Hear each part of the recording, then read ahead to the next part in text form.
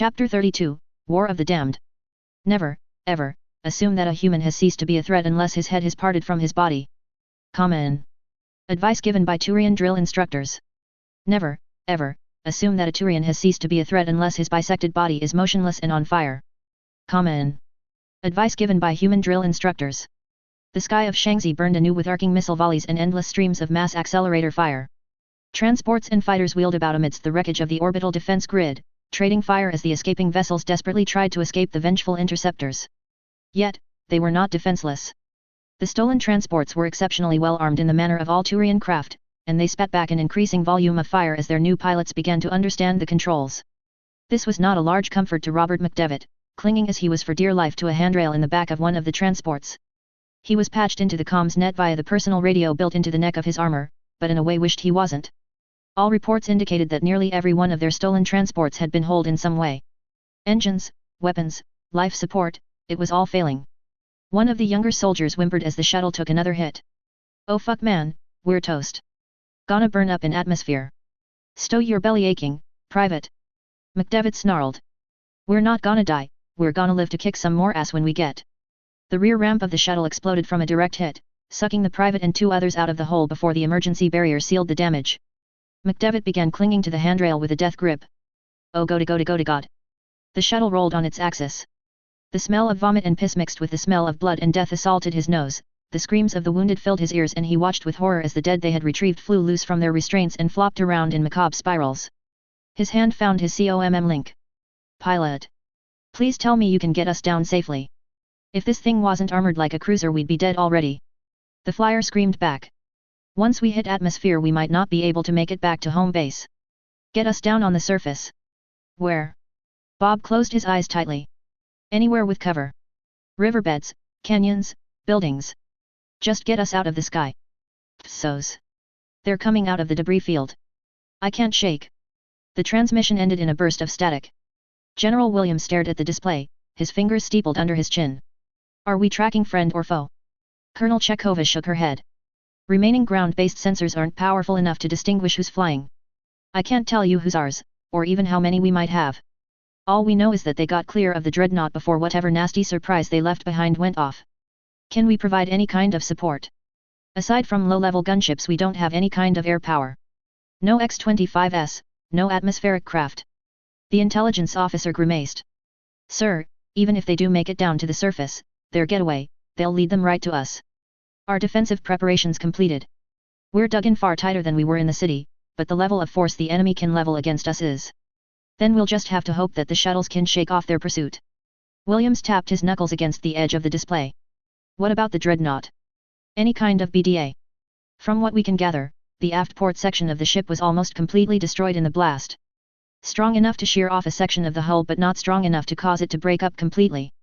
We won't know how badly it affected their weapons, propulsion, or shields until it gets engaged, and that won't be until the relief arrives. Any word on the deep space channels? Nothing but static. The Turians are still jamming all incoming comms.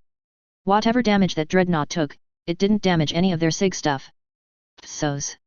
Just over 175 sailors and lancers killed, including one last watch unit.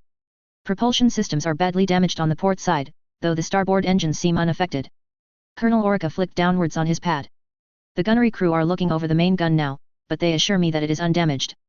Based on the assessment of the chief engineer, the Tyros should be capable of relay travel in 1 or 2 more days." "Excellent." Yherk stood from the briefing room table. "Sensor scans from the Vengeance and the Venator have been most promising. I believe we have located the last enemy stronghold. In attempting to destroy us they have revealed themselves. I will be leaving to supervise the final assault momentarily." Orica tucked his pad under his arm. "They clearly dispatched their crack men to conduct this assault. With a little luck, the assault may be completed without significant casualties." "Luck, Colonel? It is, perhaps, a little foolish to assume that anything will be easy with this species, Admiral." Orica's eyes turned to the other figure sitting at the table.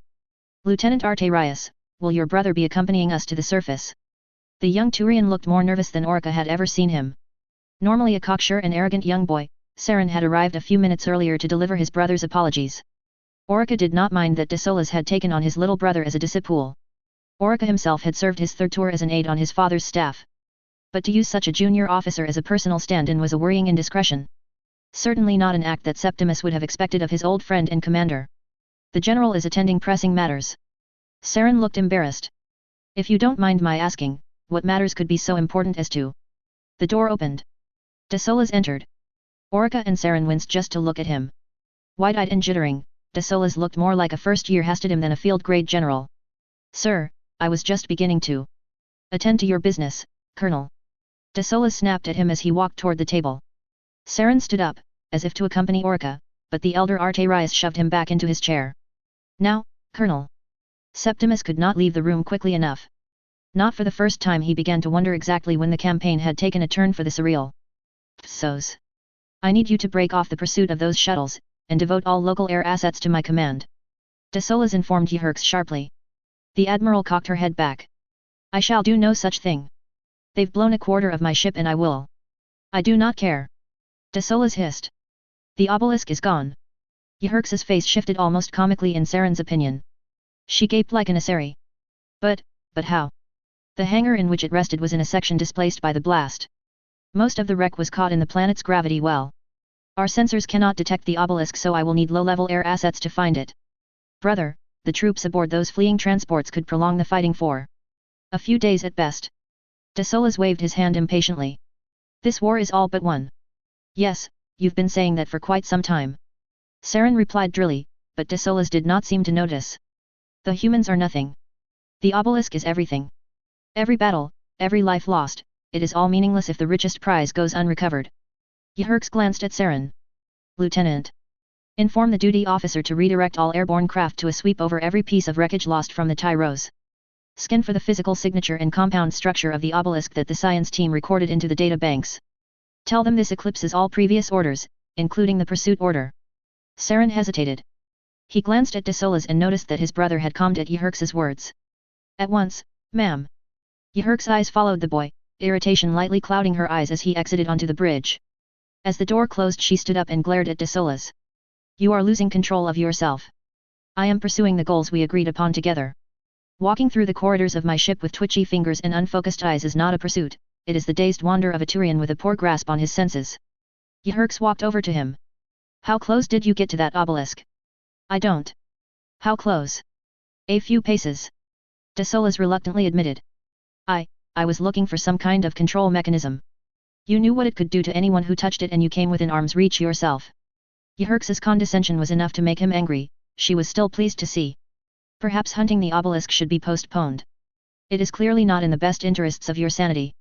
She'd meant the words as a jape, to needle his pride and raise his hackles as she had done so often in the past. Instead she found herself pressed against the briefing room table. The hand of the general was wrapped around her neck and not for the first time Yhirks regretted her decision to forego ceremonial armor while shipboard. You are dear to me. The general's tone was low and cold. But I would break your neck like a twig if I thought you stood between me and the obelisk. You are fond of reminding me of your title, so I shall remind you of mine. I am Talon General de Solis Arterius, of no fortune and no honored family, consider how far I will go to obtain both. He released her, and Yhirks found herself touching her neck. The obelisk is so important to you. De Solis nodded his assent. Then you can take it to warm your bed, I will do so no longer. Yhirks had to force the words out, and was angry at herself for the effort it took. Hunt your relic. This war will be finished without you. De Solis glanced at her and Yhirks flinched. She had seen many things in his eyes over the years. Curiosity, desire, infatuation, anger, and hatred mixed with furious passion. She had never had him look at her with disinterest. She would never have believed that she would ever mean less to him than a cold chunk of rock and metal. Psos. Enemy fighters are breaking off their pursuit. The pilot whooped and the troops in the rear compartment relaxed in relief as the shuttle ceased its acrobatics. Out of the woods, hey! Renner slapped McDevitt on the shoulder. A half-second later Renner and McDevitt found themselves flattened on the ceiling of the troop bay as the shuttle plummeted downwards. Oh, we've lost power.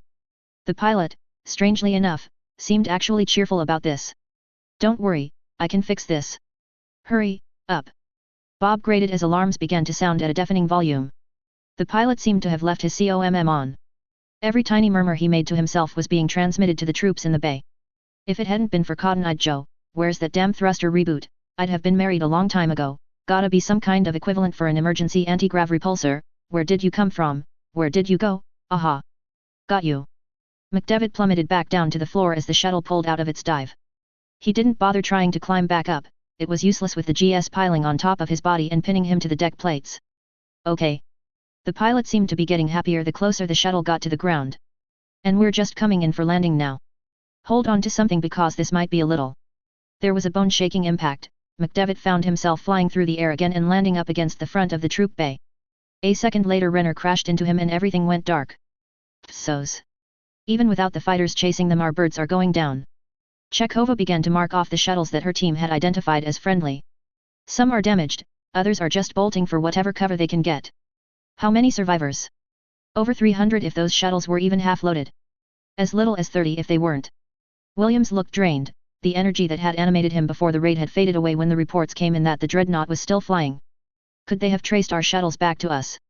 I could have done it. Chekhova answered simply. Williams massaged his temples. Have any shuttles left their dreadnought since the pursuit ceased? Chekhova turned back to the display. Roughly 30 small craft. Most of them are hovering around the dreadnought. SAR, BDA, that kind of thing. Are any steering for the planet? There's a 4-shuttle group with a fighter escort descending near outreach. Chekhova noted. That can't possibly be much of a reinforcement. But it could easily be a specialized C2 element with fresh orders. Williams interrupted her. Ready your men. We'll be under attack by nightfall if not before. Stand all sentries to maximum alert. Tell everyone who can to get some sleep. It'll be a long night. Psos. It was an unusual feeling for Orca to enter a field shelter filled with the Legion's officers and not have de Solas Arterias standing at the head of the table to fill the room with good-natured laughter at the late entrance of some officer or another. The 7th Legion had never been more or less skilled than any other formed body of troops in the hierarchy's order of battle. Certainly there were storied names amongst its officers. Young Adrian, the next to carry the Vita's name into the heart of the fray. Colonel Actus, a cousin to the High Primarch, leading the Legion's air wing. Of course you had Lacris married into the Valkyrians, and even 1 or 2 Fedorian cousins running around in the skirmishers. Even Orca himself had been something of a minor celebrity in his days as a subaltern, even if it was only for the sheer number of Orcas occupying slots in the military. But the Legion itself had been a very commonplace unit. Until de Solas Arterias was named its general and made it anything but uncommon. His tactical abilities, his leadership, his wit and will had made the 7th mighty. It should be him here today taking command for the final push. Gentlemen, be seated. He ordered briskly as he sat at the head of the table. It hurt to look at some of the seats now occupied by junior officers. Colonel Xylern had died in the first wave, his shuttle blown out of the sky as it came in for landing. And the recently brevetted Colonel Tyrus Nerod had died in the raging inferno after the humans firebombed their own positions at his landing zone. Spirits, had it only been 3 months ago that de Solas had led most of the senior officers in a roaring night of drunken celebration at the news of the birth of Tyrus' daughter? He centered himself. His grief could not affect him in his orders. If no one else would, then Septimus Orca at least would refuse to let emotion obscure his view of reality. We've had a rough time of it so far. His eyes swept over them. Old friends and comrades gone to the halls of their ancestors. Our Legion given a bloody nose. We will mourn all who were lost in time. For now we will complete our mission. What units have been held in reserve so far? Colonel Cath Curtis raised his arm. 22nd Titris skirmishers under my command. 13th Palavan heavy infantry under Colonel Sinpril, and the 25th Palavan armored under Colonel Harkos. 3 cohorts. Orca mulled it over. It will likely not be enough. They bled us in the city, one can only assume that they will bleed us again fighting from a prepared defensive position. What are our air support options? Colonel Ryler of the 6th Titris Mobile Artillery asked the question delicately. Admiral Yehirks has offered further support in the form of bombardment. I have, respectfully, declined. The old hands of the command team looked relieved. Major Tychon, the recently promoted head of the 86th Armax Light Infantry, looked affronted. His unit had sustained almost 50% casualties in the thickest of the fighting. The bombardments which had leveled half the city had saved his unit from almost complete annihilation in the trap-ridden hellhole his cohort had been caught in. Your pardon, sir, but this could be an extremely valuable asset that we are refusing because of basic law and order, Major. Orca fixed him with a glance. We do not bombard garden worlds. If there is one tenet of council law that should be beyond reproach, it is that one. Admiral Yehirks had her reasons for conducting the surgical strikes in the city. But the level of force I suspect it would take to obliterate our enemy's base would undoubtedly cause irreparable ecological damage. But sir, we are not savages, Major. Orca's glance sharpened into a glare. We will fight this foe in a way and manner that does not violate the very principles upon which our service is based. Is that clear? Cowed, the junior officer bowed his head in submission.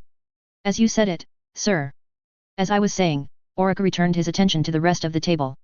We will have to bolster the efforts of the 22nd, the 13th and 25th with the men and armor of other cohorts. Now, I suggest taking the manpower from the more peaceful sectors.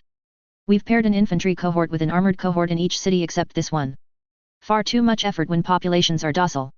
And still, I must say that 10,000 heavy infantry seems rather excessive to fight a localized insurgency here in their capital. They're putting up a hell of a fight, sir. Major Octavius protested. At least 2,000 strong, and growing more organized by the day. We can't root them out of the sewers. And I only want 2,000 of those soldiers, Major. With the 3 full cohorts and the elements I've requested, the force I take to assault the mountain base will number just over 10,000. The enemy forces will be overwhelmed and this siege brought to an end. That's all any of us want. Certus drew his attention from Octavius. The end of the fighting, and the return of the general to his place. Meaning no offense to you, Septimus. But our commander's dalliance with the admiral, his disregard for the ground campaign in favor of whatever relic he's dug up this time. You forget your place. Septimus warned him curtly. How many of us expressed doubts at being commanded by an Arterius? How many have had those doubts proven false? Are fears assuaged? The general is distracted, yes, but far from disregarding the campaign. I am commander of advanced operations in this legion, and with Claw General Asavik back on Palavan on leave I am also the second in command of this legion. I will finish this fight in the name of Talon General Arterius, for his honor and for the glory of the 7th. Does anyone wish to question my command? Simpril smirked slightly at the uncomfortable look on the face of Certus. Harkuz looked slightly angry at the slight, but Ryler fixed him with a warning glance. Septimus nodded with satisfaction. Any officer whose unit will serve in the mountain assault please detail their aides to instruct those troops to bed down for a few hours. I want everyone rested when we hit them at dusk. Psos. The unpleasant, metallic taste of blood filled McDevitt's mouth. It wasn't an unfamiliar taste, nor was the feeling of being dragged between two people with his eyelids too swollen to see properly. He'd been in more than enough bar fights to know the feeling quite well. Of course the gunfire going off around his head was new. Put me down. He coughed, cracking his eyes open. I can walk. Stumbling after them, he collapsed to the ground, spitting out dust and blood. He could feel the impact of bullets against their cover.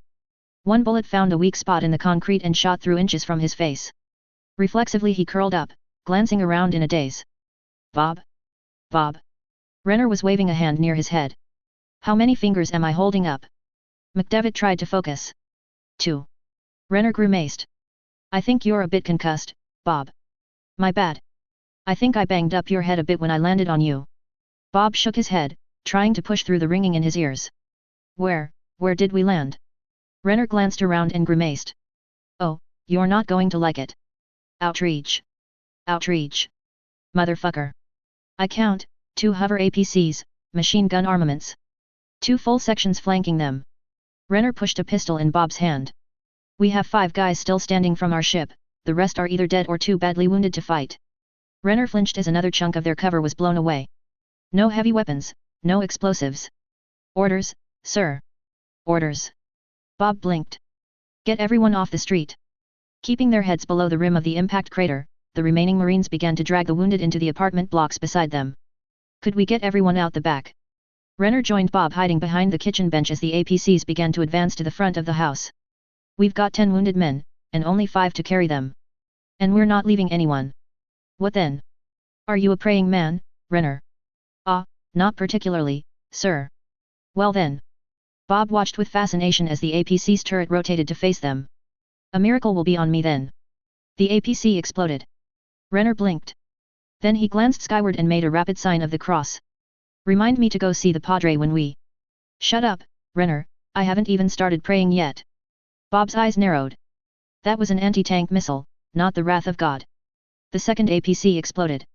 Bob, I don't know if you're praying to Christ or Thor right now but... The windows on the opposite side of the street erupted in muzzle flashes as the Turian infantry collapsed like bugs under a heavy weight of fire. Renner and McDevitt stared on in fascination. Who in all sweet heaven is? The wind drifted down the street, blowing away the clouds of smoke that offered over the smoldering vehicles. A man stepped out of the smoke. A tall man with long black hair and a 2-week-old beard on his chin, with a rocket launcher resting on his shoulder. It can't be. Bob stood up. Wait here. He ran for the door, double-timed it down the steps and out onto the middle of the street. You sneaky son of a bitch. Nice to see you too, Bob. Norman Alenko smiled at his best friend. How've you been? From where he was standing at the window, Renner could swore he heard ribs cracking as McDevitt swept the other man up in a bear hug. Psos. Chekhova vaulted down the steps 5 at a time. She ducked through a bulkhead, swung over a railing and dropped down a catwalk before frantically pounding on a door. A few seconds later the door opened. Joaquin Williams stared at her, squinting his eyes in the light. Chekhova explained what was on her mind. They're coming. Psos. A/N, it is with relief I can tell you we are down to our last 3 set pieces, folks. These ones coming up are the whole reason I started writing this story all those years ago.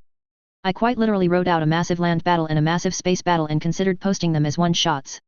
Then I decided to write a story justifying those one-shots. Along the way I realized that those battles were absolutely terrible and rewrote them half a dozen times, and I'm going to rewrite them again before I publish them. I honestly can't believe looking back how terrible my writing was when I first wrote this story. Chapter 33, The Last Rampart. Sr. Kra. It is a Turian expression, coming from the Battle of Adas Sr. Kra.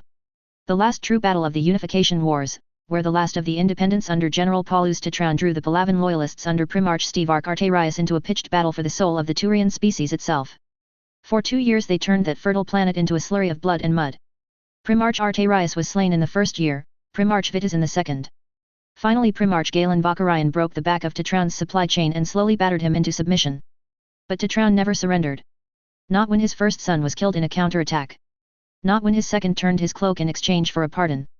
Not when Galen Vakarian executed Paulu's wife and 2 daughters over the space of 3 weeks in order to force his submission. The Battle of Sr. Kra did not end until Colonel Atris Arterius finally turned the flank of Tetran's forces and crushed every last man, woman and child against the main front of Vakarian's army. Thus were the Unification Wars ended and the triumvirate of Vakarian, Vitas and Arterius established to bring order to the hierarchy. But Sr. Kra outlasted all of them. Today it means something different to the ancient name given that planet. It is a salute of the hierarchy. An unofficial one, to be sure. One that commands have tried to stomp out from time to time. But its meaning is written into the soul of the Turian species. True valor, for when there is no hope of victory, no hope of relief or reinforcement. True valor, for when the choice before you is safety or death. True valor when you do what is right simply because it is right. True valor, what every Turian seeks but few ever find. Dr. Savas Vakarian, Professor of History, Citadel University. The Asari say that the opposite of fear is hope. The Solarians say that the opposite of fear is knowledge. Only Turians and humans say that the opposite of fear is love. When we charged up that slope in our armored fury I saw just how much the humans loved each other. And in that moment I loved them as well. Primarch Adrian Vitas. At any cost, of a life in the trenches. Wayada Mountains. HQ 3rd Garrison Division.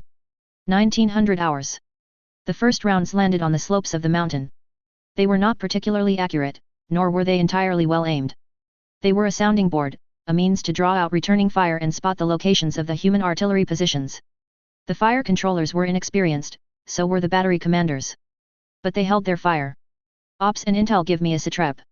William snapped as he entered his command center. How far out are they? Their forward reconnaissance elements passed our 100-kilometer sentry mark on hover bikes about 10 minutes ago. Forward sniper pickets engaged, but they received substantial counter-fire from light armored cavalry that followed up the reconnaissance bikes. Major Cunningham, the gray-haired militia officer running ops, informed him. They bugged out on their quad bikes, so we've lost our outer eyes. I've ordered the 50-kilometer and 25-kilometer sentries to lie doggo. Do we have forward observers with those sentries? As per Colonel Gurung's orders, yes. Good, good. Williams approached the tactical display. All right. Is everyone stood to? All infantry companies are in their pits, tanks are fully fueled, crewed and armed, and our gunners are standing by their pieces. Chekhova looked at him across the table. Are we ready for this? We have 3,000 men defending this mountain. I wouldn't be coming at it with less than 10. Williams frowned. This is different from outreach.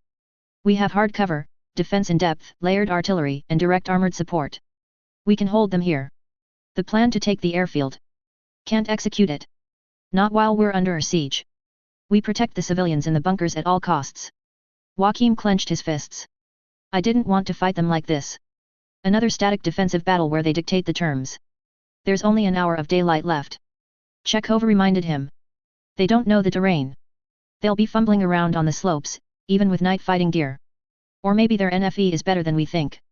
Joachim countered. Spread the word for everyone to seek hard cover. I expect their main artillery barrage to begin soon. Psos. The pieces of the 6th Tetris mobile artillery were a mixture of self-propelled and static, as dictated by Turian combined arms doctrine. Though Orica favored self-propelled units for both armored warfare and counter-insurgency campaigns, he was forced to admit that there was nothing else in the Turian ground arsenal to compare to a Type 87 rock splitter. Siege artillery at its finest, the T-87 was the product of a millennia of evolution in Turian heavy weaponry since the hordes of warlord Kredak first learned to fear the massed artillery barrages of the hierarchy's big guns.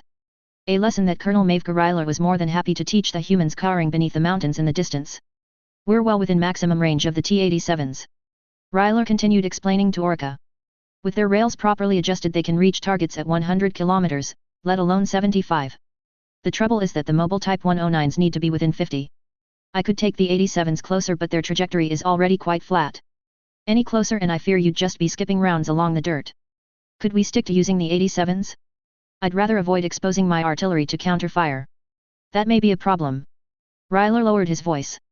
I made the call to load the regiment's magazines heavy with rounds for the 109s and light for the 87s, thought we would need the mobility more. An understandable decision. What's preventing you from calling resupply? The fact that we're the only artillery regiment in the Legion that still uses the 87s and most of our rounds were left aboard the Kuriksen when we disembarked. The Kuriksen then left, taking most of our heavy rounds with them. Orica flicked his pad in mild irritation. How long can you keep up a sustained barrage with the heavies to cover our advance? Half an hour, definitely. But not enough for a full suppression barrage. We will need to rely on the 109s to provide the bulk of the suppression. Can't be avoided. We'll have to drastically up our counter-fire when they start shooting. Ryler sighed. It will bring us well within range of their artillery. Can't be helped. Orica stood from the command vehicle. I'm moving up closer to the front line. I'll maintain comms with you, keep the channel open. I'll move my artillery up to the 50-kilometer mark. In the meantime the 87s will provide cover from here. Good luck, Colonel. Psos. First rounds are touching down. High impact, ground penetrating. They're hitting all over the forward and reverse slopes. Chekhova flinched as the bunker shook. Make that very high impact. Son of a bitch, how are we feeling it down here? Williams demanded. MassEffect driven slugs.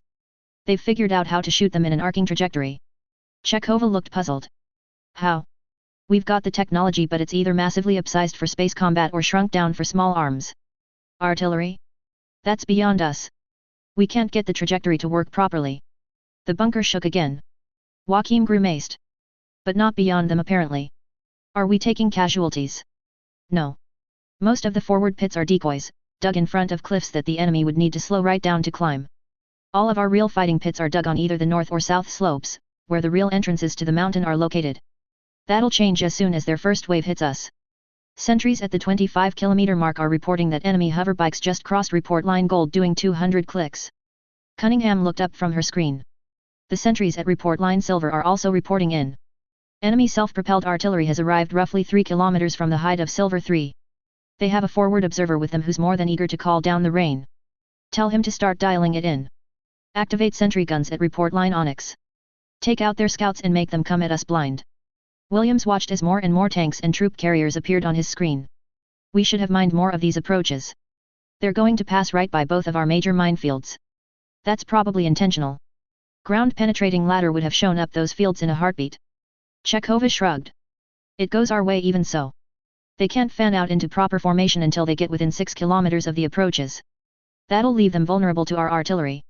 No, they're counting on their artillery to suppress us. And they're right. I can't expose our big pieces yet. They'll blast our guns to pieces in a couple of barrages. Not the ones built into the mountain. Chekhova pointed out.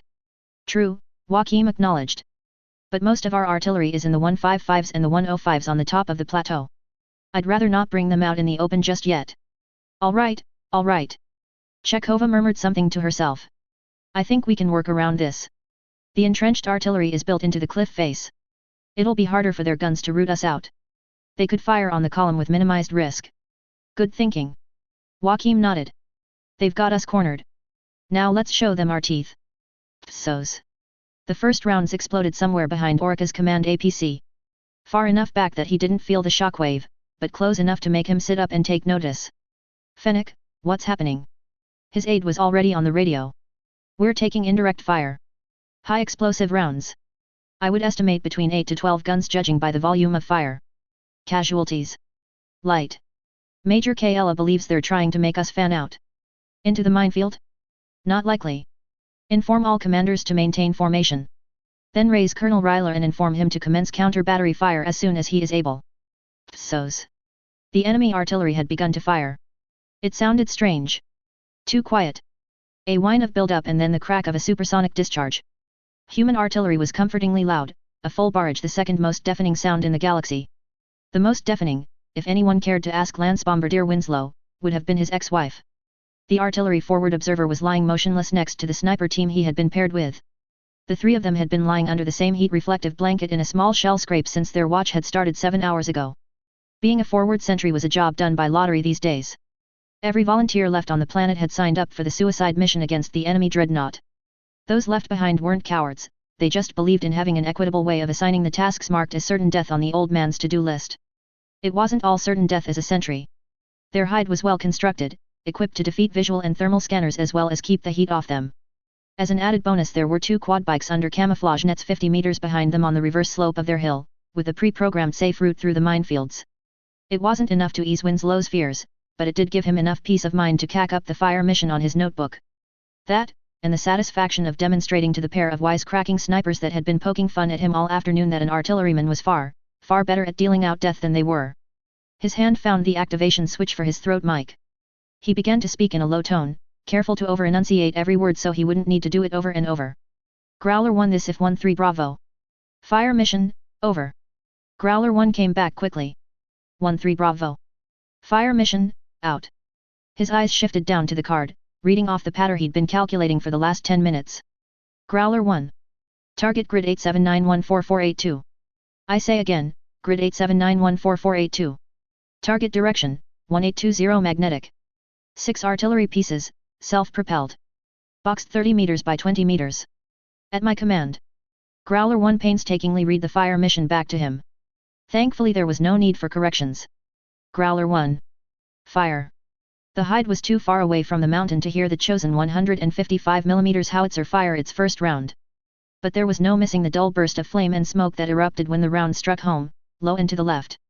Winslow's body stiffened as he realized his mistake. Right 30. The next round was on line of target but still short. Up 50. One of the guns exploded in a fireball as the adjusted round finally found the target. Winslow smiled. Fire for effect. All 6 of the guns in the human battery fired at once. The Turian artillery was turned to scrap metal in a glorious ball of fire as their ammo detonated. Growler 1, target destroyed. Winslow growled. New target. Up 200, right 40. Now that's a beautiful sight. The sniper next to him murmured as flames lit up the dusk. Psos. Artillery fire is being walked onto the 109s at the 50-kilometer mark. Orica's aide reported. Accurate and continuous. Colonel Ryler believes there's a spotter nearby and he's fanning out men to find their hide. Has recon reported back yet? Several scouts have been engaged by snipers and automated sentry guns, but the light armor screen is coming to their aid. The fire seems to be centralized around a tall mountain with an artificial plateau for its peak. Are they positioned on the mountain or inside it? Orica was examining the report on his own pad. Whilst most of our drones that we sent up over it have been shot down, the scans show that the mountain itself has been extensively hollowed out and reinforced. The upper levels contain artillery and anti-aircraft emplacements, whilst there are numerous blast doors large enough for a shuttle to fly out of. It's a hub. Orica's mandibles flared slightly, interest in his voice. Amazing. He looked up. See these slopes on the north and south faces? Could we get a hover tank up that? We'll have to send up engineers to do so. Recon are reporting extensive obstacle emplacements along those slopes. The 22nd has embedded combat engineers, does it not? Yes sir. Obstacle clearance is one of the specialties of a skirmisher cohort. Orica turned to Sirtis. Kath. My men can handle it, sir. Colonel Sirtis nodded. Give us a half-hour barrage on those slopes, long enough for us to get our mortars and heavy weapons set up. We'll roll our fire support right up to the edge of those pits and root them out one at a time. Psos. Enemy artillery fire has switched to the north and south slopes. Intensity is picking up. Chekhova warned. Are we still getting fire missions from our spotters? Yes, but spikes are getting smart. They're launching foot patrols around their flanks. 2 more positions have been compromised. They seem to identify whenever the artillery is getting particularly accurate. What about getting our drones up? Enemy AA is as good as ours. If they can't get any birds in the air then they won't let us get any up either. So no gunships. Williams shrugged. We'll deal with it. What about their artillery? They're going more for area suppression than deliberate targeting. Surface detonations, not penetrators. Everyone's real small in their pits, but we've avoided fatalities so far.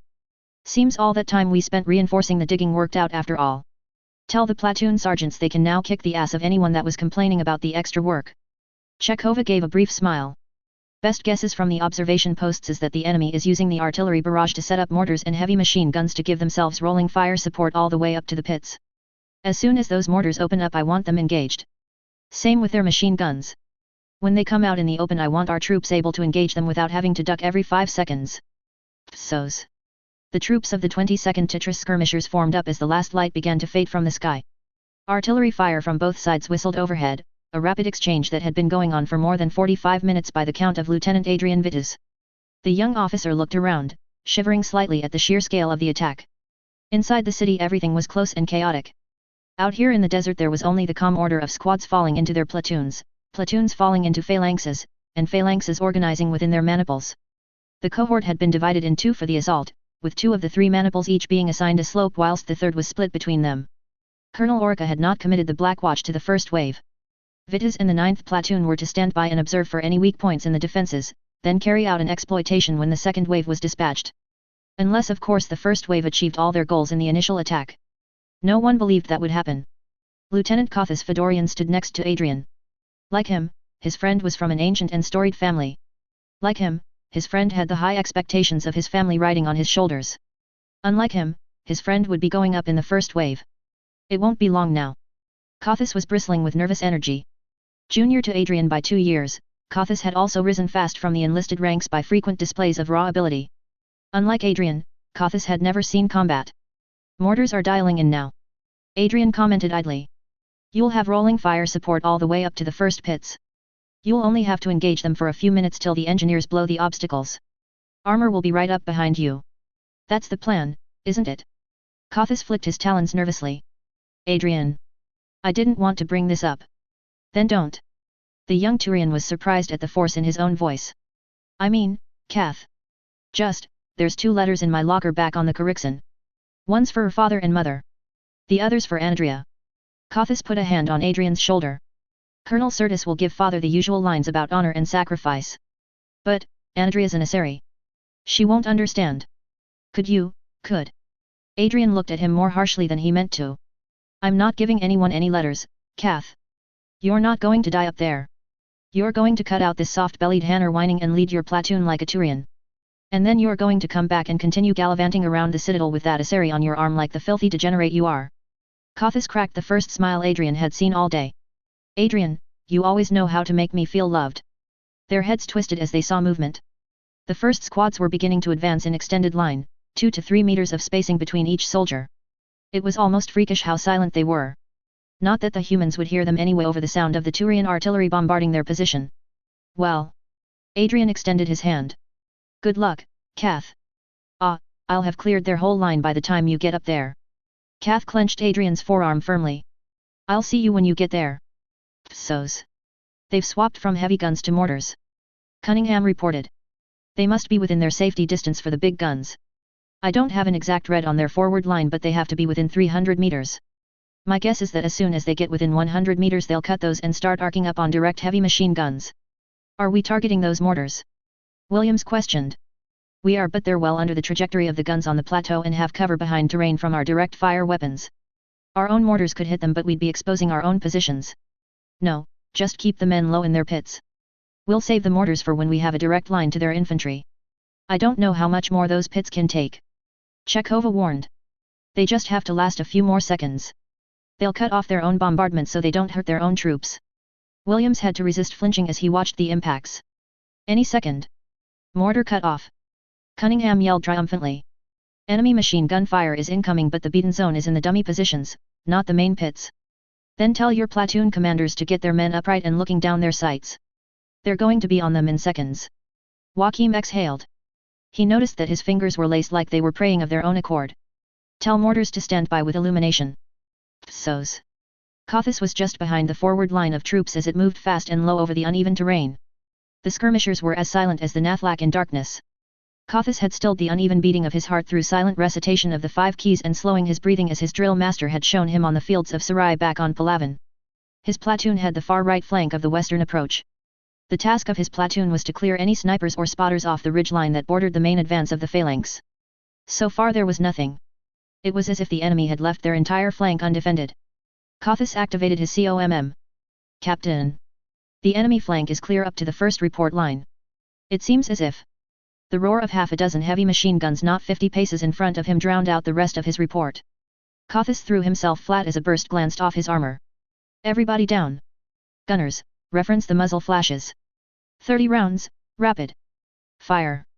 The Turian gunners immediately returned fire, 2 to 3 second bursts from their light machine guns piercing the air as they fired at the vague shapes behind the blinding light of the enemy emplacements. 2 of the guns briefly stopped their fury. Kothis seized the advantage, momentary as it was. Dust and death, boys. Up and forward. With a roar the skirmishers regained their feet and surged forward, charging in leaps and bounds, each Turian supporting his battle mate while he ran, then running forward while that same mate provided cover fire for him. The human rifle fire was murderously accurate. 6 skirmishers were already downed with light wounds before the humans finally cleared their machine guns and resumed their furious tattoo. Whilst their primitive propellant-based rifles weren't doing much damage to Fedorian's platoon, the fixed machine guns were laying down murderous 10-second bursts that cracked armor, shattered bone, and painted the red dust with blue blood. The advance halted again, the skirmishers digging in with their mandibles as they squirmed underneath the streams of tracers. Kothis dived into a dip in the terrain, afforded a second's cover as he reassessed his platoon's position. He fumbled for his COMM link and growled with frustration as he found that the burst which had scratched his grey plating had also torn away the pouch on his belt. Sergeant Liren. He leaned out of cover, searching for his platoon sergeant. Sergeant Liren. Skirmisher Wex rolled next to him. I was just hiding behind his body, sir. Do you have your COMM link? The ranker fumbled in his belt and passed Kothis the small tubular device. Kothis quickly keyed it to the phalanx command frequency.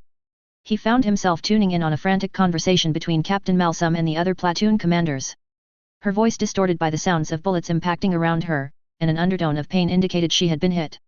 We'll reinforce the left flank and prevent enemy encirclement. Can anyone raise Fedorian? Fedorian here. Kothis winced as another near miss covered his visor in dust, further restricting the night vision built into his helmet. My platoon is under heavy contact up on the ridgeline. We've run into a machine gun nest. Malsum's voice was dry. You don't say? That same machine gun nest is hammering company headquarters. I'm going to need another platoon up here to help clear them out. Kothis advised. Negative, Lieutenant. I've had to commit the reserve platoon to secure the left flank.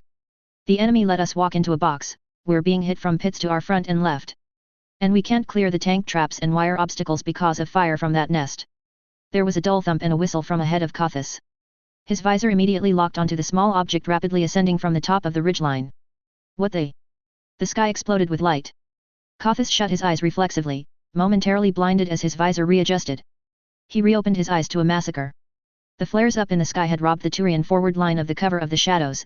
The humans no longer needed night vision equipment. Their machine guns had locked in a crossfire on the wire obstacles and tank traps. The phalanx, caught up trying to cut the wire and blow the tank traps, were sitting targets. Mortars whistled overhead, exploding above and around the human line as the platoon commanders walked the fire closer to the firing pits. The rifle fire from the pits slackened as the humans ducked for cover.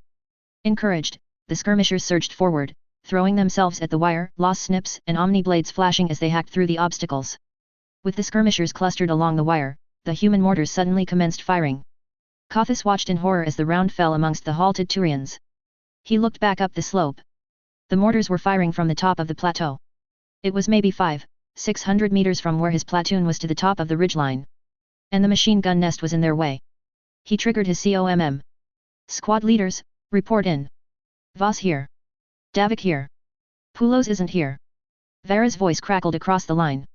But I'm holding his head, so I suppose I have the squad. On my mark, the first want 30 seconds of sustained fire from the machine guns, traversing the enemy gun line. First and second squad will advance their skirmishers up to the wire. First will cut through while second provides cover. Third will provide a base of fire from here. Once we're through, we'll roll over the top of this nest and advance on the enemy mortar position. Shouldn't we call for another platoon to back us up, sir? Davik asked urgently. There's no time. Kothis insisted urgently. I've made my decision, now carry it out. There was a chorus of quick affirmatives followed by a flurry of quick orders as the squad leaders began placing their guns. Kothis began his breathing exercises again in the spare seconds he would have left before he cast his Ithka upon the gambler's table. He had not performed as well, perhaps, as Adrian might have with his 9th platoon. But, in the heat of combat, he had not frozen under fire nor been hesitant in the making of his decisions. He had performed as a Turian officer should, now he would act as an officer of a skirmisher cohort should, with boldness and aggression. Voss checked in first. Guns are set up. If we're going to do this, it has to be now. Fire. The volume of fire from the platoon's light machine guns was heavy and continuous this time, the mass accelerator rounds hitting the entrenched human positions with far greater velocity than the incoming propellant-driven bullets. First squad moved forward, crawling on their bellies until they were at the wire. When the machine gun fire stopped, second squad moved forward, standing and kneeling to make themselves bigger targets. Still reeling from the fire, the humans aimed for the obvious targets, their rounds bouncing off barriers and armor plate as first squad began cutting through the wire. The exchange of gunfire thickened, the platoon's machine guns arcing up again as the enemy volume of fire increased. The air around Kotha's head sang as the humans began traversing their fire up and down the Turian line. Voss' voice interrupted the sound of gunfire. First squad is through. 2 egress points through the wire. First squad, open fire, third squad, move up and prepare to assault the pits. Shooting from their guts, first squad began to suppress the human line, tossing grenades that began landing in the firing pits themselves. With the fire from the human line slacking, third squad was able to advance and began to move through the wire. And continued advancing until they tripped up on the knee and ankle high wire strung in front of the pits. At almost point blank range, the humans ripped into the stumbling Turians with shotguns and grenades. Lieutenant. First squad's down, third squad's getting decimated. Kothis wasn't sure who the voice belonged to. We must fall back. No. He looked up the hill. We get the wounded. Increase suppressing fire. Get whoever's still breathing. Come on. Kothis led the way up the hill, second squad chasing him. He fired his rifle at any muzzle flash he could see, his rifle running red hot from his rate of fire. They reached the wire, several skirmishers diving through and grabbing the Turians who were still moaning on the ground and tugging them back through. The remnants of second and third squad slowly began to withdraw, heaving the bloodied forms of first squad with them. Come on. Speed it up. Kothis yelled. Increase your fire. The only ones who seemed to hear him were the humans. The staccato of rifle and machine gun fire increased from the human pits and faded from the skirmishers as the Turians moved back down the ridgeline bearing the bodies of their wounded. Is everyone moving? He looked at Davik. Have we got everyone living? I think so. Davik looked around. We need to get back down before we take more wounded. All right, keep the men moving. I'll call in mortars to cover our retreat the rest of the way. Davik was already moving, the young squad leader scurrying back down through the rocks. Kothis was about to follow him when he heard it. A low cry, barely loud enough to be heard between the gunfire. His head turned and he saw Vera. The Turian was hung up on the wire, she was clearly wounded and unable to move. Her helmet had come loose and now the razor-sharp prongs were around her face and neck. And she was screaming. It was a low, dull cry that shook Kothis to the core. He looked back down the hill to safety, he looked back up the hill to the mouth of the guns. He ran up. Davik, with me. He grabbed Vera by the harness over her armor and heaved. Her screams grew louder as the barbs ripped at the vulnerable flesh around her neck, but Kothis didn't stop. The gunfire was a continuous blur of sound, deafening him with its volume. With a final wrench he finally got Vera free and hurled her down the slope. Davik was below, he caught Vera before she rolled too far. Lieutenant, get out of there. Kothis took a step forward but a burst of fire spun him around. His barriers were down, the next burst tore through the weak point at his hip. He felt fire in 2 places and knew that there was an exit wound. He fired his assault rifle one-handed before he tripped. Another stream of fire knocked him off his feet and into the wire. Lieutenant. Davik already had Vera slung over his shoulders. Kothis. Go. Kothis yelled weakly. Gee, go. His body weak with exhaustion, Davik complied, stumbling down the slope to safety. Coughing slightly, Kothis lay back on the wire, trying to ignore the pain shooting through his body. He tried to lie still. The humans would likely shoot a twitching body. Adrian would come and get him shortly. Psos. Fucking spirits. Adrian breathed as he watched the casualties stagger back in. Almost an entire phalanx had been shattered trying to take slope nearest him. The better part of 2 had been lost trying to take the far one. 57 dead, over twice that wounded. Sergeant Hyax was as grim as a dust giant. They shouldn't have sent them in so soon, not without a longer bombardment. They thought they already hit the right pits. Adrian observed. This is artillery's fault, not Colonel Orca's. That's a great comfort to the 200 good soldiers we lost here and over the other side. We'll repay the favor on the second wave. His eyes continued to scan the incoming ranks. Where the hell is Kothis? Most of his platoon is here already. I'm sure he'll be coordinating the last of the wounded toward the back. Hyax did a poor job of concealing his own concern. Terex Liaran was Fedorian's platoon sergeant. He hadn't come back yet either, and the numbers were thinning as the stragglers came in. Something's wrong. Adrian walked forward. Where's Lieutenant Fedorian? None of his friend's platoon looked at him. Adrian grabbed the last pair limping in, a corporal supporting a heavily wounded skirmisher. Corporal Davik. Where is Lieutenant Fedorian? The squad leader looked at him through the cracked visor of his helmet. He fell behind. Adrian's mandibles narrowed. I understand. We'll go get him on the next wave. So's. We're going to have to delay the second wave. Orica stared at the tactical map in the back of the command vehicle. We've rooted out as many of their spotters and sniper teams as we could find, but their artillery is hitting ours harder than we can afford. And without a proper barrage, I'm not sending anyone up into that slaughter. We have a far more accurate estimation of the proper strength of their line. Sirtis pointed to the newly marked positions.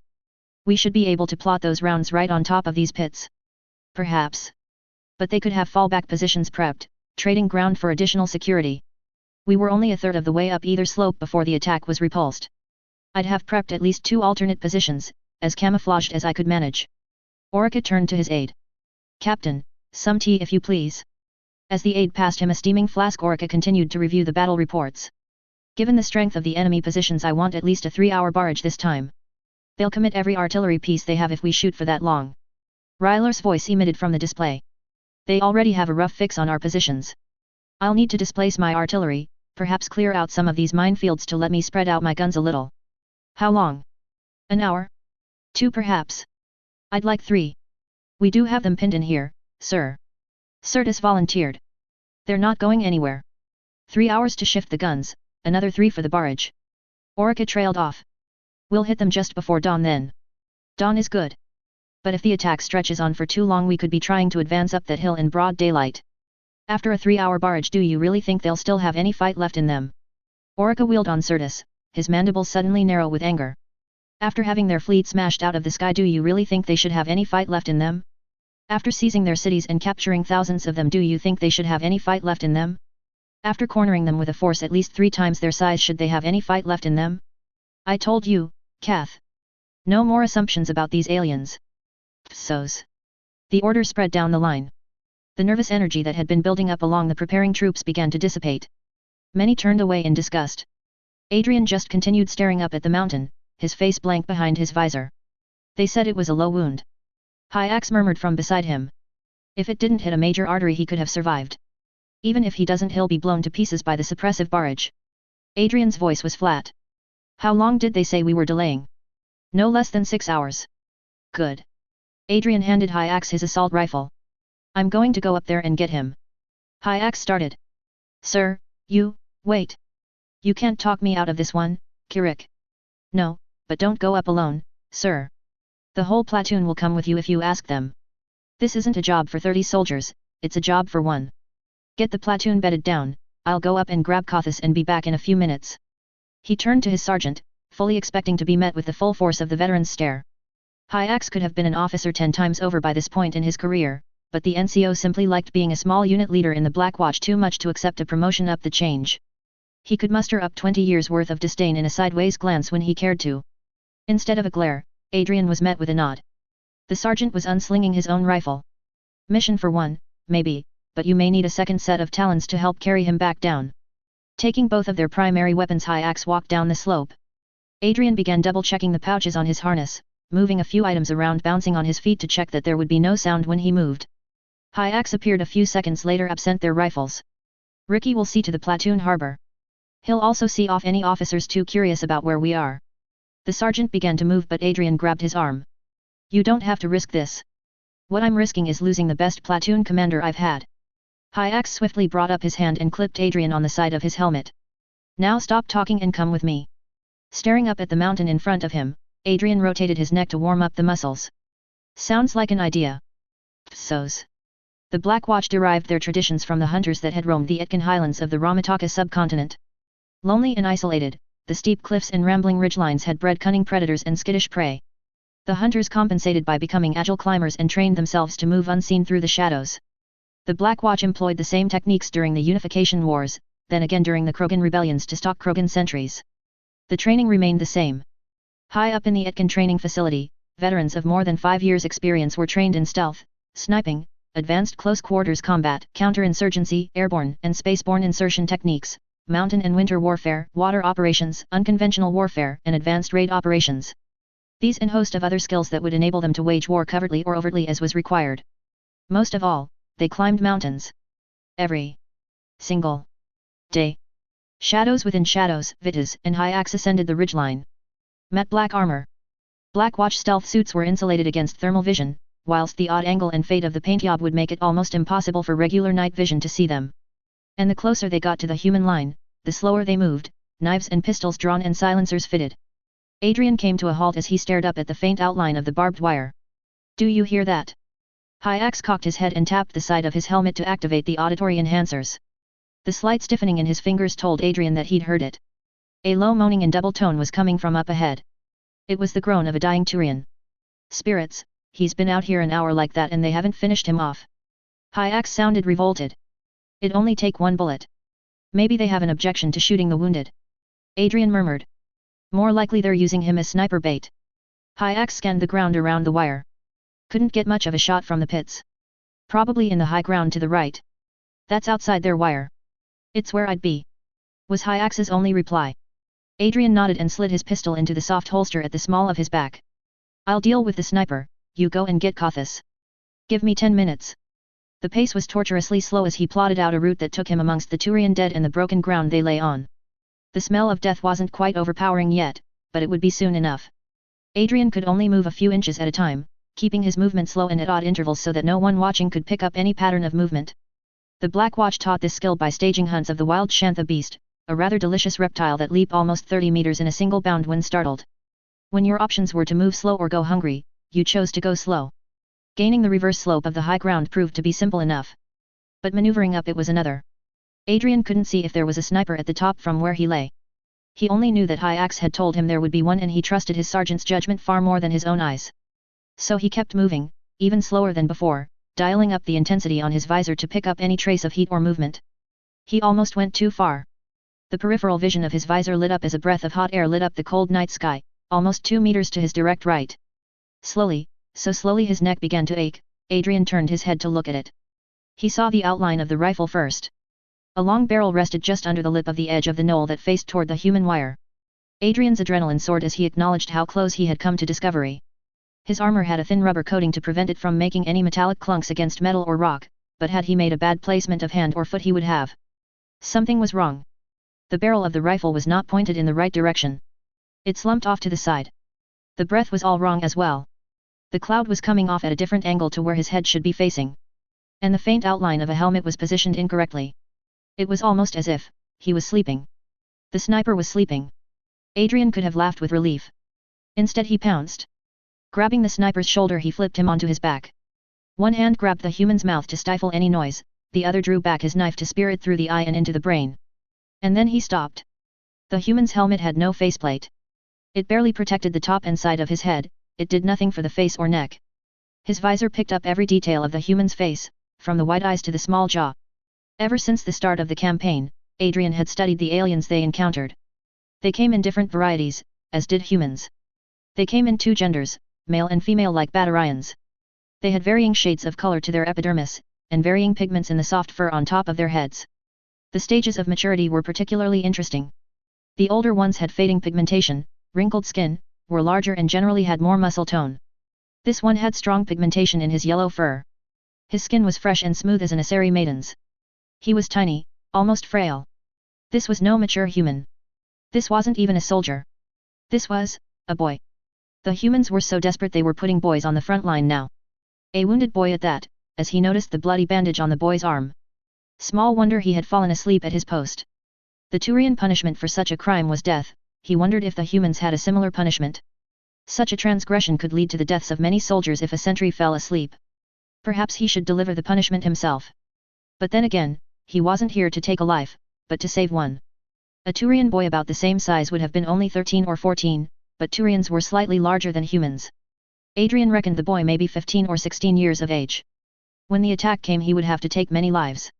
He did not have to kill this child staring at him with terror in his eyes. He lashed out with the butt of his knife, striking the boy in the side of the head. Gently he laid the unconscious boy flat on the ground. Sniper neutralized, cut him out. From down below there was a slight rattling. The humans behind the wire did not react. The moaning had increased slightly, maybe they assumed that the Turian was moving around to try and free himself. His COMM link flared. I've got him. Adrian let out the breath he didn't even know he'd been holding in. All right, it's time to go. Psos. There was no applause amongst the Black Watch. No loud acclamations of glory. No raucous cheers for great deeds done. But when Adrian appeared out of the darkness with Kothis slung over his shoulder and high axe following close behind, there was a satisfied nod from each member of the 9th platoon. Take him to the medicus. Adrian placed his friend on a stretcher and laid the back of his talons on his brow. Time for you to find a nice cozy hospital billet until this war is over, my friend. Adrian. Kothis murmured, his eyes filled with pain. Adrian. Get him moving. Adrian pointed and the bearers sprang into action, carrying Kothis toward the rear of the position. High Axe removed his helmet. To Adrian's complete lack of surprise, the sergeant's face looked completely bored. Well, that was a whole lot of fuss. Can we get some sleep now? I don't know how much sleep we'll get when the bombardment starts up again. Got at least 2 hours before that happens. Adrian's eyes flicked to the receding forms of the stretcher bearers. I feel like a better sleep than rocky ground. Want to go steal some camp stretchers from the cavalry? I think we've earned it. A new voice interrupted them. Not just yet. Adrian turned around with surprise, even as High Axe winced. Standing not 5 paces behind them was Colonel Orca. The senior officer was examining each of them with mild interest. I hear you deserted your platoon for an unauthorized rescue mission. His voice was light, but sharp as a knife. May I ask what you were thinking? We had reports of wounded at the human wire. Adrian stared him dead in the eyes, unblinking, unflinching. I went up to make sure none of ours could be caught in the barrage. And you feel that was your decision to make? The voice was growing darker. With all due respect, sir. There was a soldier of the Turian hierarchy lost out there. I had the means and ability to rescue him, so I did so. Are you telling me that I should have left him to die? And if you died and we lost 2 lieutenants instead of just 1? Then my platoon sergeant would have 1 less person telling him how to win this fight. High Axe winced again, and Vitas suddenly wondered if he had taken things a little too far. Thought it would be far too late to apologize if he had. Maybe Kothis would put him up on his couch for a few months while Adrian worked up the courage to commit ritual suicide following his court-martial. Suddenly Orca laughed. More of a low chuckle, really, but still a laugh and definitely not menacing. Yes, how often we officers forget who really runs this army. Orca sounded rueful. Dismissed, Sergeant, you've earned your sleep. Lieutenant, I have a little punishment for your unauthorized reconnaissance. You'll be accompanying me up the hill for a little chat with the enemy commander. Sir? What could you possibly have to talk to him about? I broadcasted a request for a temporary truce to aid in matters of common interest. It's not a call for a surrender, nor an attempt at a ceasefire. They lose no face by talking to us, so I hoped it might be accepted. As it happened, the humans broadcast the location of a small plateau just below their wire. I will be going up under a white flag, their commander will be coming down to meet me. And if the humans lay a trap, then you will assist me in fighting free of that trap. And if we lay a trap. Orca's smile was not at all as pleasant as before. Lieutenant. Harm 1 hair on this human's head and I will have you digging ditches as a private before the sun comes up. Now let's go. Psos. I want 2 sniper teams set up with alternating sight lines. Williams directed. He said he was bringing 1 escort up, I'll only take 1 down. Someone good at close range. I'll detail Petrovsky. Man's built like a wrecking ball. Chekhova followed Williams out of the passageway and into the night sky. Bravo Company is holding this sector. They lit up a platoon-sized element that was trying to gain the ridgeline, inflicted some heavy casualties before the spikes gave it up as a bad idea. Saved our mortar element, then. Joachim glanced around at the pits dotting the dusty slope. Get me the company commander. I'll give him my compliments in person. Yes, sir. Chekhova nodded. This way. Not just yet. He turned away. I think I'll take a strong along the line. Talk to the men. Used to his oddities by now, Chekhova simply walked in the direction of the company command pit. Williams took a deep breath and almost gagged. The wind was blowing in his face and bringing with it the smell of the dead. He repressed the urge to spit the taste out of his mouth. The men out here were enduring it. So would he. The night air was crisp and frosty, the cold winds blowing in from the desert. Williams felt the chill even through his overcoat. He made a mental note to have the mess bring up hot coffee for the men.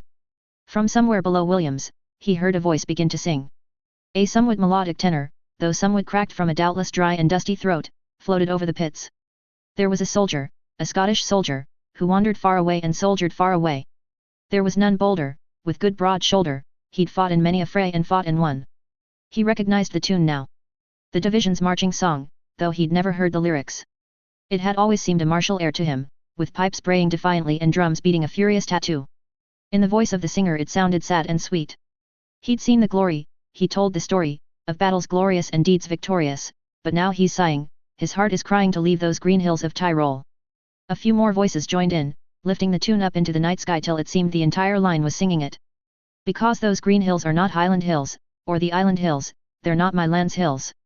However fair those foreign hills may be, they are not the hills of home. The song trailed away into nothing. Joachim was seized by an urge to wander down the line.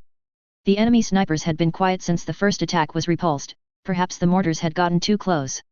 The men were practically asleep standing up. What else could he expect from militiamen, cops, and marines considered too inexperienced to join the assault force? He had committed his best troops elsewhere, leaving old men and beardless boys to try and do the same job. No, that was unfair. The fighting today had been as brutal an engagement as he had ever seen, yet the troops in the pits had not broken under the heavy assault. Maybe they didn't have the same training, the same strength and discipline as a line marine, but they had courage to match. More so, to fight such a bloody battle with such poor weapons and equipment. At each pit he stopped and asked the same question. Who sang? Each one would shrug and point him further down the line. Eventually he reached a support pit manned by a gunner who shook and shivered in a way that made Joachim wonder if the man was suffering from delayed shock. To the left of him was an old man with a long grey beard and a powerful hunting rifle nestled in his arms. To the right of him was a boy. There was no other way to describe the short, slightly built figure that was stuffed into a uniform too large for him, and carrying an assault rifle that seemed oversized for his frame. What's your name, lad? He knelt by the pit, tapping the boy on the shoulder. The boy pushed his helmet back, meeting Joachim's gaze with soft, green eyes. MacLeod, sir. Private Hugh MacLeod. 1st Militia. How old are you, Private MacLeod? 18, sir. Joachim shook his head. You should have said 17, I might have believed you. The truth, lad. 16, sir. MacLeod's gaze turned defiant. But I can fight, sir. I killed 2 of them today. 2, Yes, sir. MacLeod nodded furiously. They tried to take the pit, so I threw a grenade and shot the first one when his barriers went down. The second one jumped in and tried to kill Ryan, so I stabbed him. Joachim wondered how tired and weary the Turians had been by the time they finished their assault up the side of the hill. The professional warriors must have been exhausted to be overwhelmed by this boy with blonde stubble on his cheeks. Was that you singing, Private? Yes, sir. MacLeod looked over his shoulder at the other pits. I thought it might lift the spirits of the men, sir. Did you? Joachim followed his gaze. Well then? Why did you stop? For a second the boy looked perplexed by the question. Then he nodded. Yes, sir. Ryan, give us a tune. The grey-bearded man hummed a few notes tunelessly, then MacLeod continued his song. And now this soldier, this Scottish soldier, who wandered far away and soldiered far away. Sea's leaves are falling, and death is calling, and he will fade away on that dark land. It was beginning again. The slight bounce from the heads of those singing along, a few smiles from those remembering better times. MacLeod's voice grew louder as he gained his confidence. He called his piper, his trusty piper, and bid him sound a lay, a pibroch sad to play. Upon a hillside, but Scottish hillside, not on these green hills of Tyrol. This time Williams joined in the chorus. Because those green hills are not Highland hills, or the island hills, they're not my land's hills. However fair those foreign hills may be, they are not the hills of home. There was more silence after the song finished. Williams sat on the edge of the pit, staring down the slope at the faint lights of the enemy line. Sir? May I talk to you about something? Williams glanced at MacLeod. Yes, Private. There was an incident that happened earlier. Turian got the drop on me when I was manning a sniper position outside the wire. Had me dead to rights with a knife at my throat. And, he didn't kill me. Just tapped me out. I woke up 15 minutes later with just a bruise. The boy looked at him, his eyes filled with confusion. They invaded our planet, killed our friends, they're trying to kill us. But he didn't kill me. Why? Williams considered the question for a moment. I suppose, perhaps at the end of the day we're not fighting monsters. Maybe we're just fighting soldiers, like us. But they've bombarded us from orbit, sir. Killed civilians. From their perspective. Collateral damage. Something not every soldier is able to control. The only life that Turian could control was yours. He let you keep it. Value that while you can, Private MacLeod, because we may all be dead by morning. The slight rustle of boots on the dirt heralded Chekhova's arrival. Snipers have spotted 2 Turians walking up the slope, sir. Just sidearms, and they're walking in full view. All right then. Williams tapped his hand against the parapet. Let's go. He walked back along the line, hopping into a narrow trench to make his way to the forward pits. Chekhova, if this is a trap then they don't get to walk back down the hill. If they manage to kill me then. Excuse me, sir.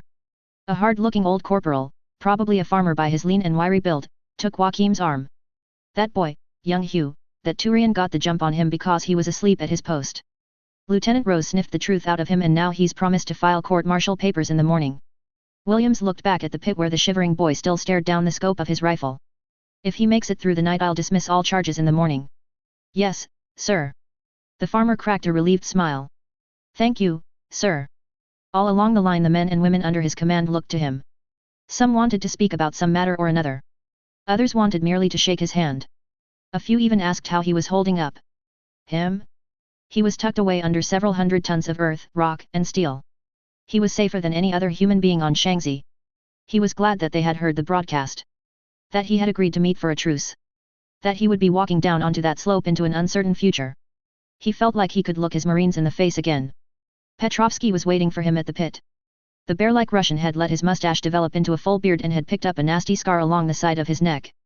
The corporal's chevrons on his chest had also been spray-painted over and replaced with a crude lieutenant's insignia. Like every other NCO it seemed Petrovsky had been on the receiving end of an unwanted battlefield commission. You can leave the shotgun behind, Lieutenant. Williams handed off his own HCP to Chekhova. If we get into trouble down there it'll be too close for it unless you've already got it out. And I don't want you standing there with a weapon out. What if we have to fall back in great hurry, sir? Petrovsky's accent made the words hard to distinguish, but his eyes betrayed his worry. We'll need shotgun to make getaway, yes. The snipers will cover our getaway. Williams handed the last of his personal notebooks to the colonel.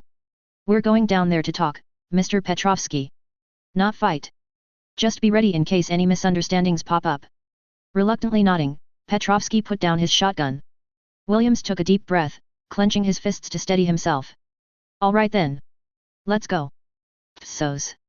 Hell of a climb to get up here. Adrian gave no sign he heard the colonel's remark. He had bigger things to worry about. Like having crawled up this mountain earlier to avoid one sniper, now to be standing in the open with at least 2 crosshairs resting on his head. You seem a little on edge, Lieutenant. Your field skills have not failed you, Colonel. Adrian tried his best to take all the insolence out of his answer. He was not sure if he succeeded. You think I'm being rash and irrational? Meeting up with an enemy commander in full view of their line. How do you know they will honor the terms of the ceasefire? Look at the way this man fights, Lieutenant. He did not take up position here, with his full strength, at a far more defensible location, until he had evacuated every last civilian possible. This is a man of honor. And a man of honor would not gun down anyone traveling under a flag of truce. But here we stand and he does not. He still has a few minutes. Colonel Orica glanced up the slope. And unless I miss my mark, that is him coming down now. So's. Big fellow he brought with him. Petrovsky observed. You're a big fellow, Corporal Petrovsky. Williams observed in return. Is true. Petrovsky acknowledged. But still. Big guy. Could you beat him in a fight? Is like asking if I could seduce Anastasia Romanova. Depends on time and day and whether or not she is in the mood. I'm not sure I understand the words, but I understand your meaning. Williams nodded. Be on your guard. The shorter Turian walked toward them. He was dressed in a full set of armor minus his helmet. Even in the dim light Joachim could see the suit was a work of art, richly painted and trimmed with elegant golden filigree. He didn't have to like the Turians to admire their sense of style. Are you the commander of this army? I am Brigadier General Joachim Williams. And yes. I am the commander here. My name is Septimus Orica. I have command of the forces below. Orica? I was given to understand that General de Solas Arterias was in command. The general is indisposed at the moment. I command in his stead. Please give my compliments to the general and tell him I wish him a speedy recovery. He will appreciate your courtesy. The Turian nodded. Shall we speak? I can hear you just fine from here. I have things to say which cannot be voiced in front of my man or yours. Joachim glanced at Petrovsky. Keep your eyes open. Don't do anything unless I give the signal. What signal? I shall likely yell very loudly and wave my arms in a panic. There will also likely be some screaming. and wild firing of my weapon. It has been some time since I last saw combat. Yes, sir. Psos. Septimus had seen the human prisoners taken. He had fought against one of the humans who boarded his vessel. This human was as different from the last one as the last one had been to the alien before him. This human stood at middling height. Taller than the one he had fought on the dreadnought, far shorter and physically smaller than this escort. Though he was a general, he wore no armor, just a simple mottled brown jacket and trousers. A holster was strapped to his leg containing a small pistol with a silvery finish, counterbalanced by a short dagger sheathed on his left-hand side. So, Colonel Orica. The human's tone was polite, but laced with suspicion. What brings you out here in full view of my line? Bravery or arrogance? A desire to prevent unnecessary suffering, General. Surely you must realize the result of this battle is a foregone conclusion. I hold an entrenched position manned by well-trained soldiers with artillery in support. Military logic would dictate I hold the advantage. I have 10,000 men at my back. I have orbital support and unlimited supplies and reinforcements.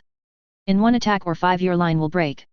We will burrow into the side of this mountain and drag you out if we have to. But many will die who do not have to if you join with me to order a ceasefire and negotiate the terms of a fair surrender. A surrender wouldn't be possible. I couldn't remotely feed 10,000 prisoners. Septimus restrained a flicker of a smile at the joke. Do you want your men to die, General? No. Joachim looked at him. Do you? Not in the slightest. But I am going to win. Being confident in my victory, I offer you the chance to be gracious in defeat. Do not throw away the lives of your soldiers who have so gallantly fought for you at every stage of this campaign. They have given you everything. Now give them their lives in return. Each of my men is a volunteer. They knew the risks when they signed up. And when death is not a risk but a certainty. Septimus let the question hang. Well, General. Williams was silent. The human turned to stare back up the hill, contemplating the silent muzzles of the human rifles pointing down the slope. If I were to lower my colors, what would be the terms? Your men would stack weapons here. All sick and wounded would be immediately evacuated to our rear echelon field hospitals. Those in critical condition I would have ferried up to our ships in orbit equipped with full surgical suites. They would be treated on PAR with any of my injured. The rest would be ferried back to the cities whilst I would leave a garrison at this outpost to ensure compliance. Once there, my engineers and yours would supervise the building of internment camps.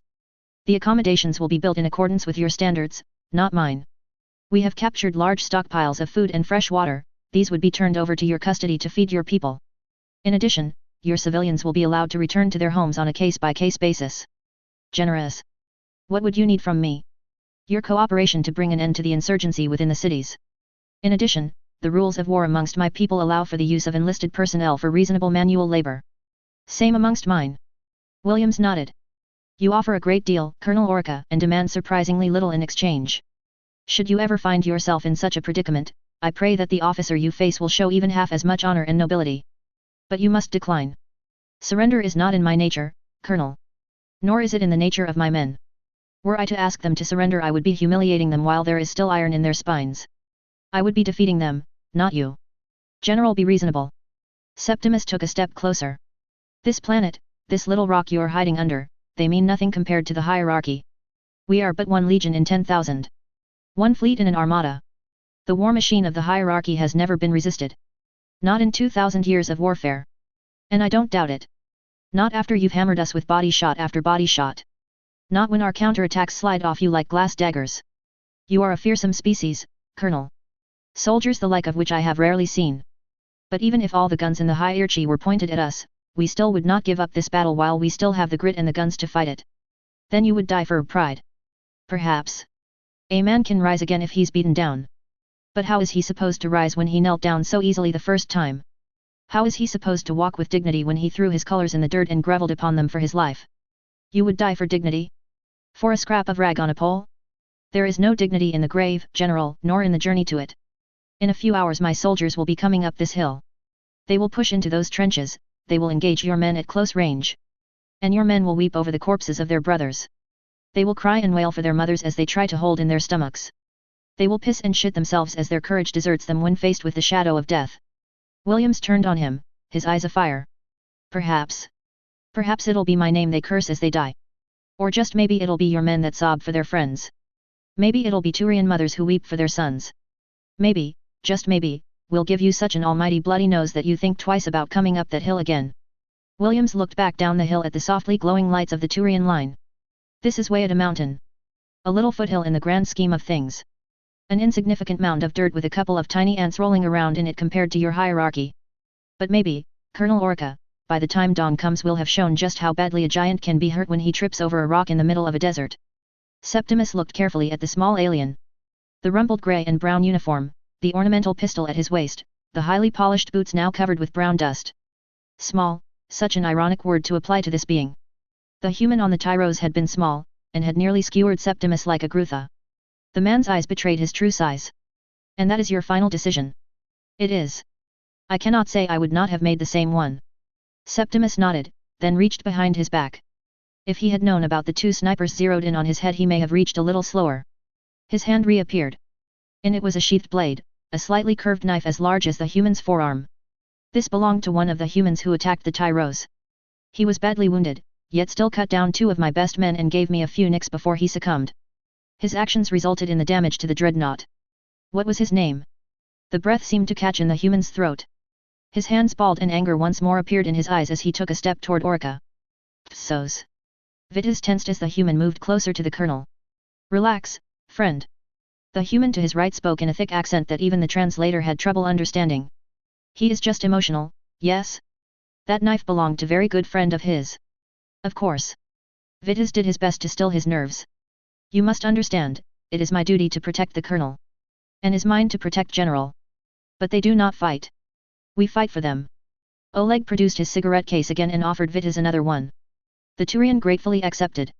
He'd been trying to quit battery and stam sticks for a while, and these cigarettes seemed a great deal less toxic. Wouldn't that be something? Vitas mused. Just stop all this fighting, get you and me out there and the winner decides the outcome of the war. Oleg nodded in agreement. Quickest way to decide things. My general? Never allow. And neither mine. Vitas glanced at him. You seem a decent fellow, Oleg. I'd hate to kill you. You seem decent fellow. Oleg smiled. We'll try and avoid shooting you when you come back up. Much appreciated. Psos. Williams felt a tight ball in his throat as he stared at the kukri. His name was Gurung. Colonel Ganja Gurung. Former commanding officer of the Royal Gurkha Rifles. My second in command. A good man. Septimus nodded in agreement. A fierce warrior. His body is being treated with all due respect. I return his blade to you in honor of his courage. Orca turned to leave. Joachim felt compelled to speak up. Colonel. The Turian looked back and suddenly Joachim felt himself at a loss for words. Orca, regardless of how this ends, you are a gallant foe. Orca seemed to take a second to consider the words. And you, General Williams. You have shown Sr. Kra. True valor. I pray it does not lead you to tragedy. Psos. Oleg had the good grace not to mention the slight heavy breathing coming from Joachim as they climbed back up the hill to the human line. Nice fellow, that Lieutenant Vitas. Funny guy. And if you have to kill him tomorrow. Oleg glanced, the Russian's fiercely intelligent eyes telling Williams that he had revealed more with that question than he meant to. So ceasefire was not a success. Joachim didn't answer at first, continuing to trudge up the slope. His terms were, very reasonable. A wiser man may have agreed. Every man and woman on this rock is ready for a fight. Oleg countered. We're not done yet, sir. Not by long shot. Psos. Orca walked in silence for most of the trip, seemingly mulling over his thoughts. Vitas tried to remain silent, but his curiosity overcame him. Sir. Orca did not respond. Vitas pushed his luck. Sir. Orca glanced at him, far less enthusiastic than he had been walking up the mountain. What is it, Lieutenant? What happened up there, sir? My ceasefire was rejected. That was all. If that was it, sir, why did you spend so long trying to convince him to bend? Orca went silent again. Finally he spoke. Because I learned something up there, Lieutenant. What, sir? Orca didn't answer him. They were enveloped by the Turian pickets without incident. Orca began issuing orders over his personal COMM link. Negotiations have failed. Artillery will begin firing when ready. All remaining troops may continue sleeping for another hour or so if they can. We'll begin moving into position about an hour before the barrage cuts off. Light armor will go up with the infantry this time. Vitas knew he should head back to his platoon, but his unanswered question still tethered him to the colonel's side. Orca led him up an embankment to where his command vehicle was waiting. From here he could see right up the spur they had just climbed. He wondered if the enemy general and Oleg were staring back down at them. From in the distance the rumbling began, a slowly building crescendo of artillery pieces discharging their rounds. You asked what I learned up there, Lieutenant. Orica sighed. I learned it is far more difficult to kill your enemy when you have taken a liking to him. Piles of earth and rock were thrown up by the first rounds as the Turian artillery began to bombard the mountain in earnest. Chapter 34, Out of the Darkness. The loss of morale was worse than the casualties. The realization that we weren't going to win. That the enemy march could not be forestalled. That any damage we inflicted would be pinpricks in the foot of a colossal giant. Every marine there wanted to fight to the death. But for every one of them there were 9 militia who just wanted to live. Major. RTD, Eliza Cunningham. Personal interview given as part of Aftermath, the Faces of the First Contact War. The initial parliamentary funding provided for the development of Wayada as a bastion around which the defense of the planet would revolve. Kinetic barriers tough enough to withstand a direct hit from a nuclear device. Ground-side batteries strong enough to punch a hole in a capital ship. An extra 2 reinforced brigades to act as a permanent garrison, almost 10,000 men. All of it busted by the Costa Block in committee. With 10,000 men I could have held Wayada for a year. Joaquim Williams. Private interview given to Clancy Yates, author of The Finest Hours, The Untold Story of Shanxi, unpublished till 2198. Wayada Mountain. Western Slope Defensive Line. 0650 hours, Shanxi Standard Time. The sun had finally risen from behind the mountain range. The harsh orange light colored the slowly drifting clouds of smoke, its heat caused the first of a long day's sweat, its rays began to dry up the rivers of blood making their way down the slopes. And Williams had never been so glad to feel its unpleasant warmth his entire life. On one knee he examined the slope before him. Leading up to the aperture of the main shuttle and vehicle hangar, it had been exceptionally well prepared to defend against an assault into the main entrance to the mountain. Nearly all of those defenses were either battered down or burning. Not 10 meters from where he knelt, a pair of Turians lay. Felled by machine gun fire, one had jumped on top of the other in an attempt to shield his wounded friend. Both had perished. Joaquim's fingers shook as he undid the cap of his water bottle. He took a hearty swig, washing the taste of dust out of his mouth. Then he turned to where Chekhova stood, unsteadily supported by Petrovsky. Pale from loss of blood, Chekhova had to hook her left arm around the younger man's neck. Her right had been severed just above the elbow. His question was simple. How bad? Psos. They're coming. Petrovsky's head snapped up as he heard the warning. Despite the artillery fire of the last 3 hours and the mortar fire of the last 30 minutes, he had managed to get a little sleep out of sheer exhaustion. Of course the spikes would attack now, wouldn't they? Petrovsky was not one to lie around feeling sorry for himself. In seconds he was back on his feet. His left hand grabbed his rifle, while his right scooped up his helmet and maneuvered it back into position on his head. Report. His order was terse as he knelt beside his platoon sergeant, a slightly built and rather girly-looking young Indian man named Roderick's. Hover tanks coming up the slope, scouts forward of the line on foot and infantry close behind. Snipers requested permission to engage, I denied it for now. Good. Petrovsky didn't want his position compromised by a copy of trigger-happy scope heads. Password to all gunners. Load up. Heat wrap. 2 per target. The detonations from below his position on the ridgeline were enough to rattle his teeth. What in fuck? Roderick's lifted a hand to his earpiece. Report from main line. Turian scouts have detonated the tank traps we established along the main slope. How did they get that close? Must have crawled up and hidden amongst the bodies of the dead. Roderick surmised. They're not going to stop. No. But we'll still be funneled by ditches. Divide them up and we'll continue to destroy them. The sound of heavy guns broke up their discussion. Petrovsky glanced over the edge of his pit to see half a dozen Turian tanks advancing with infantry hiding behind them.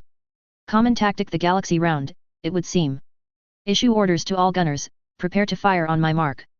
He hissed at Roderick's, then grabbed his field binoculars. Now. The tanks advanced steadily, pumping high explosive shells into the human pits as fast their guns could cycle. Colonel Chekhova had predicted such a maneuver.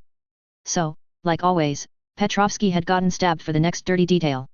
Not that he minded. If there was one thing he loved more than classical literature and the ballet in Moscow, it was heavy weapons. He had managed to round up several extra launchers, bringing the total of anti-tank weaponry to 16 84mm MDFSWs and 4 recoilless rifles mounted on the back of dug-in scout reconnaissance vehicles. The hover tanks hit the first ditch. Had they been tracked vehicles they would have immediately dived nose first into it. Fortunately, the sudden loss of ground was enough to destabilize the thrusters. Half of the tanks sank rearwards into the ditch, the other half found themselves perfectly level with their thrusters unable to slide them over the edge. Petrovsky keyed his COMM. Fire. The slope lit up with a wall of fire as the first pairs discharged their tubes. The high-explosive anti-tank rocket-assisted projectile was designed to one-shot a standard Alliance MBT. Against the reinforced hulls and kinetic barriers of the Turian tanks they did not fare so well, but Petrovsky had not expected them to. Instead he had simply synced up the other half of his tubes to fire a few seconds after the first wave. This time the effect could be seen. 2 tanks exploded as the rounds touched off their fuel cells. 3 more lost their turrets and 1 more angrily shut down with a whine. Petrovsky laughed with almost childish glee and relief. He'd taken out the first wave of tanks with 2 salvos. If they kept this up they'd chew through the enemy armor in no time at all. His laughter died as a second platoon appeared directly behind the first. Their turrets pointed at him.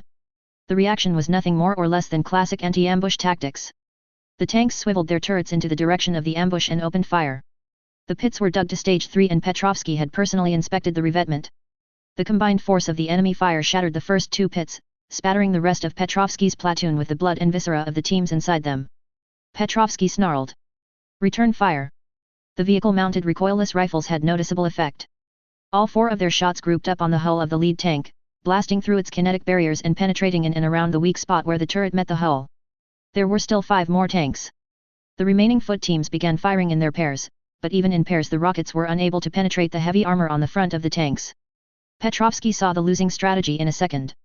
Concentrate your fire on single targets.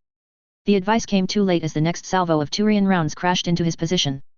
Petrovsky could hear the screams of his men and saw a launcher hit the ground a short distance from him. He displaced a few moments before a round struck his own pit. Scrambling for the fallen launcher, he hopped into the next pit along. To his amazement, one of the gunners was still alive, though the man was clutching his head like it was liable to fall off.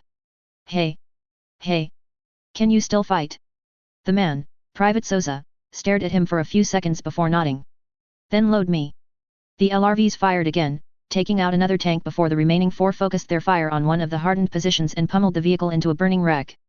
Do not lose focus. Petrovsky roared. One at a time, we take them down. One of the teams disagreed, firing its lone rocket uselessly before a stream of bullets from a coaxial stitched up their position. The remainder obeyed his orders. In rapid succession they fired again, LRVs breaking down the barriers and the foot teams firing into the hull of the 3rd tank. 3 down, 3 to go. Petrovsky yelled triumphantly. Sir! Flankers! Infantry, full right! How many? The reply was suitably terse. Fucking hundreds of them. Petrovsky looked at the tanks. Then back at the right flank. Then back at the tanks. Pull back, to the second line. Sergeant Argus. Give the signal. I want heavy machine guns pounding a beaten zone down our right flank. All sections, fire and withdraw. Go, go, go. Psos. Tanks couldn't climb the slope, so they sent infantry. We lost all of 800 meters before our indirect fire machine guns cut them off. Lieutenant Barlow's platoon fired until they ran out of ammunition for the 10.5s, then we held them at the pits until we ran out of ammunition ourselves. Petrovsky's usual cheerful demeanor was subdued. He stared at the bloodied dirt. Then we held them at bayonet point until their withdrawal. 87 good men and women, all gone by close of business. Williams knelt. The dirt was red and heavy in his hand. How close? The answer was a simple one. Minutes. Williams repeated it to himself. Minutes. 87. Standing, he turned to Chekhova. What were our casualties at the eastern slope? The one-armed colonel offered him a weak smile. Far worse. Psos. Captain Mulholland, I need you to reinforce your right flank now. Chekhova hammered down on the tactical map. Commit whatever reserves you have. I've only got 1 squad in reserve. The young man flinched as another mortar round struck nearby. All the rest were used to defend the center. You've got a 5-man signals detachment. Commit them now. But the radios. In a few seconds we'll be using those radios as clubs, now issue your orders. Chekhova snarled as she grabbed her rifle. Anyone who can fight, follow me. The reserve squad followed her, as did the signalers. Even 3 of the wounded, 2 with shoulder injuries and 1 missing most of his fingers. They grabbed sidearms and followed her. They were barely in time. The Turians had been drawing out the engagement for almost 2 hours. Forcing Chekhova to commit her reserves, harrying her flanks, using their superior weaponry and range to kill and wound her men, draining her strength till they could push their men close enough to get within grenade range. The attack was delivered with such violence of action that by the time Chekhov leapt into the trenches it had almost entirely dislodged the machine gun teams from their positions. The far left machine gun had been entirely destroyed and the center 2 both had wounded gunners. The initial volume of fire that Chekhova's reserve squad laid down hit the charging Turians square on. The enemy platoon went to ground as their first few men collapsed. It only took a second for Chekhova to assess the situation. Fuck. Her eyes scanned the positions. 2 of the heavily sandbagged gunpits had been almost completely destroyed by repeated grenade blasts. The last one was still functional, but part of the Turian advance now outflanked it. This position is shit. We need to pull back to the second line. If we do that, then the center collapses. The Lance Corporal with her pointed out the pits 20 meters away where the machine guns were beating a furious tattoo against the Turian platoons attempting to come up the center slope. Then we give up the center. Chekhova grabbed the Lance Corporal. Get a runner over there. Tell Corporal Blythe to pull his men back to his fallback positions. We'll cover the right here until he can get there. Go now. This won't work. The young man insisted. We're being forced back into a box. We have to fall back to the ridge. Chekhova hesitated. She couldn't deny what she was looking at. She'd had 2 full companies to defend this position. Now she was down to 2 platoons' effective fighting strength. Hold them here for 5 minutes. I'll give the order as soon as Captain Mulholland can pull the rest of the company back to. The Lance Corporal turned his head slightly to the left and his eyes widened. Grasping Chekhova, he hurled her behind him. Chekhova didn't have time to protest before the heat and shrapnel knocked her to the side of the trench. Her helmet took the brunt of the impact, but she could almost feel her brain rattling around inside her skull. Very interesting monsters of all shapes and colors suddenly appeared in her field of vision. She blinked, trying to recover her balance. Glancing at her feet, she saw the young Lance Corporal lying on his front. His head was twisted and his back was smoldering. She didn't know his name. She felt it was important. Reaching down, she tried to grab his shoulder to turn him over, to see his name tag. For some reason she couldn't quite grab a hold of him. No matter how she tried, her fingers wouldn't wrap around his body. Glancing upward, she saw the lines of Turian infantry advancing toward the trench, their rifles spewing fire as the last of her men threw the last of their grenades and fired the last of their ammunition in a futile attempt to stem the tide. There was only one thing that would do that. It took her a few seconds to climb out of the trench on the friendly side and begin to jog back to the lines. The air around her sizzled with heat as the enemy bullets mixed with the friendly. She could see Mulholland and the rest of his men waving frantically at her. I can't hear you. She shouted back as she stumbled toward them. Hold on, I'll just... She tripped into the main trench system, smashing her helmet once more on the ground. She rolled over to find Mulholland staring at her in horror. Your arm, Colonel, your arm. Chekhova glanced down at the limb in question and noted with surprise that the end of it was missing. Specifically her right hand and forearm. She felt bizarrely calm. Captain. He looked at her. Her tone was iron. Give the order. Blow the cliffs. Then get me a tourniquet. Dragging herself to her feet, Chekhova stared at the trench she had just walked from. The Turians were at it now, and she heard the desperate last bursts of the men she had led to hold it before the aliens finished them with shotguns and bayonets. The last of the company had pulled back into a tight pocket. Their guns spewed hate, the faces of the men and women who manned them drawn into tight masks of fear and rage as they bitterly fought against their fate for just another few seconds. And that was when the loud blasts against the cliff behind her let Chekhova know her orders had been obeyed. Psos. We dropped the cliff right in front of the hangar bay doors. Chekhova laughed grimly. Engineers knew what they were doing, we must have buried that thing under 10 tons of rock at the very least. After that we had the mortars drop a fire mission almost right on top of our own lines. I think whoever was leading that company thought the better of it. If they couldn't take the doors, then they'd be fighting their way up the cliff for nothing. Losses. Williams didn't mean to sound as short as he did. The lack of sleep was getting to everyone, not just him, but he didn't have time to discuss the details of the battle. He needed numbers to calculate. 217 dead or 2 badly wounded to keep fighting. The eastern flank can mount maybe 2 full platoons along the ridgeline now that we don't have to hold the slope. With plenty of ammunition? The spikes coming at us up the cliff instead of on open ground? They should be able to hold the next push easily. And Orica will know that. Williams narrowed his eyes. He'll send everything he's got up the eastern slope next time. When? No earlier than sunset. The last part of that assault was in broad sunlight, trying to deliver a finishing blow while we were reeling. I don't think he can stomach the casualties of a day attack any more than I can. Even so. Chekhova gestured to the ruined wire obstacles and the slagged gun pits. Nearly all of our static defenses are wrecked, with the exception of the tank pits. And now that they know about the armor covering that slope, they'll hit that line with as much artillery as they can. We can pull the tanks back until the artillery stops. Won't matter. Pits will be wrecked, their armor will pick us off like flies. We already know their guns can shoot further than ours. The same answers had been half-formed inside Joachim's brain. He'd just needed someone else to vocalize them. He closed his eyes and for a second the despair he was keeping at bay threatened to overwhelm him. He'd threatened Orica with a bloody nose, only to get hit in the solar plexus repeatedly. 300 of his best remaining troops taken out of action. Enemy casualties were anything from 100 to 200, but it didn't matter. The Turians could weather the losses far better than he could. He almost laughed. Chekhova noticed. Something funny, sir. He grimaced. Depends on your perspective. Every victory we've won, every casualty we've inflicted, it's all been due to them underestimating us. This morning was the first time they've treated us with anything approaching respect and they decimated us.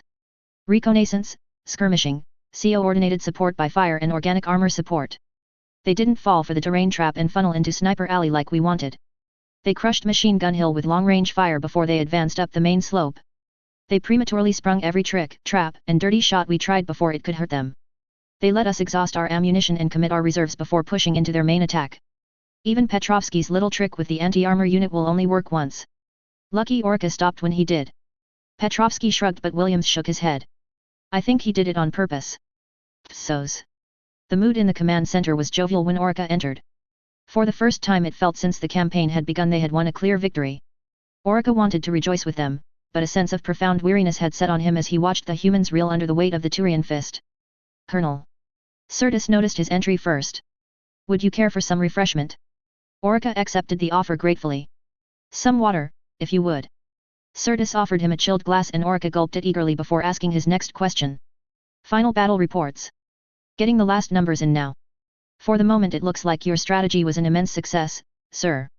Drone-driven tanks sprang the anti-armor ambush that you predicted, whilst extended skirmishing drained their reserves of heavy munitions trying to strike back at us. We believe from the reduced volume of mortar and machine gun fire compared to last night's engagements that they are expending far too much of their ammunition. Casualties. 86 dead, 116 wounded at last count, though we're still confirming that. We got lucky in a few places. Never confuse luck with strategy. Orca lightly reprimanded him as he took up a pad. General Williams has made several critical errors this morning. Ammunition expenditure, force deployment, engagement considerations. The blocking off of the second shuttle bay forces us to go up the one side, but he must still defend that ridgeline to prevent us from attacking his dug-in mortars and sustained fire machine guns. When will we go up again? Orca activated the tactical map. Tonight. But we will be making several changes to the battle plan. The 22nd have suffered heavy casualties and are showing battle fatigue. I intend to move the 13th Heavy Infantry up to take their place in the advance. Sirtis frowned. With respect, sir, the 22nd has more than enough fight left in them to take this mountain. You're a skirmisher unit being overused as light infantry, Colonel. Your troops have made incredible gains in this battle, but I will not throw a unit against the enemy until it is combat effective when a fresh one stands ready. Your battle streamers are already earned. Do not ask any more of your men. There was a round of nods from the table. Sinpril of the 13th spoke up. Thanks to the efforts of your men, tonight's fight will be a mop-up operation, not another uneven uphill fight. The praise was enough to soothe the 22nd's commander. Sirtis nodded, giving the floor back to Orca who turned to Sinpril. Now we'll go in 3 angles up the main slope this time. Their firing pits are well constructed and heavily reinforced. Our heavy artillery is barely touching them, but it can keep them suppressed. Your men have heavier kinetic barriers than Sirtis and his skirmishers. You can get in closer whilst the main barrage is being conducted. You'll be on them within seconds. Once we have their trenches we'll have them by the belt buckle. Do we push for the plateau? No. The plateau will be irrelevant once we seize the shuttle bay. And if they collapse this shuttle bay like they did the other. Williams would never seal himself in like that. You speak as if you know the man well. Sinpril left the question hanging in the air. Orca paused, turning the query over in his head before he replied. I met him once. To say he did not leave an impression would be a lie. This is a man fighting for his people. And we have him with his back against a wall and a knife at his throat. He knows that if he seals that mountain we will come in through the manholes and the maintenance hatches. We will burrow our way down and dig him out. And all the civilians he is protecting under that rock will be dying in the meantime. I believe that he will leave that door unblocked. And when we take it and march into his command center, then he will yield. And what if he doesn't do as you suggest? What if he resists? Orca snorted. With what strength? We must have killed another 400 of his men today. If he had more, do you not think he would have sent them against us? His reserves are depleted, his armor is exposed, he doesn't have enough men. This is the end. Psos. This is the end. Joachim's eyes didn't move from the map as it displayed the Turian units reposturing. Fresh formations were moving to the front of the siege lines. Armored formations with heavy infantry units to their flanks. Enough to roll up every man he still had left on the line.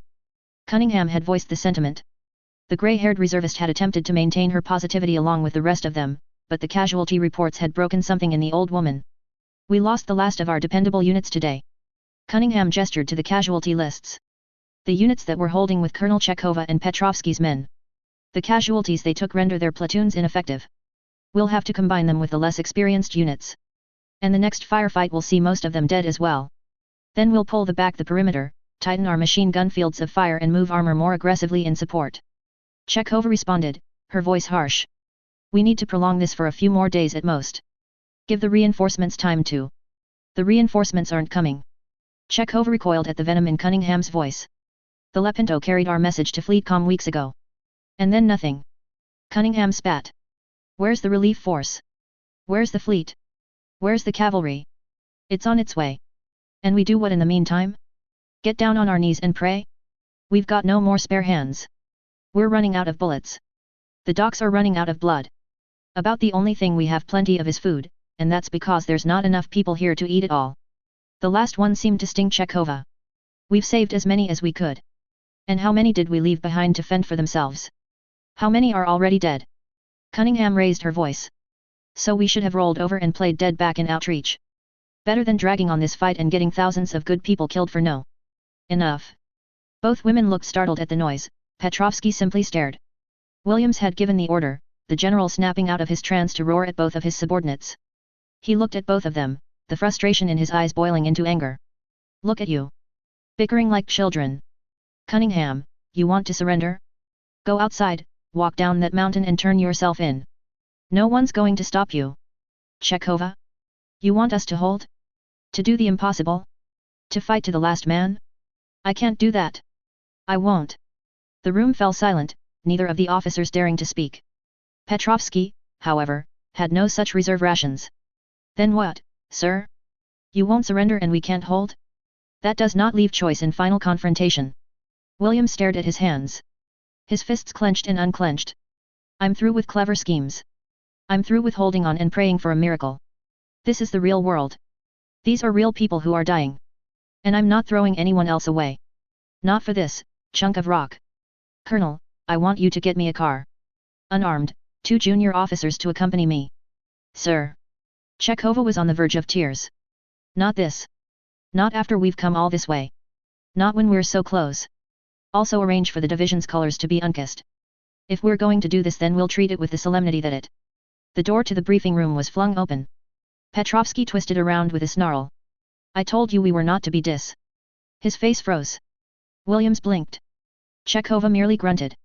Jack Harper swaggered through the door. His armor was scoured and burnt and a bloody bandage was wrapped around his head, but the merc's smile beamed like a lighthouse of unadulterated arrogance. Isn't anyone going to say, "Hi Jack, nice to see you, so glad you survived that suicide mission"? Williams was the first to recover his composure. Where the hell have you been? Are the others alive? Where is Presley? Crash landed in outreach. Spent all night fighting my way out of the city and scooting along the wreckage of the tunnels to get out here. McDevitt, and a whole bunch of others that no one expected are all still alive. And Presley, well, I saved the best news till last. Psos. The hot afternoon sun was beating down on Presley's neck as he stared down on the scene before him. He wiped the sweat from his brow and lifted his binoculars. Falcon 1-1, are you in position? His radio crackled. Affirmative, Niner. Presley smiled. Execute. A dozen individual shots echoed across the plain. A dozen Turians fell out of guard towers and slumped over at gates. And by one of the main hangars with a dozen new antennas and power leads, human-shaped figures kicked in a side door and entered with a blaze of gunfire. 30 seconds later the radio activated again. Falcon 1-1. Hangar secured. Minimal security presence. Looks like they sent everything to Wayada. The colonel stood up. Then let's get the engineers to work. Joachim's little scheme just might pay off after all. Behind him engines rumbled to life, and the trucks that had carried 4,000 Marines, militia, and resistance fighters from outreach began to roll out of the Trilene and toward what had once been Garrison Base Echo, and the gigantic hangars at the far end of the runway. Chapter 35, Into the Light. I honestly wonder if the humans planned out every stage of the fighting on Shanxi, instead of making it up as they went along as General Williams insisted. Talon. General Septimus Orica. Fucking humans. Colonel. Izosenpril, Commanding Officer 13th Palavan Heavy Infantry. 24 hours earlier. Outreach sewerage system. So as a city outreach was planned out from start to finish before it was even built. Power, water, waste disposal. All of it done by some of the brightest human minds alive with a blank check. They built dozens of redundancies into the grid. It took a war going on to disrupt even the water supply, and power's still going strong in a number of zones. I remembered reading ages ago about they insulated the sewerage system to prevent any natural disasters or bomb blasts from breaking it open. Took a gamble that the extra protection would disrupt the scanners the Turians were using to hunt us. Gamble paid off. McDevitt chuckled humorlessly as he and what was left of his team followed Norman Alenko and his small band of resistance fighters deeper into the maze of tunnels. Could have picked a cleaner spot to hold out, not gonna lie to you. Alenko flashed him a grin. That's where my true genius kicks in. See, these systems still need maintenance. And because they buried it deeper, it needed more maintenance. Sometimes it would take days. So to cut down on transport costs and the complaints about the smell, they built bunk rooms to house staff and warehouses to hold spare parts. Once my group established a firm base, we began running out and securing others who hadn't made it out. Civilians. Some. But mostly fighters. The Turians overran dozens of the emergency bunkers before they could be evacuated. Civilian camps have been established downtown and at the stadium. Turians aren't watching them too closely, the civies are pretty docile and we're not targeting those areas.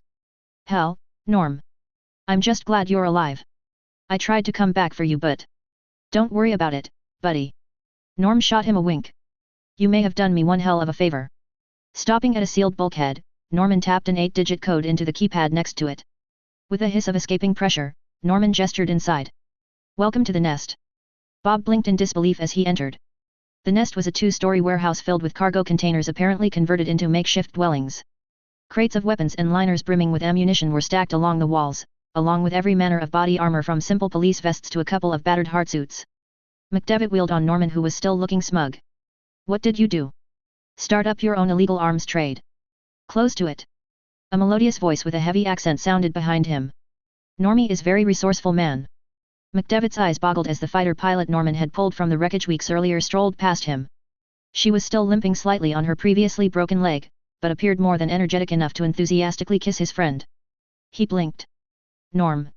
Alenko broke his kiss. Oh, Bob. You remember Tanya, don't you? A thunderous voice prevented McDevitt from replying. Alenko. McDevitt. Front and center. It was Alenko's turn to look bewildered. It can't be. With his face bruised, his form emaciated and his hand shaking on the cane he leant on, Colonel Matthias Presley walked up to the group. Alenko. Damn fine work. Your fighters have brought in almost 300 of my men. What was your brevet when you were cut off? Alenko's previous swagger was forgotten as he nervously came to attention in front of his CO. Second Lieutenant, sir. Presley harumphed. Well, you've been doing a colonel's job in this city, but I can't make you one myself. Consider yourself an acting major until I tell you otherwise. Alenko barely had time to stammer out his thanks before Presley wheeled around to survey his surroundings. Is this your whole command? How many effectives? Well, this is just one of our secure areas, sir. The nest acts as a sort of command and control center, whilst the rookery is our secure medical area. How many, Alenko? Presley gently cut him off. Alenko tapped a finger against his leg a few times, his lips murmuring as if counting to himself. Roughly 3,000, if you add up everyone from fighters and medics in the city to our support staff out in the suburbs. Support staff. For the vehicles, sir. Trucks, utility vehicles, whatever armored vehicles we could scavenge. The Turians swept through the outer suburbs a few times, but since there's no fighting there, they didn't bother securing the ground. We keep most of our non-combatants out there where they can still do some good. Presley surveyed the makeshift armory. All those Turian vehicles moving out of the city, if they're heading toward the mountains, then 3,000 bodies could make the difference between victory and defeat. How the hell would we get them to Wayada? Alenko objected. There's no way out of the city that isn't guarded by the Turians. All the main highways belong to them. Every underground rail tunnel that the engineers didn't collapse is also blocked. Trust me, I've looked. Son, General Williams is counting on us. This whole gamble was meant to restore our capability to strike at them, and instead it weakened it. But it could still be worth something if we make it back. We wouldn't be able to make it back in our current state. Alenko's temper was beginning to fire. Not past half an army. Not overland.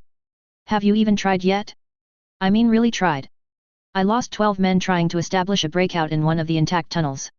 Does that satisfy your requirements for a try, Colonel? Watch your words, son.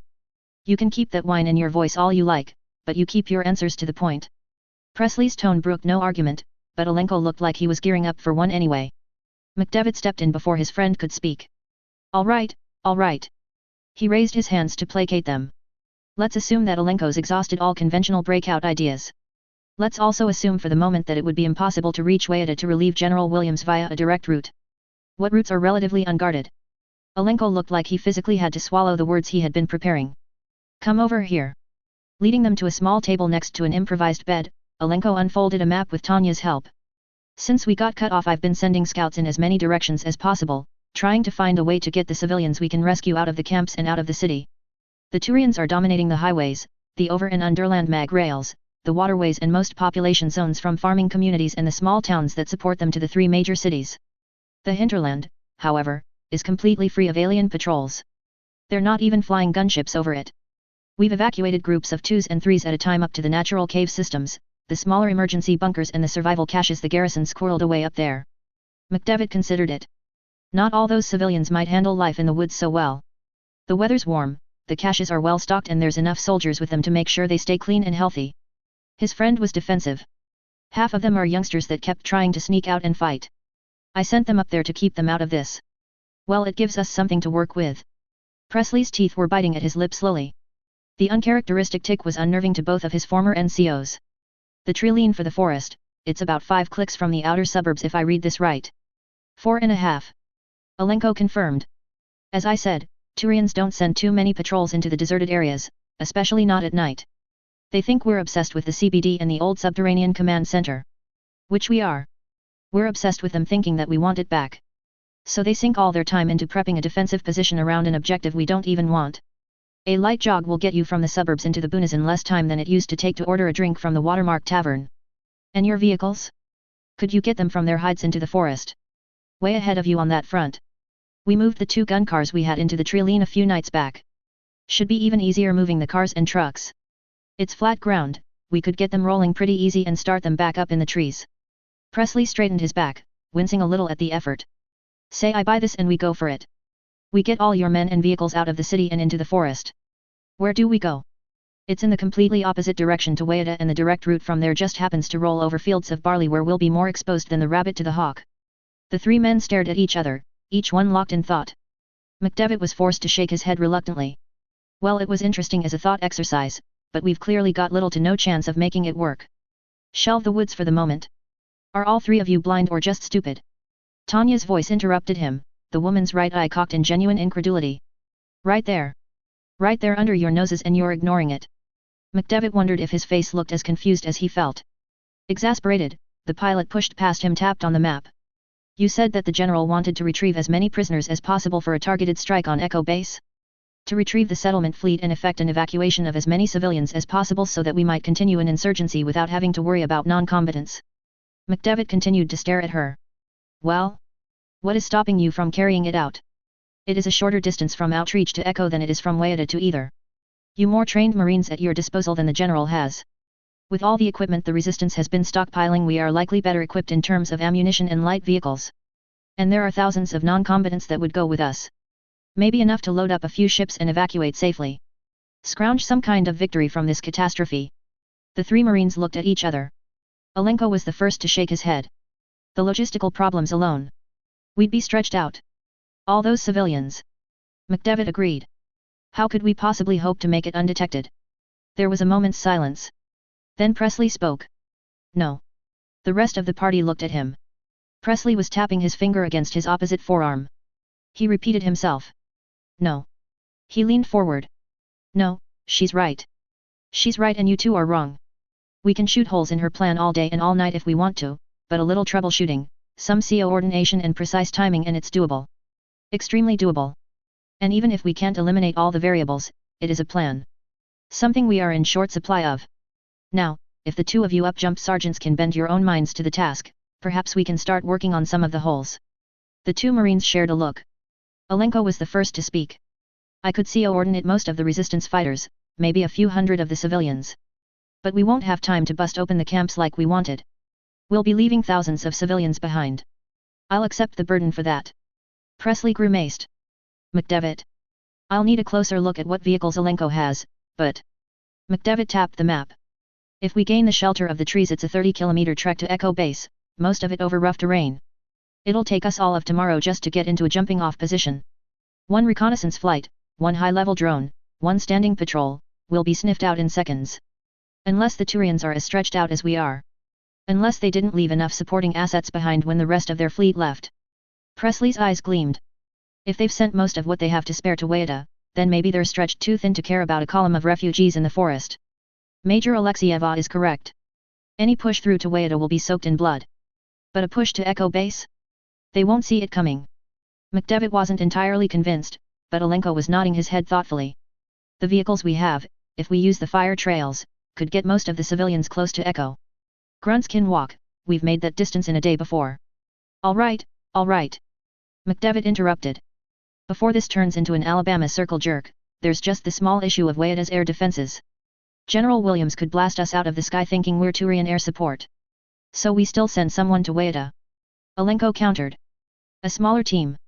One that can slip through the lines undetected to carry a message to the general. McDevitt raised an eyebrow. And who would you get? It'd have to be someone good, with a small team to go with him. Someone with the guts to do it, and who we can afford to lose. Now I can't think of anyone fitting that description, can you? Alenko and Presley glanced at each other. Alenko opened his mouth, but was interrupted by one of his men. McDevitt was astonished to see that Hess was now sporting a gigantic blonde bear. Boss. He flashed McDevitt a look. And boss. You're not going to believe who we just picked up. This time the entire group turned. Tanya blinked. Alenko raised an eyebrow. McDevitt smiled and Presley smiled even wider. Even bruised, bloody and covered in grime, Jack Harper still managed to look reasonably elegant in his battered armor. He'd even found time to comb his hair, though he'd not found time to shave. He looked at them with suspicion. Colonel Presley. You're smiling. Presley continued smiling. Jack. Harper took a step back. You're smiling and you're calling me Jack. Jaok. Presley stretched the name out like it was the best word he'd ever spoken. We were just talking about you. LB. 24 hours later. Subterranean Central Command. Wayada Mountain, north of Outreach City. Harper grimaced as he rinsed another mouthful of dried blood into the basin. And that was when the sentry turned around and saw me lying on the ground, then looked up to see where I'd fallen from. I think he would have laughed if I hadn't shot him in the face. Williams leaned against the wall, still trying to process the mercenary's story. But how did you lose your boots as well? I already said it was. Harper frowned with irritation. Oh, forget it. Boring story anyway.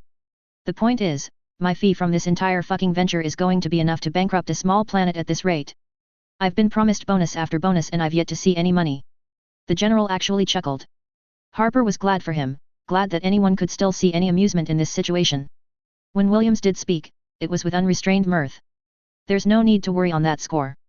The pay clerks may be acting as infantry right now, but a few of them have been keeping the books in their spare time. You'll be collecting enough UNAS dollars from this fight to buy your own moon. I'll settle for a small estate in some quiet corner back on Earth. Harper rubbed at his shoulder. Have you heard anything from Presley on comms? No. It's like you said. The Turians might be getting jumpy with comm silence from their operations center at Echo Base. Most of their command staff might have moved out here for the assault, but the force they left behind has to have been important enough to keep in constant contact. To hear human signals coming from airborne ships heading toward Wayada would set them off for sure. So we don't know if the plan was successful. We don't know if the ships are inbound. We don't know how many people Presley was able to get out of Outreach. Harper shrugged. But we do have the landing site. The Turians haven't bothered occupying that area of the plain. Williams turned toward the half-empty bottle of rum the merc had been swigging on. Mostly because there's a minefield on it. Definitely because there's a minefield on it. Harper agreed. The question is, what are you going to do to clear that LZ? We have remote detonators for the minefields. Clearing it isn't going to be the problem. It'll be keeping the Turians off it long enough to load up 300,000 civilians onto those ships and bug the hell out. Are they already moving? I've sounded general evacuation. Right now the marshals are moving them into the tunnels. Each civilian is loaded up with a week's worth of rations and emergency hydration packs. With the extra food stocks we'll load with them, it should be more than enough to feed them on the journey to Terra Nova. I want you to take command of one of the line companies escorting the main body. You'll need to move fast. A lot of the children and the wounded will have to be moved on hover sleds in order to maintain speed. Harper pulled on a clean undershirt and tucked it into his cargo pants. He almost felt human again after his long crawl through the collapsed tunnels. How long before they're all loaded? Half an hour to 45 minutes from the time we detonate the minefield. Williams must have sensed his unease with that number. Each ship will lift off as soon as its contingent of civilians is on board. We're not all going to be waiting on the ground. Each marshal knows exactly where to lead their assigned group and each crew knows to lift off as soon as humanly possible. Harper could see through the old man's false optimism. You know people are going to be left behind. To the general's credit, he didn't try to deny it. Thousands of them. And what will you do then? The Turians will have finally drawn you out of the mountain, you'll be surrounded, outgunned, with thousands of civilian men, women, and children still in your charge. How will that famous Williams iron hold up under that kind of strain? Williams didn't flinch. As long as is required. Jack felt the laugh bubbling up his throat. God damn. He grabbed the rum and took a deep swig. God damn. He repeated. It's true what they say. Show me a Williams and I'll show you a cold-hearted bastard. This time the general visibly bristled. Why is it that whenever someone forms an opinion based on intangible gossip and nebulous half-truths, that someone immediately attributes said opinion to an ill-defined and vaguely articulated they on whom it is possible to lay all manner of blame? I didn't understand half the words you just said. Harper stifled a laugh. But I get the gist. Fact is you're as worried as the next man about the sins of your father. Or mother, in this case. But the thing is, you're not her. You're stiff-necked, obsessed with the rules, and you've never cut me an inch of slack. But you care about your men. Maybe more than any officer I've ever known. It kills you that you're putting them through this, pushing them into near-death situations. Standing up, Harper put a tentative hand on William's shoulder. I think you're a good man, sir. And I think that with a little luck we can still give the Turians something to choke on. Pausing only to retrieve his gunbelt, Harper pushed toward the door. William's voice brought him up short. You're not as bad as I once thought, Jack. You're unpredictable, and your adherence to the law leaves much to be desired. But you're a brave man, and Shepard saw something in you. I hope you make it through this. Turning, Harper was able to actually conjure a genuine smile. Well then. Let's get off this planet before we both start crying, shall we? Psos. Last units are moving into position, sir. The aide handed Colonel Orca another pad. All commanders are awaiting the commencement of the artillery barrage. Good, very good. Septimus flicked over the status updates from the Mandible commanders. Did they all remember to include the part about treatment of civilians in their final briefings? Yes, sir. Phalanx commanders have been doubly warned. We are not expecting too many discipline incidents for the duration of the assault. Septimus brought up the tactical display on the flat table in front of him. Have Colonel Fletna bring up our emergency food supplies. I want all enemy combatants and civilians to be processed and fed by this time tomorrow night, and our efforts will need to shift to the establishment of new internment camps too. The flap of the tent opened and another aide scurried in. I'm sorry, sir. I tried to explain you have the assault well in hand, but he insisted. Septimus cocked his head, his eyes narrowing. Who insisted? The tent entrance was pushed open one more time. Septimus shot to his feet. General Arterius. It should not have been a question, yet somehow it came out as one. 24 hours ago General Arterius had been a picture of health, if wavering a little from the stresses of the situation. Somehow in 24 hours he had aged a decade. His facial plates had taken on a pale tint, his talons looked thin and withered and Septimus could see every vein pushed against the rough surface of his neck. Colonel Orca. Arterius sat down heavily, his breathing uneven as he looked around. My apologies for my appearance.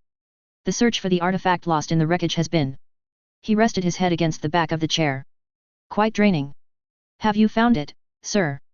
Septimus took a step closer. Have you found what you're looking for? The general looked at him and offered a weak smile. I am so close now, my old friend. So close to everything I ever dreamed about, the dreams, oh the dreams.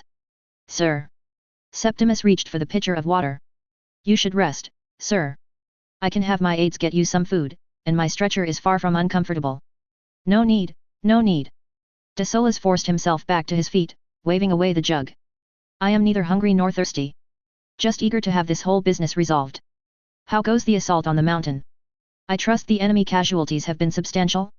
Vengeance for their attack on the Tyros. The aide gave Septimus a nervous glance.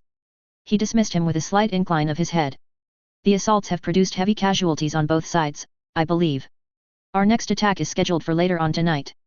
I believe once we break the enemy perimeter the enemy commander will order a surrender. He cannot possibly sustain a defense against the forces we are about to bring to bear on him. A surrender? De Solis looked puzzled. Why would we want that? There was a moment of silence in the tent. Septimus quietly stared at his commander, the air growing still. To reduce casualties. Unnecessary death. Preserve the dignity of our enemy and the lives of their non-combatants. No. This time the silence stretched out longer. Septimus glanced at the entrance, suddenly regretful that he'd sent his aide away. It would be helpful to have someone here who could confirm he wasn't imagining this. No what, sir? No. There will be no preservation of dignity, respect of non-combatants. No citadel frippery. We will resolve this the old way. The Turian way. No quarter given, and none offered. As it was in the old wars, as it was against the Krogan. We will make an example here. One that will be talked for 1,000 years. A reminder of Turian resolve. Septimus was unable to contain himself. Those were days of necessity, of chaos and uncertainty. You are asking for a massacre. No, Colonel, I am asking for an extermination. Why am I still hearing a note of defiance in your voice? Sir, if we simply approach this the right way, then there is a chance we can. No. The general's interruption shook something loose within Septimus. For the first time in a long time, perhaps in his entire career, he looked up and could not restrain the anger in his eyes. No. Arterius stared back. No. As if he was a different Turian altogether, Septimus bared his fangs and finally let some of the frustrated rage he felt at the whole mess seep into his voice. What do you mean, no? Arterius had never looked or sounded more like the monster he'd been so often accused of being. These humans have defied me from the start. They have insulted me. They have attempted to kill me directly. They have cost me so much precious time. They have rejected every chance for submission. I will not extend a guiding hand to a species that has slapped it away at every turn. You will punish them, Colonel Orca. We have kept the peace for far too long. It is time for the hierarchy to draw its sword and not sheath it until it has drowned our enemies in their own blood. Septimus had heard enough. This is madness. Madness. The noise coming from the general's mouth could barely be described as laughter. This is war, Colonel. For 1,000 years our people have been slowly forgetting what that means. We wrapped ourselves in meaningless words like honor and duty to excuse our stagnation, our passive acceptance of a peace which does not serve us. 1,000 years of peace. It's time to reclaim the soul of our species. To awaken the ancient fire of our species. He raised a single talon. And if you cannot embrace that fact, Colonel, then you will be left behind with the rest of the relics. I will return in 48 hours. If my orders have not been carried out, I will want to know why. As quickly as he had entered, de Solis was gone. Septimus sank back in his chair. There was an unbearable tension in his arms. Looking down, he found his talons gripping the table hard enough to leave dents in the metal. Captain Quintus. His aide appeared momentarily. Sir, it's coming up on step-off. Would you like a vehicle to escort you to? Septimus stood up. No. Bring the battalion commanders in. I wish to give a more detailed set of orders. And, get me something stronger than water to drink. Psos. Outstanding work, boys. Presley congratulated the team as he walked up the ramp. A full 9 ships capable of flight, the hangars seized with only 3 men wounded. Covered in blood and grime, McDevitt and Alenko eyed him balefully. The southerner was the first to speak. You know, for being a major, sure feels like I'm still doing a private's job. Kind of a step down if I'm being honest. I hear that. His Canadian counterpart wiped a streak of blue blood off his pauldron. Fancy field promotion and everything, but I'm still the first in the door. Haven't even been allowed to eat in the officers' mess yet. Presley offered them a weary grin. Well, I'll be sure to personally invite you to the next dining-in night. In the meantime, I'll need both of you on the ground once we get there. We'll have thousands of civilians to load and not much time to do it. Alenko retrieved a cigarette from his utility belt. I still can't believe we're doing this. Landing 9 super freighters across a 3-kilometer landing zone, hemmed in by a superior enemy force? There's no way this is going to work. Presley nodded. I agree. You're completely and utterly right. But we're doing it anyway. Now stow your gear. Chapter 36, No More Than Beasts. Honor is the bedrock of the Turian race. It is this way by necessity. The strong must be tempered by restraint and humility, or be no more than animals seeking to satisfy their base urges. Counselor. RTD, Indrovorenus, Essays on the Common Good. Turians made up honor the same way most species conjure up morality. We were terrified of our own power, weakened by the fear of our own strength. And we fought the bloodiest civil war in the history of any species in the galaxy to enforce that concept of honor against both the expansionists and the regressives. Exterminated exactly 1/8 of our own kind in the hope of a lasting peace. Ha, and we have the hide to call the Krogan uncivilized. Spectre Saren Arterius. Quote given at the opening of the Unification War Memorial on Titris. SSV McKinley, Detention Center. En route to Shanxi from Pinnacle Device. 1300 HRS, shipboard clock. The brig of the McKinley had only ever been used for training drills, emergency storage and once or twice to let a rowdy sailor sleep off his bender. Admiral Drescher had only ever been down here a few times, mostly just on her daily jog. She had never noticed how terribly cold this particular corner of the ship was before. She would have to speak to engineering about rigging up proper heating. It would do not good to have their prisoners of war freeze to death down here. There was a pair of Marines at the front of each cell, and another full section in full hard suits standing by the main security console with the master-at-arms, a forbidding iron-haired woman, favoring each of her charges with a barely restrained glare. "Any trouble, Chief?" Castany received the woman's salute crisply. "None, ma'am." The master-at-arms shifted her gaze toward the interrogation room. "They were a bit rowdy till we brought him in. But the second they saw him they all just went silent as the grave." Castany grimaced. "We should have isolated him. Any breakout attempts could center around his leadership.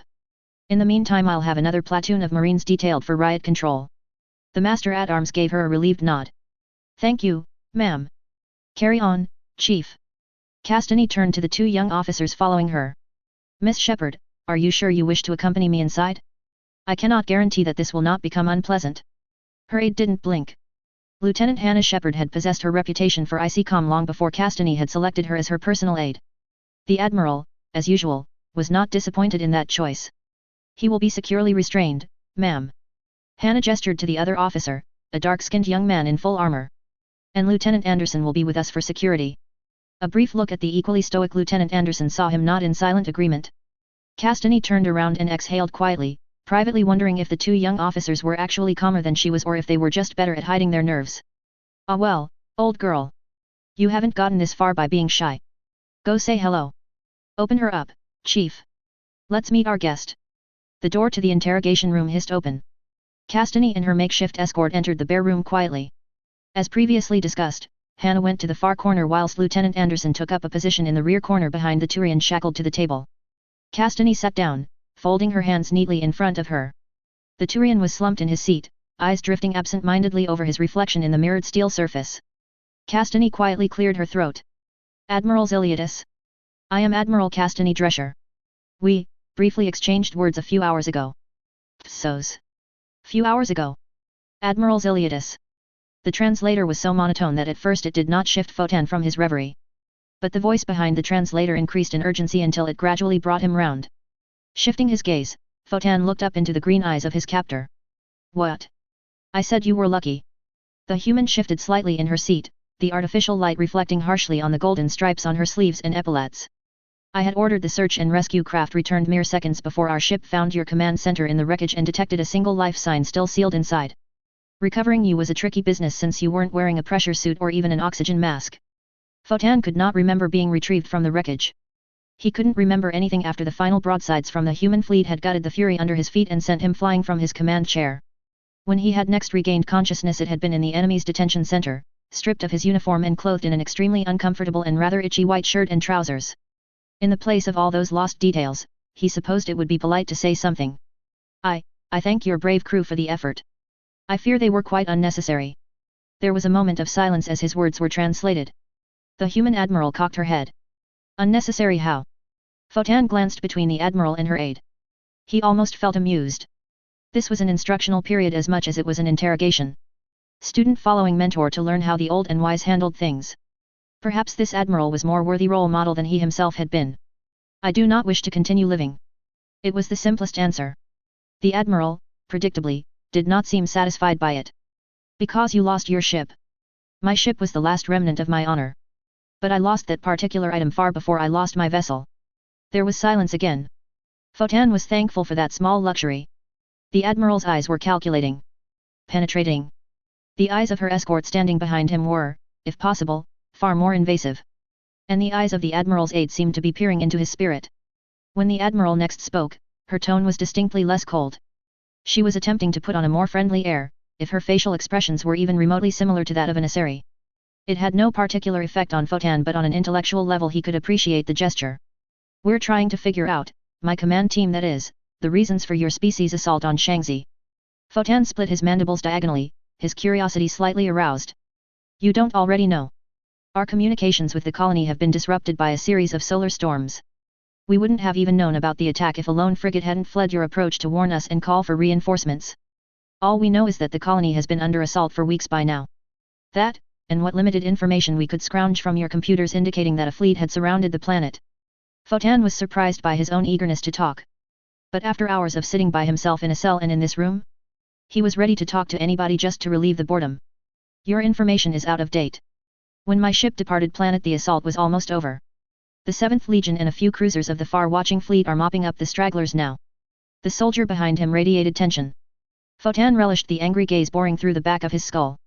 It was better than the mixed pity and near patronizing respect his fellow prisoners were offering him. So why was the far-watching fleet surrounding the planet in the first place? The Admiral still had not broken eye contact with him. There's an iron to these people. Soft on the outside, armor around the heart. I suppose every Turian will have to learn that sooner or later. The fleet surrounded the world, bombarded it, overwhelmed it because of a lie. The truth came to his tongue all too easily after weeks of keeping it to himself. What was the harm? It wasn't as if the humans were about to lodge a formal complaint with the Citadel. The Admiral leaned forward till her hands were almost touching his shackles. And what was that lie? Oh, one for the history books to be sure. Fotan looked at the aide and gave a wry smile. A few simple words that condemned thousands of innocents to death and tainted thousands more with the blood of those innocents. There was a snort behind him. Such a self-indulgent son of a bitch. Admiral, he's hiding something. Fotan twisted around to look at the soldier all in black with the red stripe down his arm. You'd hide it too, if you knew what I knew. Had done what I have done. And what have you done? It must have been the aide's turn to speak because her gentle voice interrupted him before he could continue to snarl at the soldier. Fotan's eyes dropped back to his shackles. More than that I do not wish to say. So you're brave enough to charge a lone cruiser into a fleet? The Admiral observed. But not brave enough to tell us what you're hiding. What kind of honor is there in that course of action? None at all. Which, as it happens, suits me perfectly. The only path to honor left to me is unpleasant, but not as unpleasant as the alternatives. Which is, as I said, why your rescue of me was somewhat unnecessary. There might have been redemption in dying by your fire, but I was cheated of that option. So instead I must die by my own hand. Perhaps my ancestors will look kindly on that decision. I don't understand. The Admiral stood, frustration clouding her narrow features. Why must you die? What did you do that was so terrible? The words slipped out before Fotan could stop them. Mine was the tongue that spoke the lie. Psos. SSV McKinley, Officers' Quarters. 2000 hours, shipboard time. It had long been Hannah's ritual to look at the photo before she went to sleep. More so now than it had been in the past. The still had been taken by a friend of hers back in the artificial gardens on Arcturus. The stars were shining behind the glass dome, the flowers were blooming and the child in her lap was laughing as Hannah held his favorite toy just in front of him. Cross-legged next to her, Mackenzie leaned over, an adoring smile stretched over his broad face. One hand was wrapped around Hannah's shoulders, the other tousled their son's deep black hair. It sometimes seemed to Hannah that little Mark had inherited the best of both their features. He had her raven hair, and his face was taking shape like hers had as a child, narrow and sharp. And Mac, well, her husband was not a particularly handsome man. Nor a particularly brilliant one. Anyone who knew her well had often questioned why a woman with so much raw talent and ambition had married a man with so little of either. They didn't see the best parts about him. The warmth in his heart, and those grey eyes that could burn or freeze with a glance. Mark had his eyes. She hoped he would have his father's heart as well. Mark was back on Arcturus with her sister. Mac was on Shanxi, under attack by aliens. How ridiculous that sounded when she actually thought about it, and Hannah was coming to his rescue. Wasn't she? Wasn't that enough to make things right between them? Even after that last fight, the words they'd spoken so angrily, how he stormed out on the first available anti-piracy operation. It was a hope. A vague hope, but she. The feel of a warm hand on her shoulder halted her chain of thought.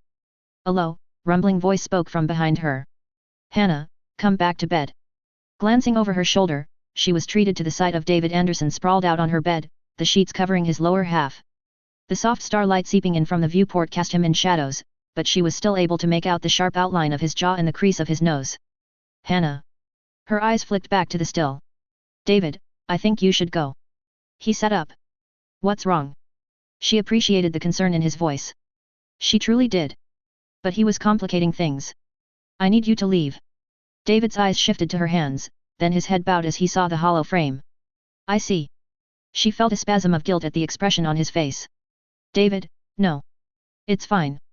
His voice became curt as he swung his legs over the side of the bed, grabbing his uniform trousers from the floor and pulling them on. I understand. No, it's not like that. You know something. Anderson turned his head back to her. You've invited me up here almost every night we're not on duty since we left Terra Nova. And I didn't say no, but if you wanted to end it, maybe you should have done it before we set out on a relief expedition to the same planet your husband's stationed on. Hannah grabbed her discarded uniform jacket and covered herself. What brought this on? The Special Forces lieutenant retrieved the rest of his fatigues. It's been what, 4 months? You didn't tell me you were married. I had to find that out from the goddamn gossip in the officers' mess. Hannah felt her hackles rise. Well, you didn't stop then, did you? And you didn't stop coming up here when I asked? What's the matter? Angry that I compromised your integrity? Angry that you compromised it yourself? Or just angry that I'm finally cutting you off? Look, I'm not denying what I should have done. Anderson turned back to her. I just want to know why? Why me in the first place? If you love him. I do love him. Hannah stood up, pacing the floor of her small room in short, frantic steps. I love my husband, I love my son, and I want my family back together. It was just a stupid fight and I stupidly ran into you. I never meant to hurt you. Anderson reached for his beret resting on the side table. You're going to get back together with him? She nodded, biting her lip slightly. Yes. You really do love him. Another nod. Anderson sighed. Look. Maybe it's none of my business. In fact, it's definitely none of my business. But you need to talk to your husband about this, about what went on between us. Make things right with him. I know. I will, I promise. Hannah pulled her jacket tighter around herself. I just need to be alone. Please. Psos. Fotan awoke with a start, thrashing the thermal blanket away from him in his struggle to get free of it. He looked around, searching for the familiar walls of his own quarters and not finding them anywhere in the small enclosed cell the humans had confined him to. Can't sleep. He jerked his head in the direction of the door. The human admiral stood behind the thick glass, staring at him in what he supposed was an approximation of sympathy. You've been tossing for a while now. Watching me sleep. Fotan blinked back his exhaustion. Is that an intimidation tactic native to your species? Simply trying to know my enemy. Admiral Drescher folded her arm in front of her. You said something earlier that quite intrigued me, after which you clammed up tighter than rusted hinge. Did I? Must have been some kind of mistake. I don't think it is. She did not budge. We had a few interesting chats with your other crew members. To a man they all demonstrated a deep level of concern for you, for your mental well-being. Something is weighing on you. And I think it's the lie you mentioned earlier. Fotan found himself sitting up despite himself. If that's the case and there was a lie which I have concealed, why by Palavan would I tell it to you? Because a sane, guilt-free person doesn't evacuate every crew member off his ship and then do a suicide run at the heart of an enemy fleet. You have something on your conscience, Quarter Admiral. Perhaps I could be your confessor in this instance. If I feel the need to relieve myself of my burdens, Admiral Drescher, it will probably be to a member of my own species. Fotan lay back down. In any case, we may all very well die tomorrow when your fleet arrives at Shanxi. In which case my problems will be over anyway. And you'll die with your affairs unsettled. I will die without adding betrayal to corruption on my list of crimes. Why? You strike me as a man of honor, Admiral Ziliadis. Were you forced into this? Whatever it was. Drescher challenged him. I think you've half guessed it already, Admiral Drescher. Fotan shot back. His defiance died as quickly as it had begun. I wasn't forced into anything. I once thought I was a man of honor. I was wrong, it would seem. I have no honor left. I've cast it off like a poor man might cast off a worn cloak in favor of richer garb, only to find that the fancy garment does nothing to keep him warm when the winds howl by his fire. And without honor, Turians, or humans, we are no more than beasts. The human fell silent, her jaw shifting slightly. You're right, Admiral Ziliadis. I have half guessed it. And what I've guessed paints you in a fairly damning light. But that doesn't have to be the last word on you. Whatever the truth actually is, it could hardly be worse than what I've already imagined. Fotan was silent, turning her words over. There was merit to them. A little, at least. And I should tell you the truth, then? For my redemption. Drescher shook her head. Redemption, condemnation, they're two sides of the same coin. The truth is what matters, Admiral. The truth for the truth's own sake. Fotan sat back up with a sigh. You really won't leave me alone until I spit it out, will you? Her hard stare was all the confirmation he needed. He breathed deeply. Should he continue to live through these strange times, then his own words would seal his fate. But to remain silent at this point was less and less cowardice and more obstinate stupidity. Call Fotan Ziliadis a coward and he wouldn't object, but no one could yet call him an idiot. We picked up a strange power fluctuation from a defunct relay on the 32nd cycle of our patrol cruise. At the time we believed it was pirates or illegal salvage. We were wrong. Chapter 37, Until Relieved. Brigadier General Joaquim Williams. By order of the Prime Minister of the Systems Alliance, the Commander-in-Chief of her military services, the admirals of her fleets and the ministers of her cabinet, you are hereby appointed as both Commander of the 3rd Garrison Division of the Systems Alliance Marine Corps and Commander of all military forces on the colonial world of Shanxi. Your standing orders are as follows. First, to firmly uphold all standards of discipline and behavior of the troops under your command. Second, to faithfully carry out the lawful orders of the colonial governor as appointed by the Alliance Parliament and to be vigilant against upheaval and insurrection against his authority. Thirdly, to vigorously defend against any threat to the colonists under your protection. You will shield them against piracy, protect them against terrorism and insurgency, and should you face invasion by a superior force, you will hold until relieved. Commandant Madalena Williams. General Order 36. I saw the faces of the survivors when we brought them aboard the hospital ships. What I saw in their eyes has never made me more ashamed or more secretly thankful that I chose the Navy over the Marines. Fleet Admiral, RTD, cast any Drescher, once more into the black. The sharpest blade breaks when subjected to a hammer.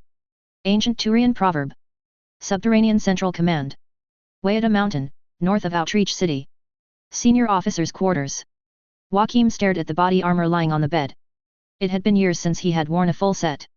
Years spent out of the field, behind a desk, with a mug of coffee in his hand instead of a weapon.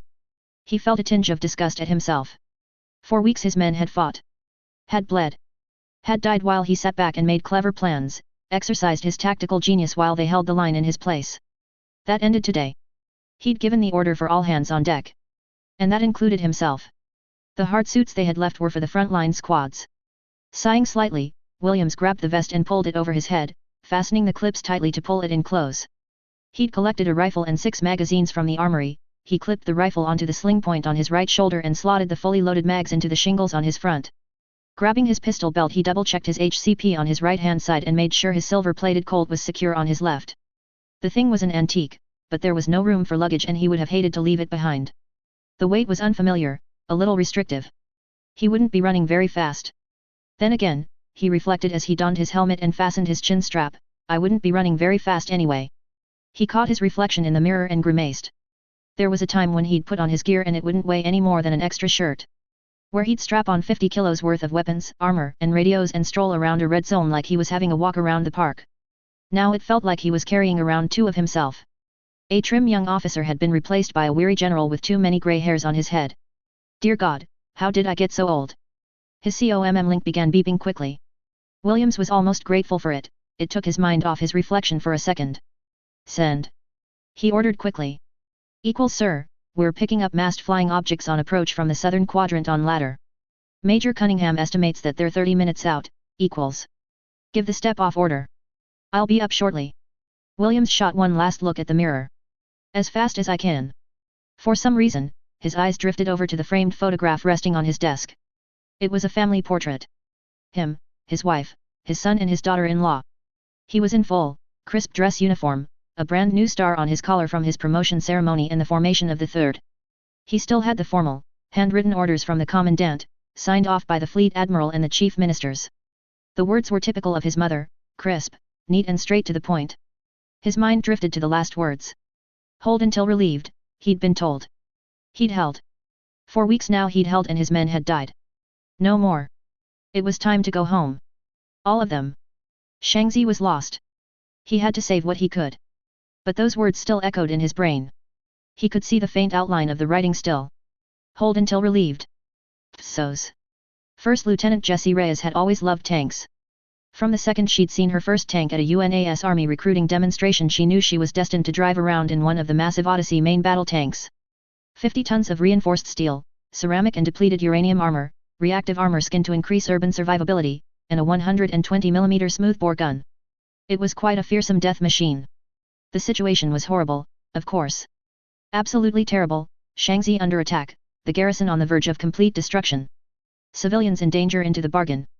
But the sound of that 12-cylinder turbocharged diesel roaring to life was sweeter than her mother's voice to her, and there was no denying that fact.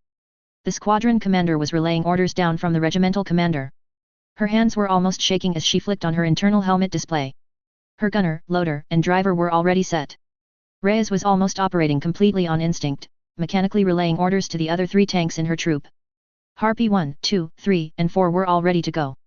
The vanguard was already heading out, the infantry fighting vehicles and light armored vehicles roaring out of the underground tunnels and up into formation on the surface. The reconnaissance screen was a necessary part of the battle, but Rhea's private shuddered at the thought of going up into the battle with only a 30mm light autocannon to protect her. Vanguard is clear and on the surface. Right flank will move out now. Her squadron commander's voice gently nudged Rhea's back into action. She kept her voice from cracking somehow. Take us out, Hopper. Extreme right of the formation. Her driver clicked his COMM twice in acknowledgement, then fed power to the engine. Harpy 1 surged forward, leading the right flank contingent out of the tunnel they'd been waiting in for 3 hours and out into the night air. Do you think they can hear us? Corporal Wu, her gunner, asked. His shaking hands betrayed his own nerves. Reyes instinctively reached out to steady him. Their artillery barrage has been going for half an hour. They should be pretty deaf to us right about now. There was no way to know for sure and they both were aware of that. The column of light and heavy armor, with infantry squads clinging to their sides, made a distinctive sound of rolling tank treads and humming engines that would carry far on the night wind. All it would take was one Turian keeping an ear out and the Turian artillery would turn their whole column to scrap. Phase line Copper achieved. Her commander's voice had never been more welcome.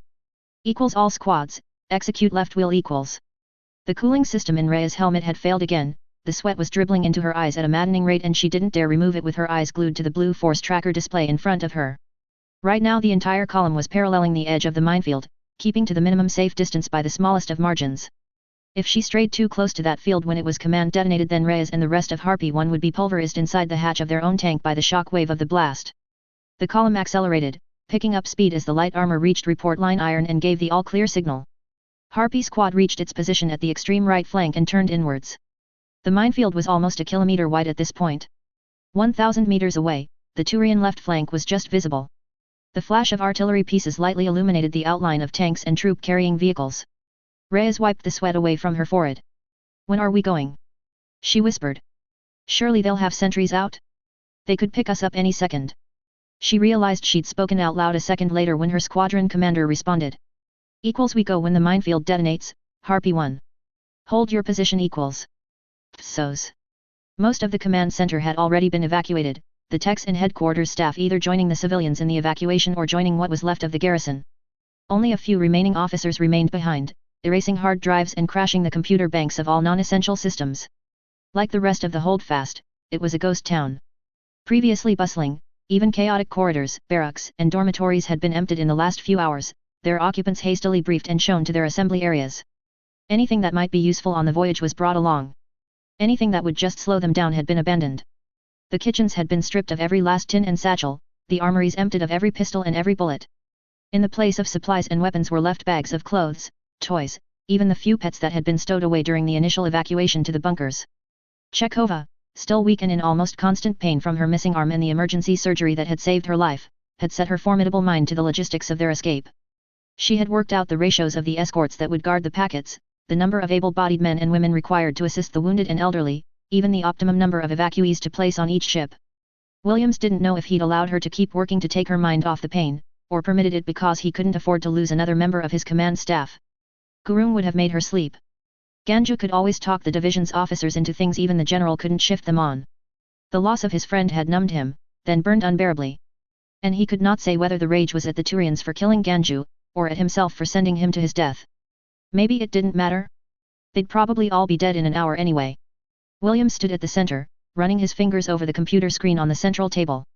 Looks like we're abandoning another command center, Cunningham. The grey-haired woman gave him a tired smile. We abandoned too many more and we're going to just look careless. A flicker of a smile passed over the general's face. Yes, well, this place has been good to us. As strange as it might sound, I'm actually going to miss it. Major Cunningham nodded. You're right, sir. That does sound extremely strange. Yes, it does. Williams actually smiled at the joke, his voice wistful. Sergeant Denny? How far out are the ladder contacts? The tech looked up from his station. Sir. 5 to 10 minutes. Colonel Presley and his men are coming a long way to get us. Williams tapped the computer screen one last time. It would be a shame not to be out there to greet them. Sergeant Denny, blow the minefield. Major Cunningham, come with me. It's time to go home. All troops, brace for. The squadron commander's warning was too late. Reyes shut her eyes tight against the flash, but it was still strong enough to leave her seeing spots. On both sides of the Turian position, the minefield erupted. Anti-infantry, anti-armor, dual purpose, a rumbling field of fire swept across the desert plain, shrapnel whistling in every direction. Reyes even heard a few pieces ping off her hull. The rumble of the shockwave hadn't even paused before the squadron commander gave his next order. Advance. The armored line came to life in a thunderclap of rage and fury, engines roared to full power and the tanks and armored fighting vehicles surged forward. Mortar teams, dismount. Over 24 three-man mortar teams leapt off the backs of the vehicles they'd hitched onto. They'd barely set foot on the ground before they were running to form the extended firing line. Base plates were hammered down, tubes rested onto bipods, a junior member sprinted out to hammer in a firing stake at the tube commander's direction. The entirety of the magazine had been searched from top to bottom for every last 81 or 102 mm bomb of every variety, the plastic crates now wrenched open and rounds stacked ready to drop. The teams were well drilled and well rehearsed. Even with the fatigue of the week weighing on, they moved with frantic efficiency. Every last tube was set and ready to fire 2 minutes after they'd jumped clear. Further ahead, the heavy machine gunners leapt off their transports, accompanied by the rocket launchers of the direct fire support weapons detachment. Tripods were lowered and the teeth hammered into the ground, more firing stakes were run out and section commanders hastily ran between guns to align them to the pre-arranged beaten zones. Reyes couldn't see the mad scramble around her tank, but the radio chatter gave her some comfort that the grunts were on the ball. The final squads were moving into position now, digging in shell scrapes and throwing down sandbags for improvised cover. The IFV screen was closing to their initial firing positions as Reyes finally reached her marker off to the flank of the main infantry line. The rest of Harpy was assembled around her, barrels aimed squarely at the faint shapes of Turian vehicles faintly glowing through her thermal sights. Reyes licked her dry lips again. These weights are killing me. Her crew grunted in agreement. Psos. Septimus struggled back to his feet, his hands still trembling from the sudden shock. What in the blazing core was that? Captain Quintus was already on his radio. Detonations, sir. En masse. The minefields on both sides were triggered. Captain Dijaka found the frequency. Used it without warning. Septimus grabbed around for his helmet. I'll have him cashiered. Captain Dijaka is dead, sir. Quintus replied shakily. His minefield clearance team was in the middle of Minefield Alpha, still working on recovering intact mines for examination. Colonel Simprol reports that the western flank of his forces has sustained considerable damage from the detonation. He'll send a damage assessment soon, but the bulk of his remaining vehicles are now tied down in casualty collection. 13th got hit hard, sir. Right, right. Orica clenched his fists, closed his eyes and began to breathe again. His heart rate had accelerated too rapidly, destabilizing his thoughts. He would need to lower it if he was to regain the initiative that General Williams had so suddenly seized from him. Order our right flank to dig in like a dreadnought is about to crash into them, just in case this is a feint. Get me Colonel Harkos, we'll shift the 25th to the western flank and drive back at them with everything we can muster. If the humans wish to force a decisive engagement then we will oblige them, but on our terms not theirs. And I. He paused, raising his head upwards. Do you hear that? Quintus frowned, confused. I don't understand, what are you? The faint whine that Orica had caught began to escalate into a low-pitched rumble that began to shake the shelter, the sand, and Orica's very bones. He dashed outside, looking at the night sky for the answer. He was treated to the sight of a wide-bodied transport ship roaring directly over his headquarters, the massive engines of the behemoth uprooting tents and even knocking over light vehicles as it descended toward a landing zone out of Septimus' sight. Is it human reinforcements? Quintus squinted at the other vessels descending toward the plane. How did they get past the blockade? I don't, it's not. Septimus shook himself out of his daze. Get me Colonel Actus. We need air support now. Psos. Major Kafiji leapt off the side of the tank he was riding on with the rest of his command team. Signalers, set up on the reverse slope. Where's the MFC? Right here, sir.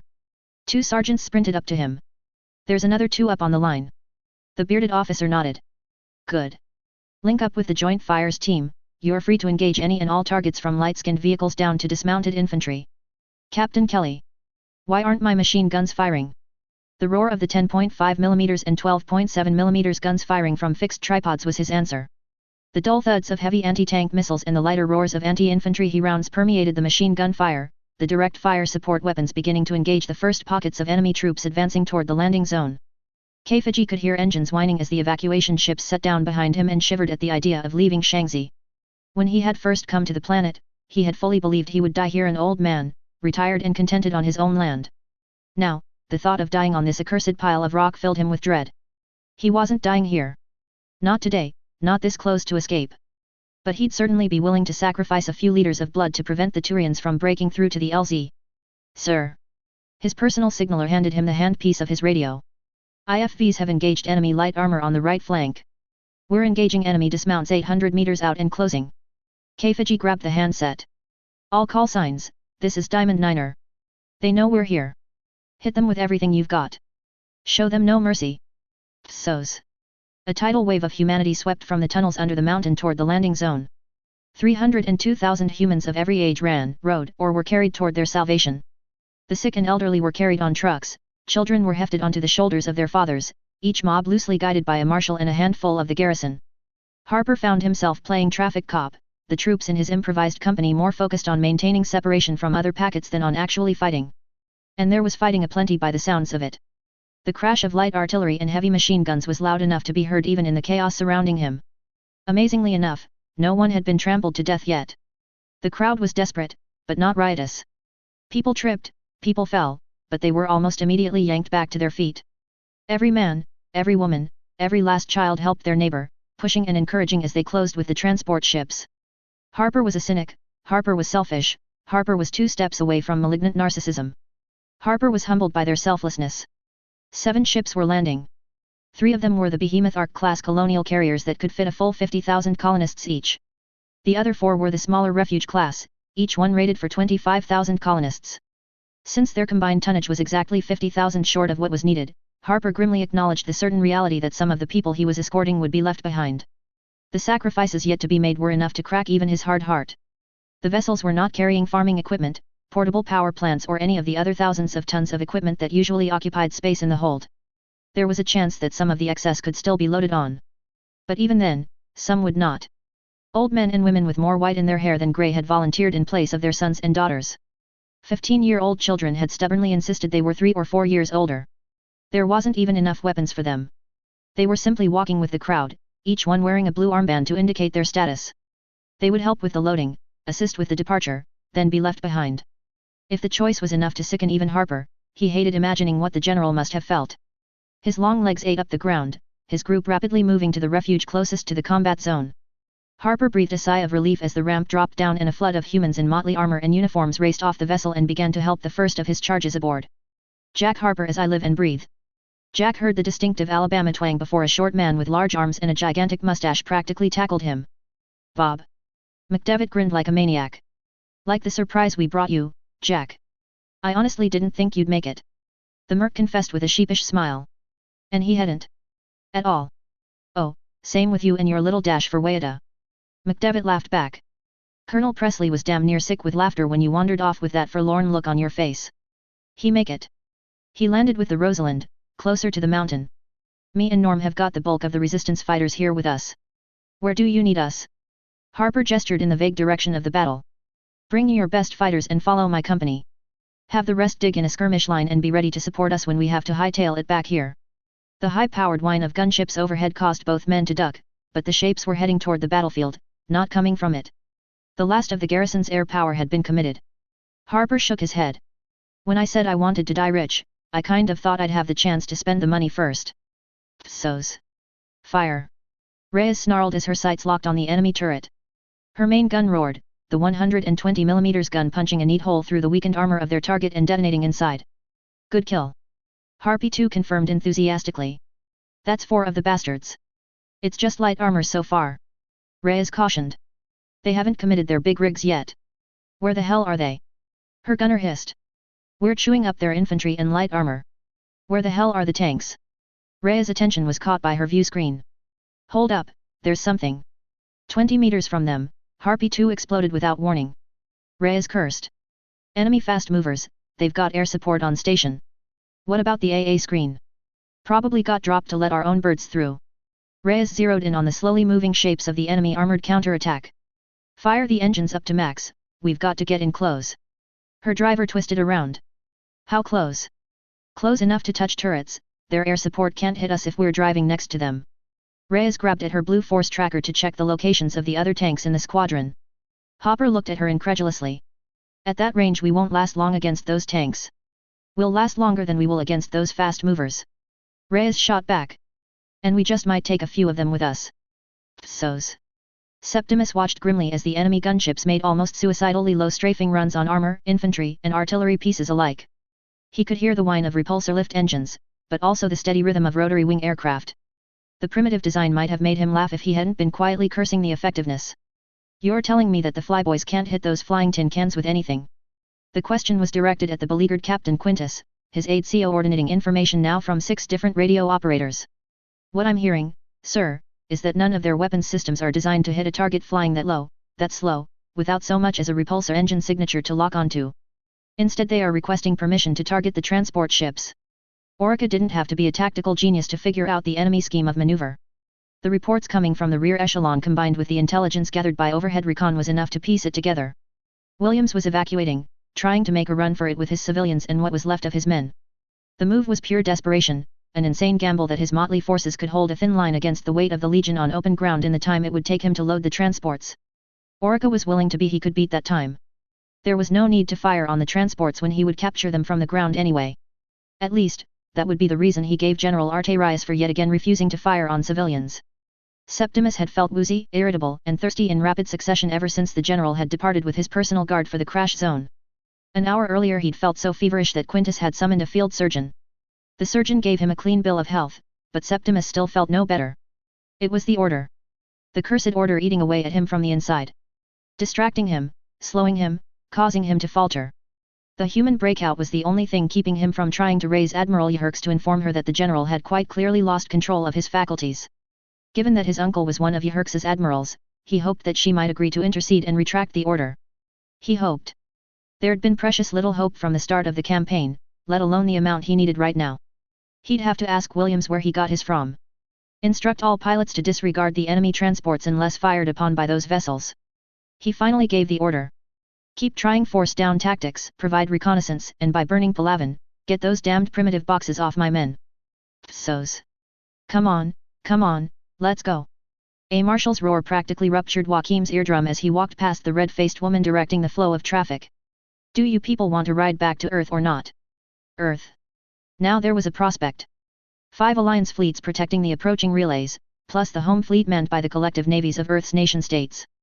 And the massive armies of China, Europe, Africa, and America that could actually mount a decent resistance against a Turian invasion. Joachim longed for 1/10 of the troops currently sleeping and twiddling their thumbs back on Earth. Just 1/10 of those bored soldiers could have held Shanxi till kingdom come. Chekhova was carried off the truck he'd just dismounted, the medic at her side glued to the monitors on the side of her stretcher. Despite her injuries, Chekhova grabbed at Joachim's arm as she passed by him. General. Colonel. Joachim offered her the best smile he could muster. You should sleep. Save your energy for the flight back to Earth. Why aren't you already on board, sir? The woman croaked. I'll be on board as soon as the last civilian is. Patting her shoulder, Joachim nodded at her escorts. I'll be right behind you, Colonel. Still faintly protesting, Chekhova was carried on board as another colonel walked off. Between the two of them, Joachim was hard-pressed to decide which was in worse shape. Chekhova's missing arm notwithstanding, the newly arrived Presley looked half a skeleton, his always lanky frame almost skeletal in the harsh light cast by the powerful landing beacons. Joachim found his hand seized and shaken furiously by his newly returned regimental commander. Matt. Show. Presley grinned. Thanks for sending the rescue party, was getting mighty sick of their food up there. This time Joachim didn't have to force the smile that rose to his lips. Well, I suppose it wasn't a total loss if we got you back. Presley nodded. Hell of a thing Ganjo did, getting us all off that piece of tin. We'll raise a glass in his honor at Starways Bar on Arcturus.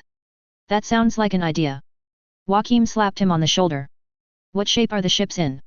Will we have enough room to fit everyone? The older officer weighed the question. Everyone keeps giving me different numbers. Best I can figure, we cram everyone in and leave it to fate.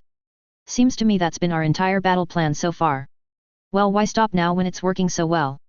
Despite himself, Williams laughed at the absurdity. Look at us. 2 old bastards with no actual units to command. All the fighting is being done by sergeants at this point. The whine of an air-to-air missile and the explosion of one of the circling gunships sobered both of them up instantly. Presley's mouth hardened as he gestured toward the battlefield, where the sounds of heavy gunfire and the roar of armored vehicles was only growing louder. Something tells me there'll be plenty of knife work for us before dawn comes. Psos. Come right again. Reyes fired off another heat round and swore as it bounced off the barriers of another Turian tank. Harpy 3, target my last, light him up. There was no reply for a second, then the alien hover tank reeled and detonated, Harpy 3 rumbling past it to crash into another squad of dismounted infantry. Harpy 1, this is 3, that was our last heat round. We're down to anti-infantry shells and canister. Copy that. Reyes grunted as the tank lurched under her feet, then swerved to avoid the burning wreck of Harpy 4. They'd been playing chicken with Turian armor for less than 5 minutes and she'd already lost another tank. Staying out of the way of the fast movers was costing them dearly, but going back meant death. They'd already lost the gunner, now she had taken over. All the armor the garrison had left was now wreaking havoc in the half-organized Turian line. From what she could see, it looked like the Turians had been planning to meet armor with armor, and now had to reorganize their own armor to root the human tanks out of their infantry advance. It was an all-out tank brawl, and Reyes was winning by her own count. But the aliens fought like madmen. They hurled jetpacks and satchel charges under tank treads, climbed up and hacked away at turret hatches, tried to roll grenades down the gun barrels. They were being killed or wounded by the dozen, but they were also crippling what was left of the human armored advance. Reyes traversed her CO-axe over an anti-tank crew and grunted with satisfaction as the whole group fell in a cloud of smoke.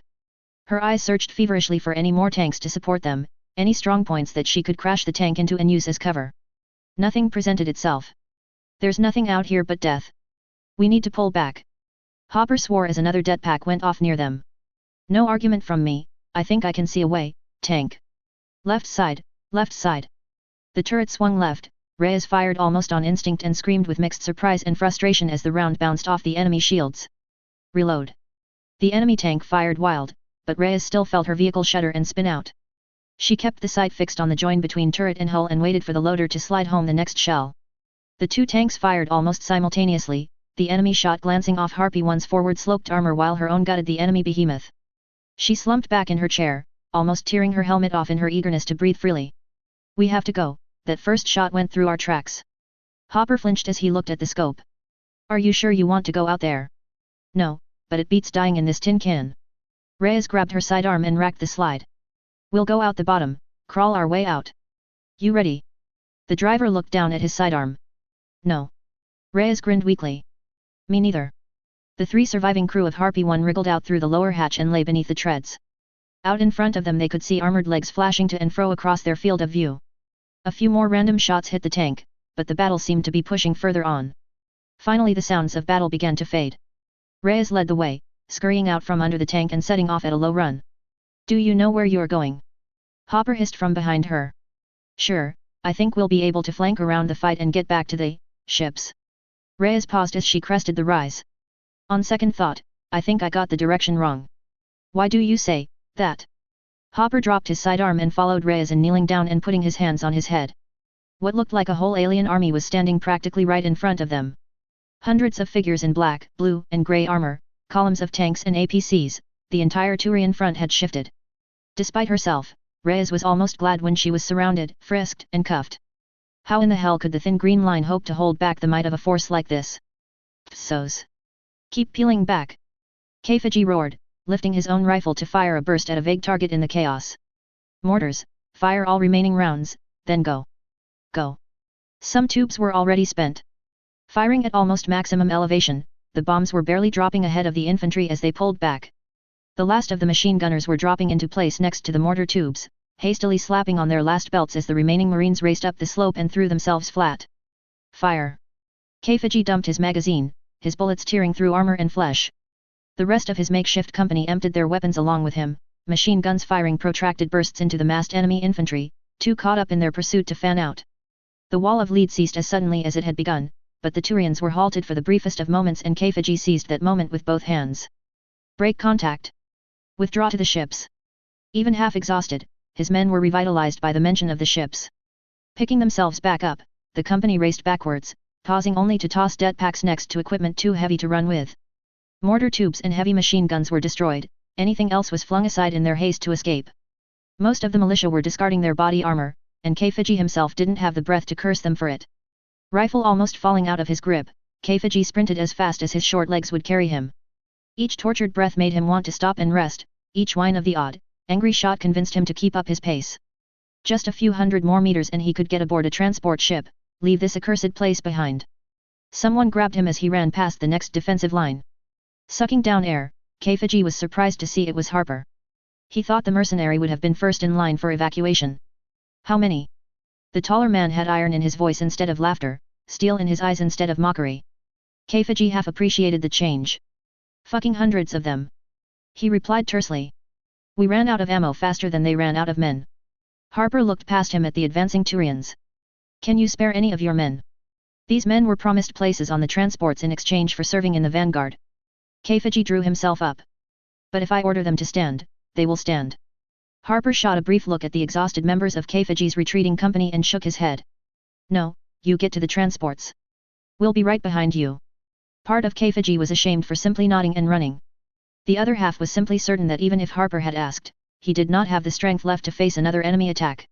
A quick glance at the crumbling line of Harper's infantry confirmed what he already knew: the fight was going out of the battered garrison faster than the transports could load and evacuate. Psos. Quintus sprinted from the command APC to where Colonel Orica stood, field glasses in hand, surveying the retreating enemy and the advancing troops of the 13th Phi. Not for the last time he wished his commander would command from a hardened headquarters instead of an exposed ridgeline. Bravery had its merits, but so did not dying from a stray mortar round. Sir. Our active ladder indicates the first of the enemy transport ships are beginning to lift off. The fighters are again requesting permission to engage. An unarmed transport ship. Orica spared him a brief look. Where's your sense of sport, Captain? Sir? They're getting away. Nonsense. We'll simply have a cruiser interdict them in orbit. Go through our headquarters in the main city. Tell them to type up a proper request for orbital support. Make sure you calculate the interdiction CO ordinates correctly and instruct them they are not to fire on those ships under any circumstances. I believe they may be carrying precious resources. Quintus turned to sprint back to the APC, but Orica laid a hand on his arm. With precision, if you please, Captain. I don't need Admiral Yehurks reprimanding me for shoddy radio work. Confused, but nodding anyway, Quintus slowly walked back to the radios. Not for the first time that night, he wondered if the colonel was feeling quite himself. Psos. The airburst round was as unexpected as it was brutally effective. Cunningham, standing almost within arm's reach of Joachim, clutched the side of her head with a scream and toppled to the ground. Grabbing a field dressing, Joachim pried Cunningham's hand away from the bloody mess.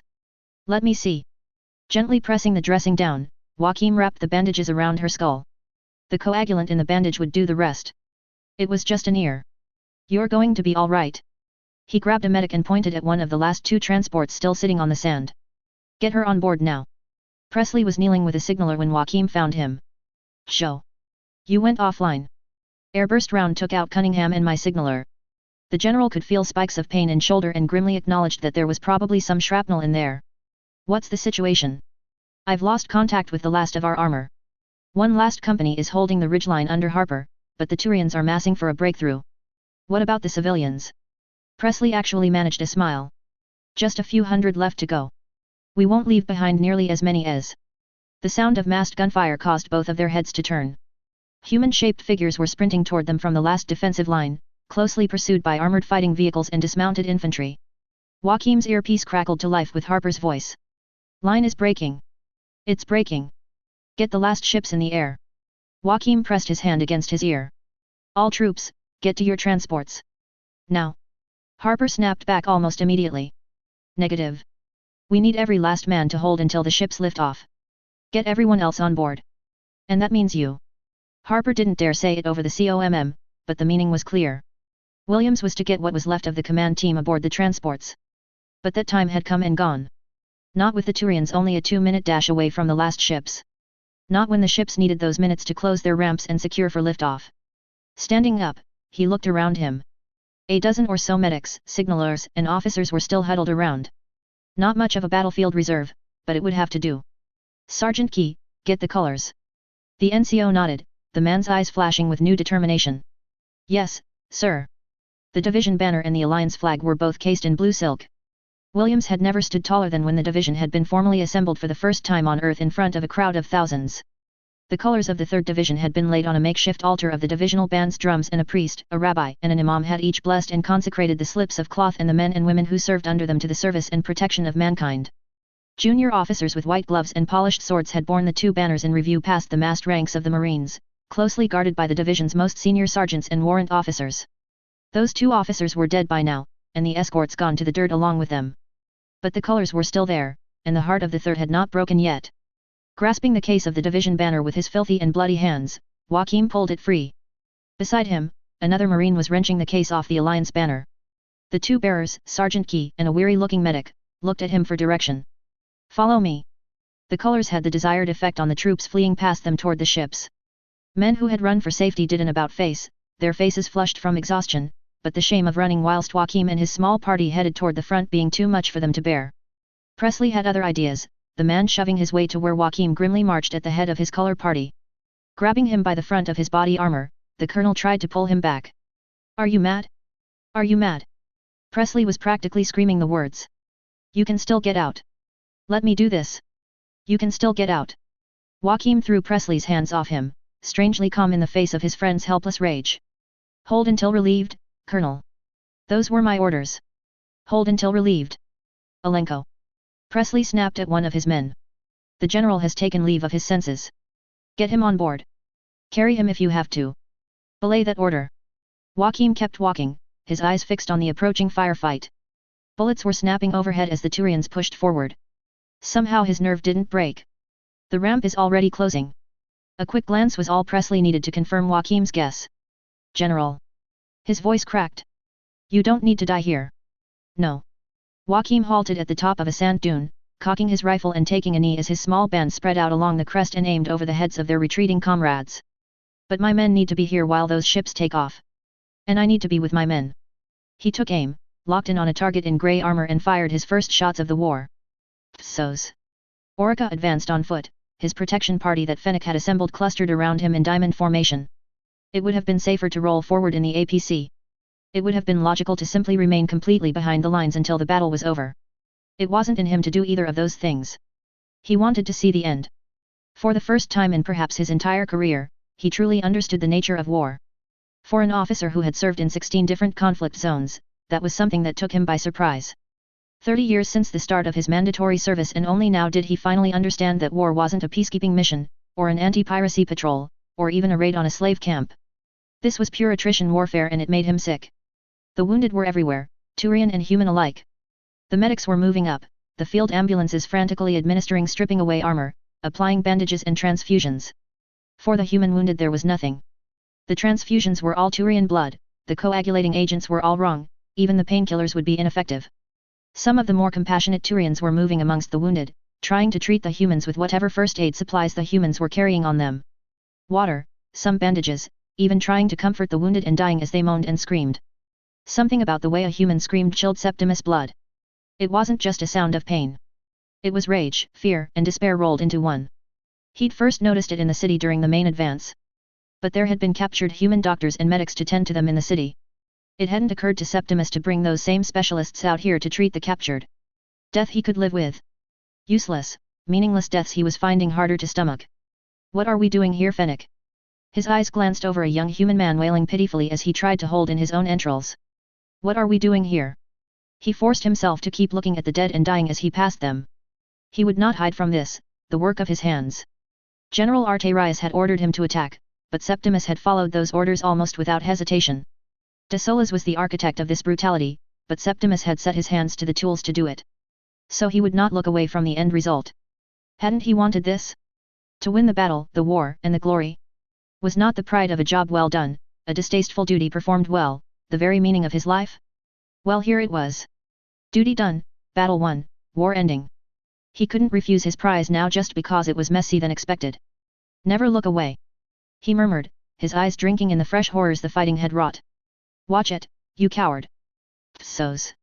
Joachim had killed his first man at 23. On patrol in the Afghan neutral zone in the aftermath of the Sino-Pakistan-Indian War, leading his platoon on a stabilization patrol during a period that the media insisted afterwards had been simply peacekeeping operations. The 13-hour firefight against whatever group of sponsored insurgents had been in ascendancy that month hadn't felt much like keeping the peace. The fighting had gotten so bad that even Joachim had been forced to fight at close quarters instead of commanding his men. He'd fired at targets at long range, tossed a few grenades at them when they started getting real close. But he hadn't known for sure that he'd killed anyone. Not until he turned to see 3 infiltrators sneaking up on his pit from a breach in the line. He'd shot 2 before the third knocked his rifle out of his hands. But that was back then, when he'd been fit and strong as a bull. He'd broken that insurgent's nose and spear tackled him almost immediately. Hell, his neck might have broken even before Joachim had grabbed his knife and driven it through the side of his attacker's temple. That was back then. The Turian that tackled Joachim to the ground and began trying to drive his own knife into the general's skull wasn't likely to be that easy. "Get off me, you ugly son of a..." He saw stars as the Turian drove his fist into his cheek. Assist! Assist! It was a desperate cry for help, one that was unlikely to be answered as the battle raged on around him, but Joachim was too fatigued to calculate the odds of a rescue. He pawed at his own knife, trapped on his belt by the weight of the alien. The alien had lost its helmet, which allowed Joachim to land a few solid punches, but the Turian rewarded his diligence by attempting to bite the offending arm. Left hand half freed, Joachim wrenched a rifle magazine out and smacked it against the Turian's face. By chance or by aim, the edge drove into the soft matter of the eyeball, the Turian reflexively lifting his hands to his face at the sudden attack. The weight displaced, Joe went for his knife, driving the blackened steel up into the Turian's neck, then wrenching out against and going for the spot where the ear should have been. His relief was short-lived as the weight of the dead alien now settled fully on his battered body. As he lay underneath the armored corpse of his attacker, Joachim let out an exhausted sigh. Seconds of fighting had stretched out into almost minutes. Both sides were dying in droves, but the last of the ships were lifting off. There was nothing left to do but die. That part was guaranteed. It was dying well that concerned him now. His eyes caught new movement and sound above even the chaos of the battle. Presley had grabbed the Alliance banner and was waving it furiously as he stood at the top of the ridgeline. Rally, third! Rally to the colors! Joachim found new strength, pushing the Turian corpse off him and staggering up the rise. Rally to the colors! Rally to the colors! Others were taking up the call. Harper, Petrovsky, young MacLeod. Alenko and McDevitt together again. The soldiers of the militia and the Marines of his division coming together in a ragged line at the top of the hill. Battered and weary, their defiance inspired something in those who had turned to flee. William seized the divisional banner and stood next to Presley, the red flag and silver falcon poised to strike flapping furiously in the wind alongside the Alliance field of white stars on a black backing. The sun which had been threatening to rise did so now, the warmth behind him casting away the last shadows of the night. No more than 100 men still held the hill as the Turians charged upwards, their armor glinting in the dawn sun, their charge promising to sweep the fragile last stand from its feet. Williams fished his last magazine out of his mag pouch and slotted it into his pistol. Now, boys. Hold the line. He racked back the slide on his pistol as a peculiar thought struck him. Frank, my son, I'll never get to meet your child. I'll never meet my granddaughter. The accompanying bolt of sorrow almost completely undid him. Joachim's hand wrapped around the polished wood in his grip, forcing himself to stay upright as he leaned on it. Fear threatened to completely overwhelm his senses. Every part of his rational mind screamed that he would not survive the next few minutes and all his animal instincts begged to him to run. But there was blood and steel in him yet. He would not run. He lifted his voice in one last, desperate shout. For Earth, boys. For Earth and the Alliance. The cry echoed along the line, a feeble yell in the face of armored oblivion, but there nonetheless. For the Alliance. The Turians were on them in seconds. At point-blank range, shotguns and machine guns joined together in a bloody symphony, accented by the screams of the wounded and cries of the dying. Almost immediately Williams found himself attacked by a quartet of Turians. He felled the first with a barrage of pistol rounds. The second caught a blast from Petrovsky's shotgun and the third collapsed under pistol fire from Presley. Harper tackled the fourth before he could bring his shotgun to bear on Williams. More Turians tried for the banners, but somehow the small honor guard that had formed around the colors still held its ground. Every second seemed an hour as Williams fired his pistol one-handed, accuracy not mattering in the slightest since the enemy was almost close enough to reach out and press the muzzle against. Seeing a Turian aiming at MacLeod's back, Williams opened fire. The slide locked back empty after 2 rounds, Joachim forced to watch as the Turian tackled the boy to the ground with a horrifying crunch of broken bones. The rattle of automatic weapons signaled the arrival of a new group of Turians, these ones all in black. The leader seemed fixated on the colors, his rifle raising with deadly purpose to aim directly at Joachim's chest. Pistol dangling empty from his hand, Joe saw his death in that black muzzle. Somehow it didn't seem acceptable to drop the colors and dive for another weapon, even if the end result would be the same. He breathed, watched the Turian's finger tighten. And had his view of the afterlife blocked by Presley. Swinging his body in front of Joachim's, Presley twisted in agony as the bullets entered his back. The Alliance banner fell from his gnarled fingers, blood pouring in rivers from the exit wounds in his chest and stomach. Joachim grabbed at him with his free hand, unable to believe it. Not you. The words felt like they were spoken by a stranger's mouth. Not both of you. General. Presley gasped, his hands grasping at Joachim's armor. Joe, I'm. He never finished the sentence. Colonel Matthias Presley fell, collapsing to the sand, the blood flow stilling as his old heart finally stopped. The world disappeared as Joachim sank to his knees, his mouth opened in a soundless cry, trying to form a wordless prayer. The Alliance had abandoned them. Reinforcements would never come. And God had abandoned him to the corpses of his men. He could hear the firing around him dying away. The Turians had stopped shooting. Instead there were sounds of scuffling, muffled curses as the last human combatants were wrestled to the ground and restrained. Williams brought his eyes back into focus as a pair of Turian boots stepped in front of him. His eyes traveled upwards, rolling over the blue armor until his eyes found the face of Septimus Orica staring down at him. The look was almost pitying, and stung Joachim to his feet faster than any bite might have. Orica's eyes roamed over the battered and bloody general, then to the men and women finally being cuffed and frisked around them. Finally they returned to Joachim. "Have you had your fill of blood, General?" Joachim's left hand fell to his hip and the antiquated Colt still resting in his other holster. Orica did not even flinch. Joachim flicked off the retention strap and slowly drew the pistol. The bodyguards surrounding Orica shifted uneasily. The pistol fell to the ground, bouncing harmlessly on the sand. Joachim held out the division banner toward Orica. "I surrender the 3rd Division of the Systems Alliance Marine Corps and the Systems Alliance Colony of Shanxi to you, Colonel Orica." Orica accepted the banner. His face remained impassive for a few moments longer, a flicker of something dark lingering behind his eyes, a flicker of something Joachim shuddered to consider. The Turian bowed his head, as if in thought. When he raised it again, the darkness was gone. "On behalf of de Solas Arterias, General of the 7th Legion, on behalf of the Turian hierarchy, I accept your surrender with honor." It is done. Chapter 38, of Duty and of Honor. In a way, I am grateful to have been there for it. The dying hours of the First Contact War saw many events that convinced me of the goodness within the Turian adversary. His chivalry toward the wounded, his honor toward the dead. I had been a POW before. Captured by rebels in Chechnya during my time in the Airborne Guards. No human ever granted me the dignity in defeat that an alien did. Brigadier General Oleg Petrovsky.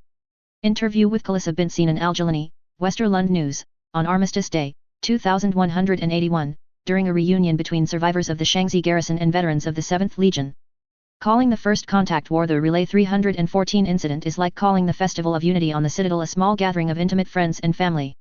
It dishonors not just the rows of human bodies I saw upon that bloody morning, who nobly died to defend their people, but also the bodies of my friends and comrades, the betrayed bastards of the 7th Legion who were tricked into throwing themselves against those defenses.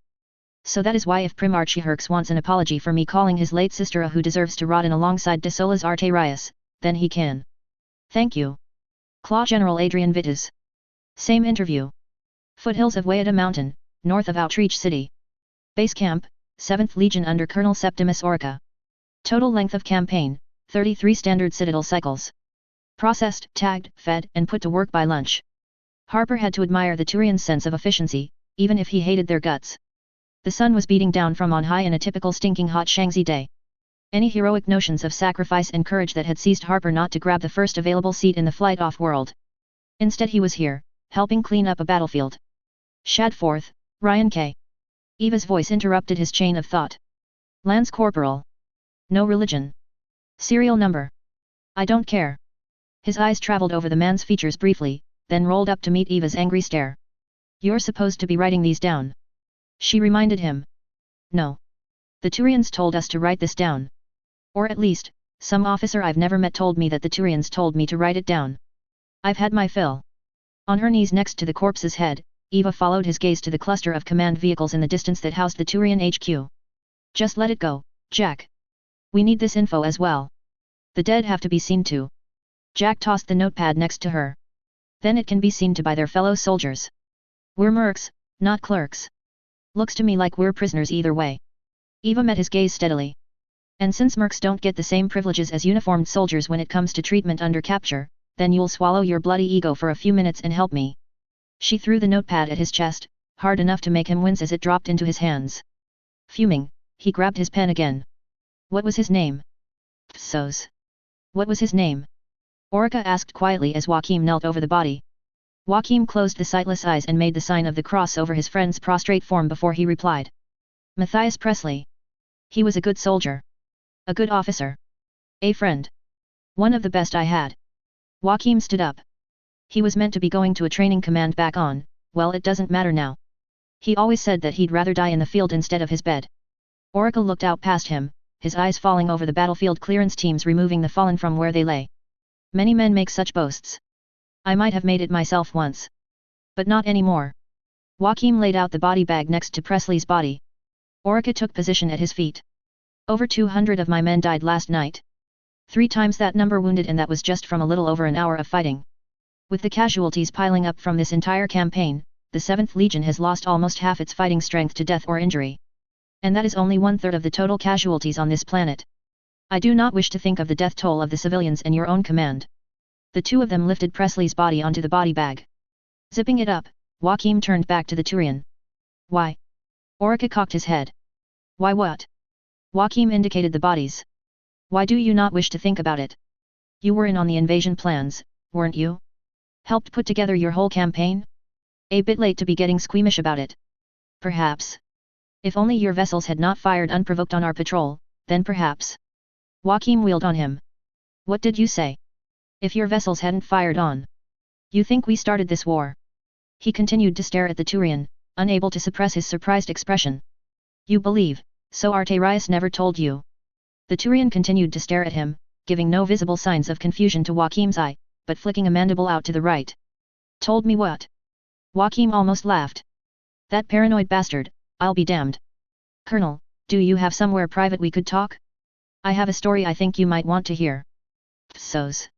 Bob passed Norman his bottle as his friend paused to wipe the sweat from his brow.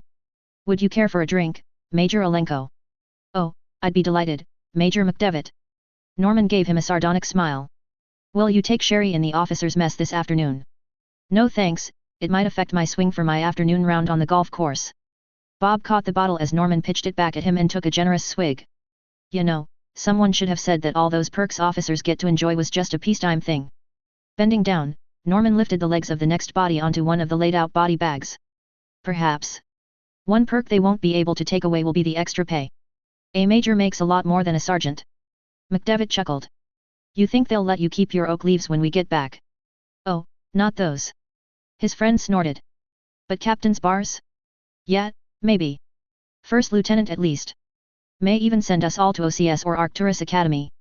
Stop counting those chickens, moose boy. McDevitt looked up at the top of the sand dune behind them, where a pair of Turian soldiers looked down on them all with bored expressions.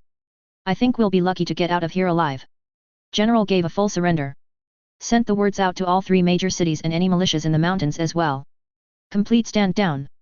They've got no reason to kill us. Got the same reason to kill us that we have to kill them. We're still the enemy, pals, or not? Alenko looked at him askance. You think these people execute prisoners? McDevitt glanced at the guards again. I'm saying calling them people is stretching the definition of the term. We could clean up the bodies, stack the guns, then get invited behind the hill for chow and meet a machine gun in the back of a truck. The general and their boss seem to have a rapport. Alenko pointed out. And that's great for the general, maybe for the civilians as well. McDevitt leaned closer. How many guys do you have left? About half my company survived. But most of them are civilians turned insurgents. They're happy enough to have gotten out of this with their lives. What about the old crew? Anyone from the 14th left? Alenko considered it. Hess is alive, but his hands got mangled when he threw Barber out of the way of a grenade. Barber's not going to be much use, she's pretty much glued to him. I thought they hated each other. Yeah, go figure. I saw Dubbo, Greeny, and Adlard earlier, and Rathburn is working at the aid station. Good. McDevitt knelt down again to zip up the next bag. I can get about half a dozen more. Between us, we should be able to get everyone pretty organized. If you're planning some kind of stupid breakout after the old man ordered. I'm not going to do anything like that, man. Bob reassured him. But if we see anything shady going down, or if the relief finally arrives, then I want us to be ready to move. What I want to know is, can I count on you? Alenko looked at his friend, then at the rows of bodies still to be identified and bagged up. No stupid stuff. If the Turians honor the surrender, we do as well. We move only when we need to, not before. Deal.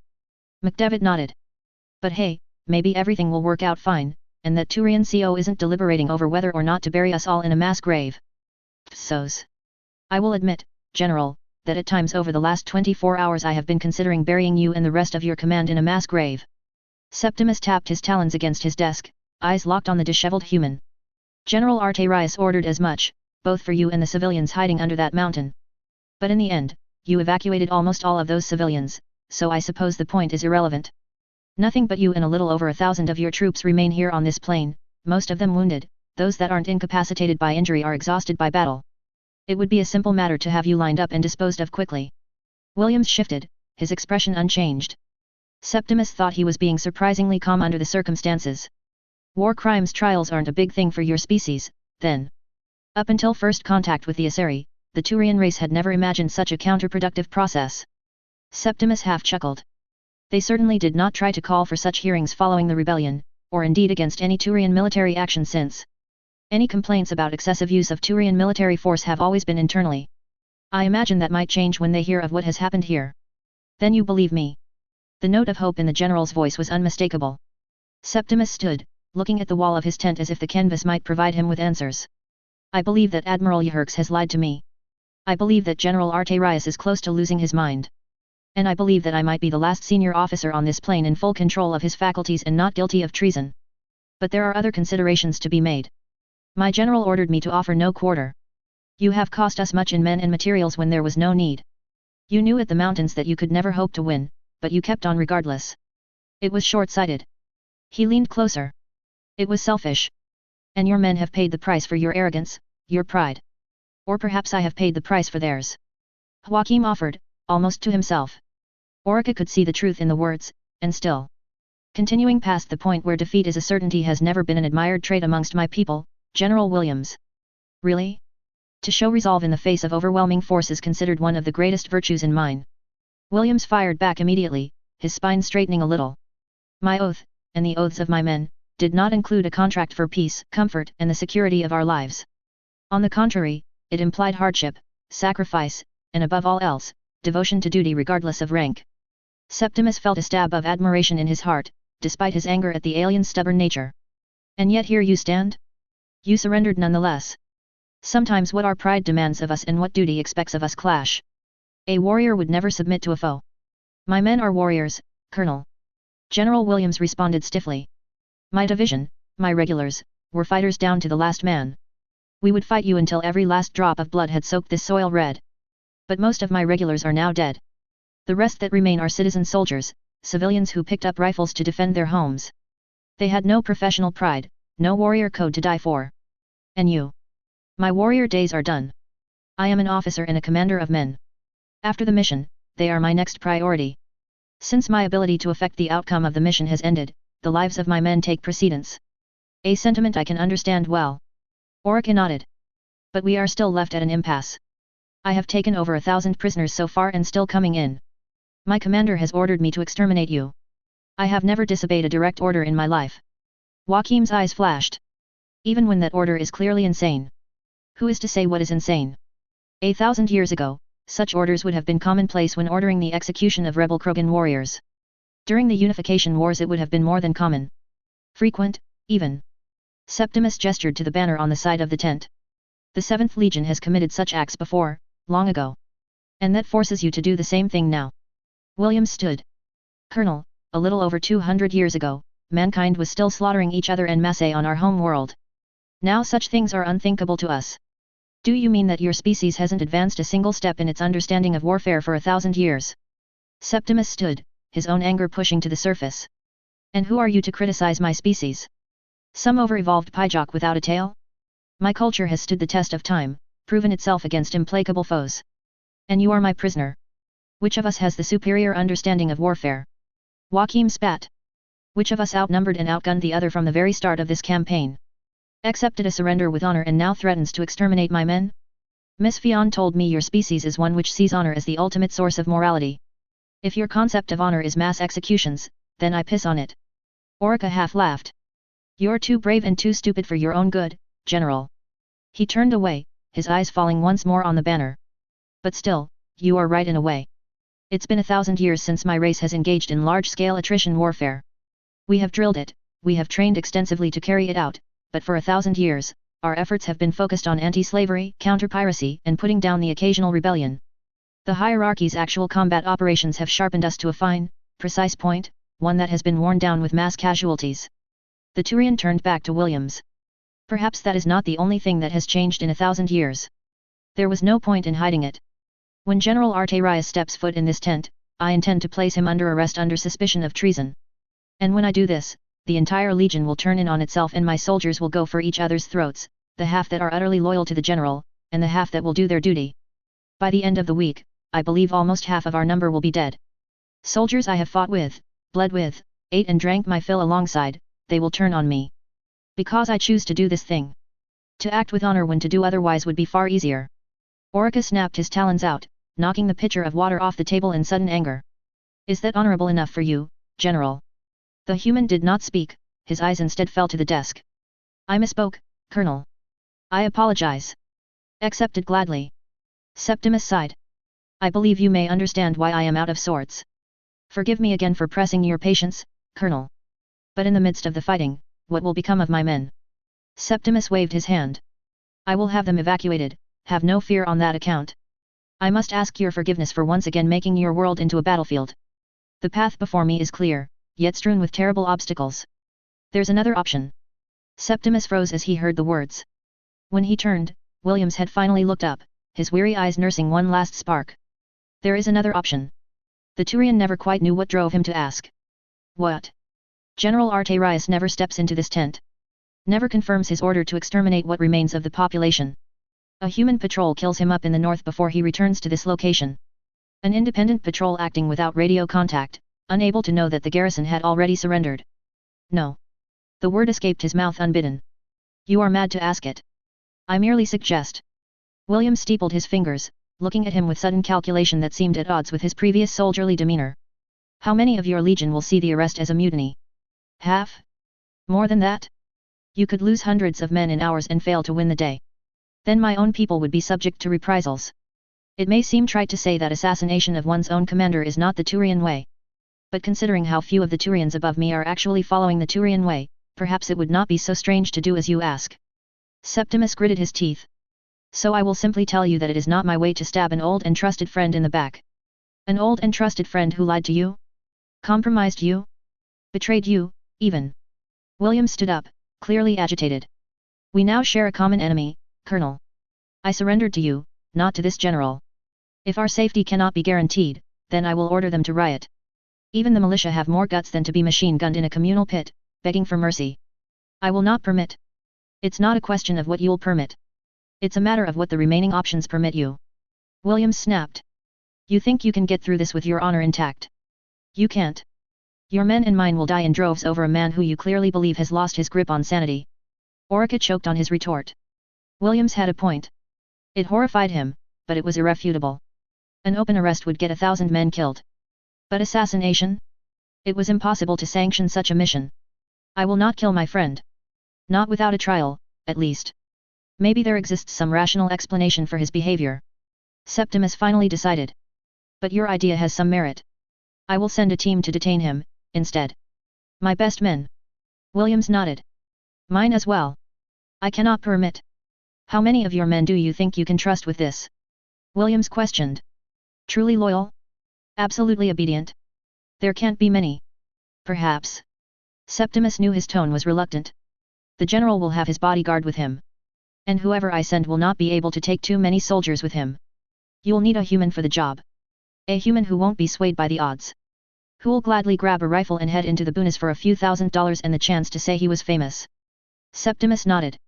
And who did you have in mind? Psos. Jack looked at the pair of them incredulously. Have I been wearing a sign saying please volunteer me for suicide missions for the last few weeks without anyone telling me? Across the table from him, the general sighed as if embarrassed by his behavior. It's not a suicide mission, Jack. You'll be accompanying some of Colonel Orica's best men to detain General Arterius.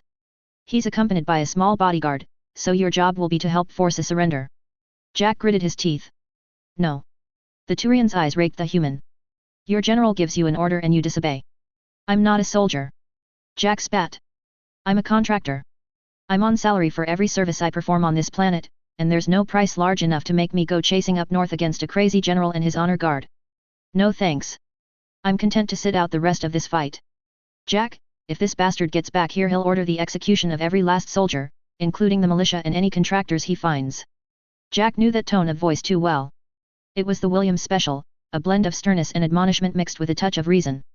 If he wasn't immune to it by now then he never would be. Then I'll grab Eva and bolt. I can survive for months if I get into the green belt. Jack. Oh get fucked. Jack sprang to his feet, unable to control his anger. If you didn't want us to die on our knees, maybe you shouldn't have lowered the colors. Williams had turned white as a sheet, but his cheeks were beginning to redden with slow-burning rage. He turned to their host. Colonel, may we have a moment? The Turian muttered something about it being his tent, but strode out of the shelter without sparing Jack so much as a contemptuous glance. Williams looked back at him. Jack knew the telltale signs of the man's rage, but he'd never seen the cumulative effects of stress, grief, and exhaustion piled on top of it. Before I say anything, Williams cleared his throat, do you have anything more to say to me? Jack leaned across the table. Do you know why I'm pissed at you, Joe? Enlighten me. You made me believe. Just for a moment there I really thought maybe I was fighting for something more than myself.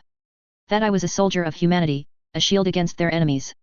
I was ready to die for you like some goddamn idiot. Then you just gave up. Couldn't let us go out on our feet, no. No, you had to kneel down and toss the banner at their feet. Jack looked away, suddenly ashamed at himself for letting go too much. I can't go back out there. Not again. I just want to go home. Joachim steepled his hands. You've said your piece. May I deliver mine? Suddenly feeling his own exhaustion, Jack sank back in the chair. Williams took that as his cue. He stepped in front of Harper. Suddenly, Jack felt very small as Williams fixed him with the full weight of his glare. You're not a soldier of humanity, Jack. You're a merc. A gun for hire. You sold your skills to the highest bidder for years and dressed yourself up as a patriot while you did it. But that's not all you are.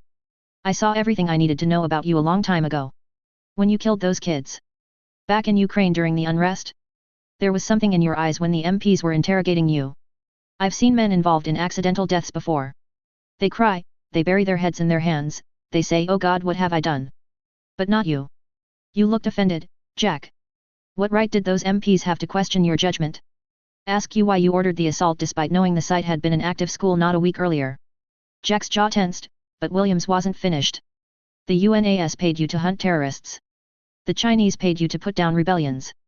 The Russians hired you to train their death squads. You did everything and anything to turn a profit, and congratulations. You got rich. But you didn't get famous, and that's what you really want, isn't it? Admiration and adulation. So I'm not going to appeal to your honor or your conscience. I know your honor is for shit and your conscience hit shit and kept digging. So I'll offer you something better. Something I know you really want. He grabbed the arms of Jack's chair. I'll make you famous, Jack. My family has political influence and media connections. I firmly believe that this war will be over soon, and when it does I'll make sure your face goes up on every broadcast, your voice gets heard on every radio, and your butt gets kissed at every celebration. I'll have your dishonorable discharge revoked and you recalled to duty just so you can have a whole string of medals draped around your throat. You'll be the poster child of humanity, Jack, dead or alive. So what do you say? Psos. The late afternoon sun was just beginning to set by the time they stepped off. Eva's eyes trailed over the rows of bodies neatly organized in rows of 20, humans stepping between the ranks and recording the details on each man and woman's dog tags, the last of the human weaponry being loaded into secure containers under the strict supervision of the Turians. The Turian makeshift POW camp was beginning to take shape. Boxed in by the enemy on four sides, the humans were free to roam within the confines of the motion sensors acting as walls. The logistical mind of General Williams had solved most of the problems facing the survivors. Camp stretchers, food, extra medical supplies and a dozen other miscellaneous items had been retrieved from the now deserted mountain base under Turian guard. It wasn't luxury, but the men would still be fed and the wounded cared for. Hard to believe we're doing this, she murmured to Jack as they were marched out of the camp by their escorts. Are you sure this is the smart play? Her partner grunted. Jack had been irritable and snappish since he returned from his meeting with General Williams. Eva had barely been able to pry the details out of him, and what he had said was more than enough to unnerve her. He'd simply instructed her to rustle up some cold weather gear, some food and water. That they were heading north on a special mission. A joint mission. The shadows had already lengthened by the time they'd walked down a few sand dunes. 2 Turian hover APCs were waiting for them, 6 figures in deep black armor moving in between them with cases of gear. Reaching the side of the first vehicle, their party was greeted by 2 Turians, one with white facial markings and the other with green. Whiteface glanced at their wrists, then at their guards. You can take off their shackles. We'll handle it from here. The chief guard nodded, unlatching the restraints on his charges and then disappearing back over the sand dune they'd come from. Whiteface extended his hand. Jack shook it cautiously. I'm Lieutenant Adrian Vittes. I command the 9th Platoon of the Black Watch. This is Sergeant Hyax, my number 2. Jack Harper. Jack glanced at the rest of the Turians' men. Each one was wearing light, battle-scarred armor. Orica hadn't been joking about choosing his best. This is my partner, Eva Cord. Turning around, he indicated the 2 men he'd selected to join them. That's Sergeant Gurpreet Saluja. He gestured to the slim, weathered Indian. And that's Petrovsky. Vittes spoke first. The Turian almost sounded pleased. I'm glad you survived. Da. The bearded Russian nodded, a grin taking the place of the scowl he'd worn all afternoon. I am glad to see we did not kill you last night. Vitas gestured to a dent in his armor just below the neck. Not for want of trying. So, we are all in this together, yes. Petrovsky beamed. Out to kill. Capture. Eva hissed. Capture. Petrovsky did not skip a beat. A crazy general in the snow. Jack unfolded his arms. We are all going to die. The Turian sergeant actually nodded in agreement. I started to think that when Colonel Orca told me we would have our radios switched off until the job was done. Jack took one look over his shoulder back the way they'd come. It'd be so easy to just walk back to the camp and tell Williams to go to hell. But that would mean going back on his word. Say this, for Jack Harper. He thought to himself. Take away everything else and you can still say he's a man of his word. Chapter 39, Blood in the Stars. Oh, yes, one last thing. I would just like to say that Castany Drescher is an infinitely superior naval tactician to myself. That will be all. Fleet. Admiral John Grissom. Retirement speech given in October 2165. Rumored to be the result of a lost drinking game. Before I conclude my speech I would like to say that Castany Drescher outclasses me completely as a fleet commander. Admiral S. Fal Orca at his retirement ceremony from command of the Citadel Defense Fleet in February 2167. Confirmed to be the result of a lost poker game. HNV Tyros, in orbit over subdued client word, Shanxi. Total length of campaign, 35 standard Citadel cycles. We've received word from Quarter Admiral Orca and his squadron. Lieutenant Crixus passed Admiral Yherks the pad containing the message.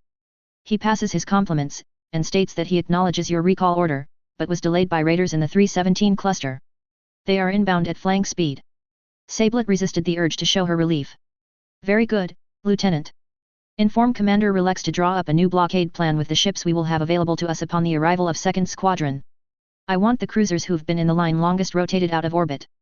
Colonel Orca's medical casualties should also be evacuated starside now that resistance has been subdued. I'll pass it on, ma'am. Her aide nodded. Will there be anything else? A cup of tea, sorry deck, please. Sablet finally relaxed into her seat as Crixus nodded and left her ready room. She had to fight to keep her eyes open as the soft cushions threatened to envelope her. Every hour since the enemy transports had unexpectedly breached the atmosphere and made desperate FTL jumps in every direction had been torture. Colonel Orca's refusal to engage the cumbersome ships in atmosphere, along with the poor position of her own cruisers, had allowed the unimaginable. The knowledge that the world below her was not, in fact, the home world of the humans had left her irritable for days, not even counting the stress induced by the sabotage of the aft port fuel tank.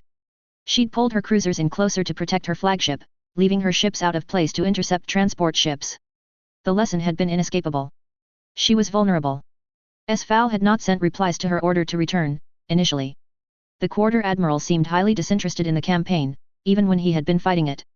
But her most recent order, phrased in more urgent language and warning him of the possibility of a resurgent human attack, had sped his movement. With the reinforcement of Orca's squadron she would have the strength needed to effect a complete defensive strategy whilst the 7th Legion finished securing the planet. With planet in hand, she could reapproach the Council of Primarches and explain the mistake that had been made. A successful campaign would doubtless rouse their blood. And if she could get Spiritus on side once again, she could have De Solas replaced as commander of the 7th to spearhead a new offensive against the humans. Perhaps someone agreeable, like Claw General Rigalon or Talon General Philos. She'd even briefly considered Colonel Orca now in command on the surface, but he was yet another honorable pain in her fringe. Something to be avoided. Despite its setbacks, despite its dangers, this campaign was filled with opportunities, just as De Solas had promised. All it would take was someone with the capability to get full advantage of them. And Yherks was capable. She had built her reputation on it. How quickly De Solas had forgotten her ability in the face of his own ambitions. How much she could have helped him if he had not shut her out. Instead he was lost. Lost in his own entitlement, his little projects, his distractions. Like he had forgotten when a young naval officer had flown a light shuttle through incredibly heavy anti-aircraft fire to rescue him and his phalanx from Batarian pirates. He'd been so impressed, so gallant in his gratitude. And she'd been so young, so eager to please. There'd been other glories. Defeating the pirate cruiser Harkonnen with a badly damaged heavy frigate, her first command. Outmanoeuvring the slaver Lord Iridameth and liberating 2,000 young Asari maidens from his fleet. The standoff against Aria's royal fleet of Omega when her small squadron had routed almost half of Aria's total force in a pitched battle over control of the emission cluster. But none had compared to that first victory, or the sweetness of the accolades that had rained down upon her afterward. No matter how hard she'd chased them, In fact, the more she thought about it. Admiral. The sudden appearance of Lieutenant Crixus in the doorway shocked Sablet out of her reverie. What is it, Lieutenant? Ships, ma'am. The aide spoke the words so fast he almost tripped over them. Far edge of the system. Just dropped out of FTL. Admiral Orca. Sablet stood. At last, Crixus was already moving away. No, ma'am. You need to see this. Sablet followed him out onto the bridge, fastening her uniform jacket as she looked toward the main view screen. Put it up, Lieutenant. We've got them on extreme long-range sensors. Crixus nodded at the operations section.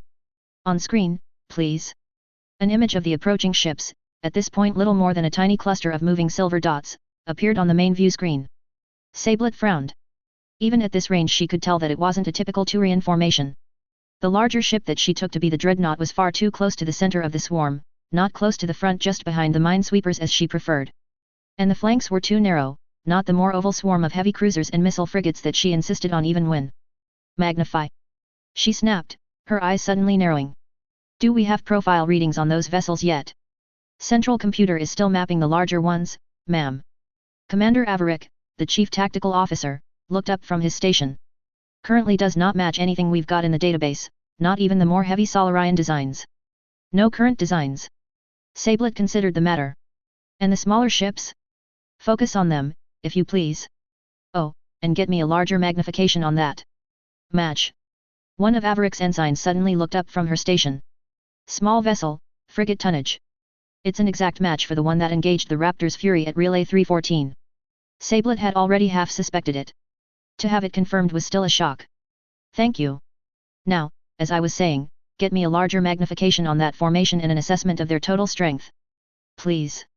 The screen magnified again, now she could make out the lines of the enemy dreadnought. It was a sharply edged, boxy thing that in length almost resembled the Tyros, but completely failed to match the grace of her flagship's swept wings, even with one of those wings badly mangled by sabotage. Sablet felt the battle consciousness within her chest. A tightening of muscle and sinew, an increase in breathing and heart rate, the last few steps before the entrance to the arena. Message all ships. Break completely from blockade and assemble into battle formation. Right flank heavy with 5 cruisers, left flank light with 2. Remaining 3 kept in reserve.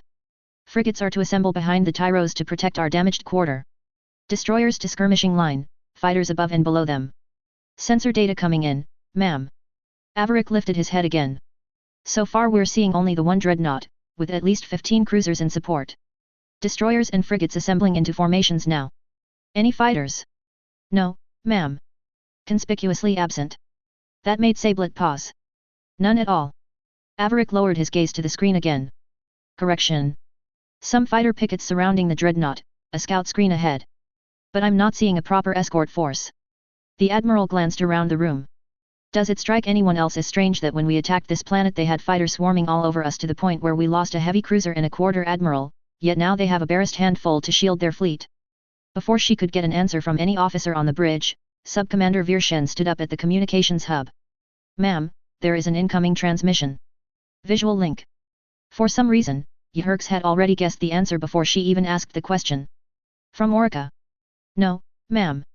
Later on, it occurred to Sablet that she might simply have disregarded the transmission. Focused on preferring her defensive line and chosen not to engage in communications.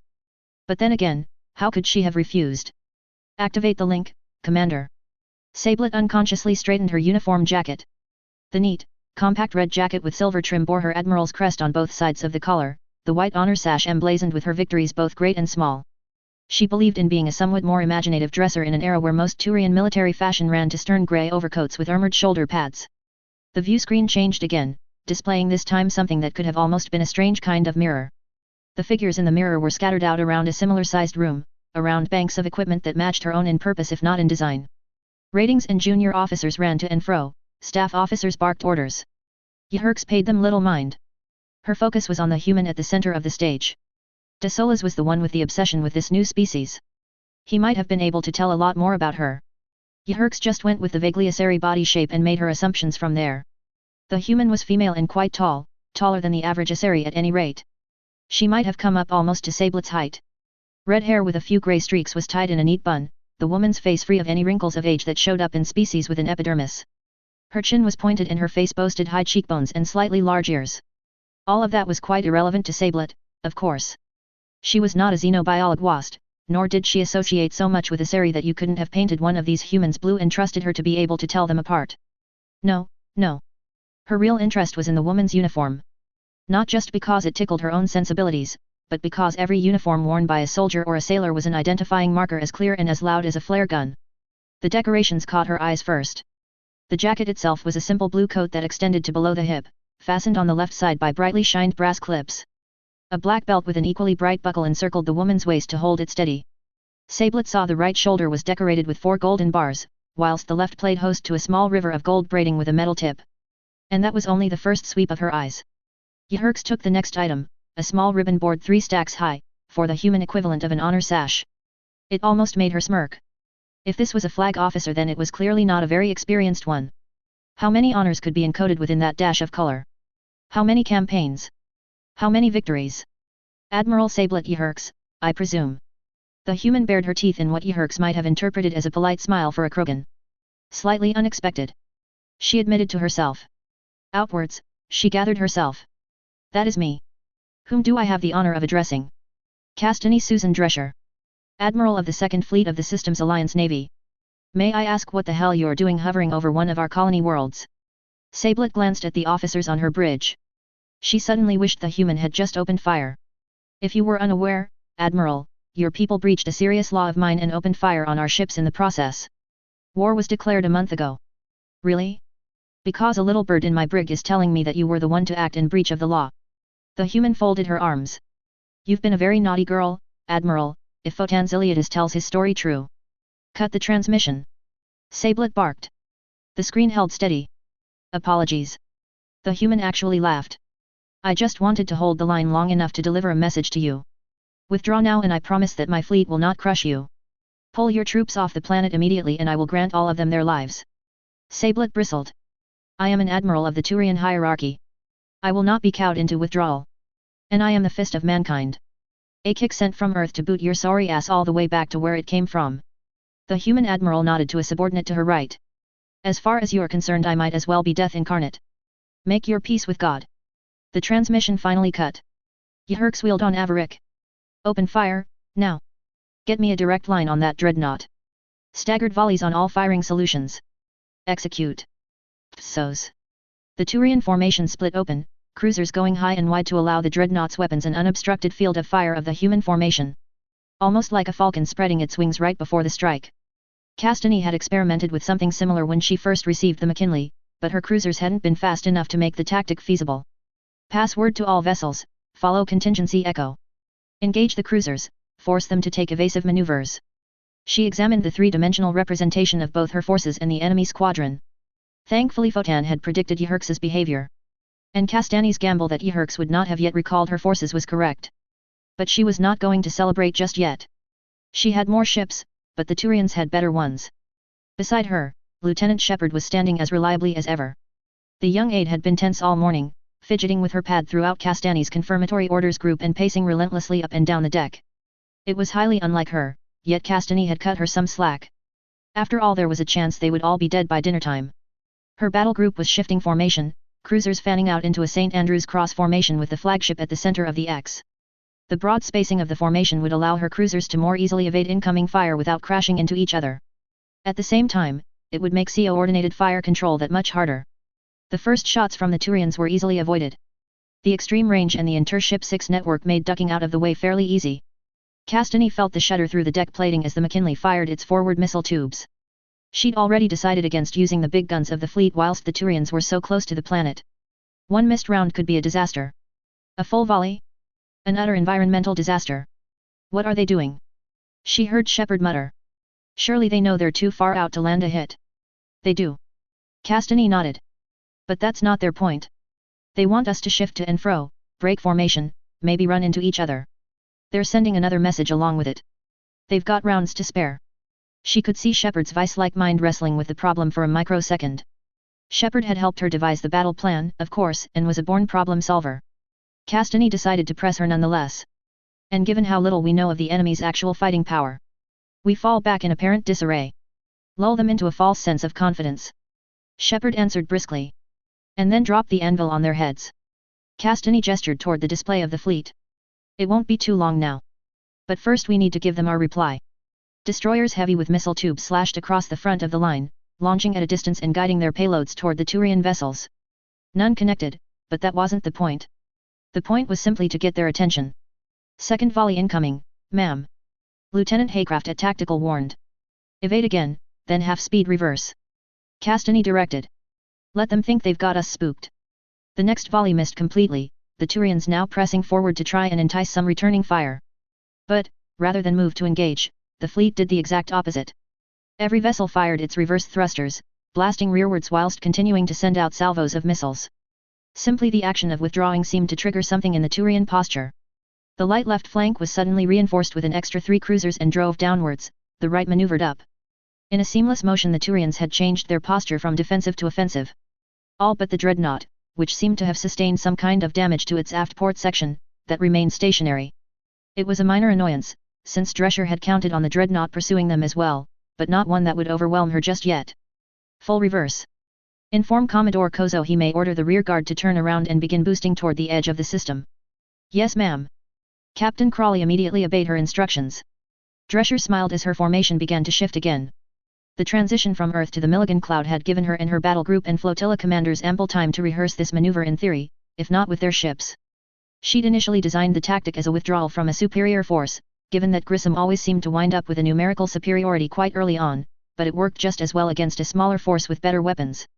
Castany's temptation to engage the Turians rose as they closed range.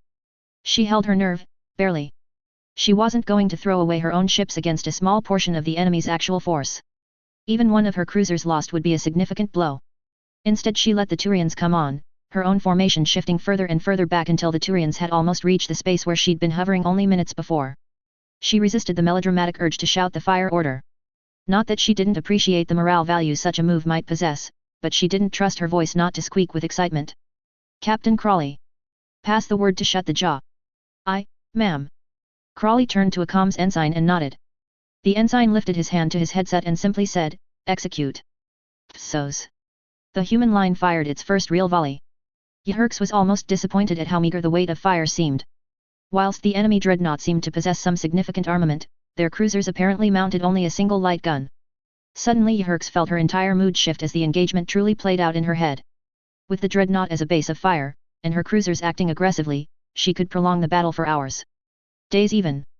The casualty reports began to filter though to the bridge. 2 frigates damaged, a cruiser with a light hull breach. No serious losses. A surprise considering how arrogant the human woman had been. Yhirks had taken the temptation to release her reserve early and turned it into a full-blown counterattack. A move which had pushed the humans from their original position and back toward the edge of the system. Now, if she could hem them in at extended range whilst they... The tactical officer interrupted her thoughts yet again. Ma'am, more ships entering the system. Orica at last. She didn't even know why she bothered asking. Orica would have brought more than a dozen ships. And he would not have split those ships in 2 and made one enter the system above her dreadnought and the other below it. Contact, enemy vessels above and below. Averick confirmed a second later. 5 cruiser analogues in each formation. And something, strange. Larger than a cruiser, smaller than that dreadnought. There's 1 or 2 fighter squadrons in the mix as well, and something might be a refueling vessel if I'm reading this correctly. Sablet shook her head, almost disappointed. If that's their counterattack then it's a piss-poor one. The Tyros could take a dozen more ships in a firefight. Turn us toward the first group, we'll engage with. She paused, narrowing her eyes at the screen. Commander, you said a dozen or so fighters, yes. Yes, ma'am. The signatures indicate. Averick trailed off as he saw what she had. Where there had previously been several solid shapes on the tactical display, now there were dozens and dozens of tiny signatra, all of them streaking toward the Tyros at an alarming speed. Ma'am, our scanners must have been playing up before. I'm now reading at least 5 squadrons from each group. Fighters and bombers. Recall the rest of the squadron, divert as much power as possible to kinetic barriers.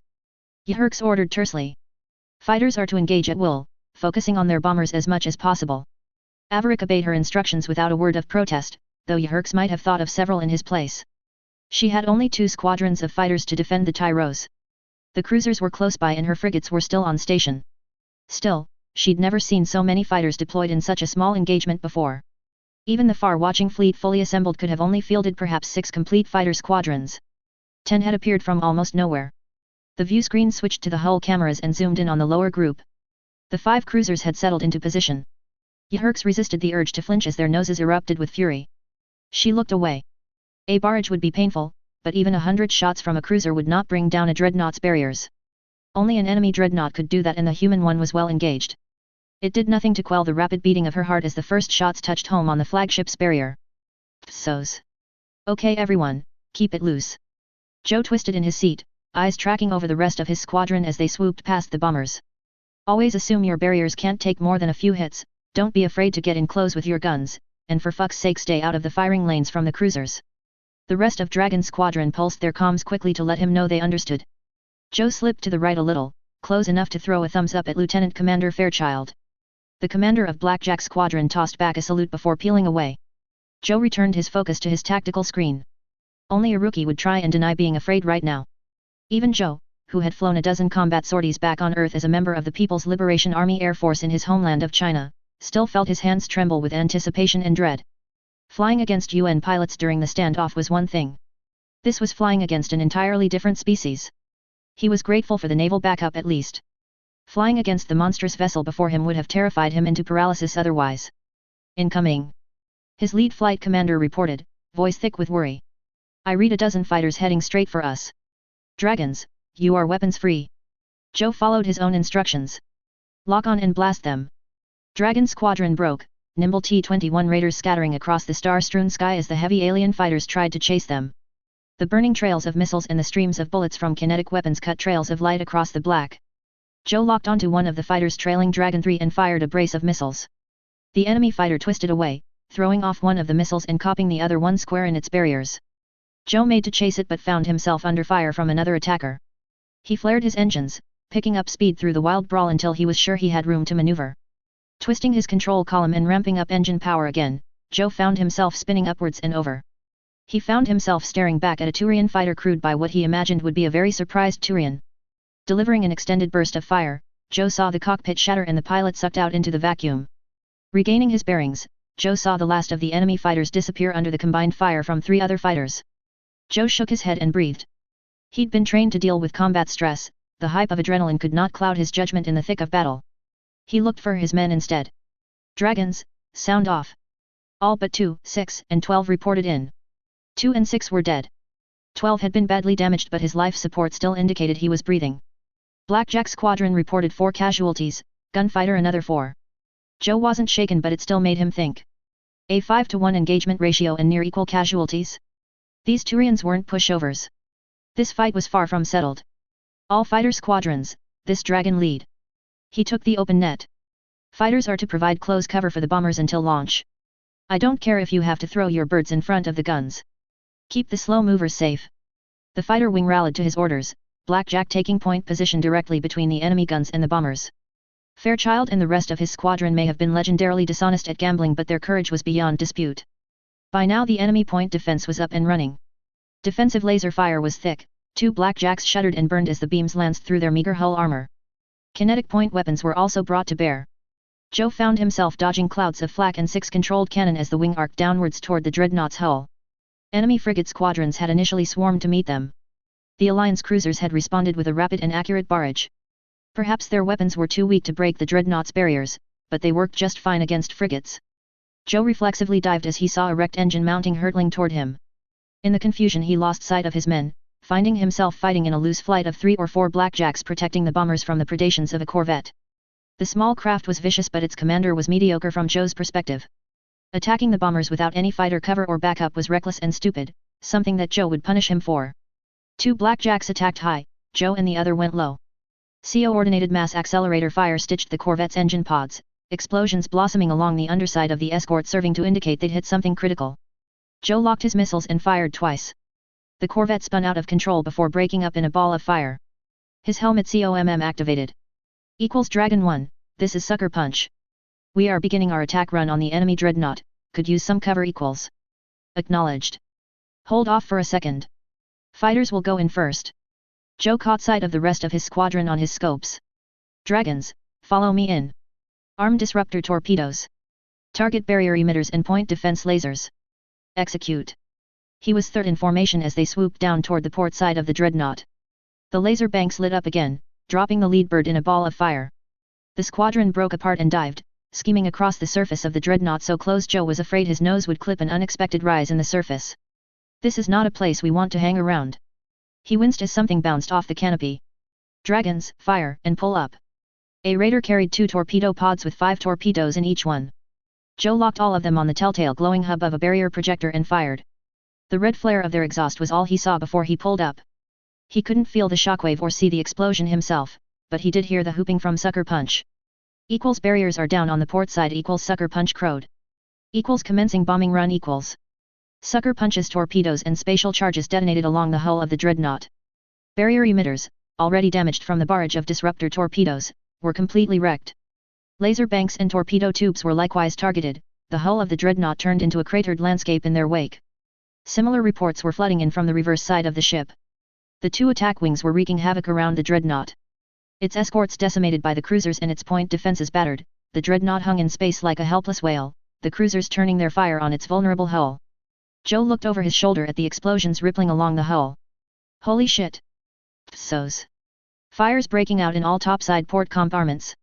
The damage control lieutenant ducked again as a relay blew out above her and showered the bridge with sparks. All barriers and point defense weapons in that sector are compromised. Give the crews in those sectors 30 seconds to get their masks on and then vent every compartment with a fire. Yherks ordered calmly, her eyes not leaving the tactical display. Commander Averick, where are my cruisers? The main body of the enemy fleet now has them engaged.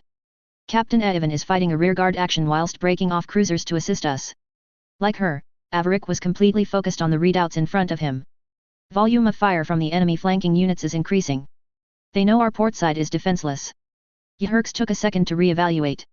The human flanking attack had not been unexpected, but the sudden overmatch in fighter strength had caught her by surprise. Payloads spent, the fighters were withdrawing back to those strange motherships they had launched from. It bought her breathing room but not enough time to enact emergency repairs to her battered shield generators. Ma'am. Averick suddenly caught her attention again. We've lost contact with Captain Ivan. Sensors show the Harlow took a direct hit to the bridge and to the main reactor. Grey Razor's torpedo magazine has exploded and J.E. Rada is being pounded by that dreadnought. Yherks had heard enough to reach her decision. Commander, issue orders to the cruisers. Continue withdrawing in good order.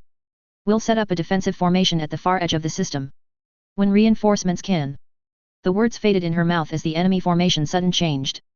The giant X which had been engaging her cruisers suddenly surged forward, the tips of the cross boosting forward and turning inward to encircle her cruisers. Now under fire from all directions, the cruisers were breaking formation in an attempt to break free of the crossfire.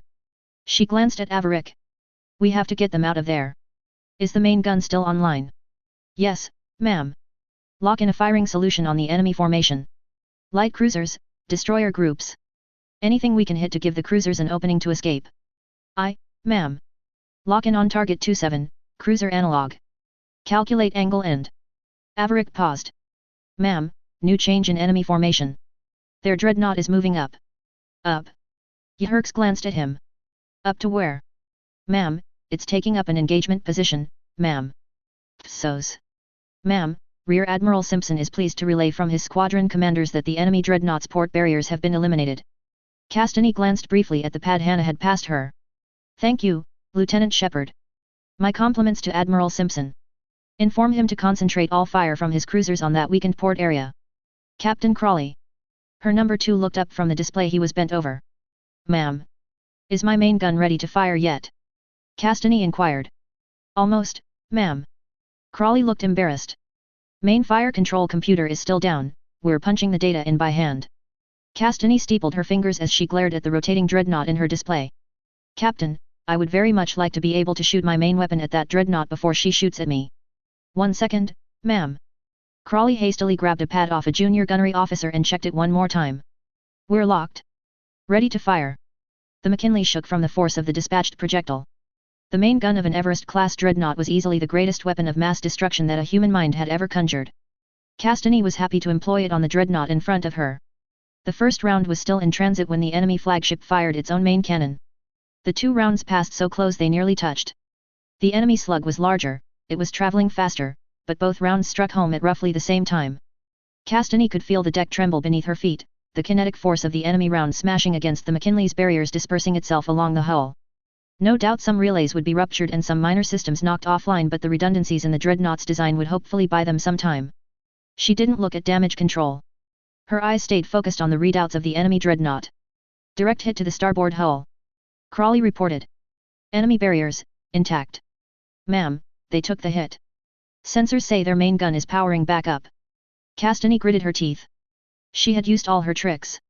She had elected to enter this slugging match and go toe-to-toe with this wounded beast. To blink now would mean death and defeat. How long on our main gun? 20 seconds, ma'am. Divert all power from engines to the charging capacitors. Feed what you can from everywhere else. 8 seconds. Crawley altered his report, his visage grim. We're dead in space, ma'am. Castany could live with that if it gave her a better rate of fire. The McKinley shuddered again as the main gun discharged its second round. Admiral Drescher kept one eye on the timer, mentally recording the time it took for. Incoming. Lieutenant Singh called. Mainline cannon. Estimated impact in 16 seconds. It hits harder than us, faster than us. Drescher looked at Shepard. Her aide was a picture of calm. It might have been a facade, but it helped Castany maintain her own focus. But we can get the rounds down range faster. Brace, brace, brace. Psos. The bridge crew were plunged into darkness as the light flared and went out. Yherks looked up from the tactical display. Lieutenant. Busted power relay, ma'am. The officer at damage control was almost apologetic. Emergency lighting coming up now. The bright blue glow illuminated the grim faces of the rest of Yherks's officers. The second round had hammered the starboard barriers again. The kinetic force, however, had been much worse.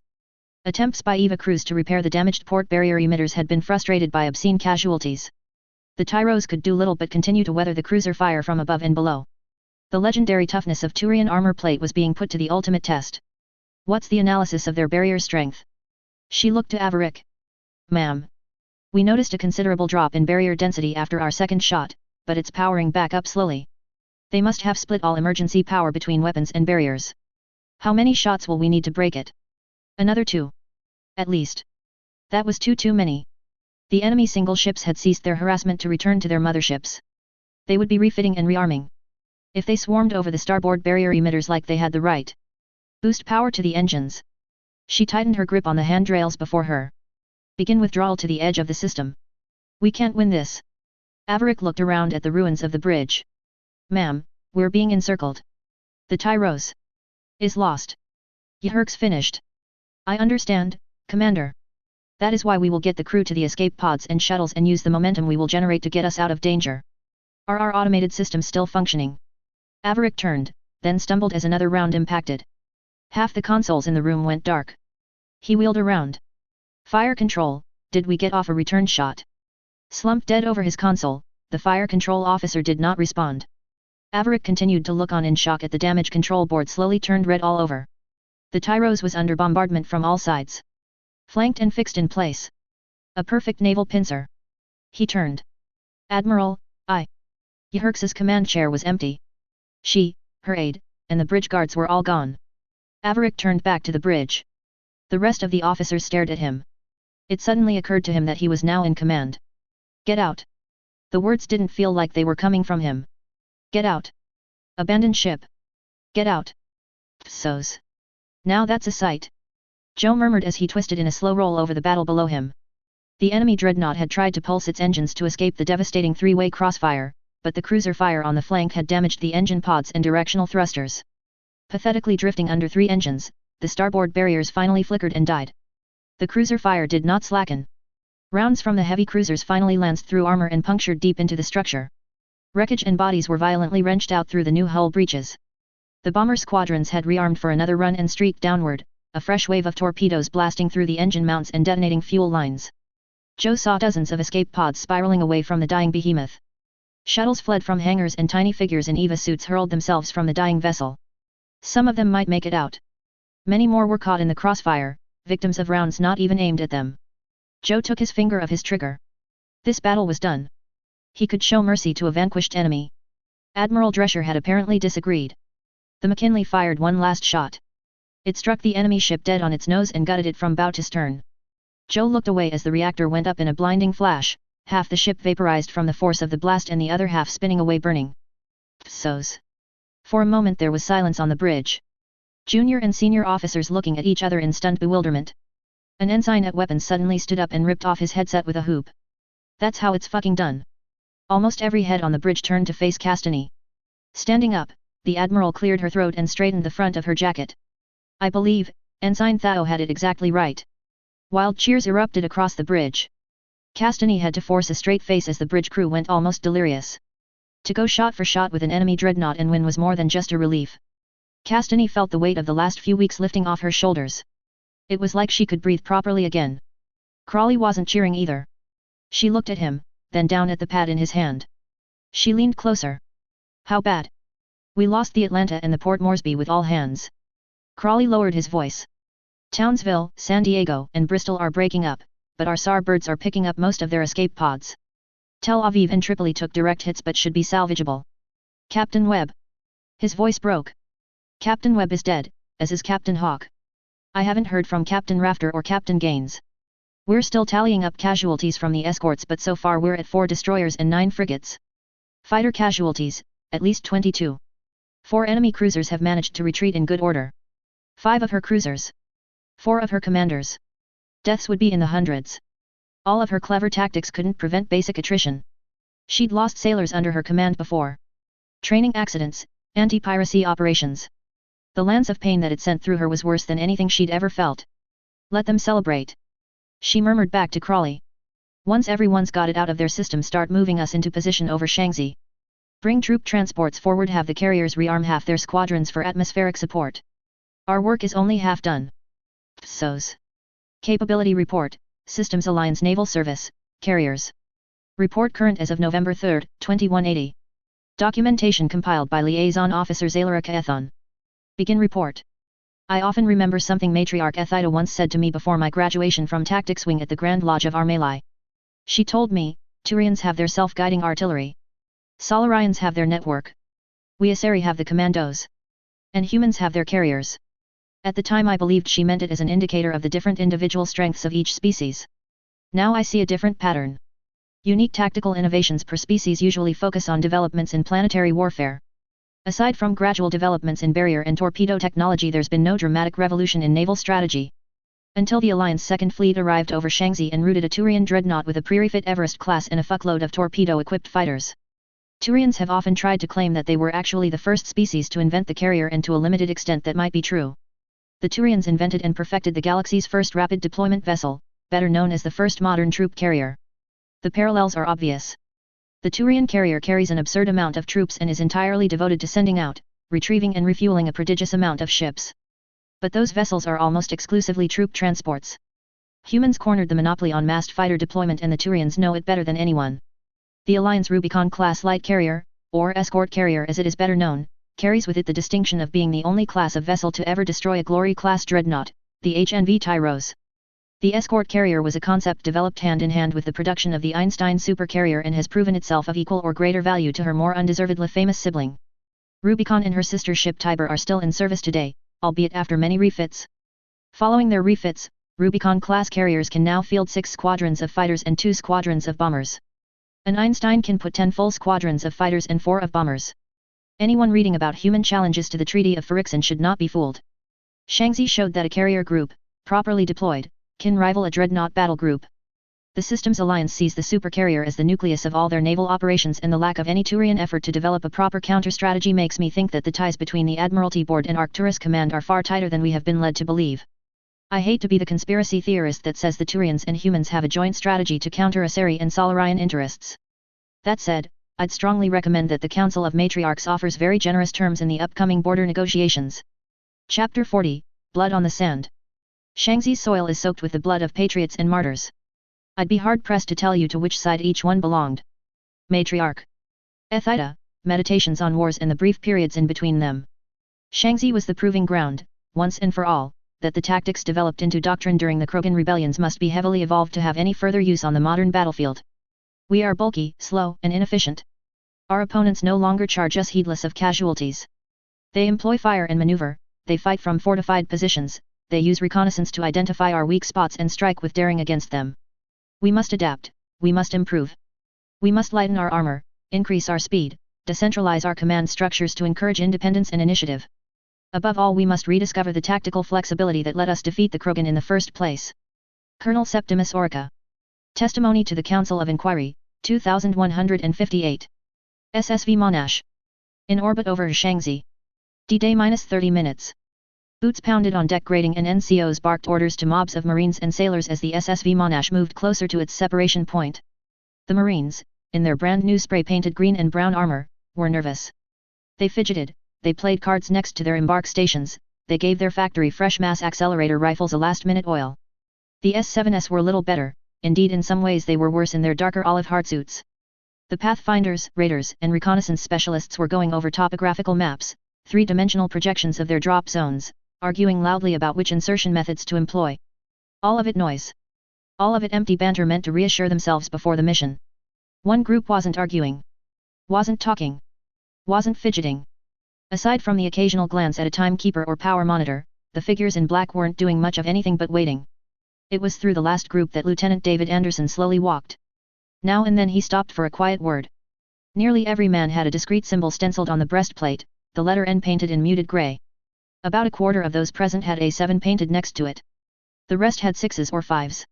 Even the scant few who wore 2s and 3s would be worth 2 or 3 regular Marines down on the surface, at least that was what the founders of the N7 program had guaranteed. N had started off simply as the military vocation code for special forces.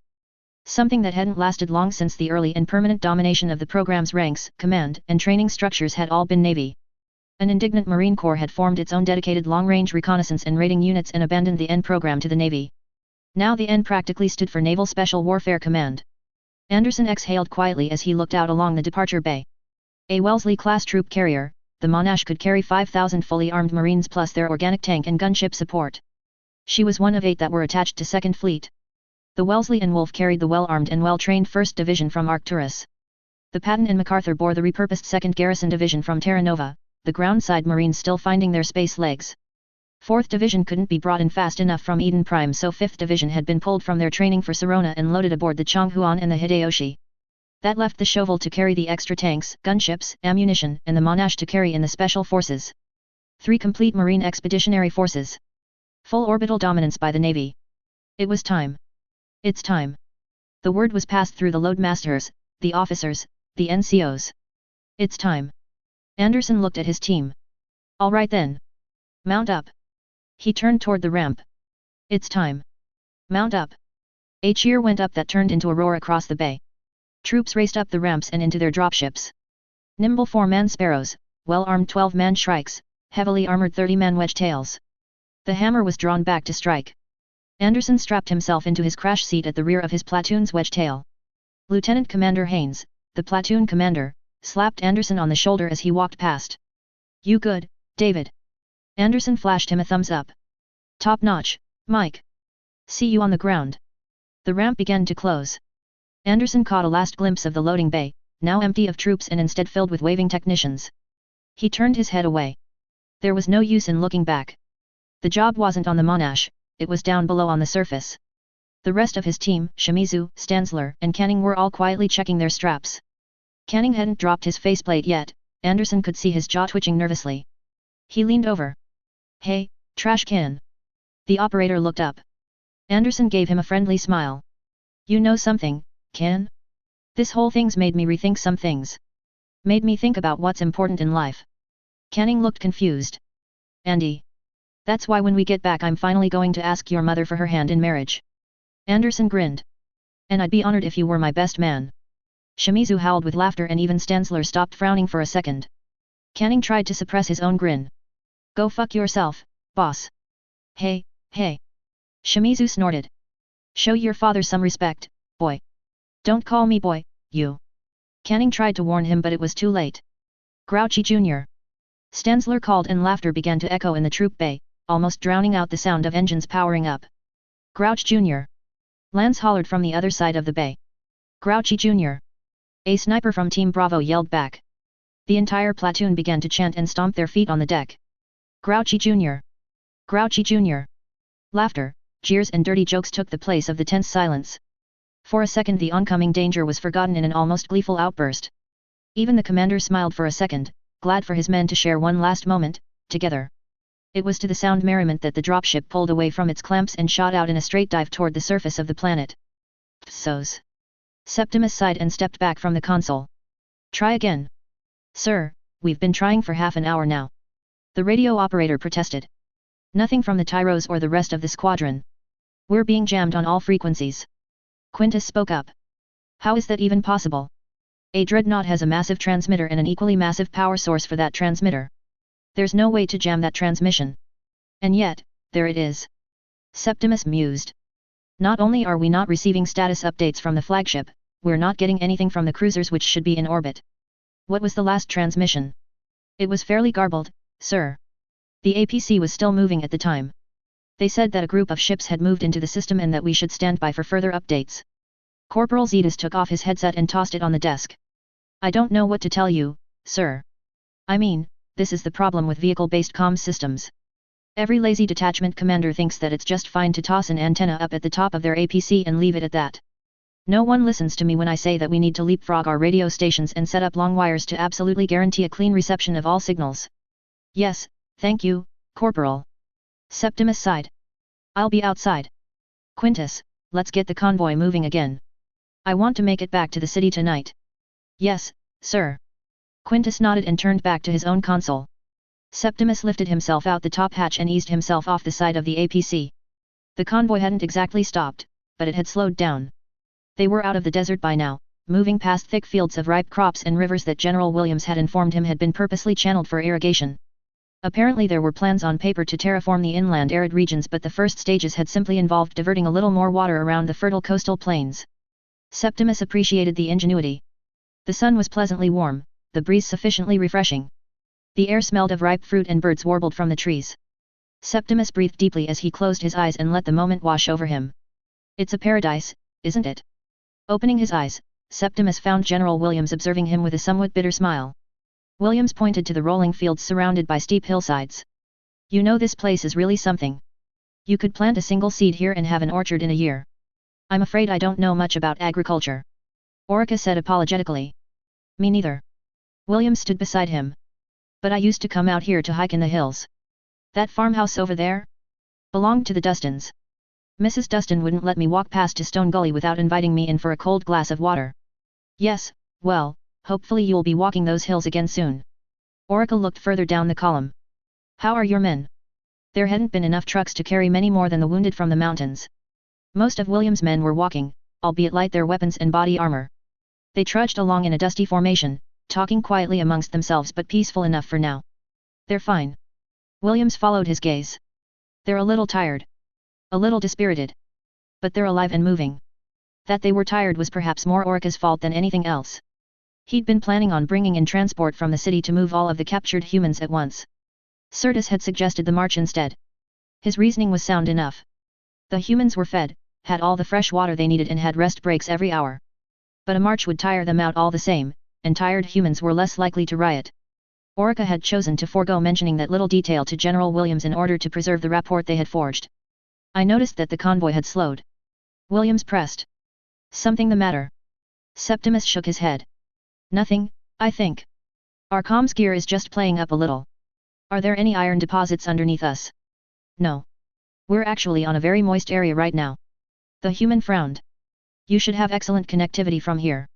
Strange then. I can only imagine. Septimus paused as he glanced back at his APC. He swore suddenly. Oh, those pyjocks. The APC had trundled on without him and was now almost 100 meters away. He'd have to either run to catch up with it or hitch a ride with someone else. Williams looked amused. If you'd care to enjoy the local scenery a little more, Colonel, might I suggest a walk? Thank you, but I should really be near my radios. Septimus glanced longingly at the river running alongside the highway barely 50 meters away.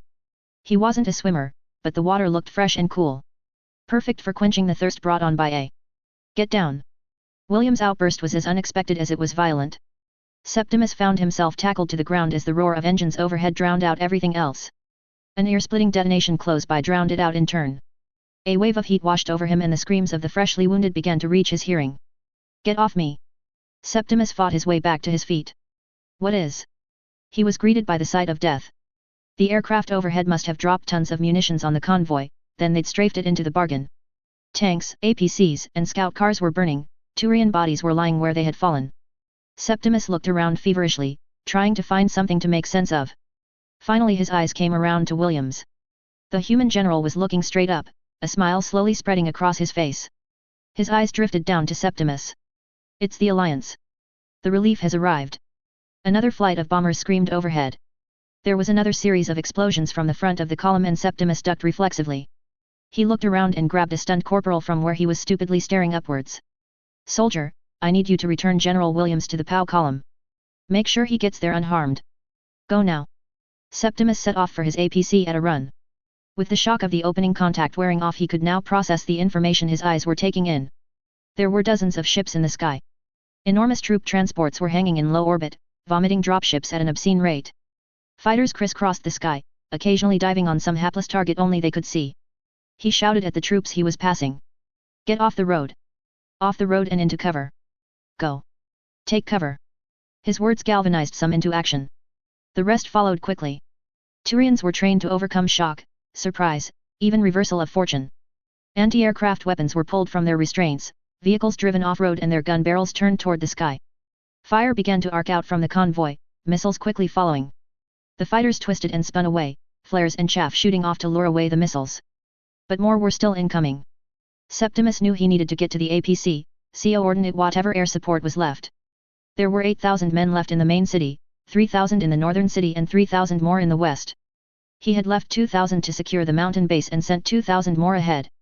In the convoy with him he had 4,000, most of the 22nd to trust skirmishers and a maniple of armor from the 25th Armored. It was a substantial force, but he needed to know the enemy deployments in order to counter them. He hit his internal COMM.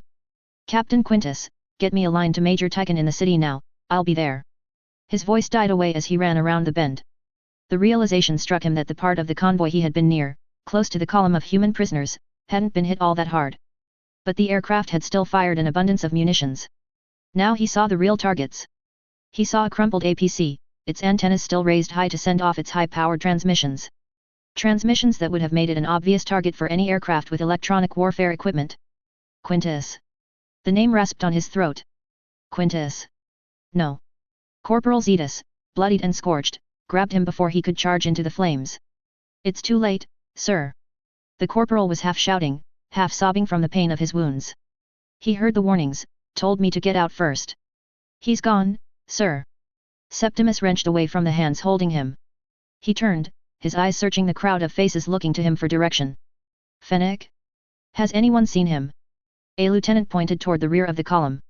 He was helping coordinate the rearguard. Okay, we need to get him up here. Use whatever comms we have. Tell him to set me up with comms with all our separated commands. Septimus pointed at a tank officer. You, get me your OC. I want this convoy moving and I want it moving fast.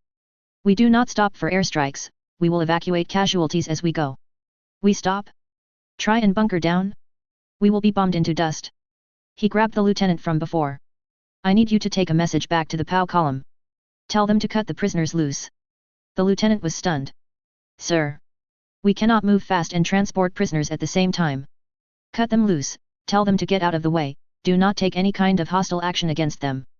Septimus glanced back up at the sky. We have a long day ahead of us. Psos. Anderson glanced to the left as the door of the wedge tail opened. The air that rushed in must have been bitterly cold, but he didn't feel it through his armor. The loadmaster held up his fist, then raised a finger and threw it in a circle. As one, the platoon released their restraints and stood up. A red light shone above the exit. Anderson stared at the light through the slit of his faceplate. 7 years of training. 7 years of academies and schools and firing ranges. He'd fought pirates, once. He'd breached a terrorist compound, once. This was more. This was a combat drop against a peer or superior force. There was every likelihood he would die in the next hour. He'd tried to shunt the thoughts aside. Ignore them. Put them somewhere he didn't need to look at them. But they were still there. Gnawing at him. Distracting him. Jeopardizing his focus. And to his fury he found that all his thoughts came back to Hannah. A woman he wasn't supposed to have or love, but he was stuck on her nonetheless. The anger at himself wouldn't fade, no matter how much he tried to rid himself of it. So instead he channeled of it into his legs as the light turned green and the jump master screamed at him to go and sprinted forward into a dive out the tail of the transport. General Sir Terence Bryan Horrocks, the man who had commanded the mixed British Indian Corps that had defeated the attempted Malaysian invasion of Singapore, had been selected by Commandant Williams to command the Marine Relief Force under Admiral Drescher. The initial suggestion from Colonel Lasmana, the commander of the Special Forces element, had been to drop at 20,000 feet. General Horrocks, a career Special Forces officer himself, had rejected that in favor of a 30,000-foot free fall. 30,000 feet. Straight down. Anderson dived into the thinnest of air with nothing but 2 sheets of silt to stop him from digging a hole in the ground with his helmet. At the moment that he jumped there was a detonation off to his right. An airburst missile, doubtless fired by some enterprising soul down on the surface. The overpressure threw him off balance and before he could readjust he was spinning. Oh, for the love of... Anderson looked around, suddenly highly aware of how much weight was strapped to his body. Not just his armor but his combat webbing, his rifle and sidearm, his assault bag strapped between his legs. All that weight locked in a dead spin was not a recipe for anything good. Anderson had made dozens of free-fall jumps during N7 training. He'd trained how to come out of spins before. Coming out of a spin while AA bursts were still detonating around him was something new. Green to blue and back to green and back to blue. Faster and faster. He felt a wave of panic rising in his chest and fought it back down. Blacking out now would guarantee his death. The internal altimeter in his helmet gave him a readout. He was down to 25,000 feet now and still spinning. He was gaining velocity and falling away from the drop zone. Part of him wanted to reach out and grab the release on his chute. The other half of his training immediately rebelled against such a stupid move. The chute would twist him up and destroy any chance of survival. Instead he thrust out his arms and legs, his limbs acting as air anchors to slow down his rate of tumble. It was slow at first but the physics was as true in Shanxi's thicker atmosphere as it was on Earth. His spin began to slow, his rotation going from dizzying to disorienting till finally his spin had come to a stop. With his back facing toward the surface, Anderson resisted the urge to become angry or frustrated with the turn of events. And yet again he resisted the urge to pull his chute. Falling backwards would cause his chute to envelope him, wrap him up like the burial shroud it would become. He pulled his right arm across to his left shoulder and twisted. The move, properly executed, would allow him to flip over and fall face first and deploy his chute at the correct altitude. It sent him back into a spin. This time he really did swear furiously. He was already at 300 km per hour and accelerating. There was only one last option to him and it scared him a little more than the spin. But since his options were limited, he took it anyway. Yanking his arms in close to his side, he streamlined his body, arched his shoulders back and re-entered the dive. He corkscrewed downwards, eyes locked on both his altimeter and airspeed. On Earth a 30,000-foot fall into thin atmosphere would give him a terminal velocity just under 450 km per hour before slowing to 320 closer to the surface. With Shanxi's thicker atmosphere he was still at 350 but with his dive he was accelerating again. When he hit 20,000 feet his velocity was approaching 400 km per hour. If he pulled his chute it would shred and he would die. If he pulled it and it didn't shred he would still be an easy target for AA guns on the ground. He had one choice and one choice alone. Ride the wind and be prepared to become a deep core drill. His comms had stopped working. Not surprising considering his internal antenna was probably still trying to figure out what direction he was pointing in. No doubt his team was watching in horror as he spiraled toward his doom. It'd be a hell of a thing if the first ground casualty of the day was a lieutenant digging his own grave. His armor rattled like a freight train from the buffeting of the wind. He was tossed like a rag doll and twisted like putty. But he kept on returning to the same position. Arms and legs streamlined, back arched, focused on keeping himself straight as an arrow and praying that physics was on his side. He maxed out at 410 as he passed 15,000 feet with no sign of slowing down. He could make out the shapes of hills and rivers now, see that at least he'd have a nice resting place in a pleasant green field. The morbidity of the thought made him laugh. It was almost like the ridiculousness of the situation, dying before battle was joined, chased the fear of death right out of him. Suddenly, despite the horror, he felt very calm. The seconds were stretching out but they were there. And at 10,000 feet Anderson noticed his airspeed beginning to dial back. The air was growing thicker, friction was beginning to work its magic and ask his body to kindly slow down whilst moving at such an ungodly speed. But in his dive he was still going too fast to deploy his chute. He had to chance it, now or never. He thrust out his arms and legs again, falling in a star-shaped position and prayed it wasn't too late. He was stable, the spin was gone, but he needed to reduce speed. Come on, come on. He watched as the altimeter passed 5,000.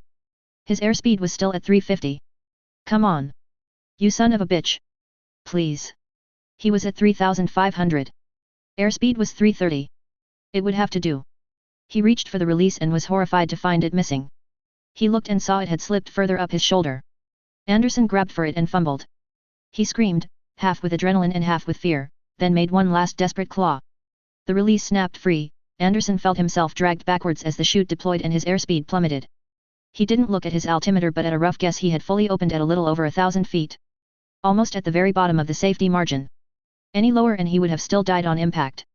As it was, he hit the ground like he'd just jumped off a 2-story building. He rolled on impact. Not the practiced, smooth parachute roll that he'd practiced 1,000 times. It was more like a flailing bundle of arms and legs as he hit the ground and flipped head over arse half a dozen times until he finally got control of his chute and stopped it from dragging him across the field he had landed in. Finally he just lay still. Spread eagled in the grass, half his kit torn away on impact, a crack in the glass of his faceplate, his whole body feeling like he'd just suffered a particularly vicious beating whilst riding a roller coaster. Anderson allowed himself one single groan of complaint. Ow. Psos. First enemy formations are beginning to land. They are deploying from extreme heights, free-falling through the atmosphere and deploying. Captain Fennec hesitated. Deploying sheets to slow their fall once they are underneath our anti-air barrage. Orica and Certus both stared at the aide. Certus spoke first. Did you say, sheets? Not drop pods or hover skimmers. I feel ridiculous just saying it. Fennec apologized. But it appears so. Our troops at the main city report that several platoons have dropped just outside the city and repulsed the skirmishing units sent to engage them with heavy casualties. Right now they're clearing large areas of ground just outside the city. What for? Fennec gestured at the live video link which showed a dozen of the larger enemy transports flying low overhead with their ramps open. Human-shaped figures were jumping free of the ramp, but these ones weren't diving. Instead they were dropping in neat formation, their cloth speed arresters already deployed. More sheets, apparently. Septimus turned to Colonel Harkos. What's the status of your anti-air batteries? Nearly all missile trucks have been destroyed. Harkos replied. The direction-finding equipment on the enemy fighters is beating our countermeasures. If a unit tries to light up the transports they get a missile in exchange. The gun trucks are doing better but we don't have as many. We need to get this convoy moving. Septimus looked to Certus. Those humans are landing on our flanks. I'll need a rearguard. Kath nodded. I'll detach 1st Maniple to rear and flank guard. Meanwhile my scouts have found a hardpoint. It's a saddle with a thick treeline. Good terrain in our favor, all-round defense. It'll do till we can get some air cover back over our heads. Septimus winced as another faster mover swooped overhead. We'll start moving out as soon as we've loaded the casualties. Harkos glanced upwards. If they've got this much air superiority this fast, then we've got to face reality. They've neutralized the fleet. Or at least driven it far enough off station that they can't help us. We've still got local air forces. Certus countered. Atmospheric fighters and gunships. Outnumbered. Harkos shook his head. They've got to have brought at least a legion with them. And that means all their accompanying air support. Once we take that saddle we'll have the perfect terrain to position our gun cars to provide maximum air suppression. Septimus grabbed the hollow projector and activated the tactical map. Let's get everyone moving. Psos. It hurt to think, let alone breathe, let alone move. Training had emphasized quick decision-making and constant movement to avoid becoming physically and mentally bogged down. The instructors probably hadn't predicted narrowly surviving a roller coaster from hell plummet from the sky. But objectively Anderson would probably place a 50-kilometer escape and evasion after food/sleep deprivation, several resistance to interrogation sessions and with dog tracking teams hounding his every footstep as a slightly worse scenario than the one he was currently in. So he picked himself up from the man-shaped gouge he'd dug in the soil and looked around. Chutes were just beginning to open above him as the rest of the platoon caught up. Anderson wasn't sure how much faster he'd fallen than the rest of the platoon, but he'd hit the ground harder and faster than anyone else. Stanzler landed first, the medic cruising in for an easy landing and folding his chute before sprinting toward him. Holy shit, Andy! Still alive? Anderson raised his hand with a tired wave. I'm guessing you saw that. Saw that? I'd already said my prayers and prepped my letter to your mother. Stanzler grabbed him and shook him, half delirious himself. I don't think anyone's ever come out of 2 spirals in a full hard suit before. Shimizu and Canning had both landed and were hauling in their chutes. The two of them formed up quickly, Canning on point with his rifle and grenade launcher, Shimizu on the right with his machine gun, Stanzler on the left carrying the team's marksman's rifle and Anderson bringing up the rear with another rifle/grenade launcher assembly and the team's sniper rifle strapped to his back. The team moved quickly. Anderson and Shimizu were both N7 graduates, the 1st and 15th in their class respectively. Stanzler and Canning were N6, but they had both been tracking well on their last EVA assessments before the state of emergency caused the cancellation of the exercises. Superbly trained and supremely fit, the 4-man diamond cut a quick path through the fields. Anderson barely had to glance at his wrist monitor to know there were 2 more 4-man teams off to his right and another 3 to his left with the remainder of the platoon flanking to the river. The plan had been talked through over and over again. Rehearsal of concept drills had occupied every spare minute since the first orbital recon images began coming in. There was no need for the platoon lead to issue confirmatory orders or direct a stray team. Everyone already knew down to the last second, inch, and bullet what they were meant to be doing. Which was why Anderson was surprised when his internal COMM began to sound off. It was Haynes, the platoon commander, coming across the internal network to all team leaders. All Fox call signs, this is Fox 10. Overlord has confirmed the enemy column has redirected. Alpha and Bravo platoons have seized their key terrain points, but what was assessed as the decisive terrain now appears to be the enemy's main objective. Double time it, boys. We've got less than 10 minutes. Psos. Harkus had pulled out all the stops as far as Septimus could tell. With most of the anti-air missile trucks either destroyed or too dangerous to use, every vehicle that had a rapid-firing mass accelerator had been repurposed for air defense. Blanket ECM jammers were running at full power to prevent the convoy being attacked from over-the-horizon munitions. The air attacks had slacked off, but more white sheets were continuing to fall from the sky. In the distance some transports were even beginning to land. The reports Septimus was getting from the cities were not promising. Undermanned and short of armor and air assets, the cohort-sized forces in the smaller cities were retreating under pressure from smaller but more heavily armed human elements. At the main city, the 8,000-strong force was outnumbered by at least a 10,000-strong force that had easily smashed their hastily assembled fortifications and was even now advancing through the streets Orica had spent so many lives to claim. The humans had deployed at least 15,000 men onto the surface already and showed no signs of slowing down. And the reports coming in were indicative of a far greater problem. For the entire campaign the human forces had been equipped with ballistic plating and chemically operated projectile weapons. Only a handful of their men had possessed full armor, personal kinetic barriers and mass accelerator weaponry. This new human force was armored from head to toe, their barriers were substandard but still effective, and their rifles no longer had to hammer almost a full magazine into his soldiers in order to kill them. Armor too was playing its role. The humans had only committed their tanks sparingly inside the city and only once engaged in a protracted tank battle out in the desert. But now it seemed that human armored vehicles were everywhere. Worse. Their tanks now had kinetic barriers and a few even had mass accelerator turrets. The Turians had gone from having complete overmatch to fighting a near-peer force that outnumbered them. The casualty reports coming over the air were horrendous. The 7th wasn't just losing. It was being routed. Have our lead scouts taken the saddle yet?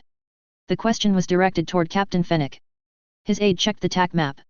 Not yet, sir. Lieutenant Metrocles has taken his platoon forward to scout out the position. He's a little worried that the ground may be a tempting target for enemy carpet bombing. Well, tell him to get a move on. Move the vanguard up behind him. Our rearguard is already being pressed by enemy skirmishers. Septimus looked back over his shoulder. Gunfire was still echoing in the distance, fighter bombers making distant passes as they attempted to zero in on the 4-man skirmisher team still holding up the enemy attack. Fennick, once we take the saddle I want you to find me. Some years later, with the comfort of a bottle and an Asari dancer in his lap, Septimus would muse over why the human sniper didn't aim at his more elaborate armor rather than Fennick's plain grey plate. Early answers that perhaps the spirits had spared him for something greater rang hollow against an inescapable truth. Septimus had been wearing his helmet. Fennick, in all his task-focused efficiency, had simply never put his on. The wound was murderously tiny. A small hole through one side of his aide's head and a neat exit wound out the other. Bullets from a mass accelerator, unless customized otherwise, were perfectly aerodynamic shavings from a metal block. There was no deformity to cause the bullet to spin and no bone hard enough to affect its flight path. Septimus was spared the drama of cradling the junior officer's brains in his hands. Fennick simply dropped like a straw puppet, flopping to the ground without any fuss. Septimus found himself roughly manhandled by the soldiers around him till he was back behind an APC. Finally he was able to regain his voice, pushing past the shock to coherence. Where did that come from? For a second no one answered. The rest of the headquarters element crouching nearby were simply used to Quintus or Fennick immediately stepping in with the answer. With both his aides dead within minutes of each other a junior lieutenant stepped in. Sir. Shots came from the hillside in vicinity of our objective. Scouts are reporting engagements along the ridgeline. The humans got there before us. Septimus chanced another peek out from behind the APC. It had only been a short time. The humans couldn't have too many troops up there just yet. All right. Relay this to Colonel Sirtis in the vanguard. Tell him to move his troops up now to support the recon teams. Push through some armor. We need to get settled on that saddle. Psos. Anderson cursed as his next shot bounced off the hull of the vehicle his target was crouched behind. Canning, lying beside him, tapped him twice on the shoulder. He's not coming out of there for a while, boss. Swap targets. Reference the cluster of rocks, 20 meters to the right, there's a crew commander still got his head stuck out the hatch like a goddamn idiot. Anderson tracked up and to the right, his crosshairs finding the target in question. Windage. No change. The target's head recoiled as the bullet struck home. It didn't penetrate the alien's armor, but the impact alone was enough to snap the Turian's head back. The crew commander slumped over the edge of the turret, his neck snapped. All right, we should shift. Canning indicated a spot further up the ridge. They'll start walking mortars onto us soon enough. Picking up, the pair moved low just under the ridge's crest. Other sniper and marksman pairs were scattered across the hillside. Naval Special Warfare platoons had a standard doctrine when it came to encountering superior forces. Break contact and run for evac, or dig in like a tick and fight like they were a substantially larger force. One platoon could simulate a company's worth of effective fire with the mixed sniper/marksman doctrine and the expert aim of the operators themselves. They'd felled a number of scouts in the opening rounds of the battle. Anderson had requested a brief report on weapon effects against the enemy and had been pleased with the results so far. The new mass accelerator weapons were proving their worth. So were his men.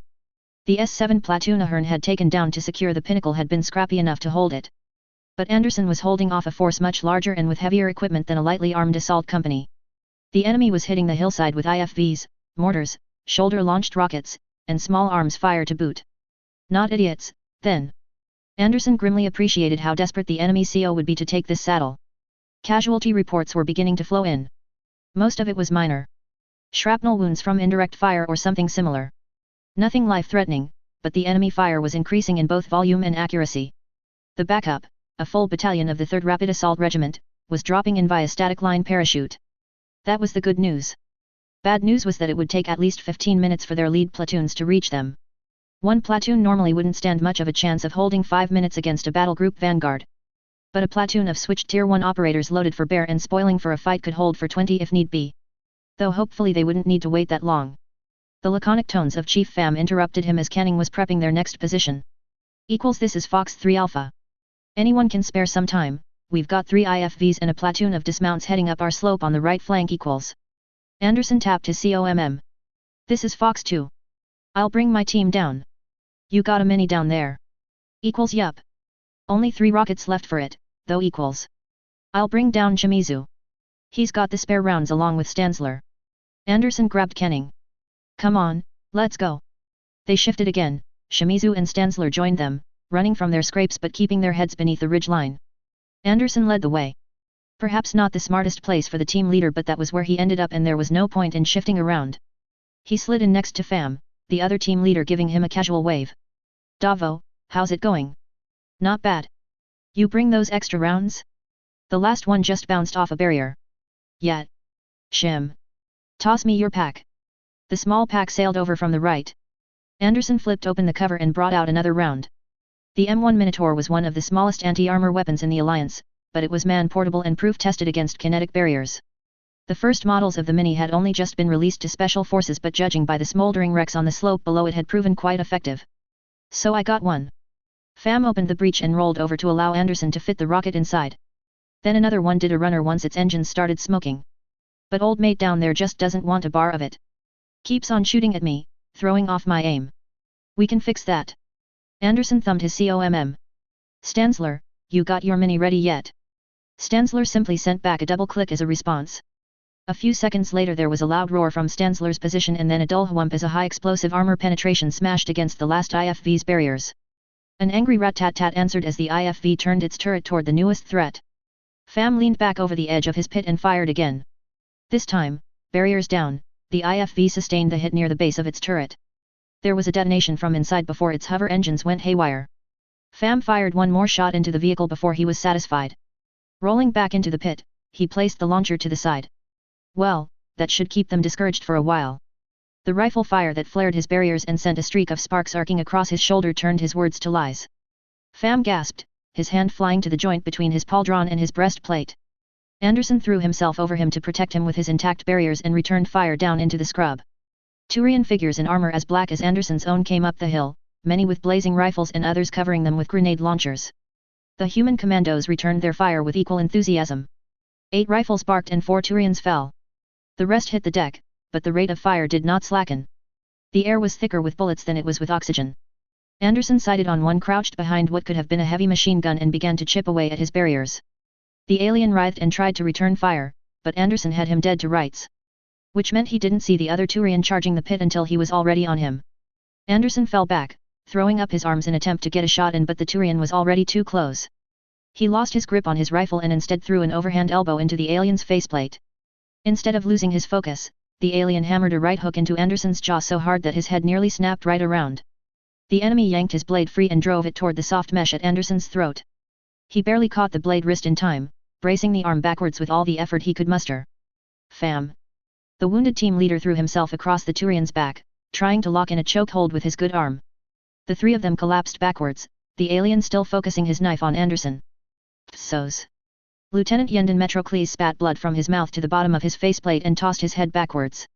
The back of his helmet met the faceplate of the human clinging to him. The final blow finally convinced the alien to let go, giving Metrocles the opening he needed to shake him off and focus his attention on the first one. The human was strong as a Nathlak and twice as nimble. Metrocles fought him for control of the knife, striking at his faceplate, his neck, the soft mesh of his underarms. He kicked at his knees and tried to snap his ankles.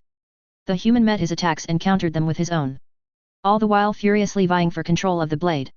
No matter what Metrocles tried, what feint or shift in position he attempted, the human always had a block ready, always saw through the trick step before the strike. They snarled and grunted at each other through their helmets. Metrocles had no doubt that, were his teeth free, the human would have used them on him. The initial weight of fire from his platoon had slackened as they closed in for the assault. Shotguns and pistols barked at close range, there was the occasional shout for help from a wounded man, there were battle cries and angry curses thrown as the Turians attempted to sweep the hill. Metrocles hoped the human was tiring as quickly as he was. They had spent their opening energy in a rapid series of punches and kicks, now they were trying to gain an advantage through technique. Metrocles lost control of the knife through a carefully applied wrist lock from the human, but he gained it right back with a brutal twist of the human's elbow.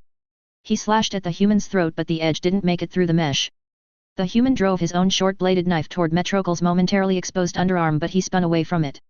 Metrocles was desperate for a moment's respite, a chance to breathe, but his training screamed at him to fight on.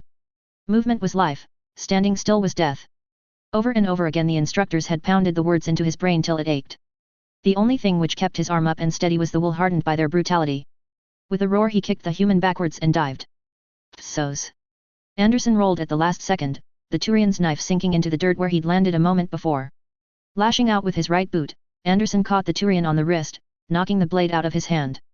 The Turian backpedaled and went for his pistol but Anderson was a half-second faster, crash tackling the Turian off the edge.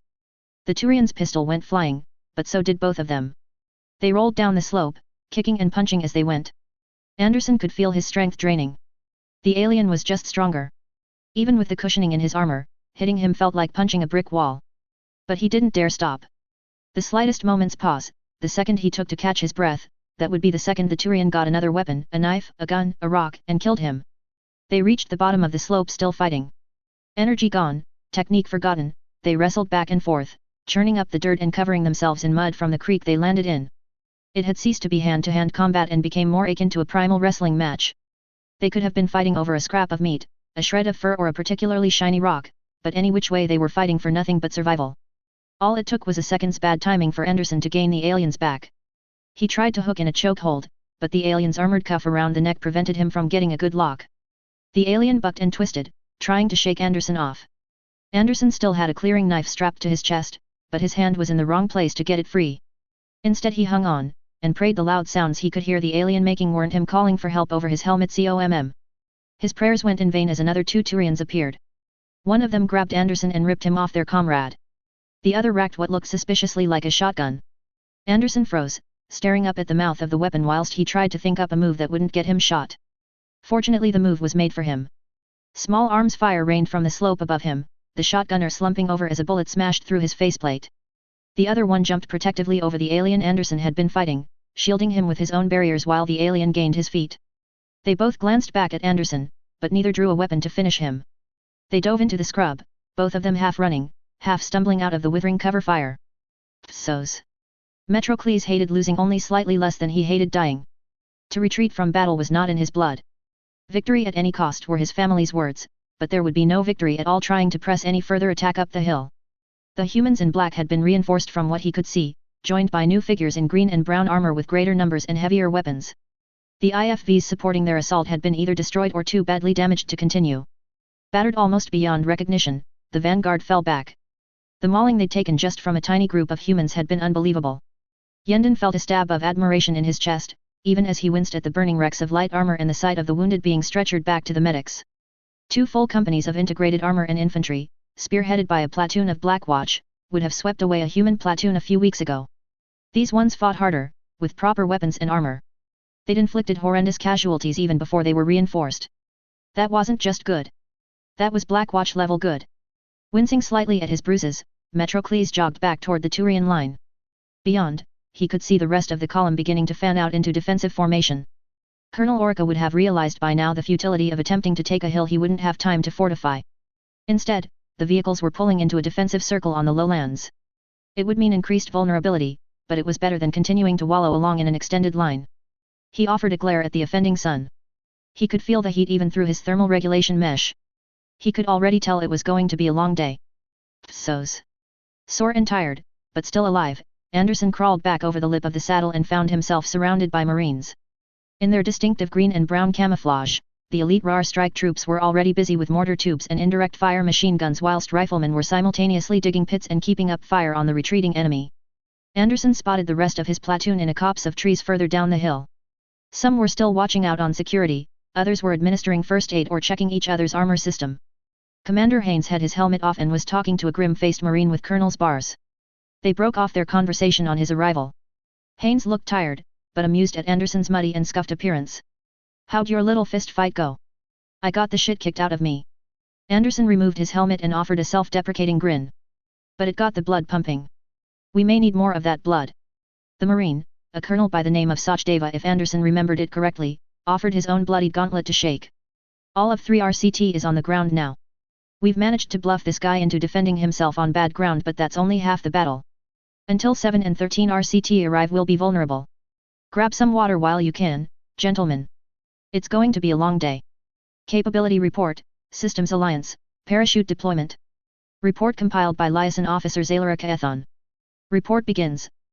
Finally something that the humans haven't cornered the market on just by being vicious bastards who like to think up new and inventive ways to kill each other. That's not an insult, by the way, it's something I genuinely admire about them. But I digress. Human parachute infantry tactics developed during their Second World War and just got better from there. They figured out so many inventive ways of throwing themselves out of a plane with nothing but a flimsy sheet of silk protecting them from the will of the goddess. High-altitude jumps with a high opening to drift across the borders of sovereign nations. Low openings to avoid radar detection. Massed static line jumps, along with dropping nearly everything from tanks to artillery with slightly larger parachutes. Now here's the interesting thing, humans didn't come up with this first. The first recorded use of parachute tactics actually belongs to the Krogan during the First Industrial War on Tuchanka. Given Krogan regeneration rates, they didn't generally have to worry about getting shot whilst descending.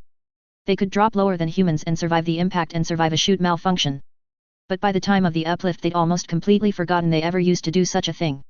Now that alone would make for a fascinating footnote in a history journal, but there's more. Asari commandos have trained with airborne insertion techniques since long before we discovered the Citadel. But it was only used by commandos.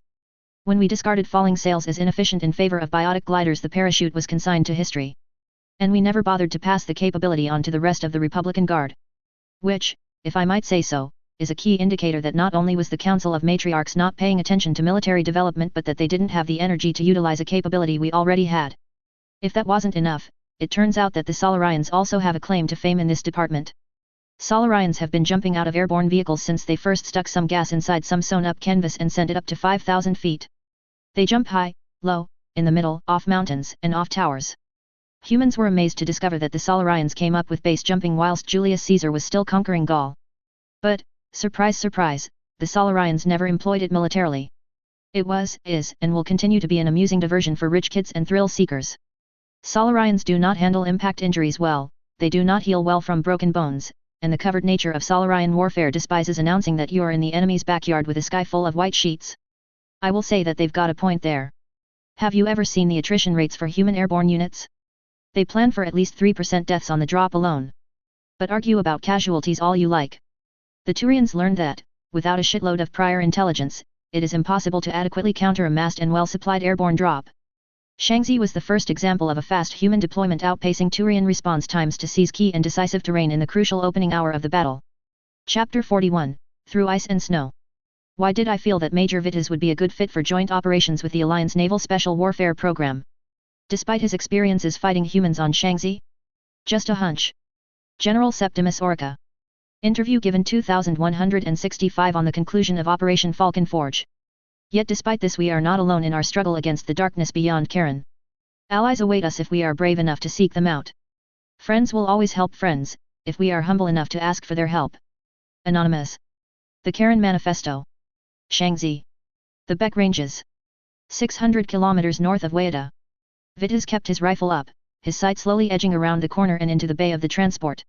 He leaned forward, hoping to see just a glimpse of armor, the edge of a weapon that would tell him if a gunman was waiting. To his mixed relief and disappointment there was no one inside. The bay of the transport was as empty as the last three.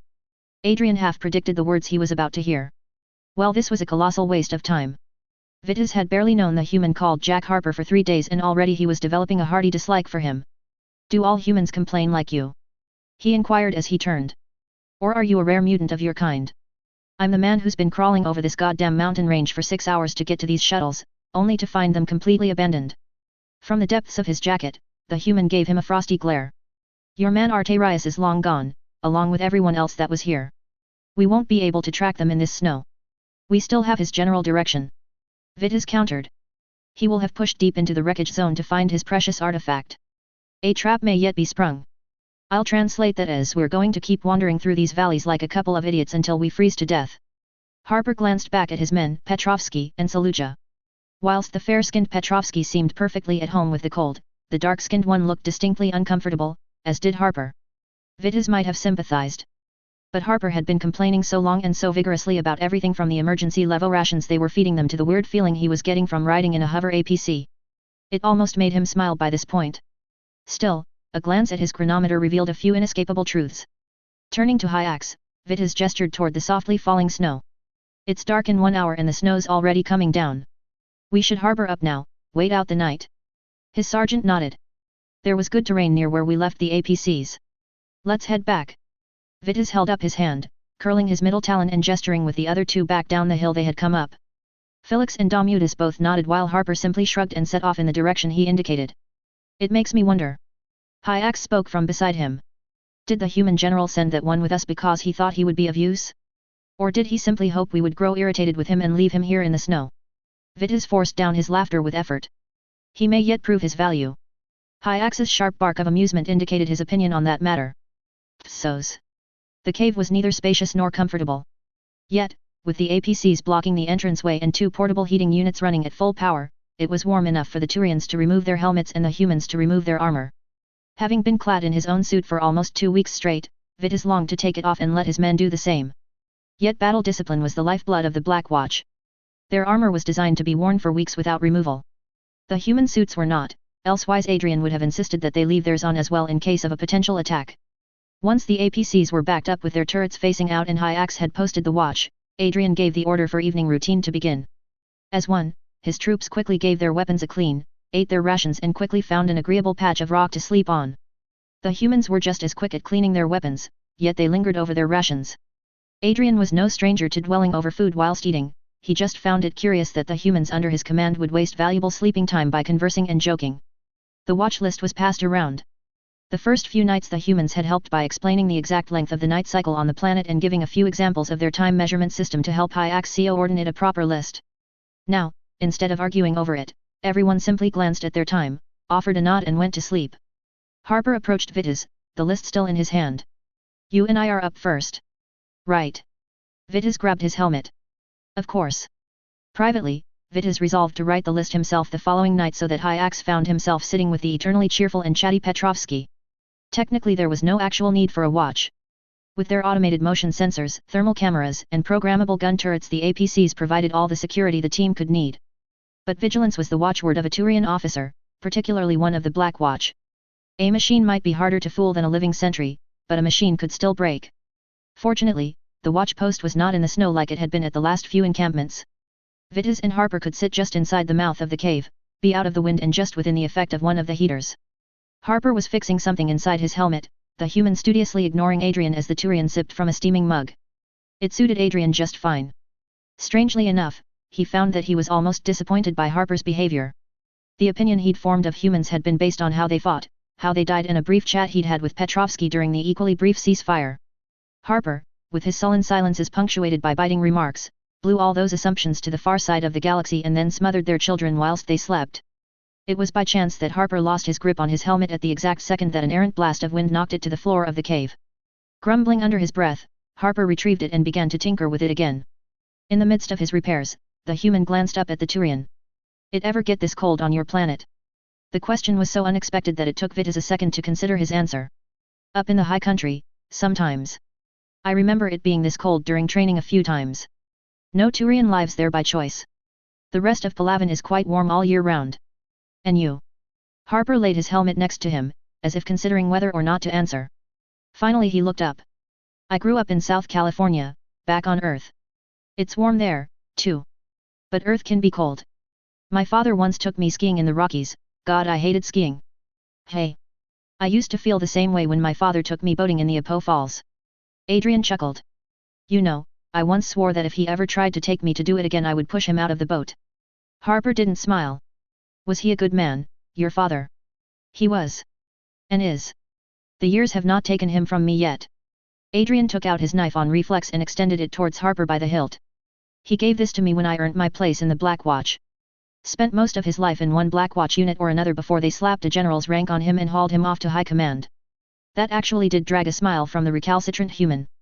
"Well, if we're swapping stories about our fathers, mine will be disappointing. My father wasn't a general or a soldier. He wasn't much of a man at all now that I think about it. Just a buyer and a seller with vast sums of money at his disposal and not much imagination about what to do with it beyond buying and selling to make a little bit more. A man of finance." Vitis tried to quell his surprise but failed. "Forgive me, but not many Turians choose such a profession. And their sons, well, they are not warriors." Harper's laugh was actually genuine, not the sardonic tone Vitis had grown accustomed to. "You know, that's almost exactly what he said to me when I chose Virginia Military Institute instead of business at Harvard. First time I've ever seen him show any emotion toward me that wasn't disinterest. Ranted like a maniac. Then never talked to me again." "Ever? Then he is dead and buried." Harper examined Adrian's knife in his hand and tested the edge. 2 years ago, now. I suppose he got the last word in. Said I would only get my inheritance if I left the army. Of course I'd already been kicked out by then, so it wasn't much of an issue." Adrian accepted the knife back from the human. "Kicked out? I am unfamiliar with that expression." "Dishonorable discharge following a general court-martial." Harper avoided Adrian's gaze. "The charge of conduct unbecoming an officer brought against me by one Colonel Joaquim Williams." Silence fell as Adrian digested the information. Part of him wanted to remain silent, yet his curiosity lingered. "Forgive me, but the story. It's a juicy one all right." Harper gave him an amused glance. Something seemed to shift within the human. He leaned back against the wall of the cave and properly met Adrian's eyes. "Not something I care to bring up, though. Something tells me you could be convinced." Harper grunted. "I guess so. Tell you what. I'll trot out my skeletons for a price. I want a lecture. The Citadel? This council? The other races? Tell me about them. Soldier's perspective." Vitis held up a warning hand. "I agree. But that will take a long time. It might be shorter to lead with your story.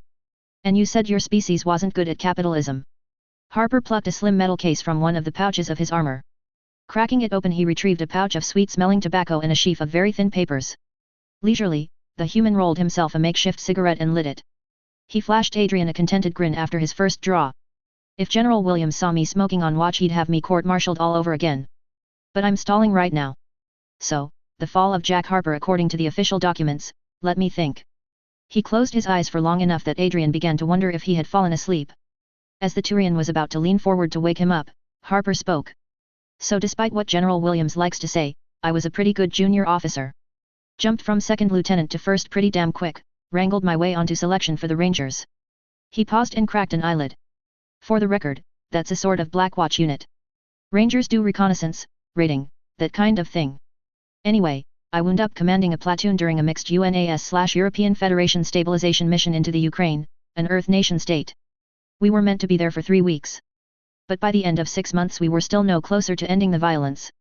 My men were strung out, I'd already written up 5 death letters and was expecting more. A stalemate, all round." Williams was a colonel on General Mackin's staff. He could see what was going wrong and actioned a plan to break the deadlock. Operation Wolf Slipper. A concerted push to the borders of the Crimea by an armored BCT and a cordon and search for insurgents and weapons by light infantry and special forces within the sealed-off area. It was a good plan. Solid. He just wasn't expecting the insurgents to shift a brigade of fresh fighters into the AO the day before we stepped off. The BCT was hammered by IEDs and rocket attacks, my bird was shot down during insertion, the light infantry companies that were meant to back us up never even stepped off. I wound up in command of a mixed company that had lost most of its officers. We were carrying out a withdrawal when Harper paused, his throat pulsing with sudden tension. We took fire from a cluster of buildings that had previously been dormant. I checked the map. It was a blue zone, supposedly still containing civilian refugees. I ordered a thermal scan that showed nothing but heavily armed fighting-age males. I gave the order and we leveled the whole block. Killed the insurgents, and 32 teachers and students who had been hiding in a basement. The human stopped again, and for the first time Vitas saw a hint of raw emotion on his face. I didn't mean to kill them. I told Williams that when he saw the reports and had me questioned. I was just trying to protect my men. And maybe Williams might have understood. But he'd been in the thick of the fight as well, directing the withdrawal under heavy fire. I wish I could say that he was looking for someone to blame for the plan going belly up, but he had already assumed full responsibility for its failure. He wasn't giving any excuses and he wasn't taking any either. The board of inquiry cleared him, the court-martial drummed me out. The silence endured until Harper forced out a bitter chuckle. So. That's my story. How I went from officer to mercenary, and from mercenary to here. Short, violent, unglamorous. Satisfied? Vitas didn't answer, his head turned out toward the cave entrance. Finally he looked back. The fortunes of war are a strange thing. My father once said that the same hand that bestows glory can snatch away honor on the return stroke. Yet I doubt that comforts you. It doesn't. Harper sighed. You know something? Being a soldier isn't compulsory back on Earth, not where I come from, anyway. Military service is something that's a choice, and not a particularly smart one depending on where you stand. I was going to be rich, I had my choice of schools, yet for some reason I signed up anyway. I thought that reason was that I wanted to serve a higher purpose. I was so sure. But after I got kicked out, something changed. The wind had picked up outside. Harper hugged himself tighter against the sudden chill. Vitas considered the story he had been told. All his life, he'd usually looked askance at mercenaries. Men who fought for credits had a nasty habit of fighting for the highest bidder and there was no honor in that. In swapping loyalties at the sound of ready money in large quantities. A thought suddenly struck him, and he turned back to Harper. How much are you being paid for this? He asked. Harper looked back at him for a few seconds, then shrugged. I've lost count of the total fees owed. Probably a fair amount. Why do you ask? Vitas made an indifferent gesture with his left talons. I've just never met a mercenary who lost track of the money he was owed. Not for 1 second. Come to think of it, I haven't encountered a mercenary who takes such a damn fool risk as this. No amount of pay should be worth this. You're calling me a fool? Harper asked, an eyebrow raised. Something similar. Vitas countered. I think, despite what you may think to the contrary, that there's a nobler spirit in you than most see. Perhaps you're better than you yourself think. Perhaps the money doesn't satisfy you. I think that within you, your real goal was to continue serving as best you could. The money was just a rational excuse you gave yourself. What you really wanted was what all true soldiers crave. A chance to make a difference. Harper actually had the hide to laugh. That's a good, Lieutenant. Jack Harper, unselfish soldier.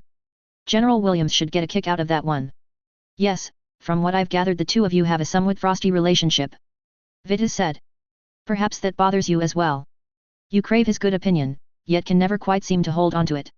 Friend, the only thing I want from General Williams is for his family connections to get me a whole chest full of medals in the Parliament saying I'm a hero.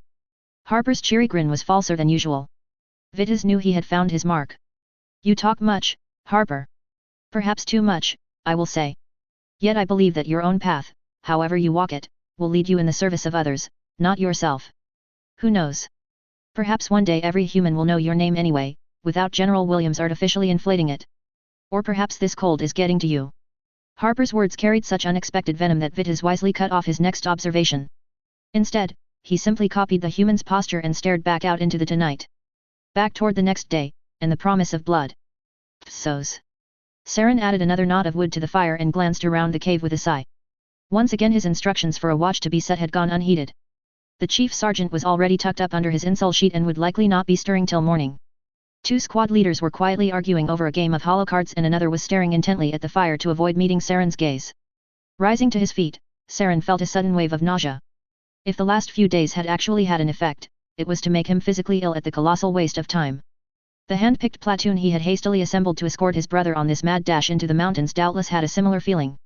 Cold, irritable, and in no mood to wait outside their current shelter to watch for an enemy that wasn't coming. They had received no news from Colonel Orca as to whether or not the battle was concluded. Saren would be the first to admit that his studies of large-scale tactics had slackened during his special operations training, yet he was fairly confident that Orca would have brought the humans to submission by now. That should have made it a time to celebrate, to feast, and sing as the victory was carved into the annals of the 7th Legion. Yet no one in this cave had cause to celebrate. Though he hardly dared to do it, his eyes rose up over the fire to the entrance of the cave. De Solis was still standing there, still as a statue and twice as silent. That had been his routine for days now. Saren and the guard would search areas of the wreckage for his artifact and come up empty-handed. De Solis would not silently and direct them to the next sector. He didn't sleep. When they had to stop for the night he would simply wait impatiently for the soldiers to eat and sleep and then insist on departing again before the sun came up. Saren had been extensively trained in long-range reconnaissance and vital asset retrieval and this was nothing like either of them. De Solis was not cracking down on the men, and they had long stopped listening to Saren. Yet again he was forced to confront a bitter truth. His authority was an extension of his brother's, yet without his brother to enforce that authority it was less than useless. Saren's training had been beyond severe under his brother's tutelage, yet it was only training at the end of the day. Training, and half a dozen minor actions, did not qualify him to give orders. Not in the eyes of these Turians who had followed his brother through fire and ice. As the commander behaved, so did the men. De Solis was a stickler for routine and discipline, and his men had always followed that example. Yet his distance, his disinterest in the behavior of the men, that was sending up more warning flares than Saren could, in good conscience, disregard. Picking up a sealable bag of Gorish stew, Saren checked that it was warm from its time in the fringe of the fire, grabbed a spoon and walked toward the mouth of the cave. You should eat, brother. De Solis barely spared him a glance. Thank you, brother. I am not hungry. You should have it. Keep up your strength. I was about to say the same thing. Saren pressed the bag to him. You've neither slept nor ate in days. De Solis looked at him with irritation. That is ridiculous. I ate this morning. You did not. Saren was amazed. De Solis seemed to think he was telling the truth. I have been watching. You've not touched your rations. You must be starving. No, it's strange. De Solis looked distracted. I don't feel hungry at all. I surely must have eaten. And I feel refreshed. Like I have slept for a day. Saren continued to stare at him. Day, there is still time to turn back. Just forget about this obelisk. Send me on ahead to destroy it. Destroy it? De Solis asked, perplexed. Destroy the key to our advancement. I don't trust it, Day. No matter what cybernetics it can produce, the super soldiers it can create, this obelisk will cause us nothing but pain. That much I know for certain. You got too close to it and now you are almost enthralled. But if I destroy it then it will lose its hold. De Solis favored him with a smile. I know what this is. You do. Saren was unconvinced. Yes. Something seemed to lift from De Solis in that moment. Come, let us sit by the fire a while. I will even eat some rations and try and sleep, if that will satisfy you. It was a better answer than Saren had hoped for, so he acquiesced. Despite his brother's insistence to the contrary, he wolfed down the first ration pack like a man condemned and then ate another too cold. He had sculled 2 canteens of water without pause before he finally seemed content. When his hunger was satisfied, he turned his attention to Saren. You don't understand, Saren. Day shook his head with what might have been sadness. I did not want to get close to the obelisk. I did not go near it from the time you and I spoke. I never got close enough to touch it, let alone be in the same room as it more than once. But it called to me just the same. When I was lying in bed, when I was walking the halls, when I was showering in my quarters. Constantly, sweetly, whispering in my ear. Eventually I went. Saren didn't answer. He didn't dare lift his eyes from the fire as De Solis continued. I didn't dare touch it, of course. I know too well what happened to the last Turians who did. But I listened to its wisdom, of the tale it told. Saren. Such secrets it revealed to me. The meaning of life. The truths of reality. The origins of our species and its destiny in the great plan. De Solis was shaking. If only I could show it to you. The Turian race reborn. Perfect warriors in both mind and soul. And all I have to do to bring this about is carry the obelisk to Temple Palavan, to the home of the Valuvian priests, and let it work itself. This part was news to Saren. Temple Palavan? That place has been sealed off. For millennia, yes. De Solis was overwrought with excitement. In their arrogance our forefathers disbanded their order and sealed the ancient place of worship. They said we no longer needed legends to inspire us to reach for the stars. But what if the legends were real, Saren? What if great titans indeed strode the plains of our homeworld all that time ago? They left the obelisk for us to find, Saren. And with it I shall uplift our species to godhood. Saren had heard enough.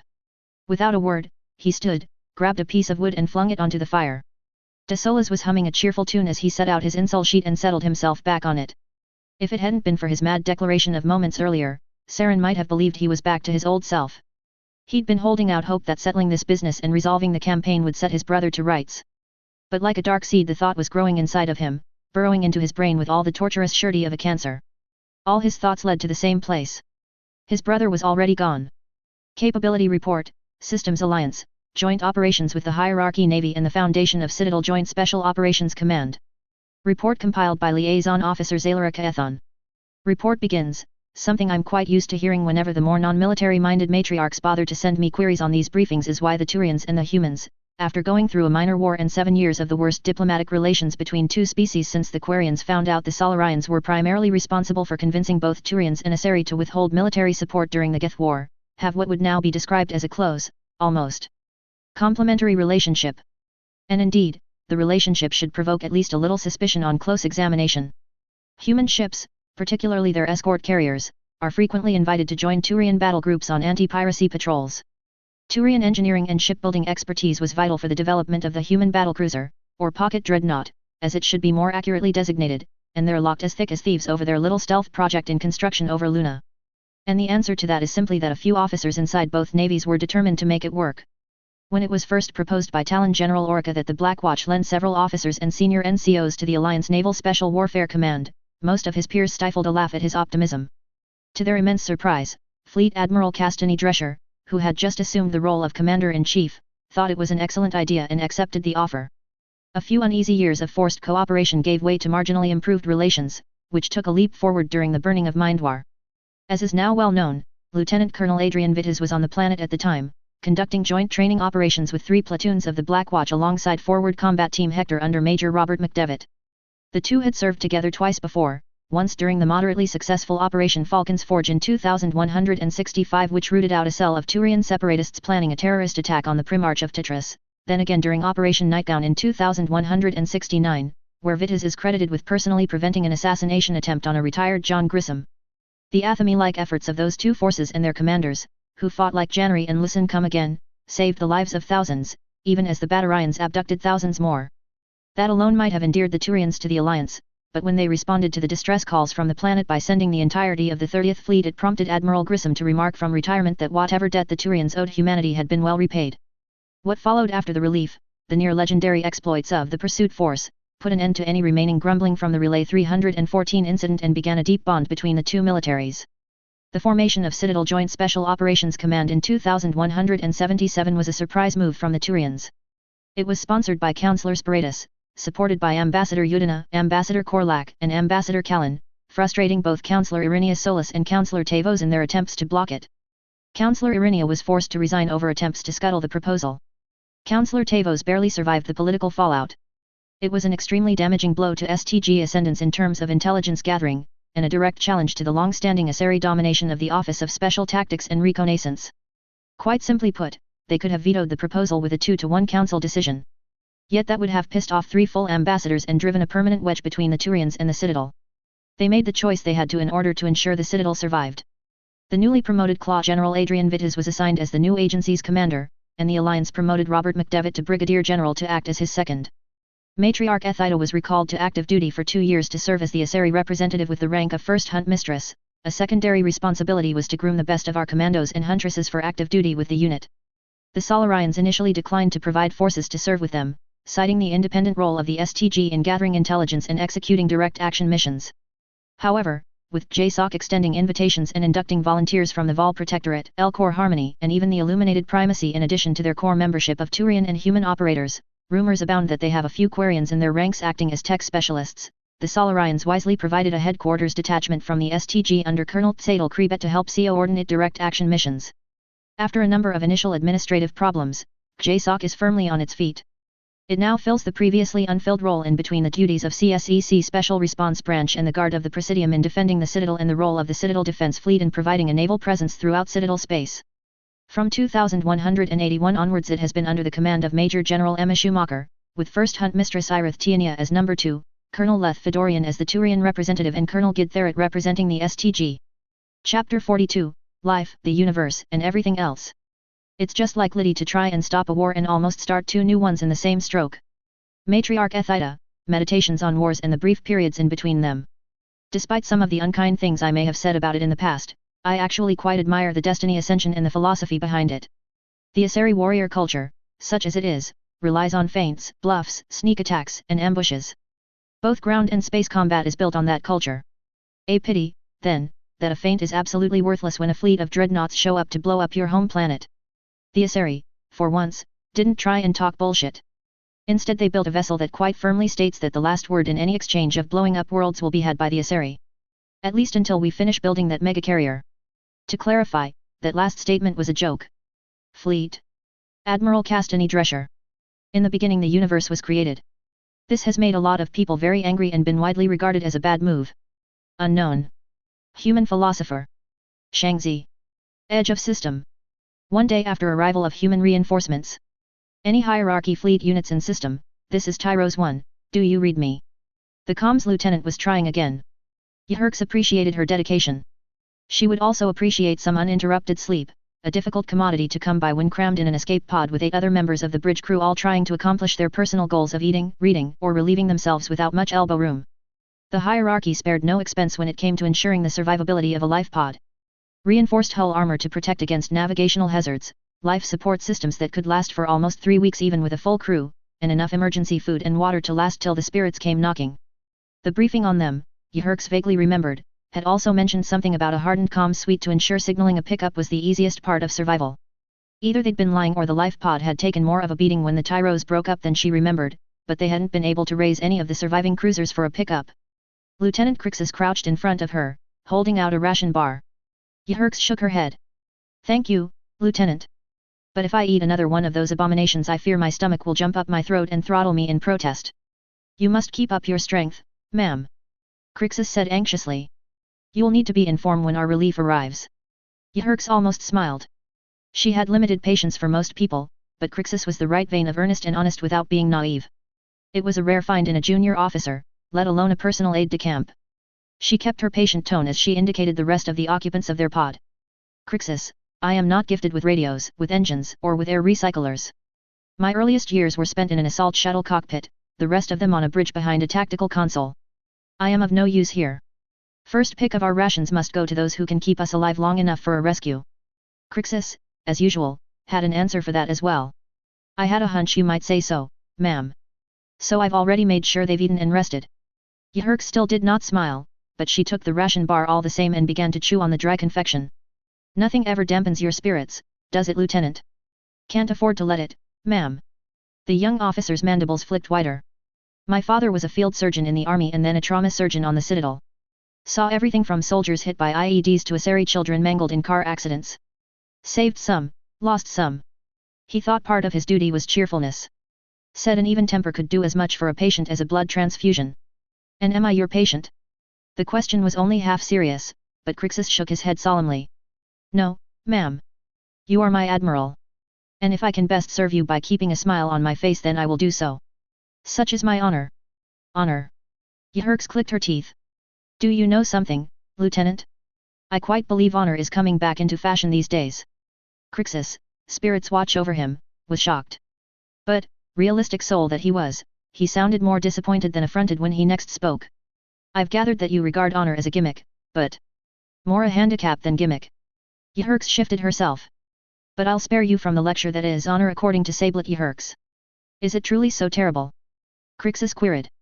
I have been known to become quite passionate on the subject. Sablet finally found a comfortable resting posture and laid her head back. Mainly because I have grown sick of being lectured about it. I once sat and listened with the patience of a monk to old General Melichet ramble on about personal accountability and honest for almost 2 hours. I swear she never breathed once. Honor, Lieutenant, is a crutch used by those without true morality and a convenient excuse employed by the unambitious to excuse their lack of advancement. Our race does not give birth to tiny, honorable little copies of their parents. We are taught it, indoctrinated in it. As children we are given no choice as to whether or not we actually wish to ascribe to some of the archaic practices of our ancestors, that choice is made with the intention that none of us should stray from the norm. But surely the strong should protect the weak? Be honest in all things? Confront their failures? Crixus asked. A good Turian would doubtless say yes. Perhaps I might have said so once as well. Yhirks shrugged. Yet eventually the question must be asked, why? Why must be the only ones to behave with upright honor and honesty in all things? Apart from the Elcor, we are the only species that tries to apply our own personal code to intergalactic politics. Yhirks sighed heavily. We are repeatedly exploited in all our dealings with other species. The Asari consistently leverage us for advanced weapon technology, the Solarians outright steal it. The Hanner ask us for greater and greater commitments to help defend their colonial expansions, and when we so much as ask for equal access to their dig sites they flay us in the media for extortion. What about the Valis? Crixus protested. They have always been honest in their dealings. Oh yes, and why wouldn't they? Yhirks nodded. They are protected against Batarian pirates, Quarian privateers, random Vorsha attacks and Arya. In return they have to perform a task so simple they practically do it as children for their own personal amusement. Keeping the Turian economy running. Preventing other Citadel species from ripping us off in the buying and selling of our goods. Making sure that we get some return on the trade of the roots we protect. And for that we can deny them nothing. Ma'am. Weapons, ships, trainers, everything the Valis ask for they get. Massive losses in military materials, the Valis get as much and more back as they put in, whilst we get no material benefit in exchange. We do not receive money or resources from them. We get no troops or ships. All we get is the constant reminder that our own honesty, our own righteousness, our own refusal to get our hands dirty with something as low and common as finance has absolutely crippled our self-sufficiency. Yhirks said sadly. The Turian hierarchy is a fortress built in a swamp. We can make the gates as strong as we like, man the battlements with defenders, but all the enemy need do is flood the swamp and sit back as we sink into it. Perhaps I was deluding myself that this war would change that, but how could I do nothing? Now Crixus looked completely perplexed. It almost made Yhirks smile. But what do I know? An admiral who lost her ship shouldn't be making grand statements about the state of the galaxy. Crixus tried to say something that Yhirks assumed was comforting. The comms lieutenant cut him off.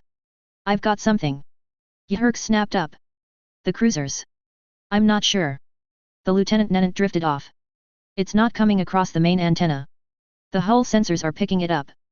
Vibrations through the debris field at a very low frequency, not standard with any comms protocols I'm familiar with. The admiral stood up in alarm. How low is the frequency? 160 micrets. The lieutenant glanced at her. Like I said, below any. It's not a radio signal. Yhirks hissed. It's the pulse frequent of a passive ladder scan. Everyone shut up. The urgent whisper sucked the low hum of conversation out of the pod as if a seal had blown and the vacuum had claimed it. Yhirks could hear it now. With the thrum of conversation gone she could make out the faint clicks of debris brushing against the hull.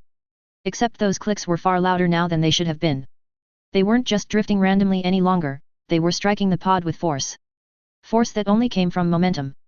Momentum that came from displacement. She whispered. Something is coming. As if her words had summoned the danger, the pod jerked up and then down. Loose equipment, food, and clothing went flying. Yhirks seized a handrail in time, but Crixus fell back against the bulkhead with a disturbing crash. Yhirks held on for dear life and waited for the next disturbance. It never came. Instead, a steady, certain feeling floated over her. Her boots had returned to the ground, but instead of the weak artificial gravity of the pod she felt the stronger field of an actual ship. What's happened? A groggy voice asked. Yhirks never got the chance to answer. The sound of the locking mechanism on the main hatch being blown was loud. The sound of the door being wrenched free was worse. Yhirks grabbed for her pistol, one or two others had the presence of mind to do the same. For once, their luck made those weapons irrelevant. Admiral Yhirks. Quarter Admiral S. Falorica gave an elegant bow as his lancers lowered their rifles. Forgive my tardiness. I was delayed. It was as well that S. Fal had learned to school his voice over the years, Yhirks thought bitterly, so that neither it nor his eyes could betray the amusement she saw in the stoop of her old mentor's shoulders to the junior officers and enlisted men surrounding the escape pod lying on the floor of the dreadnought Caraxon's main hangar bay. Yhirks stepped out, blinking slightly at the suddenly harsh light. Quarter Admiral. Your presence is most welcome. As is that of your squadron. Not merely mine. S. Fal inclined his head.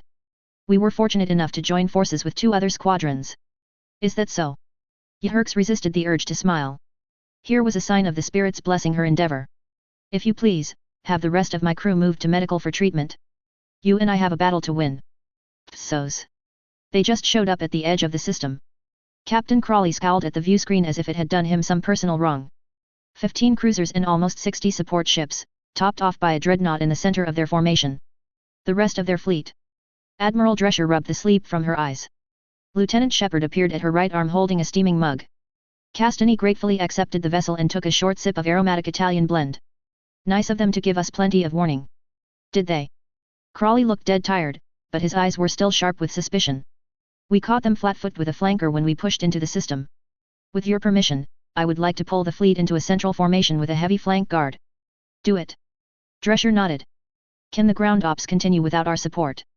General Horrocks reports that the siege of Outreach City is well in hand. 1st Division has the enemy garrison up against the wall and most of the internment camps have been liberated. 5th Division has already recaptured the smaller cities.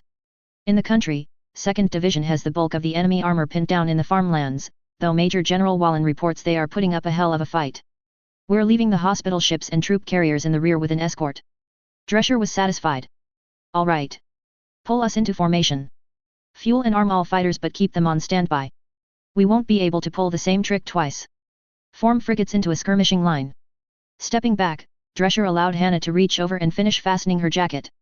Her eyes continued to examine the holographic representations of her ships assuming battle formation, her battle groups assuming their positions well clear of the planet to avoid stray shots bouncing into the atmosphere.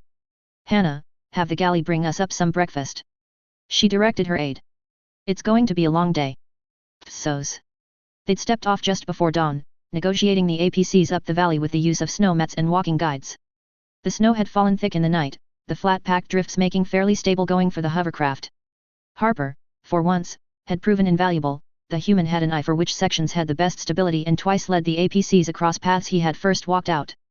By mid-morning they had found the remains of their target's camp in a cave halfway up a cliff at the end of the valley. Petrovsky had found the fireplace, given it a cursory inspection and made the observation that they weren't far behind. Perhaps an hour or two at most. That had been 45 minutes ago.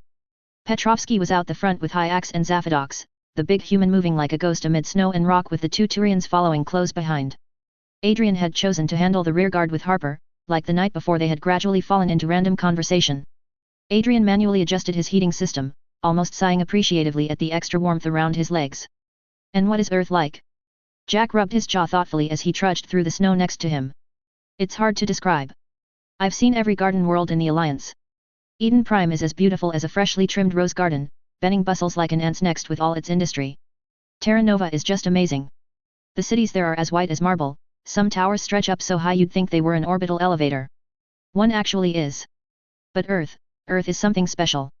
It means something different to every human, but every human loves her in their own way.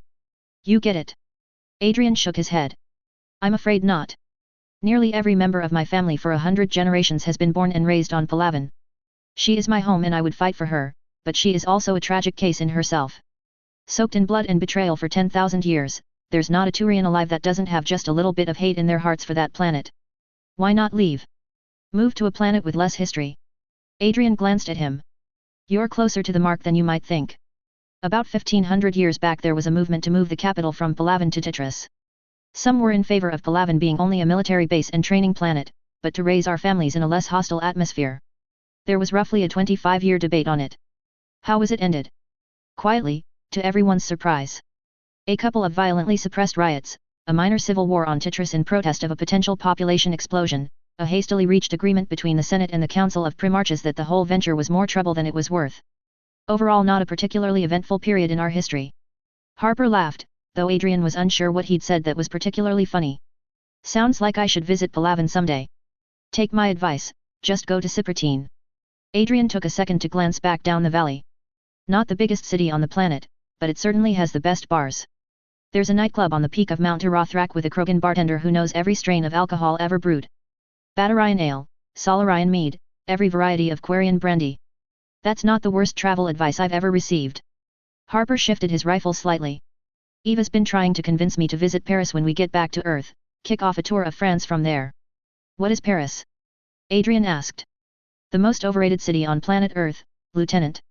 The food and wine are all right, I've heard, but you have to deal with Parisians. They are not a nice people, these Parisians. Jack nodded.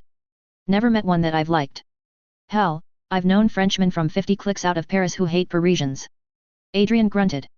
Sounds a bit like Thessaloniki. You'll get to tell them apart from colonial or citadel Asari pretty quickly. A more pompous, arrogant, self-aggrandizing group of equals sir, equals Petrovsky's voice interrupted him. Equals we've got them equals. Psos. Saren stared at the mouth of the cave. The mouth of the cave stared back.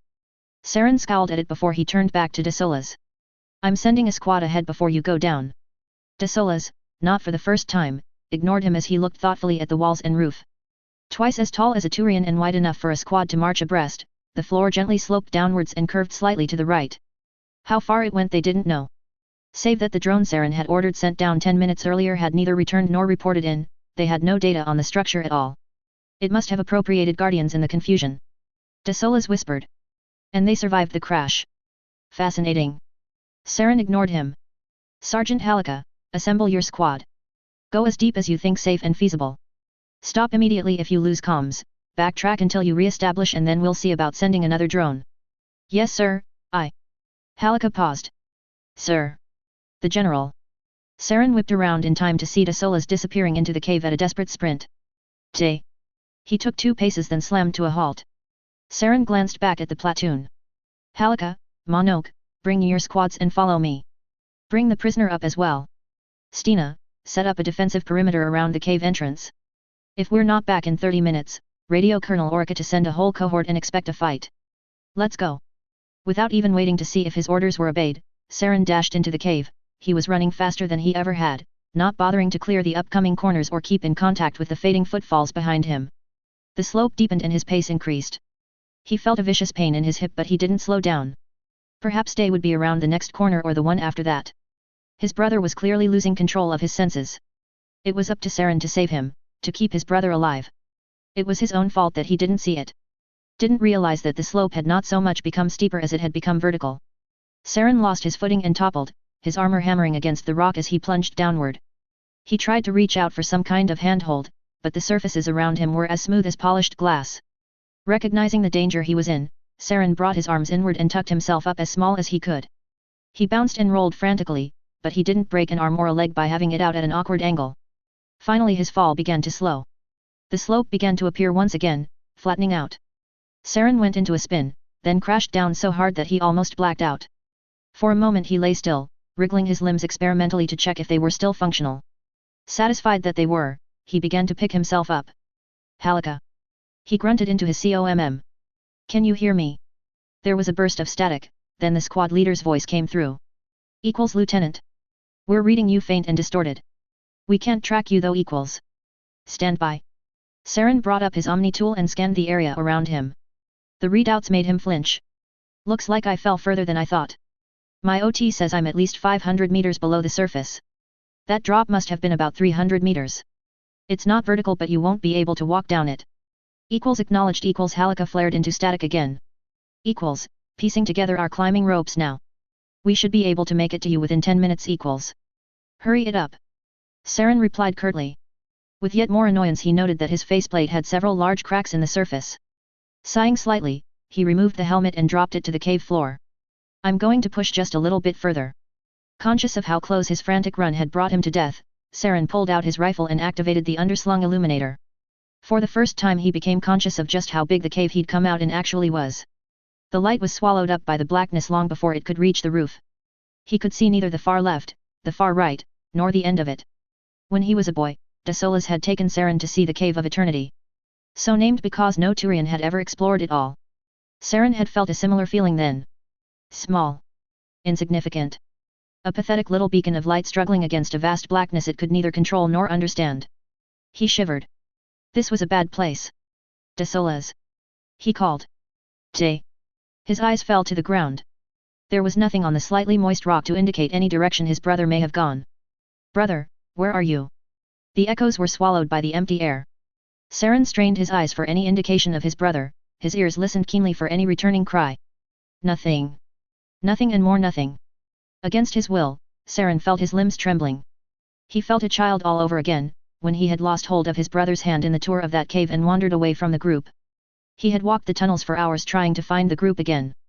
He'd yelled for his brother that day as well, He'd yelled and yelled with no response. Finally he had sat down and cried. That was how de Solis had found him. His brother's arms had been strong and warm as he knelt down to embrace him. The adults in the group had either scoffed or looked embarrassed, but his brother had angrily stared them all down. And you had the hearts of heroes as children, I'm sure. His brother had spat at them. My brother walked for hours to try and find us. He has more spirit than most of you. Now de Solis was the one lost in a cave. And Saren would bring him out. As if the spirits themselves approved of his intentions, a sign was given. Hundreds of meters into the cave, a green glow began to shine. Despite his own misgivings, Saren began to run again, picking his way over the cave surface until he reached the bottom of a slope. He sprinted upwards, hurdling the crest of the ridge and beating feet against the slope to reach the bottom. He skidded to a halt. He had found de Solis. His brother stood before an amphitheater. Raised on the stage before him was the obelisk of Valovian the priest, pulsing with a sickly green glow. The last time Saren had seen it, the artifact was dormant. Something had woken it up. De Solis wasn't alone. Surrounding him were 40, perhaps 50, Turians. All of them showing the distinctive deformities of the obelisk's enhancements. All of them on their knees before it. Tay! Saren called, his voice cracking. Step away. His brother turned back, smiling serenely. It's all right, Saren. It will all be all right. See how it protected its chosen? A fall from the stars, yet they are unharmed. A miracle, Saren. The spirits point the way. Tay! Saren picked his way carefully down the slope. The obelisk. No, it is not an obelisk, little brother. De Solis' eyes shone with reflected light. And it has little and less to do with Valovian and his priests. They knew nothing of what they saw, sealed it away and guarded it like some kind of monster. Split it from its twin to neutralize its power. This is the Arca monolith. And it wants to go home. Psos. Space, being space, was big. Large. There were a lot of distances to cross, and no matter how powerful your engines, it still took a lot of time to get anywhere. Relatively speaking. All of which, as Castany Drescher had drily observed in the past, served to make naval engagements an extremely drawn-out business. In other words, a battle which had been brewing since just before breakfast still hadn't been properly joined by morning tea time. Captain Muggeridge reports that the Damascus has repulsed another attempt by the enemy battle group to break in under Shanxi's south pole. Castany accepted the newest battle report from Hannah and began to glance over the details. Her aide did not move from beside her. Ma'am, should we move another cruiser to support? Negative, that would sap strength from our left flank. Castany returned the pad, then re-examined the battle display. On one side of the planet, roughly parallel to the equator, Second Fleet had assumed their main defensive position. The MDP formation was far less elegant than Castany would have liked, yet she had been given no time to employ a more elaborate tactic. She had chosen to employ the McKinley aggressively, moving it to the center of the firing line with an equal level of cruisers to the left and right. With Shanxi preventing the aliens from taking her right flank, and both of her escort carriers and their fighter contingents protecting the left, the enemy fleet had ground to a halt before they could launch their first attack. Castany had punished their indecision with 2 salvos before they'd withdrawn. An attempted surprise attack on her left had come just after a probing attack from underneath. Castany had been lectured and given lectures herself on how space was not a sea, yet she hadn't thought to guard against an enemy force coming up from the south pole of Shanxi to launch its assault. If the Turians had committed a larger force than light cruisers and frigates to that angle of the attack, they would have had her cold. As it was, an almost suicidal charge by the Damascus and the Newcastle had halted that particular attack, albeit with the Newcastle left crippled and drifting.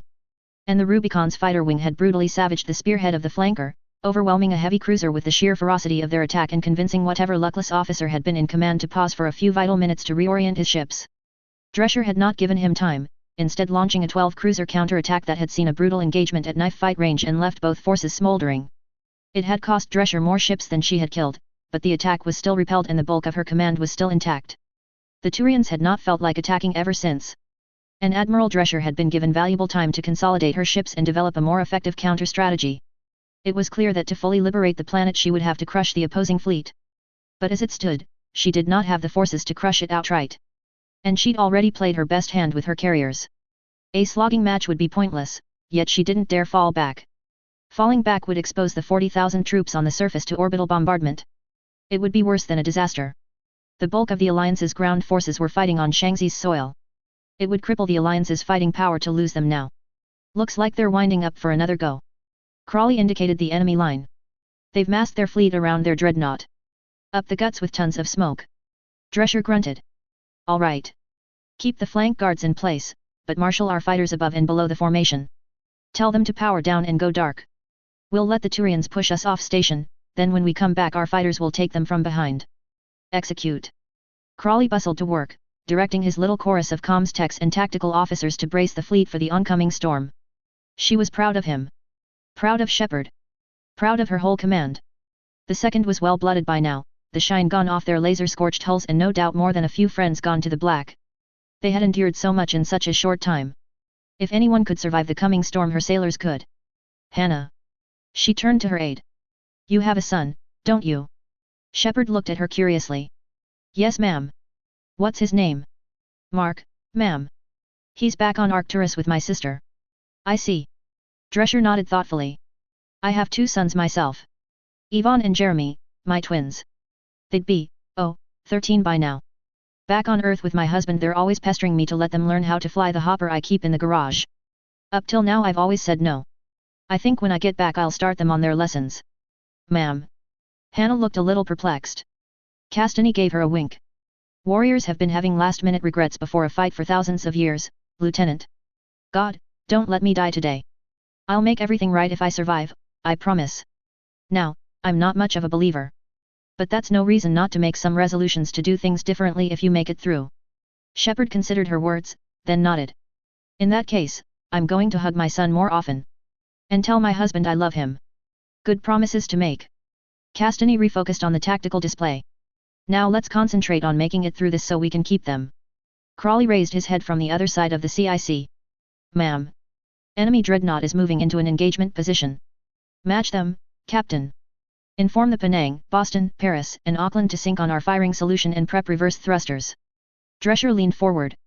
Get me Rear Admiral Simpson, I want. New contact.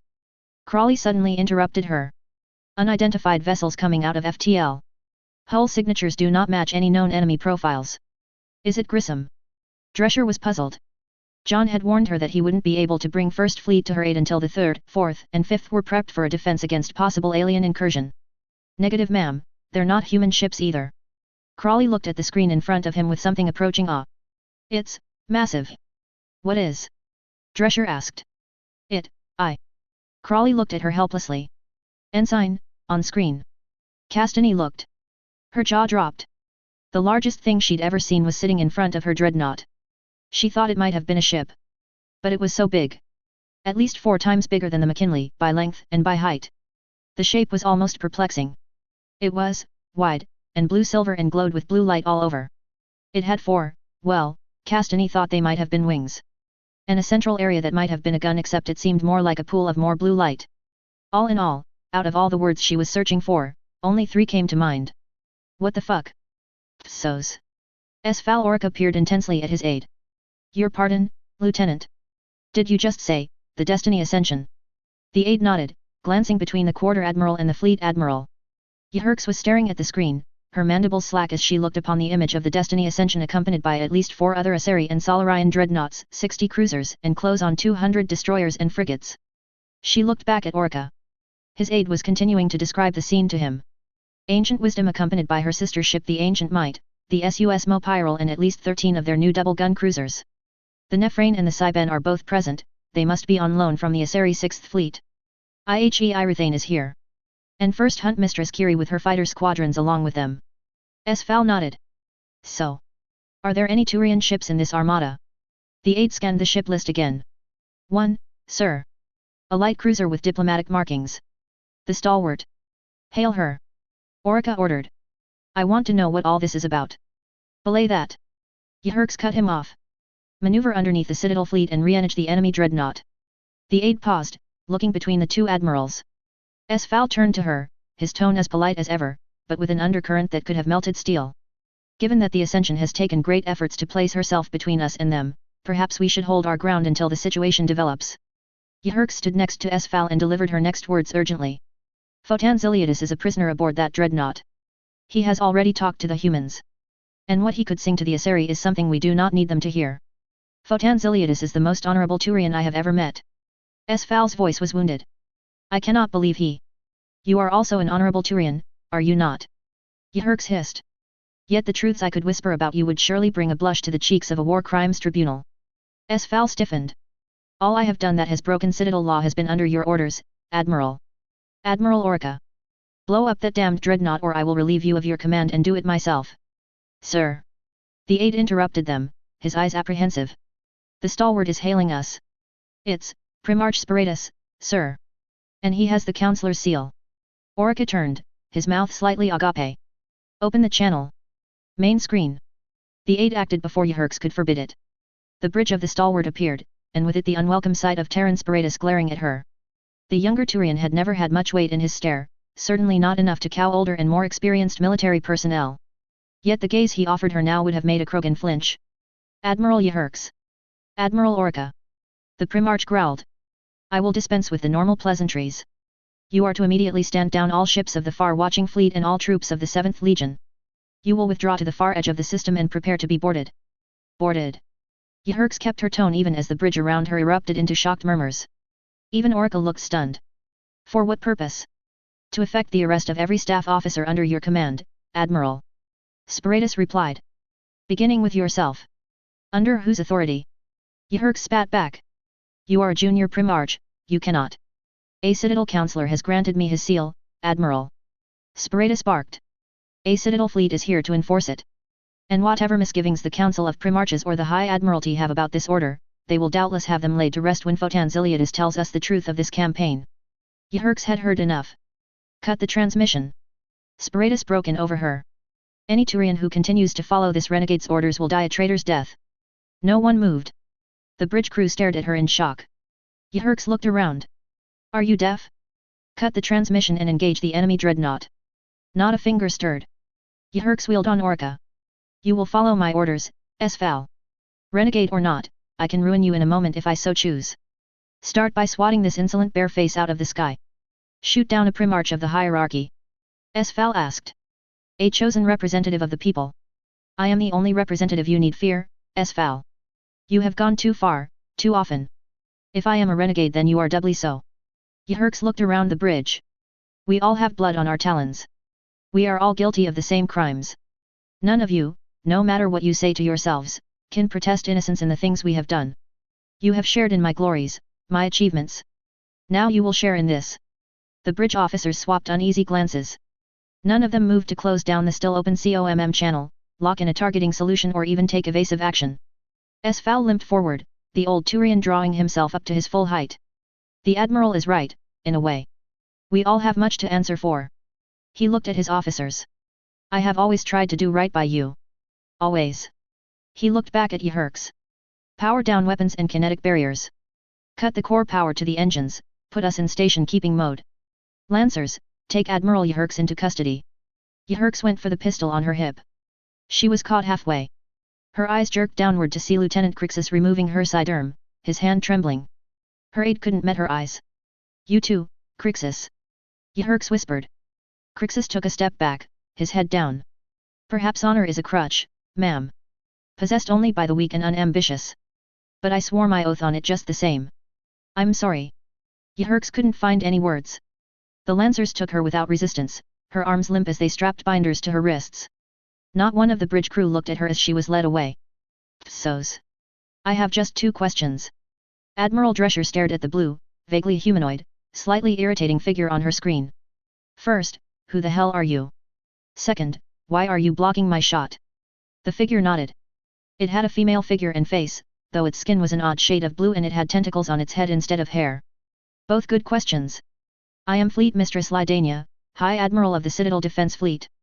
The reason I am blocking your shot is because I am here to put an end to this war. Oh, are you? Drescher asked grimly. Well, in that case. She turned toward Crawley and made a slashing motion with her hand. The transmission was instantly cut. Inform all ships to sync up a targeting solution on that absurd-looking ship in the center. We can't beat them and we can't disengage. We'll take out their flagship and try and make a break through the wreckage. Ma'am, they're hailing us again. Crawley reported. Ignore it. I'm not interested in hearing terms of surrender dictated to me. Fire on my mark. Ma'am. Crowley's voice was urgent. They've lowered their barriers. That made Drescher pause. Pardon. They've lowered their barriers, ma'am. The entire fleet. I'm detecting no power buildups or open torpedo ports either. They're just hanging in space. They must want to talk, ma'am. Hannah broke in. If they wanted to force a surrender they wouldn't expose themselves like this. Drescher knew she was right. As unlikely as it seemed, this new group of aliens wanted to chat first before they shot. It almost seemed too good to be true. Open the channel. The alien, Lydania, reappeared on the screen, looking slightly relieved. My thanks for not blasting my ship out of the sky. Drescher.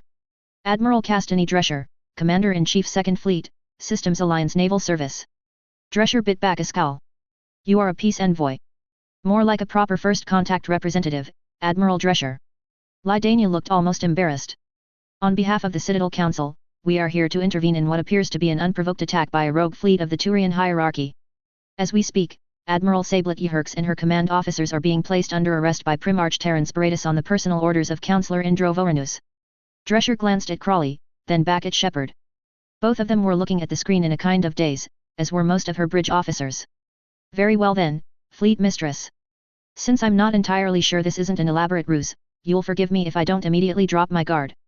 Perfectly understandable. Nevertheless, I will withdraw my fleet to an appropriate range to allow you to take care of your business with Admiral Yeherks. Drescher gave a quick snap of her fingers behind the console to her right. Crawley saw it and wordlessly began charting up movement orders for the squadron commanders. I would appreciate it if you would send a party over at your leisure. Minimally armed as a sign of good faith. We have a full First Contact team on board, Admiral. Lydania explained. And none of them will be carrying weapons. I can send them over at your word. That would be, wait. Something occurred to Drescher. There's something we need to do first. Psos. The fighting had stretched on through the afternoon, the night, and well into the morning. Orica's men had dug with any tools on hand, from knives to clumsy shovels, just to get some shell scrapes in. During any let-up in the fighting they had furiously scraped away more dirt to turn their temporary fighting holes into proper firing pits. The results were ugly and primitive, but they'd gotten Turian heads lower than human bullets, and a little safer from human artillery. That meant they worked, and that meant Septimus liked them just fine. For Orica's command pit his men had scavenged the armor plate off the side of a busted APC and laid it across the roof of one of the larger pits and then covered the armor up with more dirt and branches to camouflage it from human spotters. It gave him and what remained of his command team a little bit of cover to coordinate a defense against the human onslaught. They'd lost comms with their largest force in the city, and there was no telling where their smaller columns had wound up. The greatest strength of a Turian legion, massed, unbreakable lines of heavy infantry supported by heavier armor, had been denied them. Orica was keenly aware whose fault that was. He had assumed the fighting was done and in return had been caught so off guard that a quarter of his command had been shot out from under him before he could so much as yell take cover. Yet, for all that, his men had moved in good order, unbroken and unhurried, to their current location. He'd lost the ability to dictate the ground of the battle when the enemy commandos had seized the key terrain before his skirmishers. Yet, dug in and with power packs and ammo shared around, his men had held their own on the poor terrain. The humans had come had them with armor and dismounted infantry 3 times before sundown and 3 times they had knocked them back. The last time, the humans had breached their perimeter, and only the suicidal actions of one of the Blackwatch squads had prevented a rout. A sergeant had thrown himself under the treads of a human tank clutching a satchel charge to his chest. The resulting explosion had stunned the humans, and when the Blackwatch rose up from the ground beneath their feet and began felling the infantry with knives, rifle butts, and their bare talons, it had induced a panicked retreat. The squad had died to the last man, but it had given Orica time to plug the breach. During the night they tried twice more with heavy infantry, and saturated his position with mortar fire. The 22nd had replied with counterattack after counterattack that kept the humans off balance and preserved the integrity of the defensive position by the skin of their teeth. The morning had brought probing attacks and sporadic sniper fire, but nothing heavy. Not just yet. Orica's eyes played over the intelligence reports that the skirmishers and Blackwatch had gathered. He was so focused on them that he almost didn't notice Colonel Sirtis slipping through the hatch into the pit. "Morning, Colonel." Kath greeted him almost cheerfully. "Brought you a cup of something hot." Orica gratefully accepted the vessel and took a sip. He retched as the liquid hit his throat. "What in the holy city is that?" "Credak take me if I can figure it out." Sirtis replied. "But it's hot and it's there, so drink up. You'll forgive me if I pass." Orica grimaced. "Are the scouts back?" "Got in a few minutes ago." Sirtis dragged the map closer to him. "The humans have been busy through the night. They've dug reinforced gun pits for heavy pieces. Here, here, and here. The top of each of these hills has been turned into a heavy weapons nest. They've shifted sniper positions to give them maximum enfilade onto our position." Lieutenant Metrocles reported his men heard massed armor moving close to their listening post here, near the river. "Well, that's how I'd do it. If Prefect Fortis taught us back at the academy, it was to always keep a good towel in your field kit and to never expect your enemy stop and read poetry whilst he has the advantage. Septimus leaned forward. Heavy artillery for at least half an hour to soften us up, then rolling heavy weapons support from these gun nests until their armor and infantry are right on top of us. Did the dummy positions get finished before dawn? Yes, and filled with high explosives as ordered.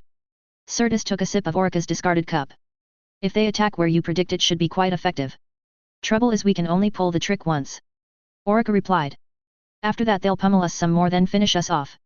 Unless your men get through to the other columns. I sent my best boys. If anyone can do it, it'll be them. I know. Orica reassured him. Now the real trouble will be if they... Colonel. The hatch slid open. Lieutenant Metrocles dropped down into the pit. Sir, there's a white flag approaching our position. 6 humans, all unarmed. One of them is asking for you personally. Is he? Orica considered the map for a further moment. In that case I'd better see what he wants. Certus tried to protest, as did Metrocles. They needn't have bothered. Septimus knew what he was doing as surely as he knew who it was waiting for him under that white flag. Psos. General Williams. Orica nodded courteously. I'm glad to see you despite the circumstances. In a new set of fatigues and looking remarkably more energetic than when last they'd parted, Williams offered Septimus his hand. Colonel. We just keep wishing to meet under better circumstances, do we not? It might end up as my dying request. Orica shook the proffered hand, then glanced at the man bearing the truce flag. I take it your usual escort has not returned from his task. Sadly, no. Williams shook his head. Has your man checked in? No, but that's not surprising. Things have taken a rather surprising turn since yesterday. Seems a pointless task, in hindsight. Perhaps. I believe it was the right thing to do, regardless. I agree. Williams glanced past Orica at the defensive position behind you. Well, I doubt you haven't guessed why I'm here. As I recall you saying not too long ago, you hoped that I would receive as generous an offer as I gave, were our positions reversed. Orica said, his voice shifting slightly as he looked past Williams to the faint outline of the human lines. I'm afraid our reversal of fortunes is not quite a match. You, at least, had that mountain for cover. Thankfully my superiors are a little more flexible than yours. You won't need to send an assassination team after any of them. Williams turned to introduce 2 more humans. One was a short, heavily built male with a bushy white mop of hair on his upper lip and a shaved head underneath his cap. 4 silver stars decorated each collar compared to the one on Williams. The second was a slightly taller female, her narrow eyes glaring at Orica suspiciously from beneath the brim of her helmet. Unlike the 2 males, she was wearing full armor in green and brown camouflage. The 2 stars stenciled onto her breastplate indicated that she too was superior to the garrison commander. General Sir Terence Bryan Horrocks, Commander Marine Relief Force 1. Williams introduced the first, who offered Septimus his hand. And Major General Allison Wallen, Commander 2nd Division. This is Colonel Septimus Orica, acting commander of the 7th Legion under Talon General de Solis Arterias. The second human offered him a curt nod, but otherwise did not move. Orica shook the hand and returned the nod. General Horrocks folded his hands behind his back while he looked Orica up and down. Forgive my curiosity, Colonel. He began. His voice was clipped and formal. You are the first alien I have ever encountered. You fulfill something of a boyhood dream of mine. As Brigadier General Williams observed, I just wish it was under non-violent conditions. Indeed. Orica cracked a smile. Perhaps the air on this planet contains some kind of narcotic? I haven't heard so many wishes for peace since my last command of a bodyguard unit for a diplomatic team. Horrocks and Williams both laughed at that one. Horrocks gestured to the scuff marks on Orica's armor. It looks like you had a few near scrapes during the night, Colonel. Many of my men received far worse. Orica dismissed the sympathy. As did yours, I fear. Casualties have been high. Wallen broke in. It was the price to pay for encircling you entire force. Orica could have winced. So those attacks were distractions. How very unfortunate. I'm afraid General Wallen is quite an effective commander. Horrocks was almost apologetic. She has both numbers and terrain on her side and would like nothing better than to hammer your force into the mud. Which, normally, I would both praise and encourage. However, certain facts were made known to me by General Williams that have put me in a damned awkward situation. He reached down into his jacket and pulled out a small wooden pipe, already packed with tobacco. Lighting it up, the human took a contented puff. Your gallantry, Colonel Orica, does you and your entire command credit. Terms of surrender were offered that, with all due regard to the realities of war, were extremely generous. Designed, I feel, to spare the surrendering force undue humiliation and privation. I feel compelled, therefore, to offer you equal terms if you will lay down your arms and instruct your soldiers to do the same. The wind had picked up, carrying with it the smell of the battlefield. Orica took a whiff of the sour stink of explosive residue, blood, and rotten fruit from the felled orchard and immediately wished for the pleasant smells of the day before. He looked back to Williams. You will understand that this is not an easy decision for me to make. I know that I still have troops in all 3 cities. This could be a feint to force a surrender. Orica said. Horrocks shook his head. No tricks here, Colonel. We've taken nearly 4,000 prisoners in outreach alone. You're one of the last holdouts. There is no point in continuing to fight with not a single hope of relief or reinforcement. Your own General Williams held out beyond all logical hope. Orica countered. To do any less would shame my legion. For God's sake, Orica. Williams cut in. You're completely outnumbered and tactically defenseless. The heavy artillery alone will kill most of your command. Words, words, and more words, General. Orica almost smiled at the human's exasperation. I must confess, this gives me a slight amount of pleasure. You now know exactly how I felt when you rejected my terms. Colonel. Wallen spoke again. The woman seemed far less frustrated than the men. Her voice was very cold. If you force me to commit my men to this engagement, then we will kill you. Down to the last man if need be. Orica inclined his head. That is your right. And mine is to tell you to take a flying leap into that river over there. Septimus. Williams began, but Orica cut him off. Enough, all of you. My deepest respect is given to you for the nobility of your offer. But as Williams himself was kind enough to remind me, I have a duty to far more than myself or my men. Orica looked back at Legion colours stenciled onto the side of an APC. There are principles upon which our hierarchy is based. I can no more disobey them than I could disobey the command of my lungs to give them oxygen. Williams looked disappointed. Horrocks simply sighed. Then on your own head and by your own hands be it done. They had only started to turn when a voice interrupted them. Colonel Orica. Colonel Orica. It was Metrocles, the young officer running forward from the lines holding one of the orbital transmitters in his arms. Colonel Orica. Wallen was immediately on guard. Sir.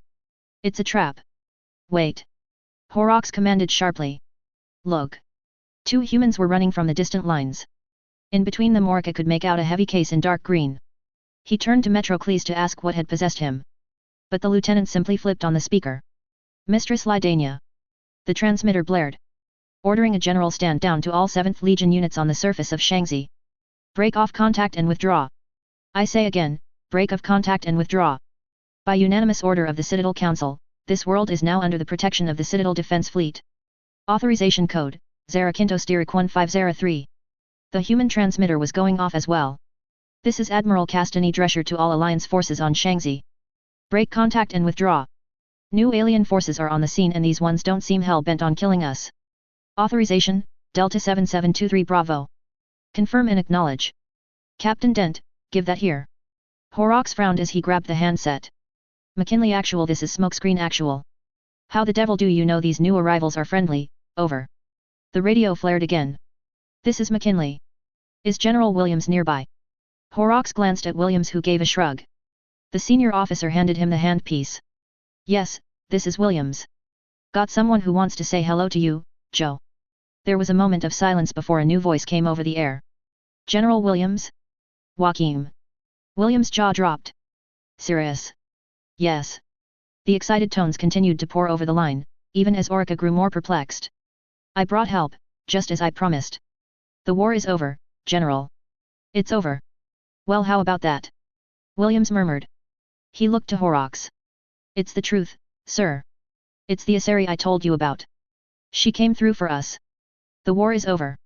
He looked at Orica with what the Turian now realized was the first true smile he'd ever seen from the human. He felt the need to savor the words for himself, even as he looked back at the Turians just beginning to cautiously emerge from their firing pits. The war is over. Psos. Vitis pulled himself back from the edge, lowering his binoculars and pulling face mask back down. Looks like a full squad of 8. No heavy weapons or vehicles. Not even keeping a proper watch. Why would they? Harper asked, his tone adopting that strange pitch that Vitis was reasonably sure meant some kind of mockery.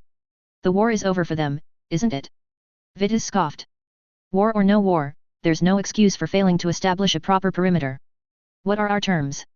Hyax asked, his sergeant tenser than usual. Vitis had already considered that question long and hard. Colonel Orica only wants General Arterius returned alive. Vitis retrieved his knife and tested the edge. His guards are expendable. The woman named Eva blinked. Damn. Your Orca guy is colder than I thought. Vitis spared her a droll glance. And you've never killed humans to achieve your mission? Never? Not in your whole life. The woman grinned impishly. I take your point.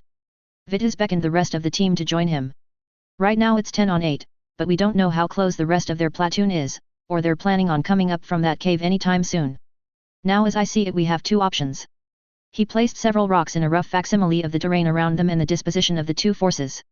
First, we can bring up the APCs and hit them heavy with everything we've got. We'll have height and firepower, they'll be dead before they hit the ground. That hopefully puts General Arterius in a talking mood and he comes out with his hands up. If not, we simply cut down anything that comes out of the cave. Doesn't that contradict your orders to take him alive? Petrovsky asked. Which is why I personally lean toward option number 2. Vitis returned. We neutralize this team quietly and follow the others down.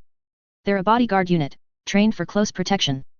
They don't have our training in stealth fighting. We could neutralize them in the dark and nab Arterius for extraction without risking his life. Opinions. Hyax immediately voiced his. Going in that cave puts us on the back foot. One rearguard in a dark corner could light up the whole team. Harper disagreed. Not if we put Turians up the front of the patrol. They're not going to fire on anything that moves, particularly if they think it's on their side. The sergeant considered it, then gave a brisk nod. Agreed. Number 2, then.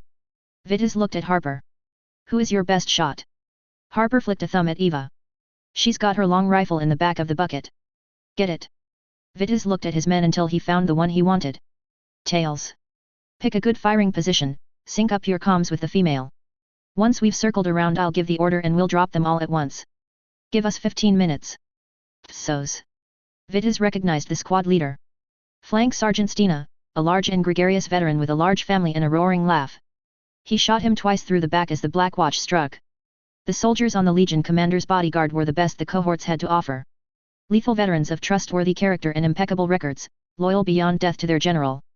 On open ground Vitis would have expected such a platoon to decimate a larger force. The Black Watch were not a larger force. And when they struck, it was with such swiftness and violence of action that not one of Stina's squad had time to so much as raise a weapon. It was damn close to murder. Just another word for a job well done. Even as Vitis checked the body of his chosen target he made a private vow to augment the pension of his victim's family. Of all the families of the Turians his team was about to slay. Turning around, he observed the rest of their handiwork.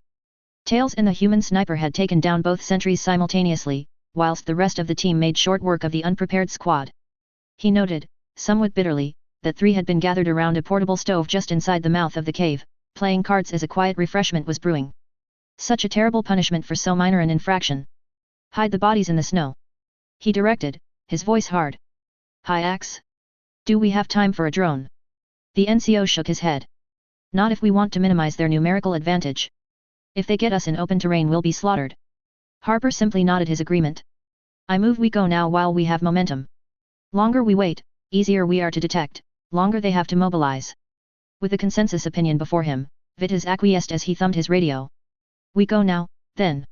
Tails. Take the human, drop back and grab our APCs. I want you to set the gun turrets to auto and then position them to cover the mouth and shoot anything that's not on our team. Once that's done, move immediately to RV with us. Tiras took point as Vitis finalized his orders. The short Turian had activated his thermal vision inside his helmet, not utilizing the torch on the side of his rifle as Vitis had requested. Petrovsky followed at least 10 paces behind, careful to space himself out between the squad to avoid massed casualties from an ambush. Now 2 men down, the 8-man squad wound its way deeper into the tunnels.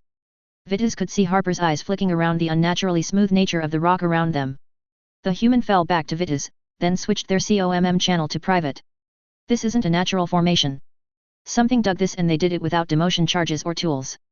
And you know this because I've pulled security on mining operations before. There's no scouring from drilling lasers and no explosive residue on the rocks. Vitis uneasily looked behind him as the last view of the surface was blocked by the slope of the tunnel. That doesn't make any sense. Welcome to my week. There was no rearguard within the tunnel, no surveillance devices, no booby traps.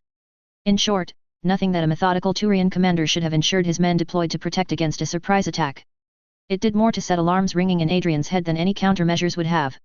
His COMM flicked on, nearly making him jump. We've got the start of a drop-off just ahead. Tiras reported. Looks like they ran a rope off a climbing spike to assist their descent. Check the integrity of that spike.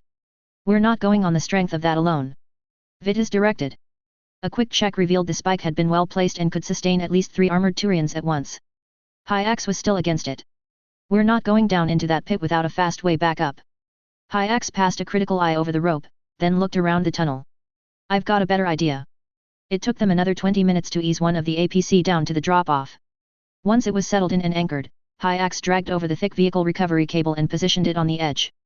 Hold on to this as you are going down, you won't slip and break your neck. And getting back up? Harper queried. Use these. Hyax produced an elongated rectangular device. It's an ESO-powered ascender, capable of supporting at least 500 kilograms. That's you, your armor and even someone else if they hang onto you tight enough. Latch it onto the cable like this, ramp up the power setting and you'll be yanked back up here like a fish on the line.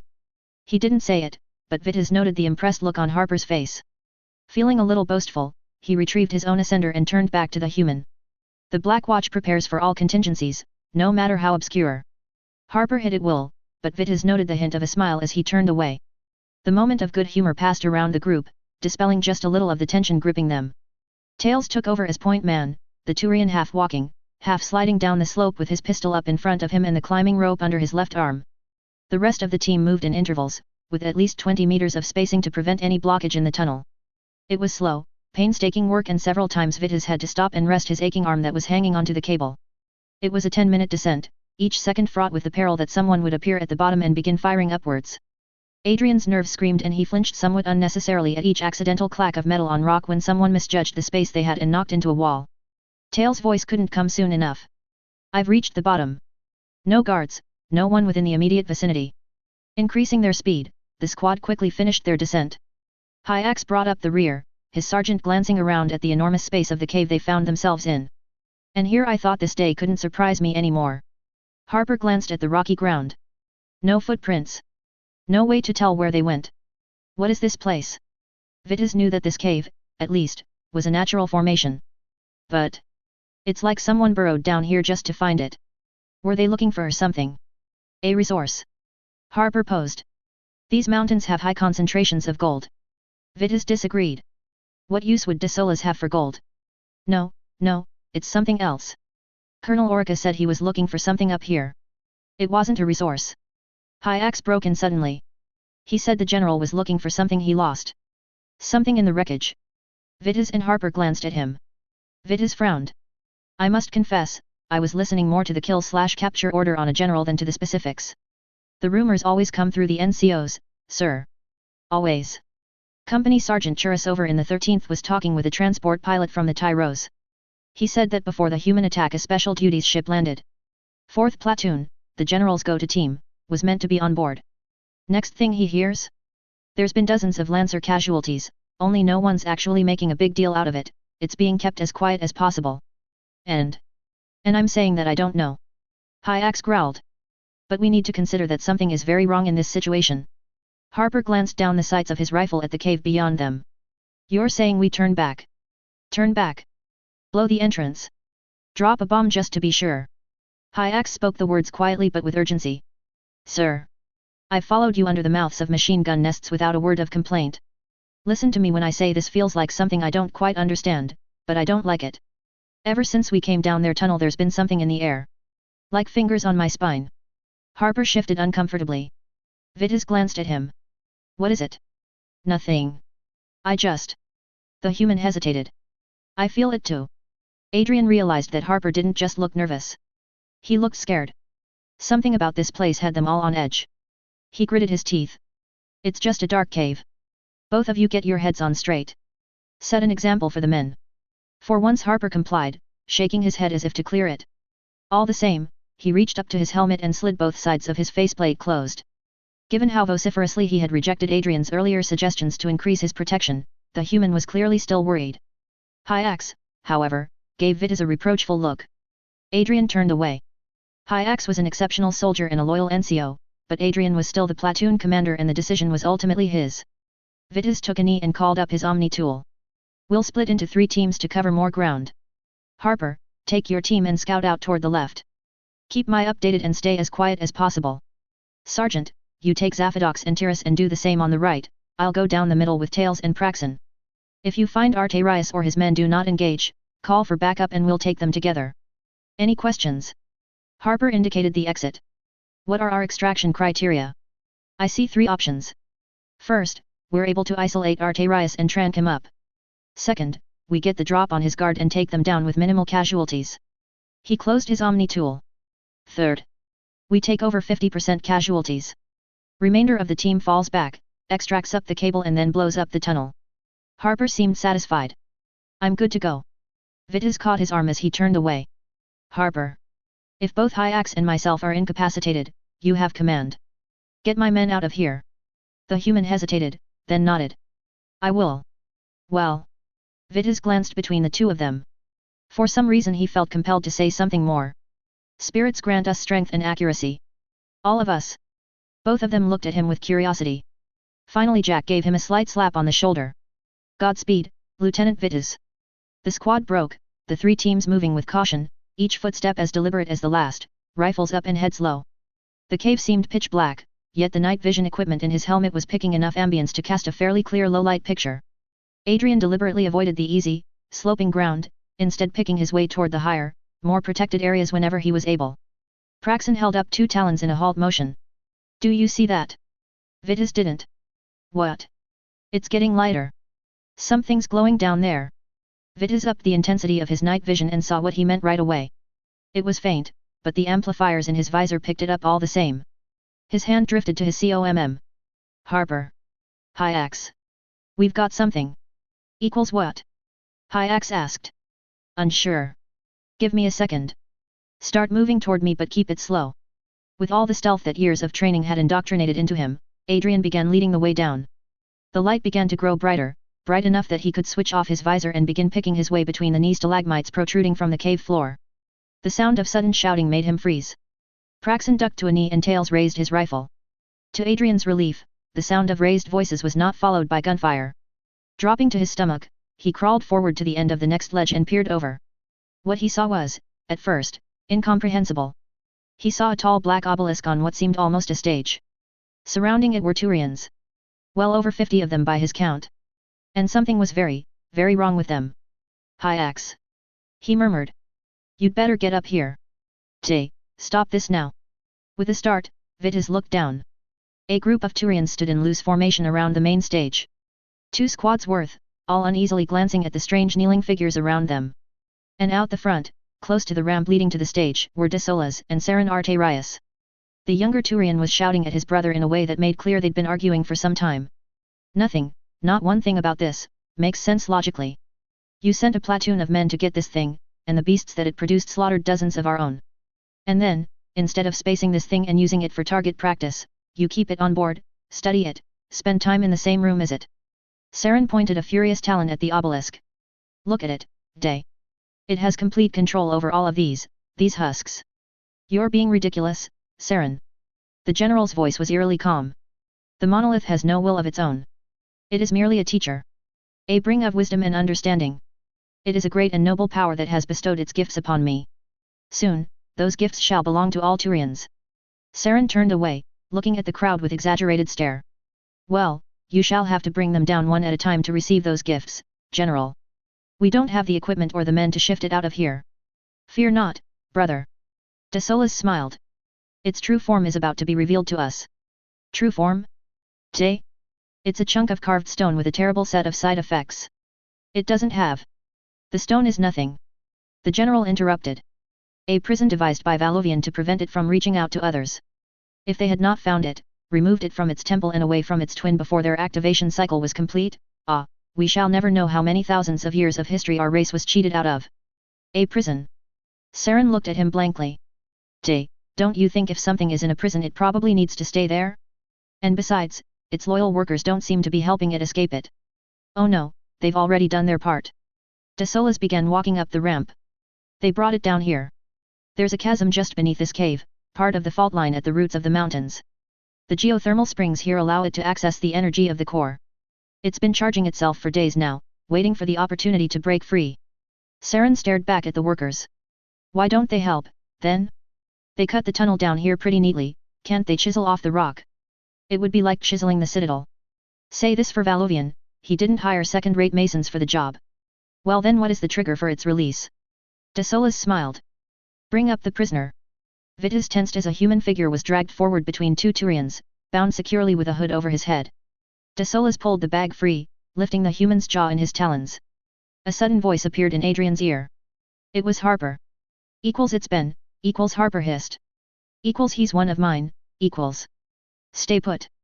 Vitis ordered, but he could already make out Harper shifting from his position on the left, the human beginning to climb down the rocks with his rifle slung over his shoulder. De Solis was continuing to speak to his brother. You were right in a way. The monolith can't function properly through all that stone. Its creations are, not quite right. They're smaller than they should be. Dumber as well. The stone absorbs too much of its output to make them truly effective. I would not subject any other Turian to that kind of lesser existence. Luckily, we have this over-evolved Pyjok. The human strained suddenly against his captors. They didn't budge. Clearly it wasn't his first escape attempt. When that failed, his eyes flared wildly and he spat at the Turian. Even Vitis was stunned when De Solis made no move to clean the offending fluid off his mandibles or slap the being who had delivered the insult. De Solis indicated the obelisk. Move him into position. No, you son of. The human was straining desperately, digging his heels in as he was forced up the slope. Let me go. Praxon gripped Adrian's arm. Harper will give us all away. Vitis grimaced. I know, I'm trying to think of something. He hadn't thought of anything. Harper's man Ben was still being dragged toward an ancient and possibly very terrifying piece of equipment. Harper was still attempting the worst one-man rescue of all time and his team were still looking at him like had an answer. Spirits take the whole pack of them. He'd improvise. General Arterias. His voice rang across the cavern like he'd shouted it through a horn. He leapt down to the floor of the cavern below and removed his helmet. General Arterias, sir. Do you know me? It had been a shot in 1,000, yet against all odds General Arterias halted in his tracks and looked back across the theater at him. As did the 50 or so mutated creatures and the 2 guard squads. He raised his arms. General. Lieutenant, Vitis, isn't it? General Arterias blinked owlishly in the dimness. Of the Black Watch. Yes sir. The 9th platoon. Arterias nodded. Now I remember. Yes, that business on Manove. You handled yourself well under the circumstances. Vitis tried not to look at Harper. Yet his eyes still strayed to where the human was making a somewhat ridiculous motion with his hand which he assumed was a keep-going sign. Yes sir.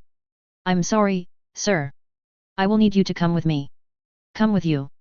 Arterias repeated. For what purpose, Lieutenant? Sir, under the orders of Colonel Septimus Orica, I am placing you under arrest on suspicion of mass murder and conspiracy. The general tossed his head to the left in confusion. Mass murder, Lieutenant? Yes sir. Vitis stated grimly. That's what you call it when you trick a whole legion into slaughtering thousands of innocent people. Ah yes, the invasion. Arterias sighed, suddenly appearing bored. What a pity, I thought you were here for something interesting. Kill him. The bodyguard lifted their weapons. Vitis didn't flinch. I wouldn't advise doing that. 2 platoons of the Black Watch are behind me. A whole cohort is waiting outside the cave. There was a momentary pause. Some of them looked past him, trying to see into the dark. That they saw nothing they would simply attribute to Black Watch stealth. Vitis continued. At this very you are all acting under what you believe to be legitimate orders. But your general is guilty of corruption at the highest levels. He has lied and convinced others to lie. This whole invasion is based on a fiction he created. Some of the guard glanced uneasily at each other. There was doubt there. Vitis seized on it. Thousands of your brothers in arms are dead already. The rest of us are tainted by his dishonor. Think of it.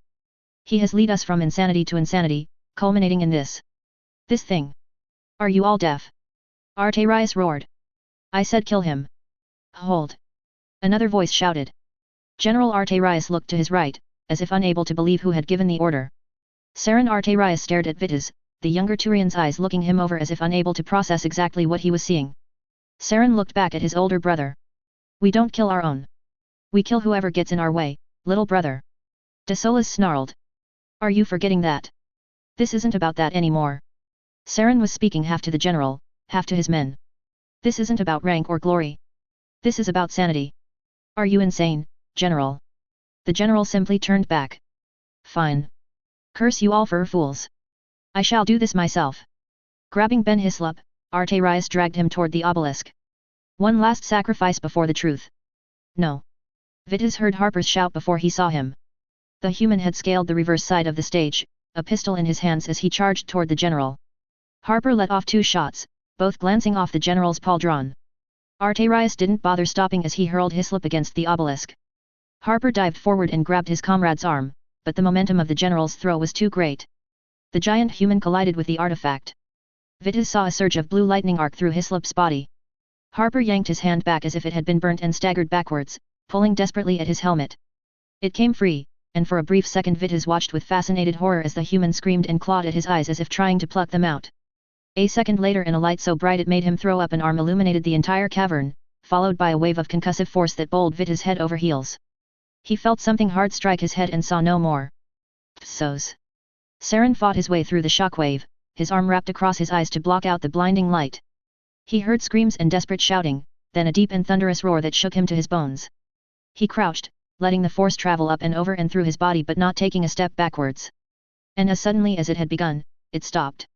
Saren opened his eyes cautiously. "Tay. I'm all right, Saren." His brother's voice was eerily calm as he stood in front of the, by Palavan's moons. "Tay." He rasped. "Where's the obelisk? Weren't you listening?" Desolas smiled. "Look." Saren's eyes traveled downward and widened. The obelisk was gone. Not fallen or ruined. Gone. The black stone had completely disappeared. It could have been vaporized or sucked into another dimension for all he knew. There was no trace of it. But something was there. Smaller, much smaller than the towering piece of statuary from before, the new artifact was a little shorter than Desolas. A pillar rose from the center of a short tripod, and at its top a shining white stone that his mind clearly thought he shouldn't be able to look at, so brightly did it burn. Yet look at it he did, and it seemed to welcome his gaze. Rising from either side of it and entwining above it were twin arches of burnished silver. Saren was no purveyor of art, but the angles of the device were strange, somehow, wrong. "Here it is, Saren." Desolas smiled, his eyes transfixed on his prize. "The elevation of our species. The destiny of the galaxy. What are you doing?" A new voice rang out across the cavern. Saren twisted to see Halika being seized by several of the abominations, the twisted monsters dragging the sergeant toward the ramp and up toward the monolith. The sergeant fought furiously, but the creatures restrained him like they would a petulant child. Saren drew his pistol and walked toward the ramp, but Desolas stopped him. "Let them be, brother. Let the good sergeant receive his reward for his loyalty. Let them all be ascended." The rest of the creatures shifted into action, moving to surround the rest of the bodyguards. Saren looked back at Desolas for a brief second. His eyes met his brother's. He shook his head. "No." His arm came up from the utility belt on his hip. It was carrying a knife. The steel was cold and razor-sharp. Desolas had raised his arm to block his brother, the knife sheared through the weak elbow joint and carried all the way through bone and sinew. The amputated limb dropped to the ground. Saren struck again, this time his blade cutting through the armored neckguard and burying itself deep inside his brother's throat. Desolas stared at him, eyes widening as he reached up to feel the flow of blue ichor streaming down his armor. He was trying to speak, but could not choke the words past the cold steel. Saren felt faint, the pain from his heart threatening to overwhelm him. When he spoke it was half a sob. "I am sorry, brother." Desolas staggered back, Saren's blade still entrenched in his vocal cords. He made a ghastly gagging sound, his eyes filled with impotent rage and pain at this, his own brother's betrayal. "I cannot join you on this path, Day." Saren turned and shot all 3 husks gripping Halika in the head. Taken by surprise, they fell immediately. As one, the rest of the platoon raised their weapons at the rest of the monolith's creations. "I will not. Not because it has no honor, but because it is not sane. If the hierarchy took this weapon and obeyed your instructions it would see us all wiped out." The older Turian did not attempt to speak further. He simply fell. Right against the monolith.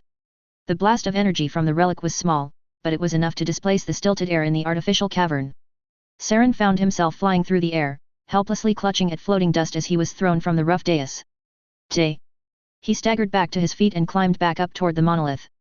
Out of the blinding light came his brother. Seemingly twice his previous size, Desolas Arterius now towered over his younger brother, the armor that had failed to protect him from his brother's blade seemingly fused seamlessly with his own natural plates. His head spikes had grown longer and more spindly. His talons now hung from his arms like the claws of a wild Naklith. His arms, the severed limb had grown back with a vengeance, now glinting the same metallic silver as the monolith. Saren staggered backwards. "No." His brother's eyes burnt a brilliant, electrical blue. A voice came from his mouth that was not his. "If you will not bow, you will kneel before your sovereign." Saren raised his pistol. Open fire!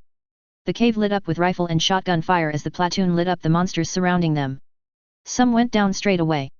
Others, clad in the heavier armor of lancers, roared and leapt. Screams echoed throughout the cave as the guard found themselves attacked from every angle. The thing that was Desola's charged at Saren. The young Turian dived gracefully off the stage, rolling back to his feet as easily as a gymnast.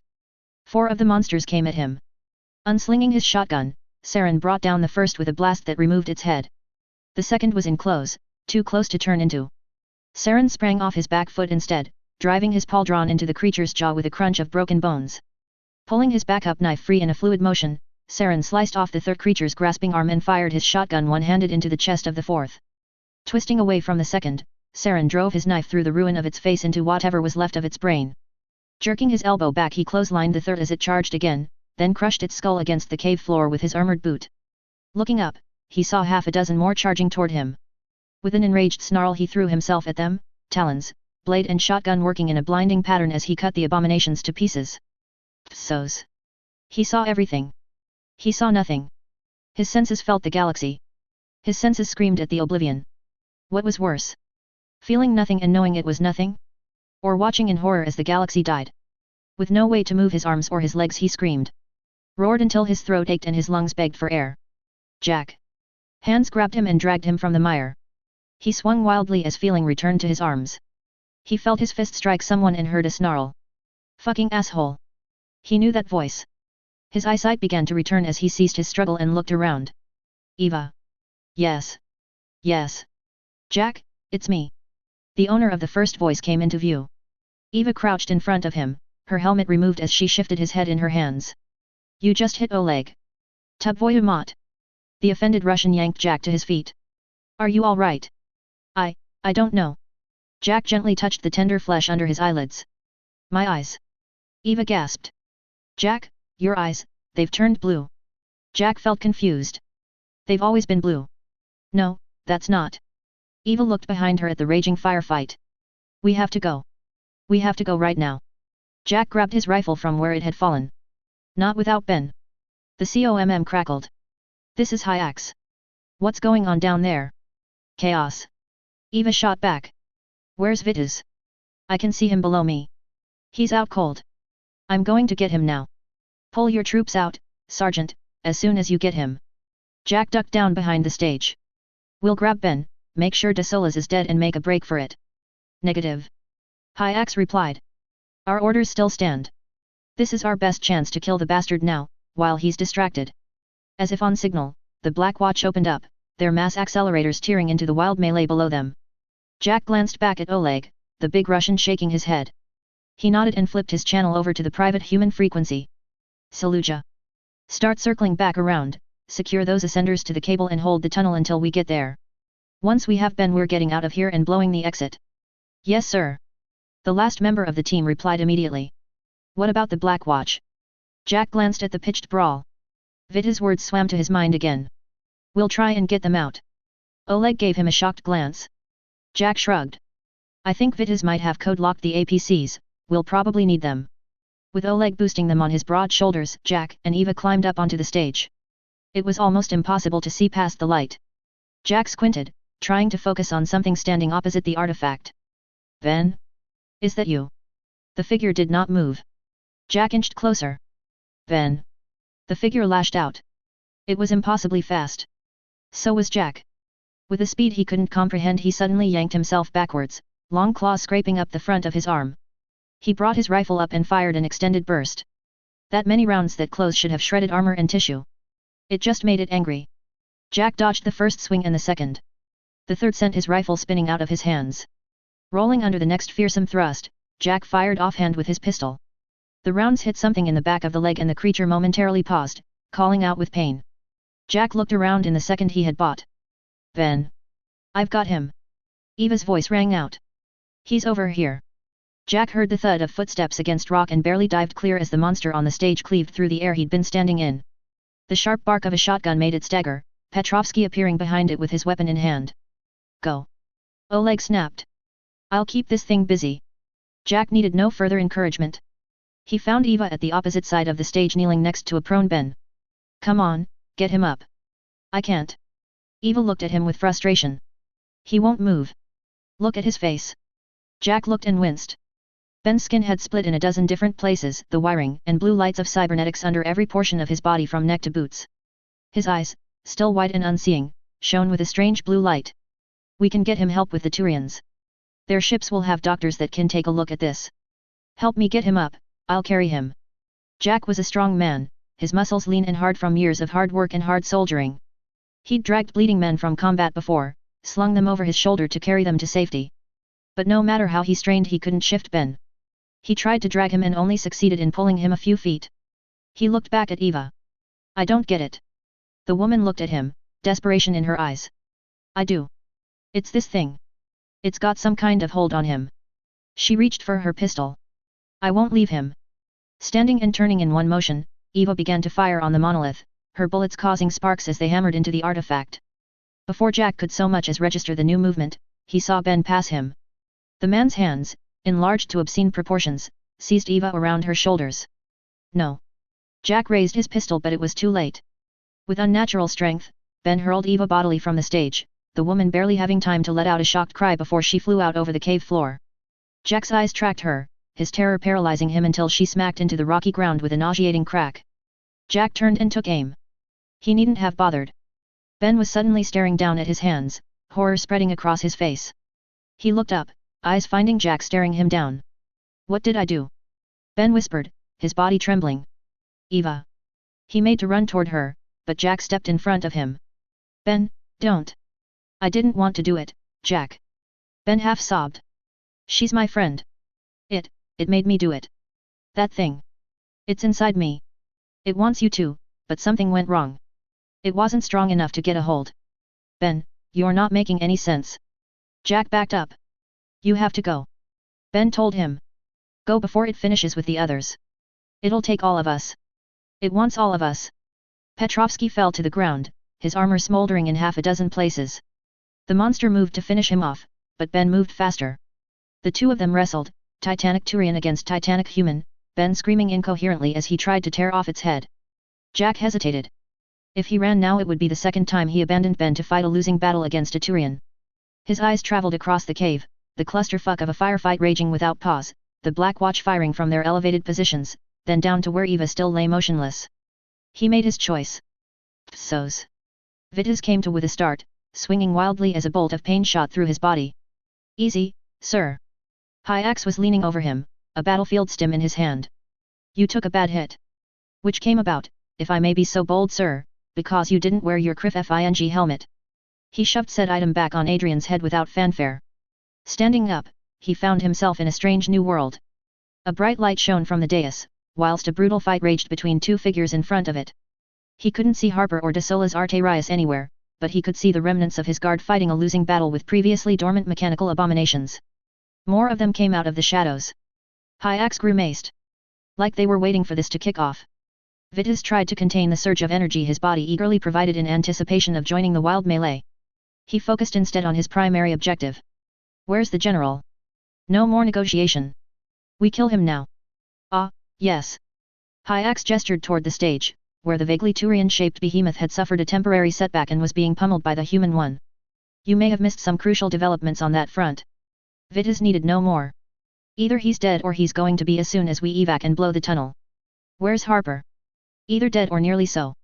Hyax spat. But the spirits have been kind enough not to make him our problem. Adrian hesitated. The stars knew that Harper was an absolute pain in his crevice. But he hadn't broken faith with them so far. And he'd been put under Adrian's command. So that made him. I'm afraid he might still be our problem. He told Hyax ruefully. I'll check the far side once for him. If he's not there, I'll join you at the tunnel. Sir, that's not. Go now, Sergeant. Vitas grabbed his shotgun. I'm not going to die if I can help it. Hyax didn't argue further. He disappeared back into the rocks, his voice roaring a fall-back order as the rest of the Arterias guard began to go under the masses of grey and blue husks. Vitas sprinted along the outskirts of the fight, only shooting down the mechanical Turians that tried to stop him. He crested a rise to find a strange, yet welcome sight. Harper had finished dragging Petrovsky away from the stage, the broad human groaning slightly as the slim one laid him down next to Eva. Vitas ran toward them, distressed to see the woman lying limp with a pool of blood around her head. Harper. The human jerked his head toward him. Lieutenant. Despite himself, Vitis smiled. Still alive. The human returned a grin. So far, so good. Give me a hand with Petrovsky, I need to carry Eva. Right. Vitis grunted a little as he bent down and hauled the heavy-set human onto his shoulders. Will she be all right? Head wounds bleed a lot. Harper returned, his tone unconvincing. We have to get her to a medic. We get her out of this cave and I'll have her flown to the best hospital ship in the fleet. Vitis promised. Come on. The two of them made a strange pair as they ran up the slope toward the cave exit. Vitis, with his long legs and bulky armor, followed quickly by the lean form of Harper, each one with a casualty in their arms. I think the screaming stopped. Harper shouted from behind him. They've overwhelmed the last of them. They'll be right behind us. Just a little further. Vitis panted, the effort of Petrovsky's weight not an inconsiderable burden. I think it's... He halted so suddenly Jack almost ran into him. No. Harper looked past him and swore. Saren Arterius was standing in front of them. The young Turian looked like the hells had chewed him up and spat him back out. His armor rent in a dozen places, blood streaming from open wounds about his face and neck, his only weapon a battered-looking shotgun that Vitis recognized with a shock as having belonged to Petrovsky. The three of them stared at each other wordlessly, Saren's finger tight on the trigger and his eyes alight with battle. Adrian met his eyes and did not blink, his own hands too far away from his pistol to be of any use. If you're going to kill us, Lieutenant Arterius, you'd better do it quickly. He grated out. That tunnel will blow with or without us. For a second Vitis braced himself for death, but the younger Arterius' shoulders slumped and his finger left the trigger. Blowing the tunnel won't stop them. They dug their way in, they can dig their way out. We have to crush them. Crush them all. Harper ran past them, his face taut. We can talk about that later. Run. Run. Vitis chanced to look back and wished he hadn't. Howling like rabid beasts, the husks were racing up the slope toward them. He chased after Harper, Arterius pausing only to throw a grenade back down the slope and then following suit. The three of them ran with every ounce of will they had left, boots pounding against rock as they stayed just ahead of the claws of their pursuers. Open fire! A voice rang above them. Hyax and the rest of the Black Watch had rallied at the tunnel entrance, their bullets streaking past the hunted and into the hunters. It was like punching a flood. They kept on coming, baying for blood. Vitis tripped on a low outcropping, sending Petrovsky flying into Arterius. All three of them fell a bare 10 meters short of the entrance. Vitis struggled to regain his feet and tripped again in his haste. Saren had grabbed Petrovsky and was already dragging him to safety. The younger Arterius froze, as if unsure whether to continue or aid Vitis. His pistol practically leaping into his hand, Adrian twisted and shot the first two creatures through the knees. They fell and others tripped over them. Adrian switched targets and fired. Headshots were bouncing off, so he changed his angle to the throat, the heavy caliber rounds severing heads from bodies with efficiency. It was not enough. There were too many. Adrian depressed the trigger as fast as he could, scrabbling backward across the rock as the monsters reached for him. His boot caught the lead one in the face and knocked him back. The next landed bodily on top of him. He found himself forced to drop his pistol in order to keep slathering teeth from his soft neck joint. No, you don't. A booted Turian foot caught the creature in the side of the head, whilst an automatic shotgun swept the area clear around him. Hyax's strong talons gripped the back of Adrian's cowl and he felt himself hurled a clear 2 meters. He scrambled back to his feet and half staggered the last few paces to the cable as the rest of the team began to zip up the line. He saw the Arterius boy ascend, grimly holding onto Petrovsky's harness. Sergeant Hyax. He turned, trying to grab his rifle and realized it was gone. Sergeant. Hyax was right where he had left him, furiously entangled in a hand-to-hand fight with 3 of the monsters. The NCO's helmet swiveled toward him. Sir. I need a grenade. No. For a mad instant Vitis began to charge forward, unarmed and half-sobbing for oxygen already. A grenade, sir. Hyax howled as one of the beasts got hold of his left arm and wrenched it. The limb tore free of his body in front of Adrian's horrified eyes, the sergeant screaming desperately as he kicked and bit at anything he could reach. Please. Adrian. Harper's voice wrenched him back to reality. Catch. Reflex made him catch the tubular object that came flying from the tunnel. Training made him depress the arming switch. But he didn't know whether it was bitter certainty or bitter cowardice that made him underarm it toward Hyax and roll it right under his faithful sergeant's feet. He didn't stop to watch it go off. His ascender had been lost somewhere, but Harper was attached and already a few feet up. Vitis felt claws scratch at his armor and jumped. His flailing hands somehow found the back of Harper's harness and he gripped on tight. Harper latched a hand onto the drag loop behind his helmet and yanked him up so he could get a better grip. Grip was the last thing on his mind as the monsters swirled beneath him and began to climb. Go, Jack! They shot up and away from the claws, bumping and scraping against the tunnel walls in a chaotic flight that was bruising him through his armor. Adrian did not dare shift his grip in the slightest, even as his hands ached with the effort of supporting his own weight. Hands were waiting for them at the top. Tails and Saluja pulled them up onto flat ground and immediately tossed grenades down behind them. Tiras was setting the last of the charges around the mouth of the drop, but Vitas knew it wouldn't be enough. More charges! He rasped. At the mouth of the tunnel. Bury them all. That won't be enough. Saren had disappeared into the APC, the Turian reappearing with a comms pack slung over his shoulder. We'll need a complete area saturation. Orbital bombardment will cleanse the entire grid square, collapse that underground cave and crush that thing. But I can't raise the Tyros. Why not? Vitas half screamed. I don't know. Arterius looked as though he had reached his edge. I'm using all the correct channels, relaying it to the APC outside, we're code-locked to Admiral Yherx's private COMM. We should be getting through. Harper also jumped into the APC, rummaging around in the cockpit for a few seconds. He jumped out and ran around to the front. Help me push. Vitas immediately saw the strategy. The tunnel narrowed further down. The APC would get stuck and block it for a few extra seconds. He loaned his shoulder, as did Tiras. Where are Zaphadox and Praxon? Getting the casualties out. Tails informed him as the APC went over the edge and plummeted into the darkness. We've no more business here. Vitas looked at the tunnel mouth with hatred. Seal our sergeant's tomb. Tiras set off the charges as soon as they rounded the corner. The pressure wave made them stumble, but they did not stop running. Adrian didn't care if he lived or died at this point. He just didn't want to stay underground any longer. Sunlight. Saren's laugh was almost hysterical. I see sunlight. They poured out of the cave mouth and back out onto the valley floor. Saren immediately tried his COMM pack again. Dreadnought Tyros, Dreadnought Tyros. This is Lieutenant Saren Arterius. Do you read me? Harper pushed his way over. Can you set that thing to the clear? Full spectrum broadcast. Saren wrenched the pack off his shoulders and opened the top flap. His hands were a blur as he twisted it from cryptotext to plain text and punched in the new frequency ranges. Done. Harper grabbed the handpiece. Any Alliance vessel, any Alliance vessel. This is Jack Harper, Jack Harper. Do you read me? There was a long pause. Vitas nervously checked his motion tracker. Tiras and Praxon were setting up more charges in the mouth of the cave, Saluja directing them to the weak points. A new voice came over the radio. A crisp, single-tone female voice. Jack Harper, this is Commander Tricia Macmillan of the SSV Verdun. My superiors want to know who the hell you are and why you're addressing us on an open frequency. I don't have time for any of that. Jack's pace was frantic as he climbed on top of the last remaining APC to get a clearer signal. Listen. We have an unsecured bioweapon on the surface. Turian in origin, highly contagious. We need my entire area carpet bombed, bombarded, nuke it if need be. Mr. Harper, this is not a prank line. The frigate commander sounded exasperated. Now I know you're all happy to be liberated down there, but you really need to. Listen. Jack hissed. I'm on a special mission on the direct orders of General Williams. Get him on the line and he'll confirm that I wouldn't be asking for this for kicks. Even if I had the General's COMM details, which I don't, and I believed you, which I also don't, I would still need to pass a request like that through the flagship. Then pass me to the flagship. I don't have that auth. Commander. Jack's tone was venomous. I'm sitting on top of a situation that, if it gets loose, will kill every man and woman on this planet. You can play it by protocol if you want, but you better believe that if this happens it'll be your name in the history books as the one who let it. There was another long pause. Connecting you to the SSV McKinley now.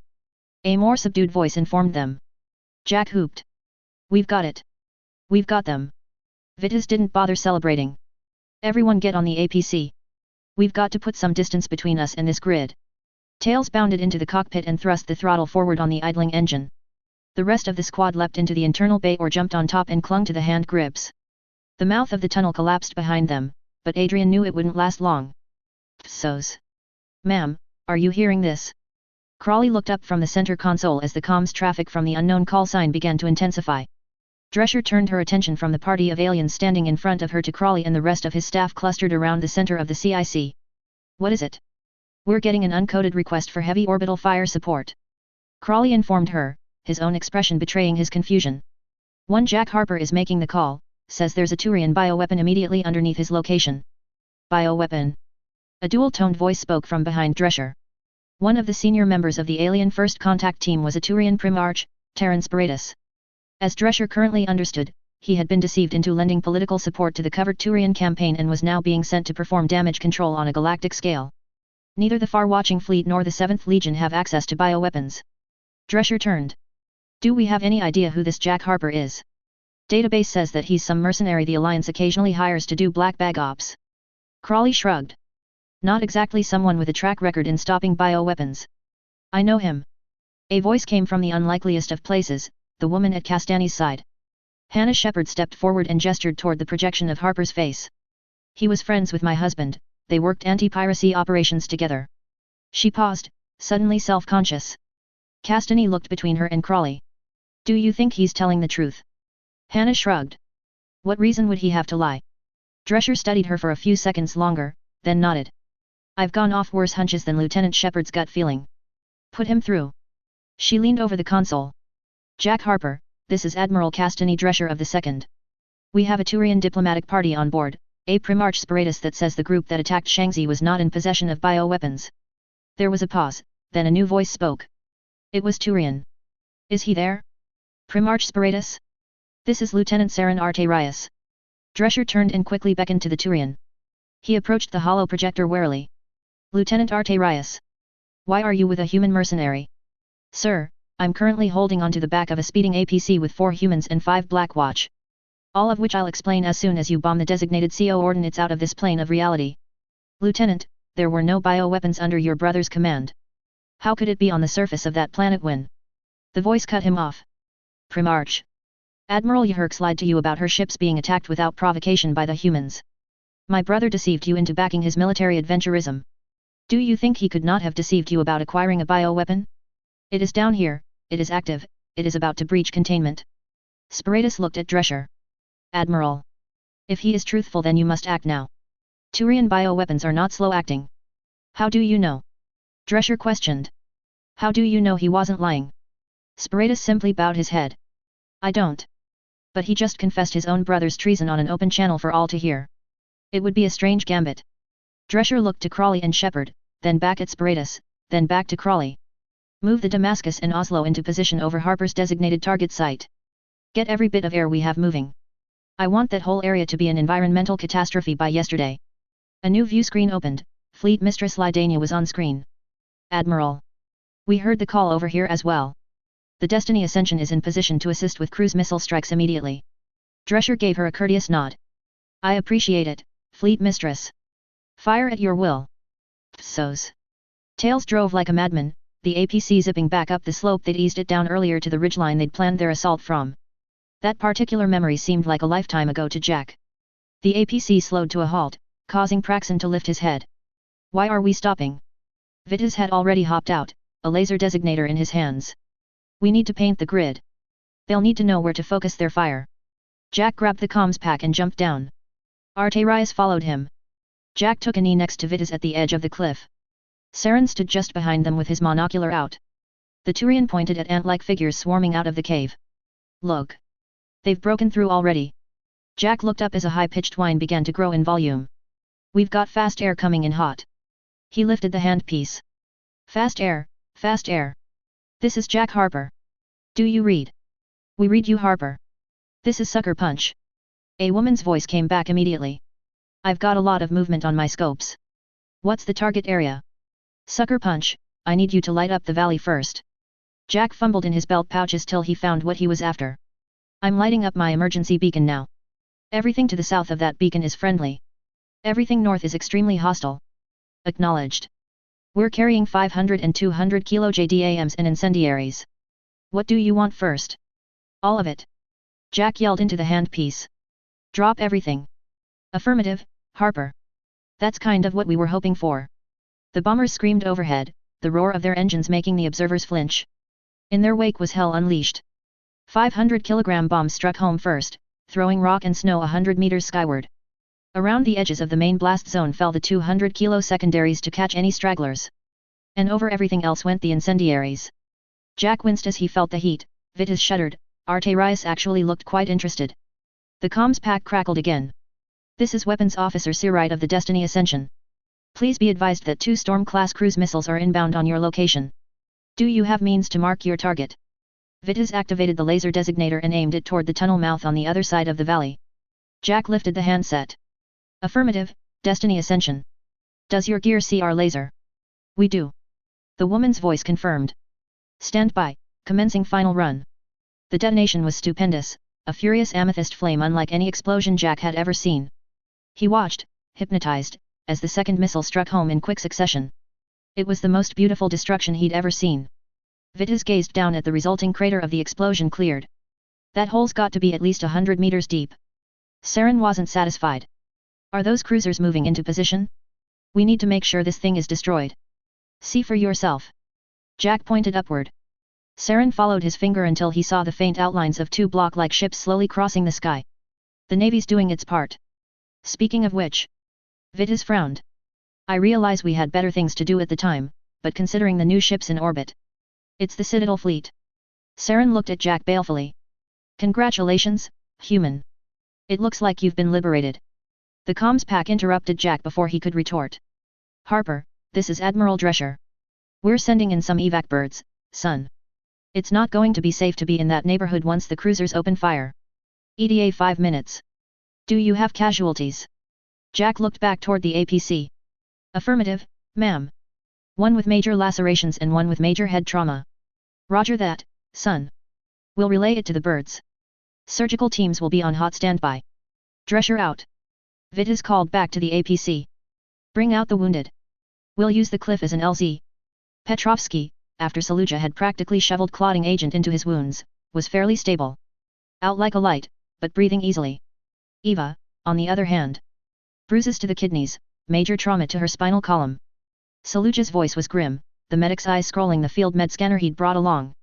I've brought down the brain swelling as much as I can, but I don't have the expertise to deal with that neck injury. She might survive all of that, but the internal bleeding is getting worse. All right, keep your voice down. Jack hushed him. Make sure Petrovsky's all right. We just need to get her to the surgeons. Saluja's eyes betrayed his skepticism, but he complied.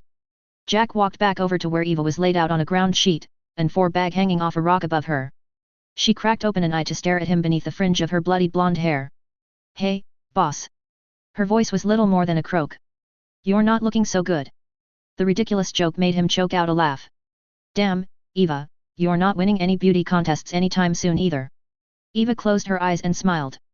I could have 2 black eyes and busted set of teeth and I'd still be prettier than you, Jack Harper. She looked at him again. We had to leave Ben, didn't we?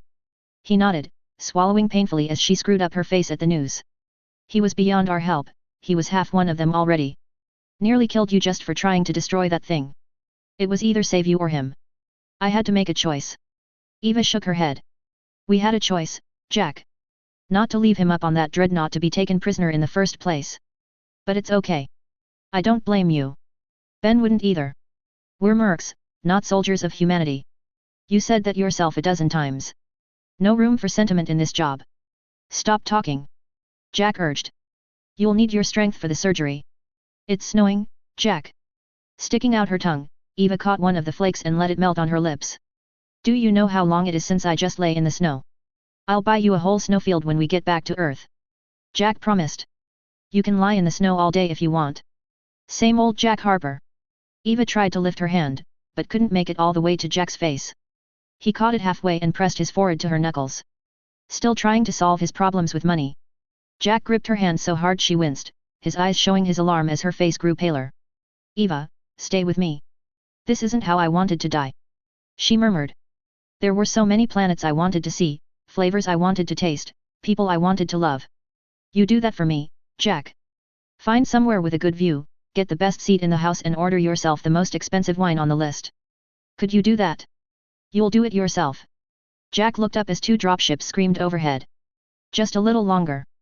Vitas lit up a flare, the dropships banked sharply in response to the red light, landing lights flashing in acknowledgement. They descended slowly, hovering just over the edge of the cliff.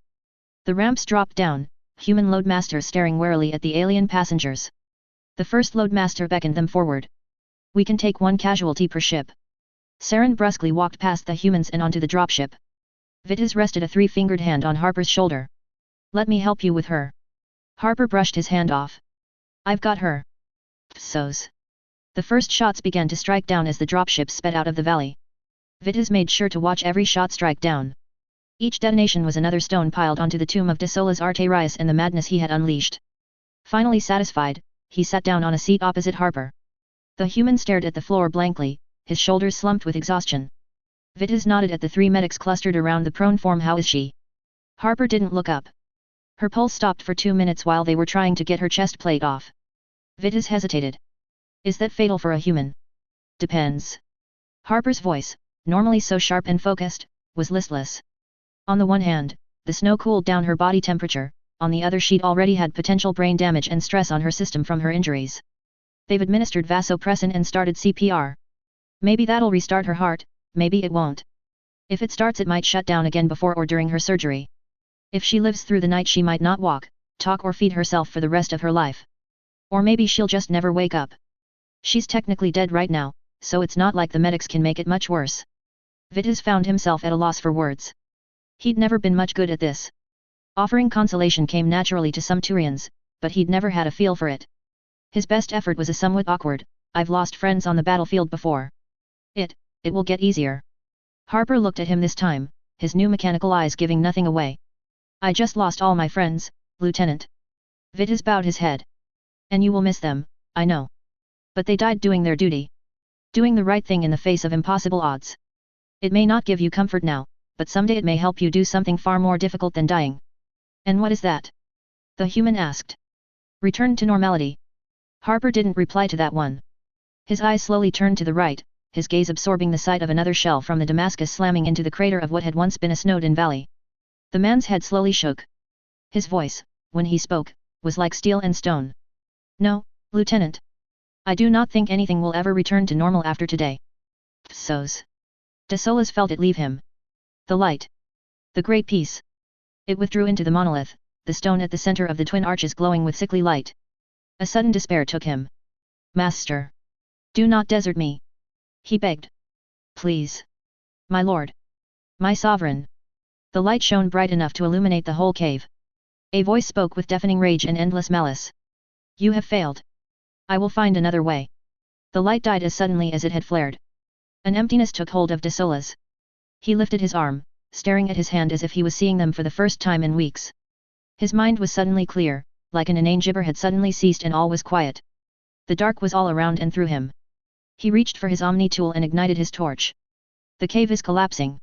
He spoke to no one in particular as another chunk of stone crashed down. Not. His body, unnaturally large and elongated, still responded to his commands. He vaguely remembered entering the cave through a steep tunnel. He took one step forward, then another. If he could make it to the tunnel he might still find a way out. The hope was slim, but he'd lived through worse. He'd always lived through worse. The heavy rock that smashed into the side of his head was oddly painless.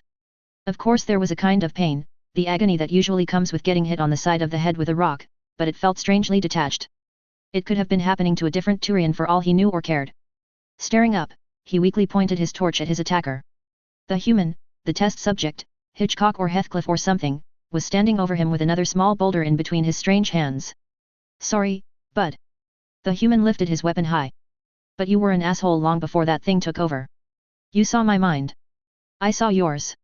Desolas tried to move to defend himself and found instead that his limbs, save his torch arm, were quite beyond his control. He looked back up and noted with distant amusement that another part of the cave ceiling was breaking loose right above them. "Any last words?" The human stood over him, legs spread wide as he lifted the rock up as high as he could. They could only think of one. Sarin. Both rocks fell and Desolas idly wondered which would kill him first. Chapter 43, The Last Harbor. The war ended at roughly 1100 hours. The last victims of it didn't actually die until about 2200. Dr. Samuel Bloom. Alliance Triage, Surgery on the Modern Battlefield. It is rare to see a Turian legion slink home in defeat. The last time a legion did not achieve complete victory was during the Krogan rebellions, and losing those battles generally meant the complete destruction of that unit.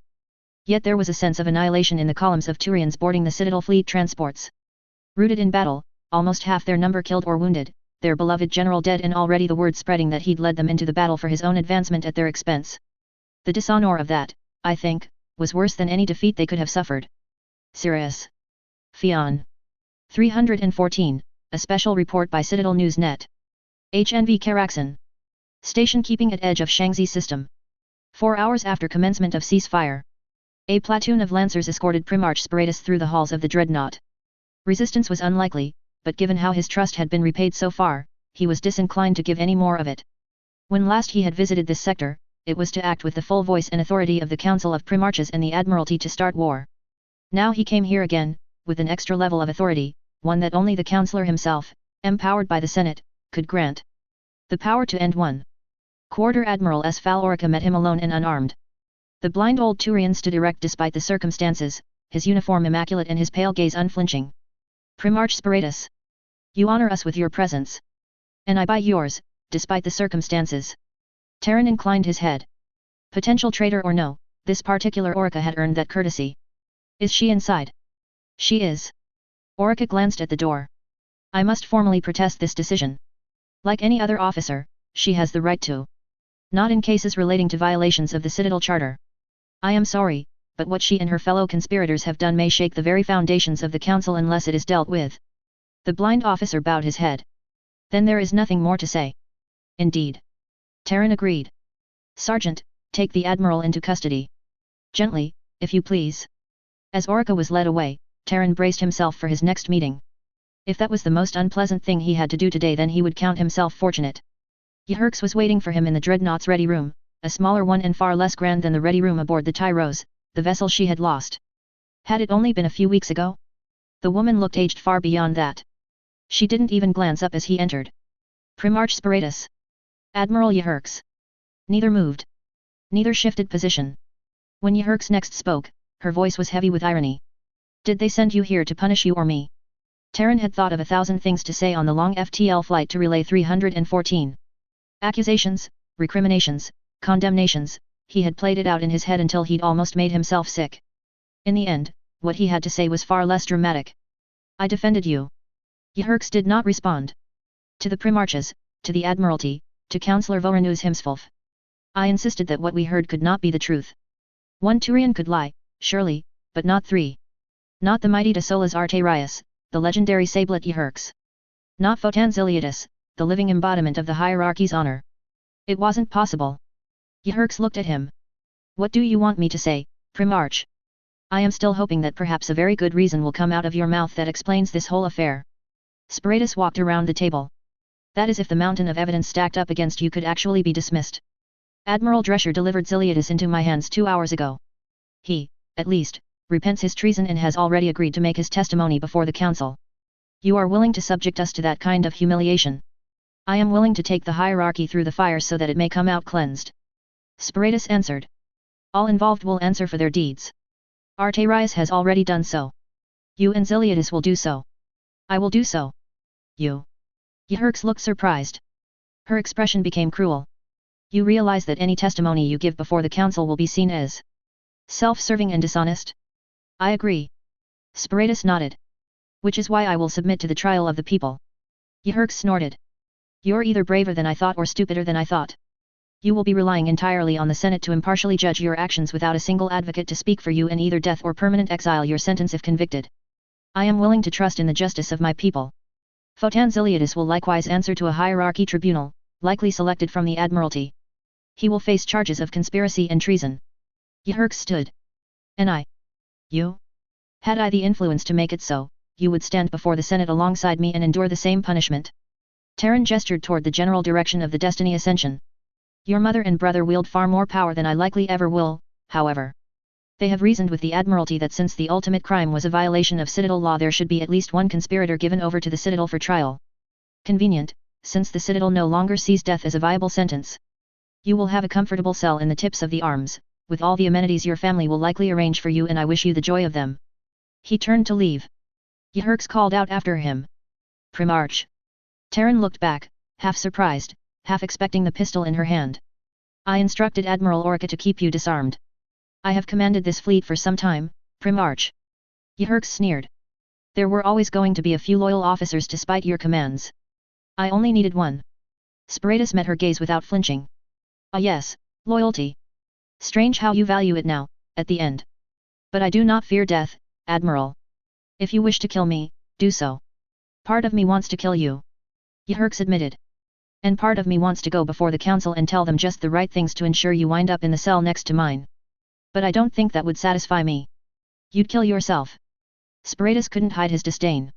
Suicide is for the redemption of those who have lost great battles, failed at monumental tasks. It is not for criminals. Your last path to honor lies in acknowledging your crimes. Yherks laughed. Like you and Ziliatus? Throwing yourselves prostrate and hoping the spirits will smile over you when the hangman tightens the noose? Honor, honor, and more honor. I would say the males of our species are more fascinated with honor than with women, had I not sadly seen the same thing in the females as well. All that I have done has been done to undo the damage we have caused ourselves by clinging too closely to honor. My last actions shall be to spit on it, not to beg for it back. The pistol clattered on the table. Her eyes were not those of a madwoman, but calm and even. I will not take your life. To do so might give you an easy way out of your troubles, and that is the last thing I wish. Nor will I take mine. There are far too many words I have left unspoken. I would say them all before the end. To confess your guilt. To condemn the guilt of the hierarchy.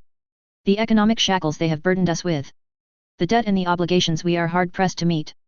My speech will be a dramatic affair, Terran. Have no doubt that you will wish I had taken my own life before the end. Spiritus collected the pistol from the table. Make your speech, Admiral. Say it as loud as you like. That is your right and you will not be deprived of it. But know that every word you say will come from the mouth of a confessed traitor and murderer. The silence of the sailors who died trying to take this planet for you will speak louder still. Psos. We're coming into land now. The pilot chirped over the COMM. Nothing but clean sheets and hot meals from here to Arcturus, ladies and gentlemen.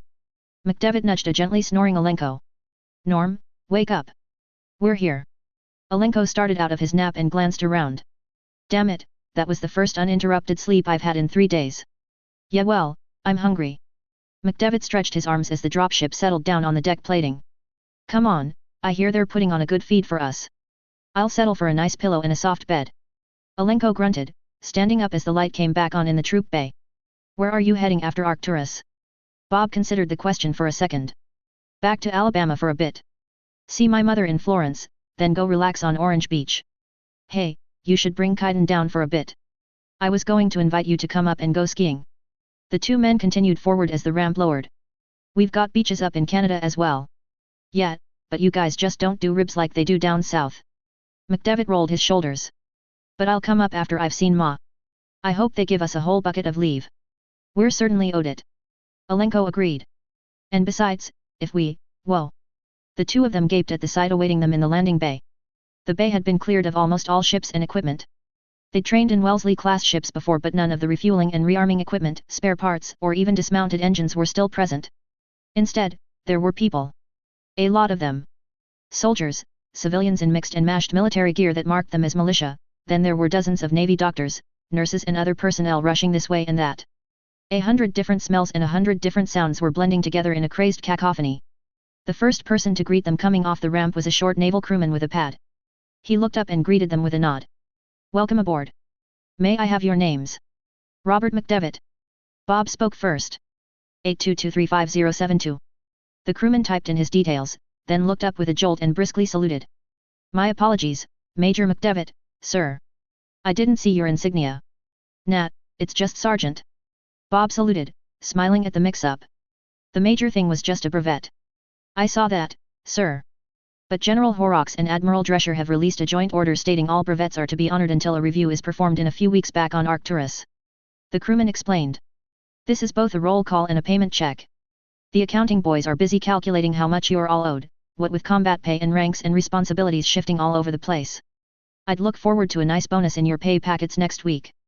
Moving on down the line, McDevitt and Alenko stared at each other. Norman offered him a shrug. After you, Major. They proceeded down the communal hall the hangar had become. They were next stopped next to a huge pile of tubs and boxes manned by another rating, this one wearing a supply flash on her shoulder. She beamed at them before holding up her pad and addressing them in a thick French accent. Ah. Majors Alenko and McDevitt. Allo and welcome to the Wellesley. May I have your sizes, please? The two of them glanced at each other. Alenko spoke first. Sizes. But of course, sir. The rating explained cheerfully. After all, you must have been in those clothes for quite some time, no? Your own brother Marines have each volunteered a set of fatigues whilst they finish securing the planet, and a selection of fleet personnel have also made donations to fill in the gaps. Your sizes. Alenko shrugged. 90 long for my shirt, 90 long for pants, 11 for my boots. Same, but size 12 for the boots. McDevitt told her. Less than 30 seconds later they were both holding a pile of garments and a brand new set of boots. The rating pointed at the next section, a field shower block from which great clouds of steam were rising. Please utilize our shower block next. Towels, antibacterial soap, and hair wash is available over there, along with a waste bag for your clothes and decontamination bags for anything you wish to keep. Razors are also available if you wish to shave, though General Horrocks has personally ordered that all grooming standards are relaxed until further notice. Still half in a daze they staggered along and collected the required items, then entered the shower block. Wincing a little, Bob pulled off his combat shirt and then the undershirt beneath it. He caught a whiff of the material and nearly gagged. Sweet Mother Mary the First could kill a Turian with my armpit right now. Alenko grunted his agreement and then cursed as the boot he was pulling off his foot suddenly came apart in his hands. You know that's the second set of boots I've had wrought out in the last few weeks? Whoever placed that order should get the firing squad. Alenko finished stripping down and depositing most of his stinking clothing in the bio-waste bag. McDevitt took a little longer, flinching as he examined some of the more vicious cuts and burns that had gone unnoticed and untreated since the last stand at Wayada. Those are some nasty injuries, Marine. Tell me about it. Bob winced at the pus-filled scab on his upper leg. A sudden realization hit him and he pulled his towel over his lap. Wait. Oh, there's no need to be shy. The source of the voice, a tall woman in a doctor's lab coat, grinned at him from the other side of the changing bay. I've been noticing a few of you Marines hiding minor injuries just because you're afraid of needles. So I thought I'd cut out the middleman and just get you all with your pants down. No pun intended. McDevitt gaped at her for another second. I'm sorry, nurse. Doctor, actually.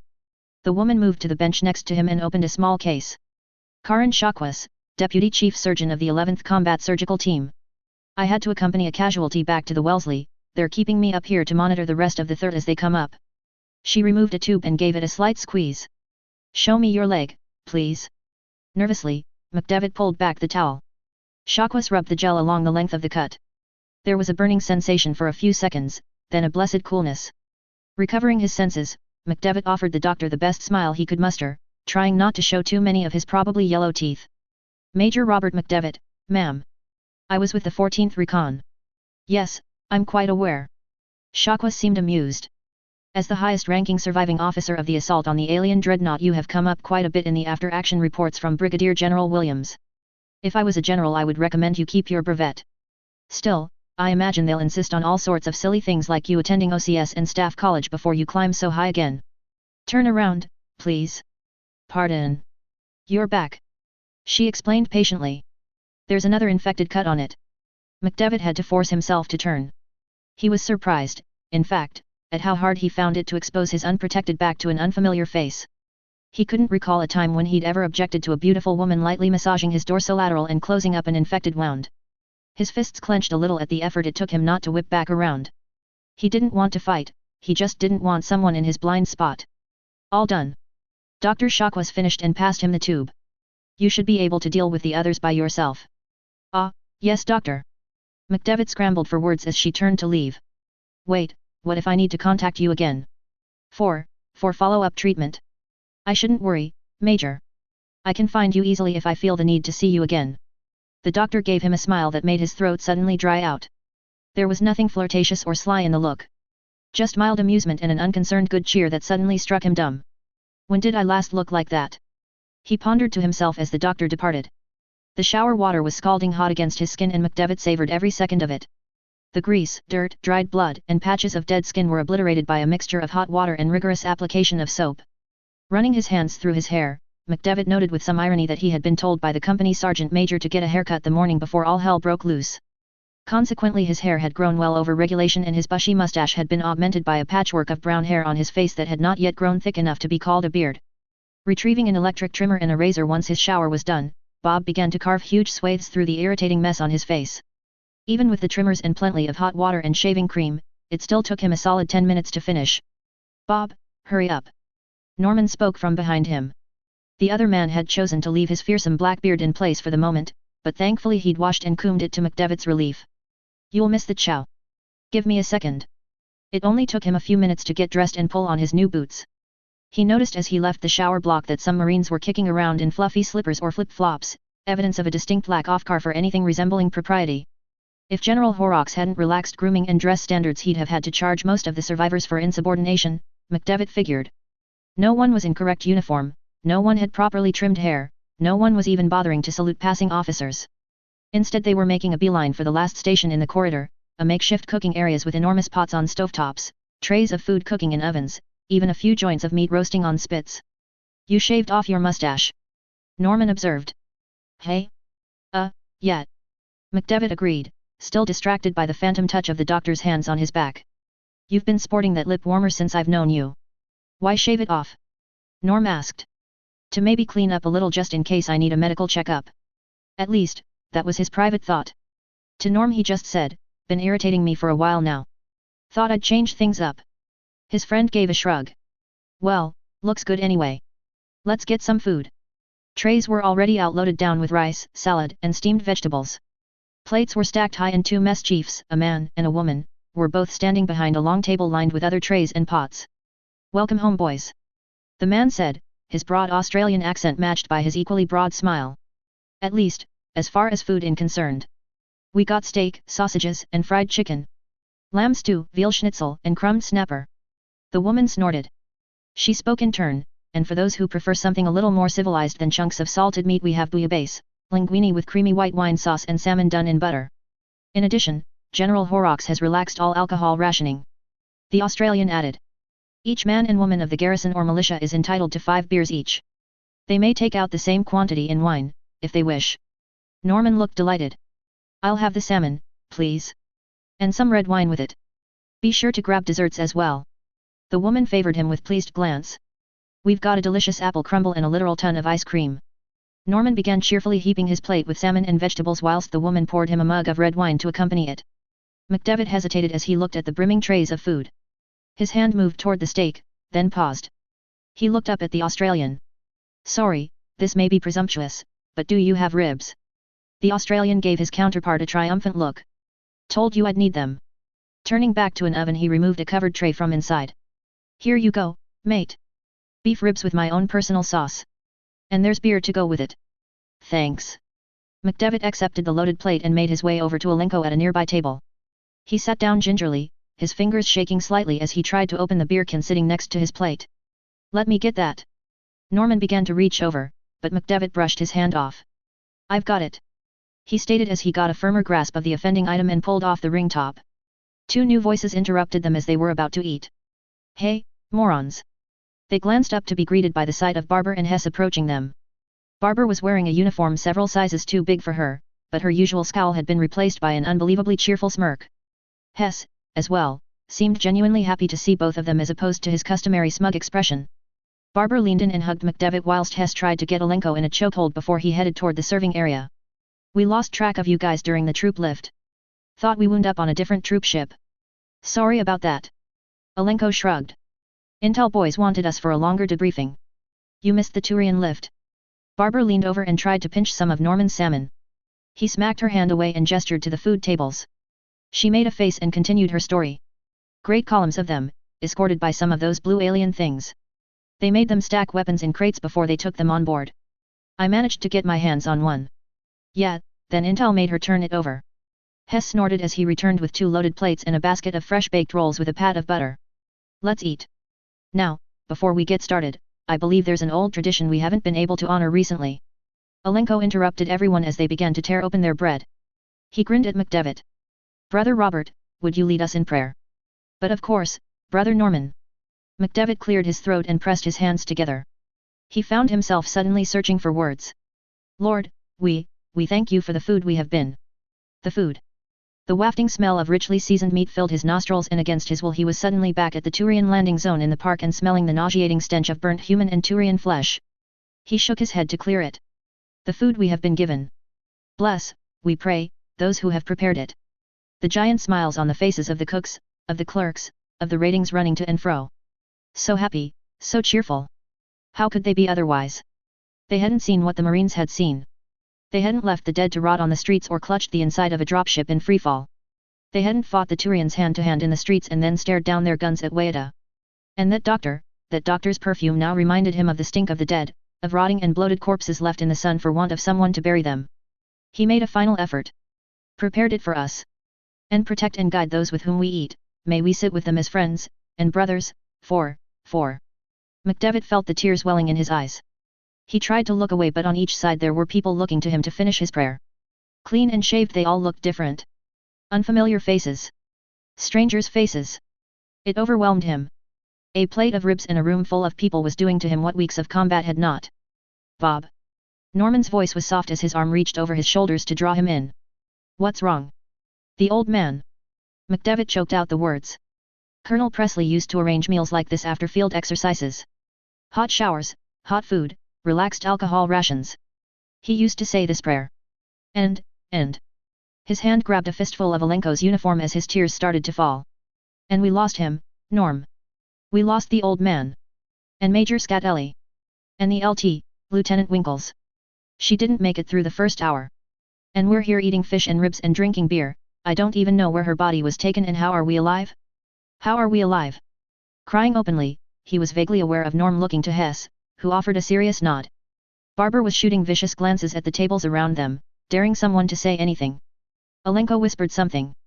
Bob looked up at him. Norm murmured. Captain Forsyth. He was helping me with the paperwork to bring Kaiden out from Earth. He died in the same airstrike as Winkles. I saw Sergeant Musset die, as well. I can't think about her face without imagining the moment when the bullet took most of it off. Staff Sergeant Dre. They looked at Barber in surprise. The young woman shrugged. Sure, he rode me hard. Got me that 3-week loss of pay. I found out a while back he'd convinced them to commute it from discharge. I owed him big. I watched him get crushed under that IFV in the first 10 minutes. Never got the chance to say thank you. Moore was good-tempered. Hess murmured. And Buckley always had my back. Norman's own eyes were moist. Donnie, Cantwell, Hamilton. Jesse Higgins from Supply. Captain Batra in the S2 cell. Sergeant Cowrie. Matty Asker. It spread from table to table, the survivors murmuring the names of dead friends and commanders over their food. A dozen different prayers were recited, a dozen different memories recalled with bittersweet voices, and more than a dozen battle-hardened Marines were choked with raw emotion as the reality began to settle on them. How did we live through this? McDevitt looked at his food bitterly. His appetite had vanished. Why did we live? Why indeed? A new voice interrupted them. McDevitt looked up to see Dr. Shakwa standing at the foot of the table. She looked at them, really looked at them, with compassion in her eyes. Maybe you were faster. Stronger. Better shots. Perhaps you had a stronger killer instinct. But you lived, regardless. Embarrassed, they looked away, but her voice stopped them again. Don't bother hiding your tears from me, Marines. I see no weakness in them. She sat down next to McDevitt, her hand reaching out to take his. After every battle the warriors of the old Zulu nation would perform the washing of the spears. They would cut open the bellies of the men they had killed to free their spirits. Thus the ghost of their enemy would not haunt them later in life. Shakwas looked to the rest of them, her face deadly serious. Don't let the memories of your friends be ghosts in your minds. Let them be alive here, and at rest everywhere else. It's what they deserve. She looked back to McDevitt. It's what all of you deserve. McDevitt drew strength from the doctor's words, enough to speak again. He raised his drink to the center of the table. To the old man. To the LT. To Dre and Buckley and all the rest. To absent friends. To absent friends. The table murmured in response. Psos. Williams had not shifted his position from the control room overlooking the flight deck for at least half an hour. The transport had been delayed twice owing to the absurd amount of air traffic in orbit. Yet he did not move, or suggest waiting in a more comfortable location such as the pilot-ready room. Two figures were quietly talking behind him. Idle chat, from the snippets he had overheard, yet far from insignificant. From what he understood, Cyrus Fion was giving Admiral Castany Drescher a quick overview of the Turian justice system. Why the Admiral was interested in that subject, Williams had no idea. From there he'll likely be remanded to the custody of the Senatorial Guard. Seriously nasty soldiers, I wouldn't bet on a full battalion against them if the Guard had good cover. They'll hold him whilst the tribunal deliberates, then turn him over to the custody of whichever branch his sentence dictates. Which could be? Drescher asked, leading the Asari further on. Oh, in the case of exile a picked captain will escort him to the terminus systems and ceremonially dump him in a short-range shuttle with a week's worth of supplies. Most Turians, especially one with Captain Ziliatis' reputation, will either have friends waiting for them or will be found by one of the exile communities out beyond Turian space. CSEC will get him if it's life imprisonment. Turians don't generally use that sentence. And if he gets death? Drescher questioned.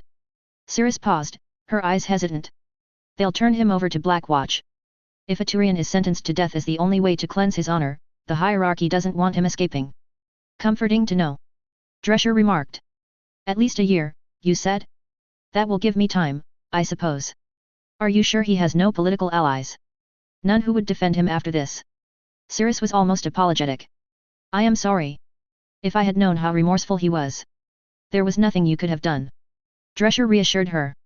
I think I've taken up enough of your time. I'll come meet them when the shuttle gets in. Thank you, Admiral. Cirrus offered her a courteous nod. And thank you for the interview earlier. It should play very well on the Citadel. Drescher's departure gave Williams on a moment's peace. Cirrus' voice broke it exactly 1 moment later. Are you all right, Joe? He glanced back at her. I'm fine. You seem tired. Cirrus offered. Have you gotten some rest? Joachim smiled faintly. I took 15,000 men down onto Shanxi. I've come up with a little over 2. I don't feel much like sleeping. Cirrus bowed her head. I am sorry it took me so long to return. I had both Matriarch Lydania and Matriarch Benezia putting pressure on my mother to act, but it was Matriarch Lydania who delayed whilst she was assembling an unstoppable force to subdue Admiral Yherks. I knew that every moment we waited was another moment you were all at risk. It's all right. Joachim turned to her, taking her hands in his. You did all you could. Prevented thousands of deaths out in the fleets. You're a hero, Cirrus. Cirrus shook her head. You're the hero, Joe.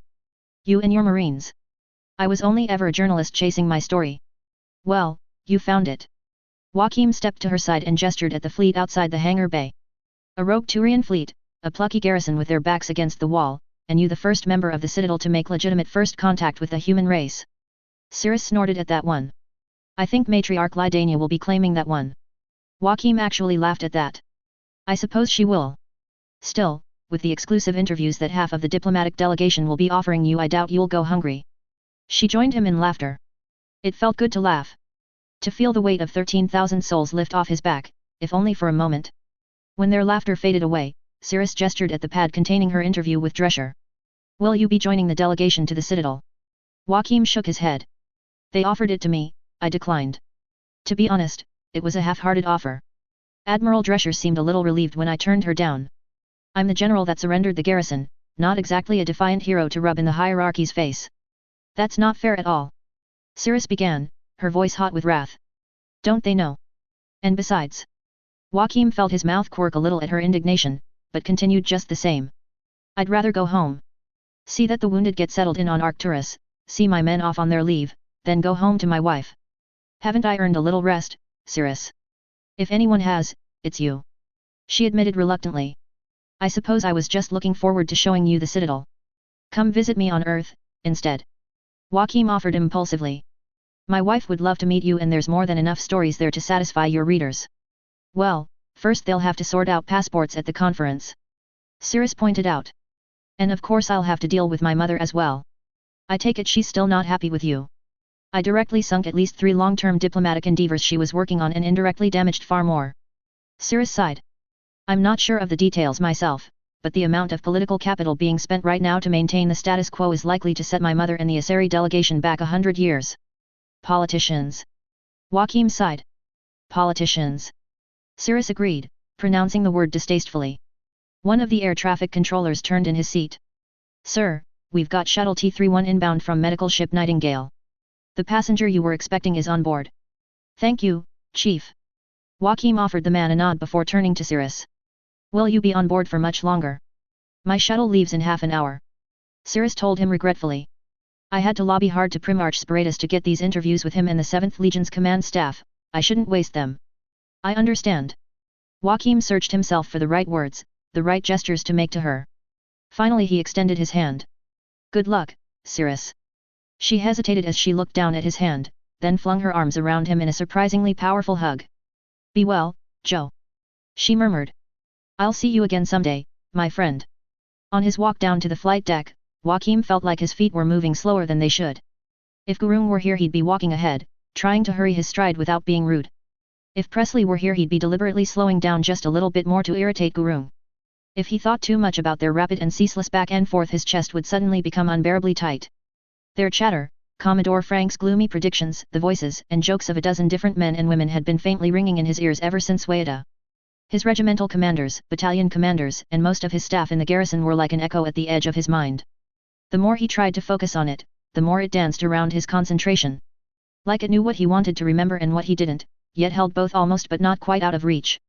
His right knee had been throbbing constantly for a few days now. A fleet doctor had prescribed a light painkiller for the throbbing and a cane to relieve the pressure. He'd chosen to dump the medication, but he collected the cane. He still needed the mobility, but the pain was keeping him focused, fighting off the sleep so he could see to the 1001 details that would need to be seen to before the third could go home. There was still so much that needed doing. And he was so tired. Some things could be delegated. General Horrocks had lent him a small force of staff officers to replace his own depleted staff. They'd already begun the process of sorting through the survivors to try and find out what had happened to every Marine, militiaman, or civilian that they hadn't yet identified. The task would be monumental. Yet even so, he had ignored it so far. There was one last thing he needed to do in person. The ramp of the medical transport lowered almost too slowly. There were only a few people in the shuttle bay, some officers from the McKinley who'd been needed over on the medical ships and one other. A strange thought occurred to Joachim as Jack Harper stepped down the ramp and slowly walked toward him. Harper had swaggered into his office back on Shanxi wearing a designer leather jacket over a white linen shirt, customized cargo pants and expensive-looking boots. He'd had a set of Oakleys resting back on his immaculately combed blonde-brown hair and looked for all intents and purposes like he'd just wandered off the set of a fashion shoot, flanked by cronies and all. Now, wearing a borrowed set of fatigues 2 sizes too large, his hair an untidy mop, half of his pretty boy face covered in bandages and his confident stride weighed down by something that made the 13,000 souls Joachim bore seem light in comparison. Was it possible, he mused, that as Joachim had left part of himself back on Shanxi, Jack had left all of it? Jack wandered to a stop, his eyes traveling up to meet Joachim's. He tried not to shudder. He'd read the initial reports from the Nightingale himself. But the sheer strangeness of Harper's gaze was almost too much to bear. The man's eyes had always been a pale blue, and when he'd chosen to fix it on you it could be unnerving. These new eyes, robotic and cold, could have scared even his mother if she hadn't a few seconds of warning. Without his eyes to read, Joachim searched the rest of his face for clues and found only exhaustion. "How is Miss Core?" It was a simple enough opener and saved him from asking his first, eye-related, question. Harper shrugged. "She's in her first surgery now. The medics got her heart beating again on the way up, but there'll be brain damage. The effects could be anything from slurred speech to paralysis. The doctors say that it's very likely she'll be in a coma for quite some time." Jack Williams couldn't help himself any longer. "What the hell happened down there?" The younger man turned away. "How much are you prepared to believe?" "I'll believe the truth." "The truth?" Harper's laugh was devoid of even his usual mockery. "The truth is that I looked into the abyss and something in there was looking straight back. I saw valleys filled with bodies and enough blood to fill the void between shattered planets. I saw weaklings crushed by the millions and warriors firing useless last shots that were nothing but the first blasts of endless war. I saw true power for the first time in my life and it nearly made me piss myself." Joachim was doing his best to follow along, but it seemed Harper had taken poetry classes instead of learning mission report formats. "I don't understand. Was Arterius attempting to harness some kind of power?" "De Solas." Harper snorted. "More like he was bridled and saddled for his troubles." "No. I have seen the enemy and it does not wear a Turian face." He bowed his head. "There's a war coming. Something is out there that will make this entire battle look like children skirmishing with sticks. And we are not ready." The mercenary suddenly looked back at him. "Do you think I'm crazy, sir?" "I think you need a rest," Williams confessed. Harper paused to consider the words, then gave a nod. "You're right. A rest would do me good. And then, sir, I'll need some things from you. You promised me medals and fame, but those aren't things I'm going to require. What will you need instead?" Harper clicked his fingers a few times, his brow furrowed in thought. "Arrangements for Eva to begin with. There was a medical trials unit being set up on Luna about a year ago to study revival methods for long-term coma patients. They only accept patients with endorsements, so I'll need your family connections to get her in and well looked after." "Done. I'll need you to downplay my role in the defense of Shanxi. Discount it, even. Whatever you do I need it to stay out of the press. Assign everything I did to Shepard, Ben Hislop, or Eva and say I served in some headquarters position for all of it." This made Joachim pause, but Harper seemed in deadly earnest so he just nodded. "Done. And I'll need an introduction." If the last few had been random but not entirely illogical, this one took Joachim completely by surprise. "An introduction? Jack, you're independently wealthy. There's no one you can't pay your way into meeting." "Not this person," Harper replied grimly. "I need an introduction to the most powerful person in the Systems Alliance. Someone who wouldn't give me the time of day without your recommendation." I want to have a chat with your mother. So's. The lancers on the Caraxan had disarmed him first.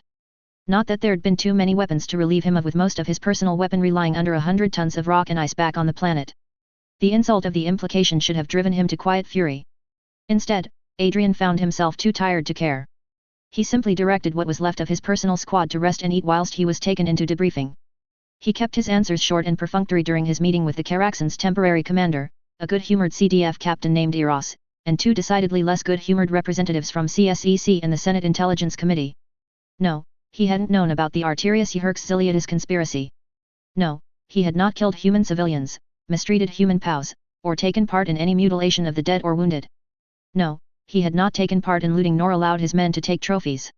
Yes, Colonel Orica had ordered him to arrest General Arterius after his order to execute the human population. He wasn't exactly sure of the nature of the bioweapon, just that it was dangerous. Finally they'd had enough. Eros had given him permission to leave. With no place he particularly needed to be, Vitas had asked permission to go to the medical bay. There was someone there he needed to see. Adrian. Kothis Fedorian's chest was still swathed in bandages and a corrective splint locked his right shoulder into place, yet his friend still looked entirely too cheerful as he always did. Kothis attempted to sit up to greet him, only to wince as his injuries prevented his rise. You look like that Nathlak on Ricky's prime after that Thresher Maw had taken a few bites. Kath. Adrian felt a weary smile rise to his face. Nice to see not even a series of life-threatening injuries can keep your spirits down. Yes, well, I had 3 older sisters. If I didn't learn how to take a beating with a smile I wouldn't be here right now. He lay back down, Adrian moving his pillows slightly to make him more comfortable before sitting down on the side of the bed. They told me what you did. How you came up for me with high axe. Thanks. Adrian looked away. I couldn't just leave you up there. You were making an awful noise. Terrible, like Aquarian with a bellyache. I had to come get you before that groaning drove me insane. Kothis laughed and winced again. Always the serious one, Adrian. Spirits know you'll never get a wife if you can't talk yourself up a little bit. Give my thanks to High Axe as well. The silence was palpable. Kothis stopped laughing, Adrian's trembling shoulders doing more to sober him up than his wounds. High Axe. Died with honor. Adrian grated out the words, as hollow as they felt. Saving me. A worthy death. Kothis reached out to take Adrian's hand. I shall lay a stone for him on Mount Prionet. His daughters shall always have the place of honor at my table. And at mine. Adrian finally looked at his friend. Do you know how many others? Metrocles made it, the lucky bastard. Apparently he got to tangle with some human spec ops types, made quite an impression on him. Donvo and Tirat both bought it during the human landing, but Kellis, Varb, and Gren are in here somewhere. Did they find Commander Vakarian? Oh, she was with the prisoners the humans had at the mountain.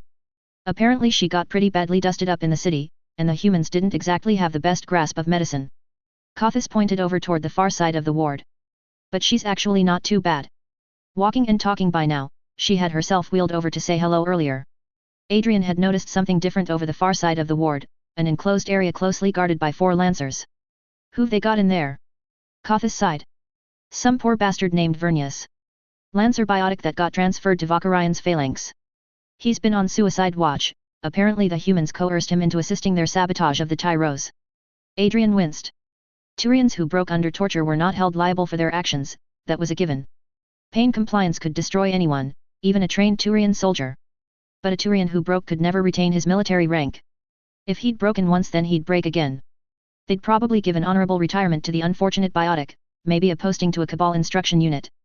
Kothis suddenly stiffened as he looked past Adrian's shoulder. Adrian glanced back before shooting to his feet.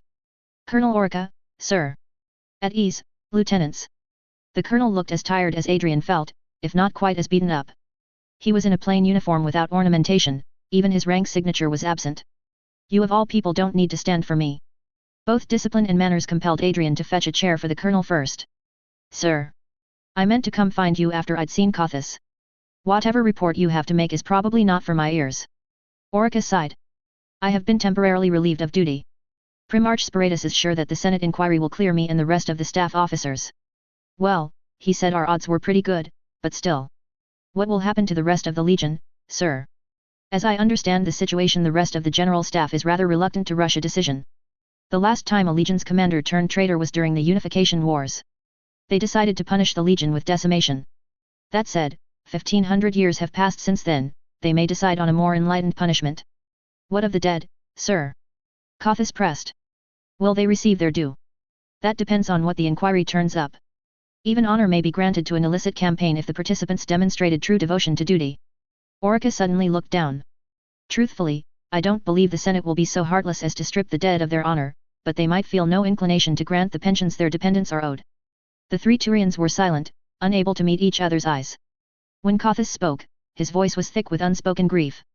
I never thought it would be like this. So many years training for war, going through the simulations, the conditioning, all of it. Even after everything I read or heard from my mother, I still thought it would be an adventure. That we would be soldiers of the hierarchy. We are soldiers of the hierarchy. Orica murmured, half to himself. We obeyed our orders, no matter our personal reservations on the matter. We fought bravely, we killed bravely, we watched our comrades die bravely. Death and destruction on an industrial scale. Isn't that the duty of a soldier? Yes. Vitas nodded. But for a purpose. A moral purpose. To prevent greater loss of life. To safeguard the hierarchy. Orica glanced back at the beds filled with wounded and convalescing Turians. None of which we had all along. We get the double joy of having inflicted so much death and being dupes for an ambitious maniac. We couldn't have known. Kothis murmured weakly. I should have. Orica said the words like they were a holy confession. I was closer to him than any officer in the Legion. I was present on the first briefings, the first strategy conferences. I saw hesitations, holes in the story, or at least I think I can see them now, if I'd just been a little more cautious. You're imagining things in hindsight. Adrian felt awkward trying to comfort his superior officer, yet he felt compelled to try. You didn't see through him because he was our leader. He was brilliant and we trusted him. We loved him. We would have all died for him. Why wasn't that enough for him? Kothis asked. There was more confusion than sorrow in the question. He had rank, reputation, the respect of his men. What more could a Turian want? Was it all an act? All his bravery and daring? Adrian looked to Orica. Was he like that all along? Orica hesitated. No. At least, not always. He just got lost. Somewhere along the way he steered onto the wrong course. The pressures he was under, the missions he was asked to carry out, the weight on his shoulders must have been crushing. Perhaps he thought he was doing it for us, leading us to glory. Half of us are dead, the rest in disgrace. Kothis protested. How could he have thought that was the right thing? I don't know. Orica suddenly snapped, then immediately calmed. I don't know. I wish I did, but I don't. He stood, and Adrian saw the emotion in his eyes. Sir. Would you like me to get you a drink? Orica offered him a faint smile. Not at the moment. I have some letters to write. Adrian and Kothis watched him as he went, marching past rows of hospital beds. Even as he went, he accepted and returned the salutes of the soldiers both standing and lying in their sick beds. He did not stop to talk with anyone else, the trembling of his hands as he shakily raised his hand to each of the wounded. Such visible weakness might have given cause for another Turian to look away in embarrassment. But the 7th Legion looked and were not ashamed. Psos. They'd given him his old quarters back. After, of course, they'd removed his collection of knives and all the rank insignia from his uniforms. They were comfortable, at least. Septimus had always liked his comfort. They'd even been kind enough to leave him his bottles. 2 of Cipritin brandy, 1 of Tatran rum. Normally he reserved them for guests or celebration. He'd never been a heavy drinker, being drunk had never suited him. There was a glass sculpture on the desk, an artfully crafted piece of ornamentation given to him by de Solas Arterias to celebrate his promotion to colonel. It was a representation of a Nathlak. As swift as the wind, the Nathlak. Septimus repeated the words of his general. And more cunning than idolatress. But most important, it never deserts its pack. Emulate his behavior, Septimus, and you will never be defeated in battle. His hand wrapped around the sculpture. The rage and grief had threatened to betray him for hours. He let it out. The glass shattered against the wall, his arm sweeping the desk clear as he reached into the drawer and retrieved the bottle of rum. He didn't bother uncorking it, just smashed the neck against the desk and drank from the broken top. Everything blurred together in a drunken haze until he found himself lying in the ruins of his room. 2 bottles were already empty. He uncorked the last bottle of brandy and began to drink. An old marching song from his academy days rose up from his lungs. Leaves from the shilly tree, fall one by one. Soldiers of Palavan, come marching home. Far from your mother's arms, you fall one by one. Brave boys of Palavan, come marching home. Chapter 44, Armistice Day. Lines have been crossed, lines have been held. We have seen terrible things. We have done terrible things. But we are still the lucky ones. We get to go home. Colonel. Septimus Orca. Demobilization speech to the 7th Legion. There is a time for all things under heaven. And now is the time to go back to your families and hold them tight. There will come a time to fight again, I believe that. But it will not be today or tomorrow. That much peace, at least, you have earned. I wish you all long lives, happy lives, peaceful lives. I am so very proud of you all. Major General Joachim Williams. Demobilization speech to the 3rd Division. 3 weeks after the relief of Shanxi. Systems Alliance Fleet Headquarters. Arcturus Station. And so, with the signing of these accords, do we usher in an era of friendship over enmity, of harmony over chaos, of peace over war. We shall build, in good faith and trust, a new beginning from the ashes of this conflict. And as we step out from the cradle of earth and into the new world that awaits us, we say with confidence and hope, to all humanity extends a willing and friendly hand, eager for the challenges that await us. Inspiring words. The elderly woman tapped a stylus against the monitor on her desk. Anita has always been a distinguished speaker. If words are anything to go by, we'll be the most popular species in the galaxy in a few years. And in reality, ma'am? General Adachi asked. We will continue to train for reality when the words inevitably fail. The woman turned her attention back to the room. Well, gentlemen and ladies, you have your assignments. No doubt the Navy will have its share of ideas, but for the moment you can take everything in that dossier as God's own word passed down through the prophets and inscribed in the Gospel according to the Naval Intelligence Office. The men and women in the room had been working for her long enough to recognize the dismissal in her tone. Promptly standing and leaving, they ranked from full general down to colonel, all of them dressed in the dark green jackets of the Systems Alliance Marine Corps. Behind her desk, the woman stood and straightened her own snow-white jacket. Lieutenant Roche, please send in my next appointment. And some coffee. An outsider would have had to have strained their eyes to guess that she and her next guest bore a familial resemblance. Oh, they both had brown eyes, grey and graying hair that once was dark brown. But the bearing was all wrong. The woman stood as tall and about as yielding as an old oak tree. Age could not hide the sheer relentless energy in her eyes and the still present spring in her step.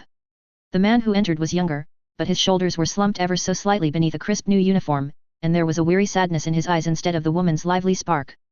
The woman did not look at him at first, her attention remaining focused on the pad on her desk as she flicked through another few articles. When she glanced back up, she saw that the man had sunk into a chair on the other side of the desk. She frowned. I didn't say you could sit. And I didn't ask. The man replied wearily. Am I so in disgrace that I am not permitted basic courtesy? What makes you think you are in disgrace? The woman feigned an innocent tone. I pinned a second star on your collar 2 days ago, didn't I? And have failed to invite me to a single staff conference in the week I have been aboard this station. If you are disappointed in me, mother, you could just say so. Disappointed? How could I possibly be disappointed? It's not as if I had to deal with the ramifications of a full division being rendered totally combat ineffective, a garrison rooted into a surrender, a division commander giving up his colors after he practically begged a foreign power to intervene to save him. I protected the civilian population, didn't I? A little under half of them. The rest you left completely unprotected while you threw your energies into a foolhardy raid on the enemy dreadnought. The woman was beginning to lose her temper. You overextended yourself in the city, left yourself without sufficient forces to defend the bastion at Wayada, lost your best officers and most capable NCOs, then risked everything you had left on a foolhardy plan to evacuate your civilians, only to cost yourself the last of your troops. She stood, her eyes flashing. By God, boy, did I teach you nothing? The newly promoted Major General Joachim Williams offered her an apologetic shrug. If I'd known you were going to be so upset about it, I might have fought to the death. I didn't want you to die, boy. Commandant Madalena Williams shot back. I wanted you to mount a successful defense of the planet. I would have settled for an adequate defense of the planet. Instead you had to offer one of the greatest displays of strategic incompetence since Westmoreland. Can you say otherwise? Joachim didn't answer her. His eyes drifted to the hollow mounted on the wall of the office. It had been taken a long time ago, just after his promotion to captain after his first tour of the Afghan neutral zone. His mother was still in the uniform of a UNAS lieutenant general, smiling with something approaching approval. He didn't answer the question. I take it you didn't have me called in to congratulate me on the promotion. Nor, I can guess, will I be granted a new command. You guess correctly.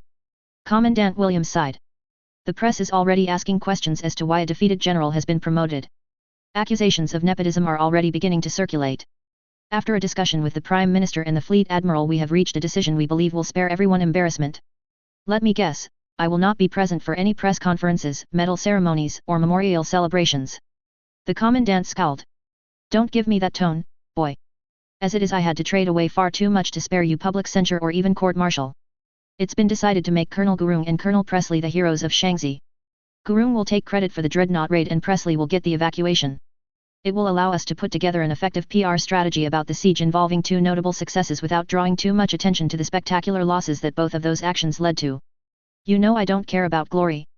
No, but you do care about getting another command. Commandant Williams paused, her eyes falling slightly. I am genuinely sorry, but if you were to be given another command over all the other officers waiting for one, I'd probably face a mutiny. Certainly the press would crucify both of us. Even some of your own men are whispering that you gave up too easily. Forced retirement, then?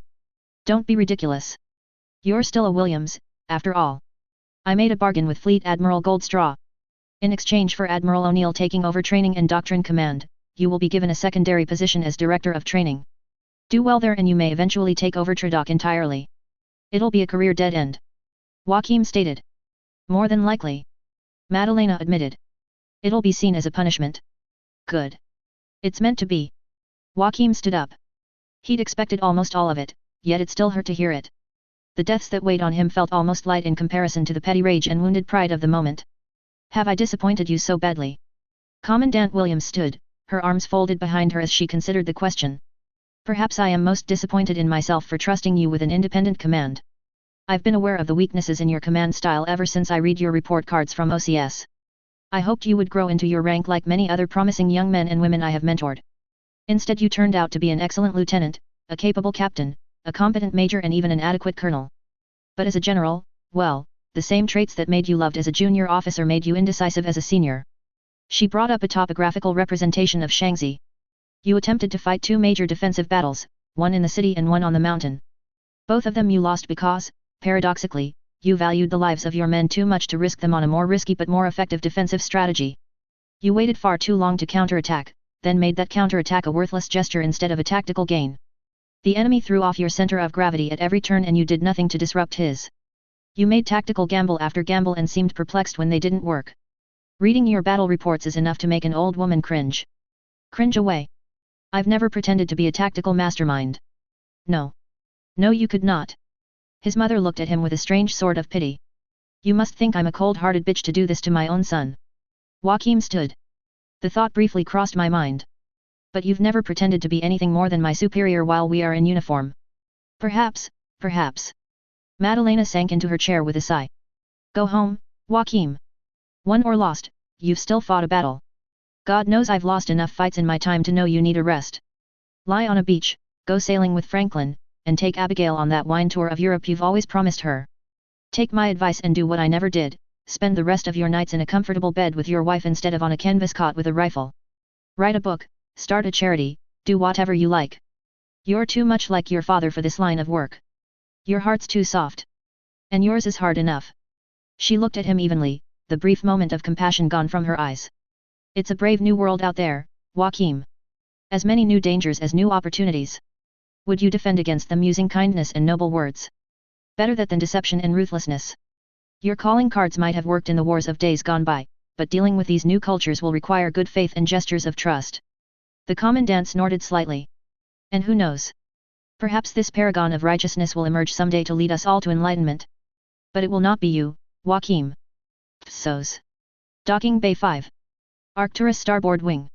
1800 hours. Mark was tense and nervous and there was fear in his little grey eyes. He had been that way ever since Hannah had arrived home a few days ago. On a logical level she knew it was him responding to her own behavior, her own frustrated bouts of crying and angry shuffling around of her dresser in her room. On an emotional one she believed he could feel it as well as she did. His father was dead. She hadn't reached Shanxi in time to save him and make things right between them. Mac had died on the raid on the enemy dreadnought, bleeding out on the evacuation shuttle back down. He would have died slowly and in pain. What would he have been thinking about? Her? Mark? Had he known she'd been unfaithful?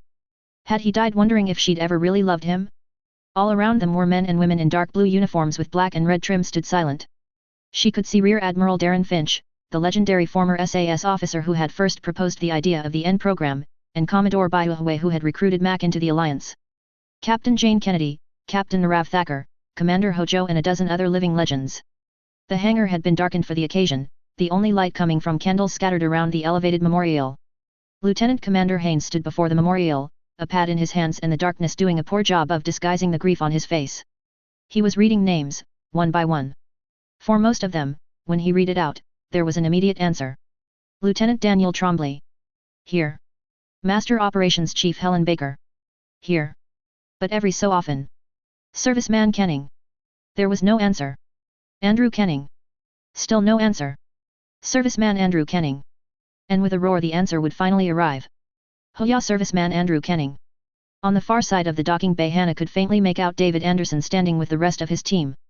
Part of her wished she could ease the sorrow on his face at the other names on the list. His teammate Kenning and a dozen other NS had died in the fiercest fighting of the relief. He was hurting today, but she would not let herself go to him. He was not who she was here for. She felt Mark's grip tighten and looked down at him. Her curly-haired boy looked up at her with Mac's eyes and she flinched. "Where's Dada?"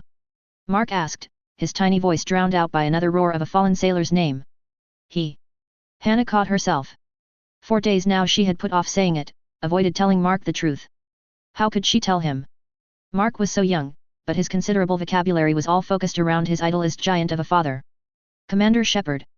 The called name made her heart tighten again. She wasn't ready for this.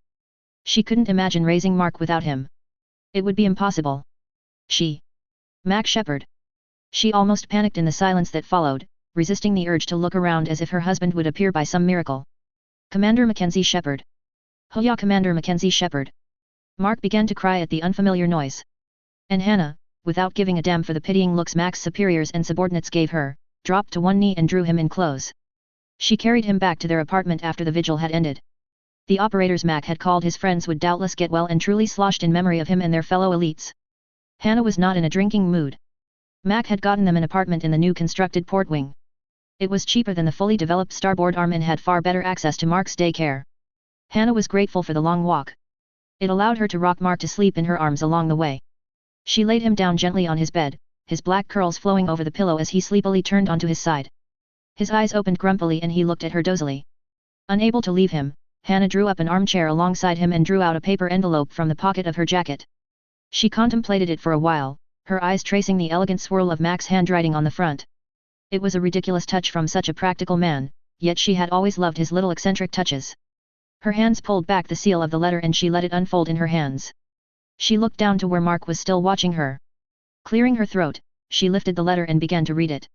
To my son Mark, whether you are old enough to read this yourself or whether your mother is reading it to you, this means that I am dead. Sorry, little man, but that's how it goes in my line of work. Some days you win and win big, other days you don't win so much.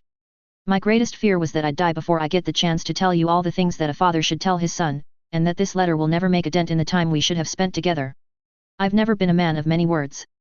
Now, your mother could talk an alligator into a more agreeable mood and I hope you get that part of her. But me? I've always found it better to express what I feel through actions instead. Still, I'll do my best with these pages. I love you, son. You and your mother are the best things in my life and always will be. Know that when I died, however I died, your smile was the last thing on my mind and your mother's name the last thing on my lips.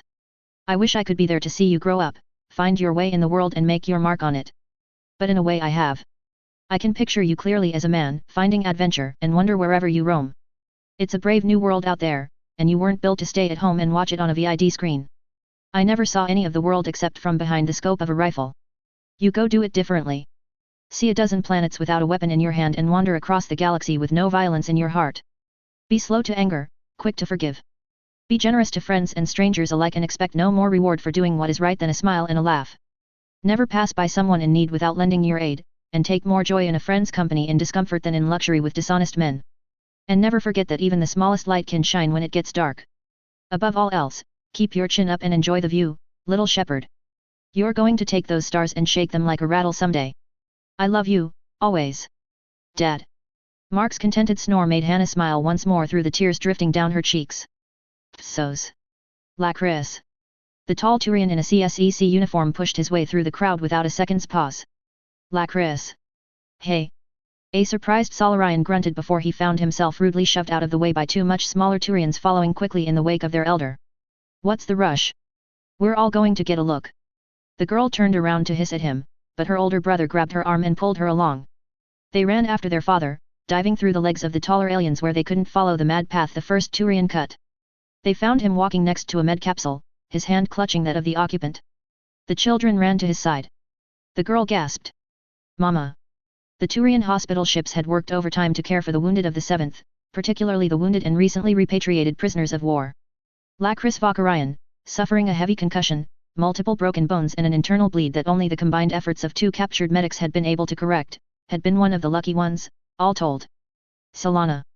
Lakris managed a broken smile at her daughter. Her eyes turned to her son. Grace. Her husband gripped her hand tighter. Don't worry, Lacey. You're home now. You're safe. Psos. Terran Spiritus was not easily impressed, but today had been full of surprises. The crowd seemed to stretch as far as his eyes could see down both ends of the Presidium. The last time he'd seen it this full was for the Unification celebration 7 years ago. The crowd had been far happier last time. How long since the protests started? He questioned his escort, an Asari in the black, silver, and scarlet armor of the Guard of the Citadel. She looked slightly embarrassed when she answered. They began gathering about 5 to 10 minutes after the Williams speech was broadcast. Mostly indignant Asari, but there was a sizable Turian contingent from what I hear. Pretty soon we had to call out the CSEC public order squads just to maintain the peace. The Presidium's never been part of political protests for, well, quite some time as I believe. She looked embarrassed again. With respect, Primarch, there's never been an incident like this before. People were genuinely angry about this throughout the Citadel. A rogue Turian fleet would be bad enough, but for them to be attacking an uninitiated species in full strength? I'm surprised they didn't burn down the entire hierarchy delegation. Spiritus looked down. No, I suppose it isn't surprising. He didn't look up on the way through the corridor that CSEC and their Go-See counterparts created. The tone of the mob had grown even more frenzied when he landed. The Turians and Solarians waved holosigns and shouted, the Hanner and Elcor were making the angriest, yet politest, calls of all of them, and the Asari were downright insane. No mercy for murderers. Where is the justice? Can we all expect a Turian fleet on our doorstep next time we break a rule? He was glad of his decision to remand Ziliadis and Yhurk straight into CSEC custody. The mob would have ripped them apart without mercy.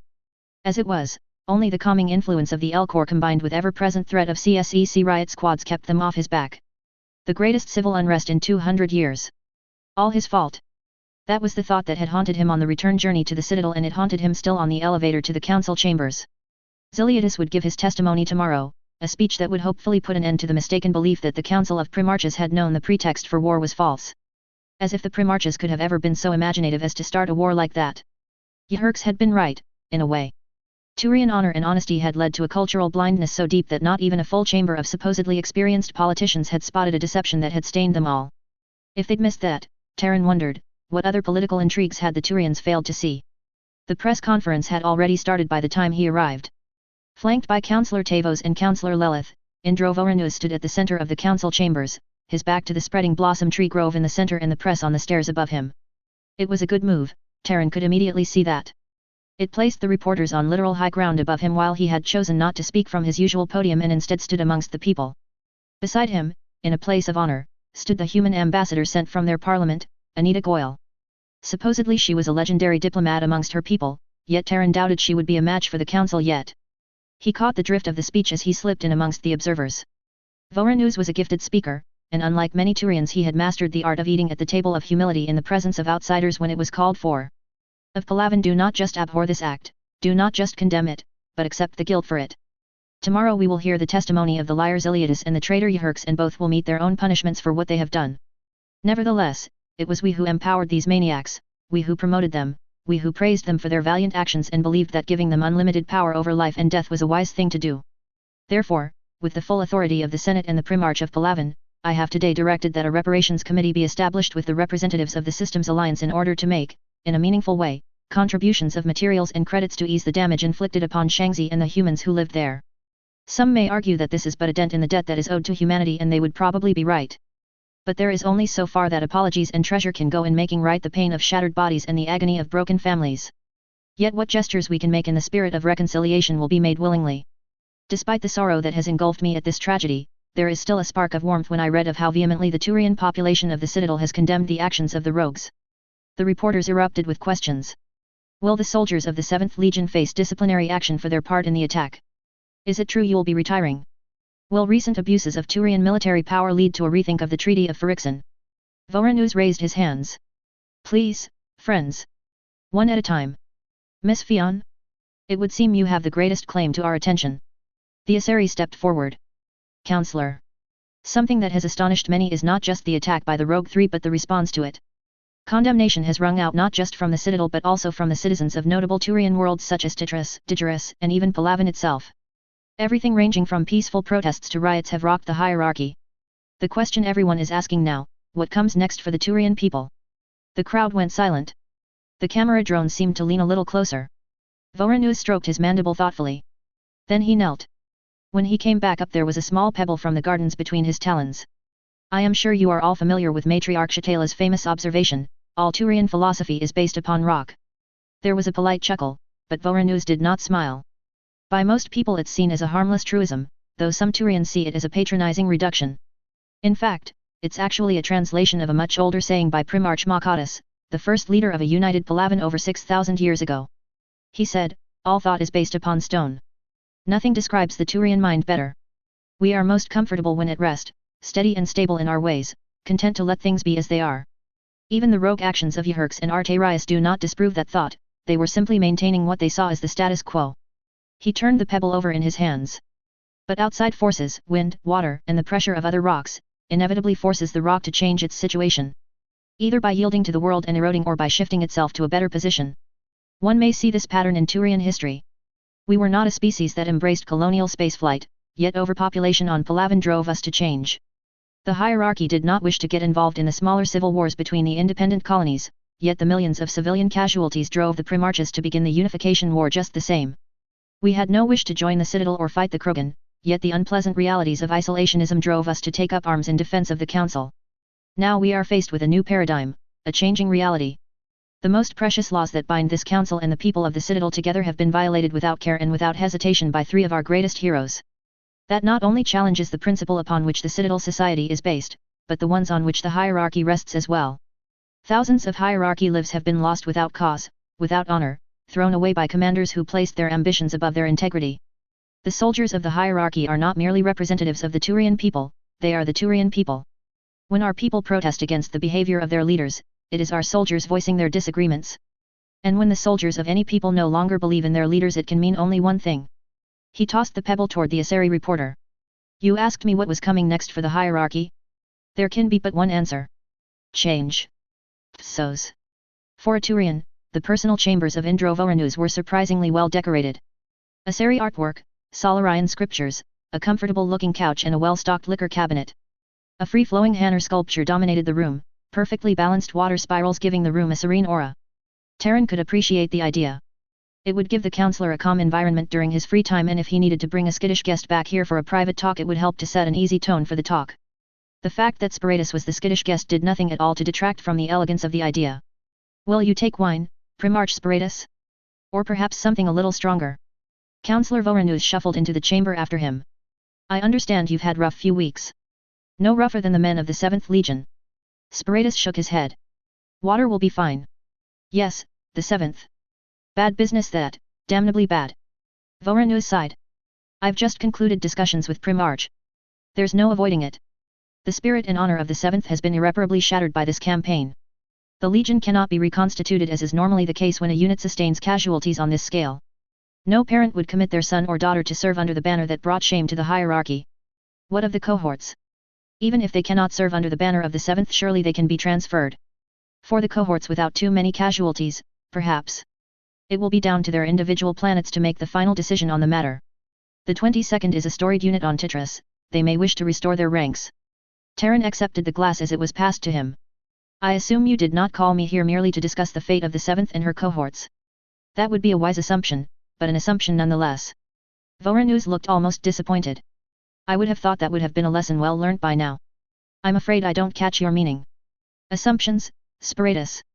Guesswork and an overabundance of intuition. Your approval of the invasion plan was entirely based on one. You assumed that even should Yhurks and Arterius be distorting the facts, Ziliadus had far too much honor in him to lie. Your pardon, Counselor, but did you not once call him the noblest officer of the fleet? Voronezh nodded soberly. Which is why I did not call you here to condemn, but rather to counsel. For even with all my praise for Ziliadus, there is no way I would have committed myself to that plan without cross-examining his entire bridge crew and having my own men pore over his logs and recording devices for discrepancies. Trust, Spiritus, but verify. A lesson you would have learned if you had stayed in the military longer. Well, it seems too late to take it to heart now. Terran downed his water in a gulp, taking good care to keep the bitterness out of his voice. The Senate will not take I know now what I should have done as an excuse. HMMPH, no they will not, more is the pity. Voronezh sat down on the couch. Come, sit. I would be a poor host to rest without inviting you to do the same. Terran had no wish to sit, but did so anyway. Voronezh sipped at his own glass before resting his head back. He stayed still for long enough that Terran was afraid he had gone to sleep. He almost started when the old Turian finally spoke. I have served my people for a long time, Terran. 116 years, if I do not miscount. From a 15-year-old cadet to a counselor at 131. I have served for 50 years as the counselor for my people, the longest any Turian has ever held the post. Before that I was a general, before that I was a line officer, and before that I was just another drooping fringe patrolling out past the Omarian Nebula. And, after all that time, nearly every experience blends into each other, one on top of the next till it's an endless parade of names and faces twisting into one being. It gives me context enough for my job, but it saddens me that I cannot remember exactly who Sergeant Kos was mad at for stealing her Kush eggs that night before the storm at Omega, or what exactly were the words to the song that the Asari commandos sang for the dead after the battle was over. The greatest tragedy of age is not that we lose those memories, but that we cannot remember what made them so sweet or bitter in the first place. One moment, however, does remain quite clear. I had just received my commission and assumed command of my first combat platoon. We were carrying out a standard live fire attack when one of the soldiers nearly shot one of his squad mates in the leg. It was an accident, a faulty safety catch that had gummed up and discharged an unspent round. That soldier could have gotten away completely free of charge, but he himself confessed immediately that he had noticed something was wrong with the weapon a few minutes earlier and had decided against reporting it until he could try and fix it himself. His carelessness almost crippled his friend, might have even killed him. Voronezh cracked an eye open. There is a point to this, in case you were beginning to doze. I initially intended to have that soldier carrying his own weight up and down a dozen hills before I had him bounced out of the platoon. But when I came down off the firing line to vent my anger, he looked me dead in the eye and did not flinch. He knew what he had done and was facing up to it. But more than that, there was something else. A wound in his pride, mixed with a great deal of self-loathing that I just knew would not allow him to fail again. I decided to keep him in the platoon. He saved my life twice in the one campaign, worked his way up to officer and retired as a general. He sat up suddenly. What was the moral of the story, Terran? Forgive me, counselor, but it sounds the same as a dozen others. Face up to your failures and mistakes and you will eventually achieve honor. A child's answer, Terran. And not what I learned. Voronezh stood up. No, what I learned was this. When a Turian has failed, completely and utterly failed, there is a moment where his entire self rebels against that failure. And in that moment there is nothing he would not do to regain the trust and respect of his comrades. Such a Turian is invincible, not because he has nothing to lose, but because he has everything to regain. And you, Terran Spiritus, have failed. But in that failure have perhaps been sown the seeds of greatness. He walked toward the Hanner sculpture, his eyes playing over the dancing streams. I will put it bluntly, young Terran. Even if the Senate spares your life, the Council of Primarchs will likely eject you from its ranks, and you will not be offered another position in the military. You could live out the rest of your days as a private citizen, peaceful and content, or you could find another way to serve your people. The Citadel has offered more than one fallen Turian a way to reclaim his honor. What are you suggesting, counselor? I'm a little out of practice to join the Spectres, don't you think? I was going to suggest something a little more ambitious. How about being the man directing the Spectres? Terran was so startled that he nearly choked on his tea. What? Voronezh turned to him, the mantle of kindly patriarch now fully dissolved into a politician's smirk.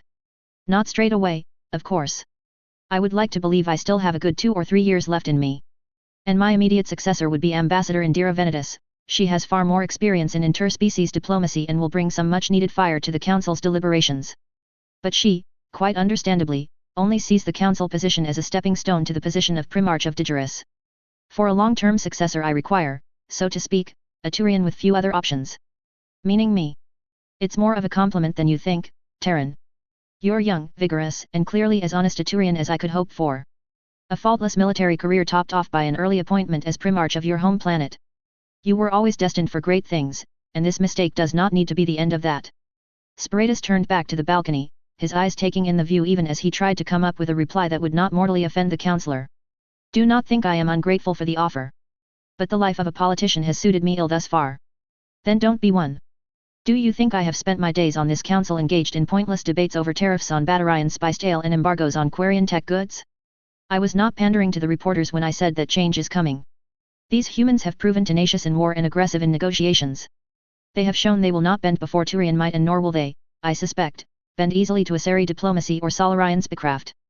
They are a game changer, Terran, and dealing with the waves they create will require the energies of someone both intelligent and fully committed to safeguarding the interests of the Turian people. Voronezh stopped speaking, seemingly drained of the energy that gripped him a few minutes earlier. I will not press you for an answer now. For all I know you will be dead in a month. But consider it, if only for a moment.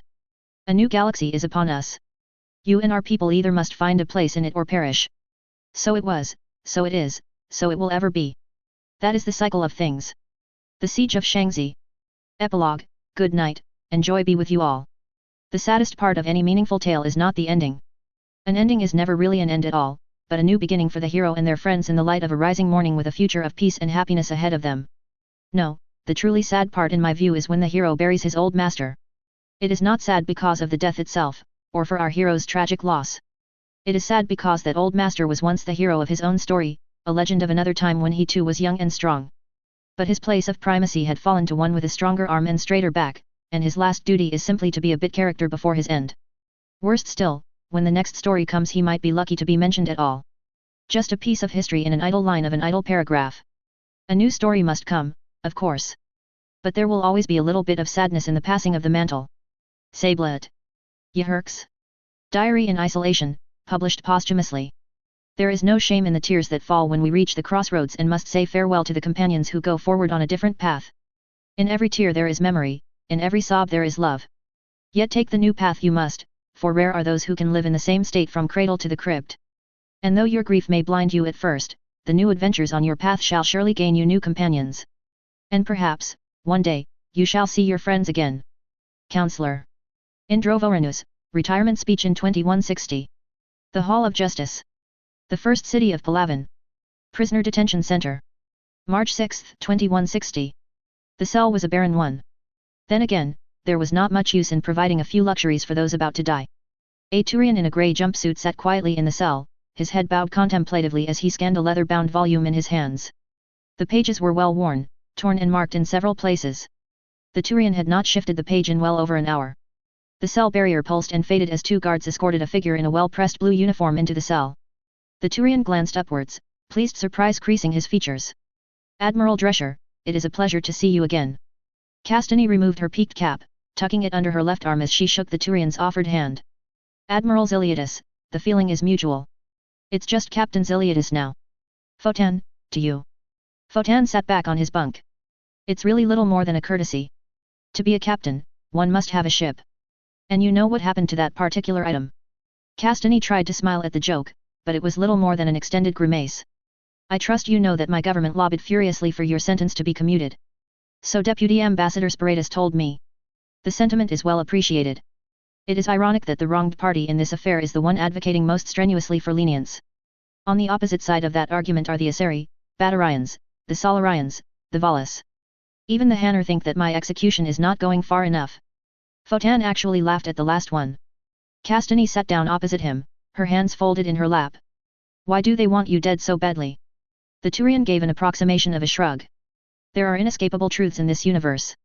Water is wet, you can't breathe in vacuum, and every species lives in fear of what the hierarchy could do if it slips the leash of civility the council currently has around its neck.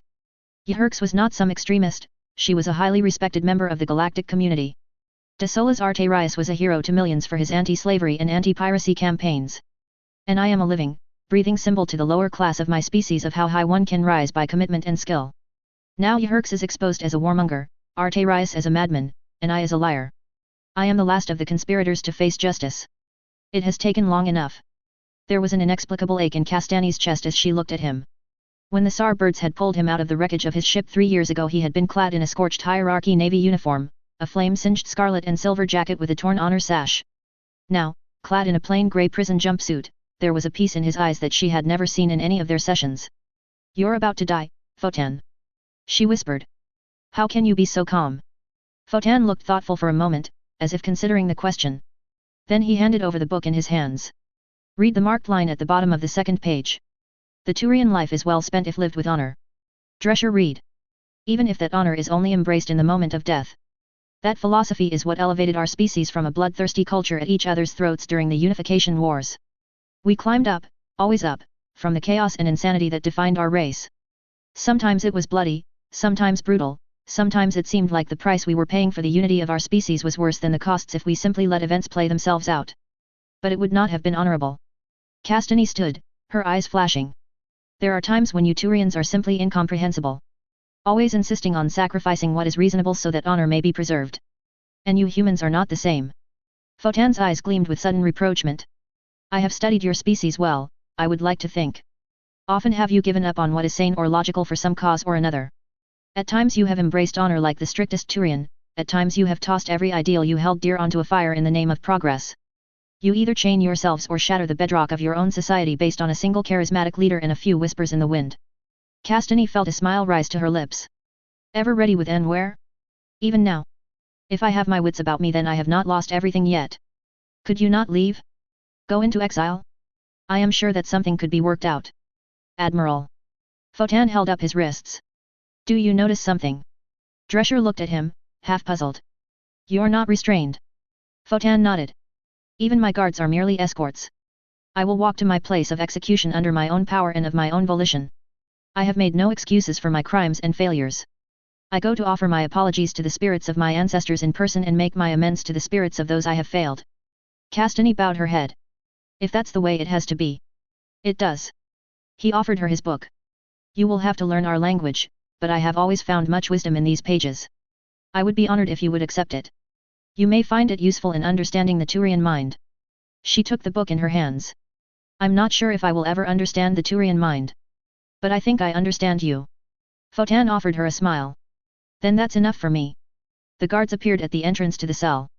The commander of the Hastidim squad bowed his head. Captain Ziliadis. It is time. Castany and Photan stood. She looked him in the eyes one last time. Are you ready? He looked at the Hastidim then back to her. I am content. So's. The view, as it turned out, was even better than he had hoped. The food he was still waiting on, but the wine was beyond perfect. It still was nothing compared to the vista before him. 5 arms, each one a capital city in its own right, stretching out into the purple clouds of the nebula like a mountain might reach into the clouds. Jack Harper made a mental note to take a few snaps from the lookout position after he'd finished his meal. He'd have them done up as hollow frames so that they'd be the first thing Eva would see if she ever, when she woke up from her coma. He periodically checked his watch, a platinum Rolex rather than his practically indestructible X-Shock that had adorned his wrist since the early days of his military career. A ridiculous ostentation, but a quite necessary accompaniment to his $30,000 Brioni suit that had taken the place of his comfortable leather jacket. Testoni patent leathers fit snugly and comfortably around his feet, whilst Chopini sunglasses rested on the table. The part that had genuinely hurt was cutting his hair back. He had been working toward a top knot, or perhaps a wolf tail, much to Eva and Mac's derision. His stylist had been very critical of anything other than a neatly combed ensemble with close-shaved sides. The figure that sat down in the second chair at the table had been expected, but Jack still looked at him with surprise. Lieutenant Arterias? What a fortunate coincidence. You eat here often. The grim-faced Turian looked back at him with a little less than raging contempt. To eat at Matriarch Hamila's restaurant requires a little more than my salary as a spectre. The saving of the galaxy doesn't pay much. Not until I've built up a support network, which you already know and know well I'm sure.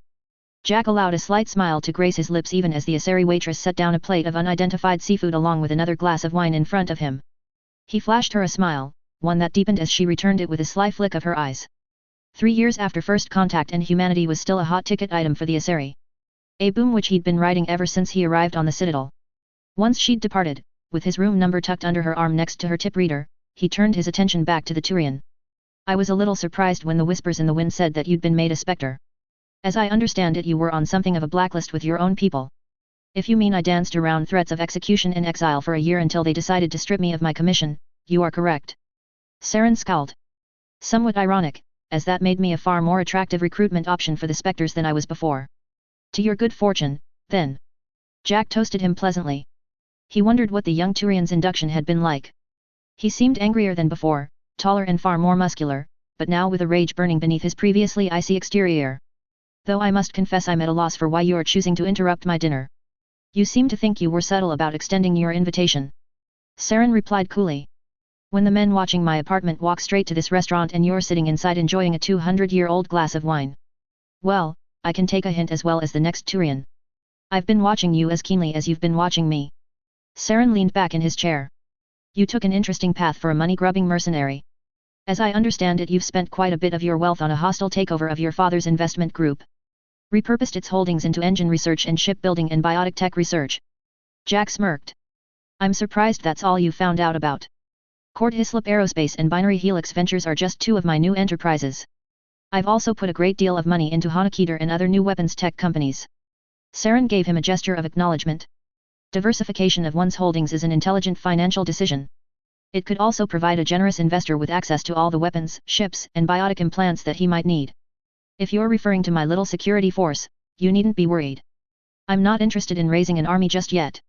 Jack retrieved his knife and fork and hungrily tucked into the squid-like tendrils in front of him. Armies and fleets are so loud and obvious. Saren actually laughed. He gestured to Jack's entire ensemble, every ostentatious cufflink and overpriced thread. And you are the pinnacle of discretion, I'm sure. CSEC isn't watching me. Nor is the STG. Jack didn't know for a definite fact that the shadow broker wasn't watching, so he refrained from mentioning him. The only spectre within the immediate vicinity is the spectre that I wanted here in the first place. Wanted me for what? Saren challenged. The war is over. My brother is dead and my family's name is disgraced for all time. Even now they call me Spectre Saren rather than Spectre Arterius.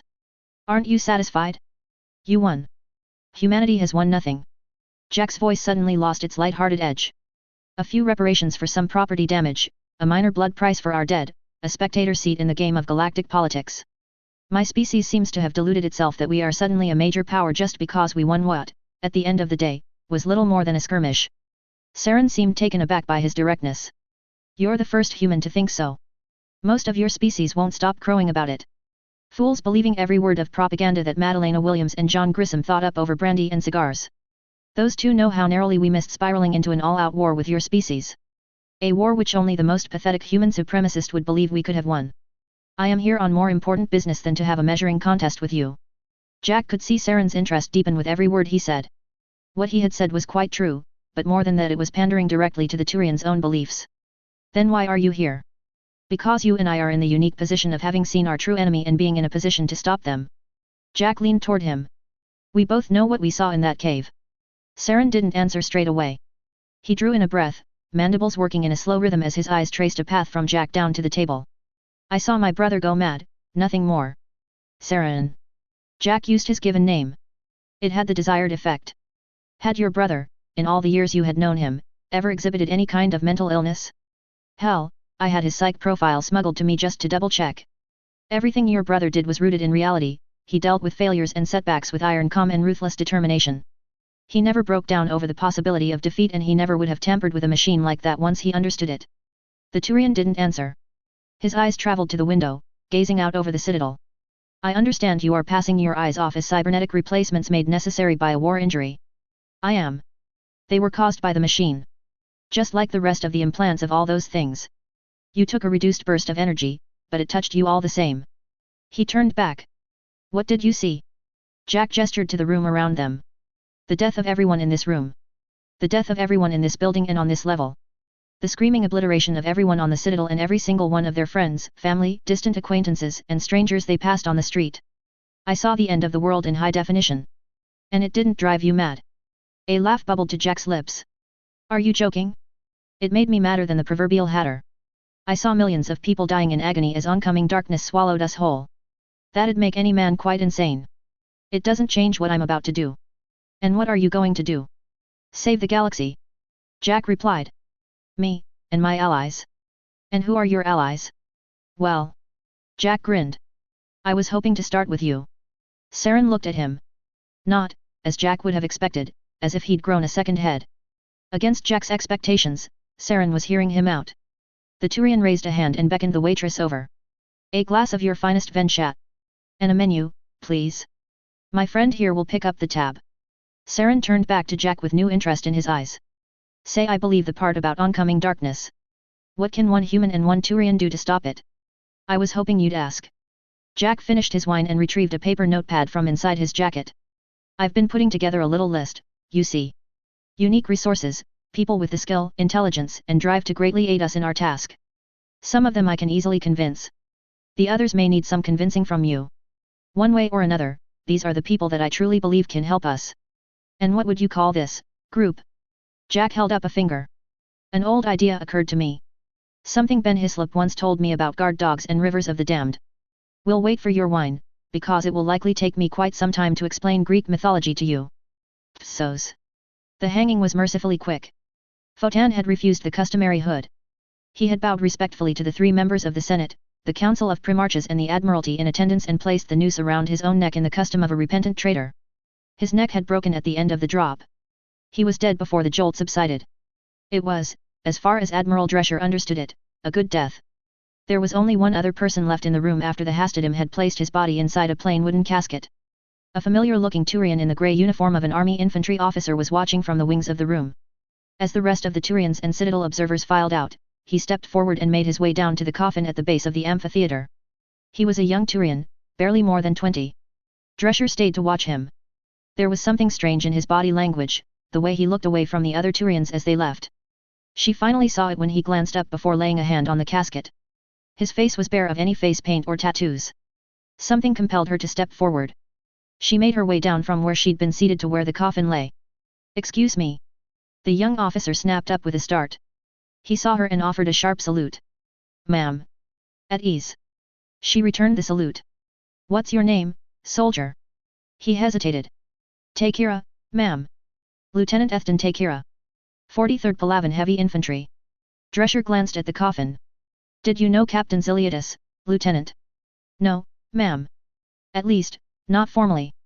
The Turian corrected himself. "I met him only once. He was invited to speak at a seminar for clanless personnel. He shared a few of his stories, of how it was possible for a bare face to rise as high as any other officer if he only devoted himself to his duty." Takira looked back down at the coffin. "He inspired me to try out for officer selection. He was the first clanless in over 2 centuries to command his own ship. All of us looked up to him, drew our inspiration from his example. And for all his loyal service, one mistake and they hung him like a dog." He turned around, his shoulders trembling with emotion. A few months ago they were singing his praises. Now none of them even bothered to claim his body. There were footsteps behind them. "That's not true, son." Both Takira and Drescher looked behind them. An elderly Turian, stooped with age and leaning on a cane, was being helped along by 2 others. Behind them, almost 24 other Turians in red naval jackets stood waiting. Each one wore angry black stripes across their faces, a symbol of united mourning. "Admiral Drescher." Quarter Admiral S. Falorica inclined his head slightly. "I apologize for our interruption. I have come to claim the body of Fotan Ziliadis." "What mockery is this?" Takira pushed past Drescher, anger in his voice. "I will not let you throw his body in some unmarked grave. Stand down, boy." Another Turian, this one in a navigator's uniform, grabbed his shoulder. "We've a greater claim to his body than any others." "You?" Drescher whispered. "You were one of the prisoners from the Fury." The officer stood tall, his mandibles set proudly. "Yes, ma'am. Navigator Aeschylus of the Raptor's Fury. These are all of the crew I could locate on short notice. We served our captain faithfully for many years. He gave many of us a second chance when we were all but outcasts ourselves. The Quarter Admiral pulled all the favors he had left in order to let us have our captain back. He was one of my sailors too." Orica stated gruffly. "He rendered loyal service for many years. I will see him to his rest. If I may." Drescher stepped forward. "I would like to be there when you do." Aeschylus nodded. "It would honor his spirit greatly." Psos. Titras. The Fields of Morris. Headquarters of 133rd Light Legion. Faal. Out. It was an impressive sight, watching a full legion of 30,000 Turians break left and right and march off the assembly square in perfect unison, their formation neat and orderly, footsteps in synchronization with the drum, uniforms crisply pressed and sunlight glimmering off shining armor. It was slightly less than impressive watching perhaps 14,000 break left and right and march off in approximate synchronization, uniforms more or less in shape and the armor looked at least in working order. All in all it was more than Talon General Septimus Orica had been expecting, but less than he had hoped for. It was to be expected. The 133rd Light Legion had never been a unit of high priority, not even during the height of the Krogan rebellions when more than a third of the total Turian population had been on active duty. After centuries of relative peace, not every legion was able to be maintained at full strength. And, considering Orica's current situation within the army, he'd been lucky to get a legion at all. High General Penticus had made that abundantly clear. As the last of the formed parade was dismissed, Orica turned from the viewing platform and walked back into the Legion headquarters. His staff officers walked quietly behind him. The cohorts had rehearsed the change of command ceremony for a week, but even that hadn't been enough to lick them into proper shape. There was a general air of embarrassment, as if they had somehow failed by not putting on a truly outstanding parade. Little did they realize that Orica couldn't have cared less how the change of command happened, as long as it happened. He'd waited long enough for it. Soon enough his staff officers were assembled in his office, a spacious room dominated by a crisp-edged desk done in black and silver. He took a seat as his officers crowded around him. "Be seated, all of you." There were old faces and new in the room, a collection of officers cleared from the 7th during the hearings and others just joining the group. Some of them he knew he could trust implicitly, others were clearly career failures that had been shoved on him, one or two were even more obviously plants from the Council of Primarchs to keep an eye on a potentially disloyal commander. He folded his hands in front of him and turned his head from left to right as he chose his words. Light legions had been a response to Krogan asymmetrical warfare in the dying hours of the rebellions. To hunt the Krogan in the mountain ranges and tunnels to which they fled, smaller and more mobile units had been needed. A light legion was formed by taking the typical 10 cohorts, roughly 30,000 Turians, and cutting it to 6, around 20,000 troops instead. In addition, the 2 heavy armor cohorts, 4 heavy infantry cohorts, 2 light armor cohorts and 2 skirmisher cohorts had all been restructured to a single light armor cohort, a heavy infantry cohort and 4 cohorts of skirmishers instead. It would have been a potent force nonetheless, except for a few slight shortfalls with the 133rd. "First of all, I'd like to thank all of you for being here." Septimus met their eyes one at a time. "I know for several of you, including Claw General Sirtis and Colonel Simprel, early and honorable retirement was given as an option during the hearings. You chose to stay on instead, and for that you have my gratitude.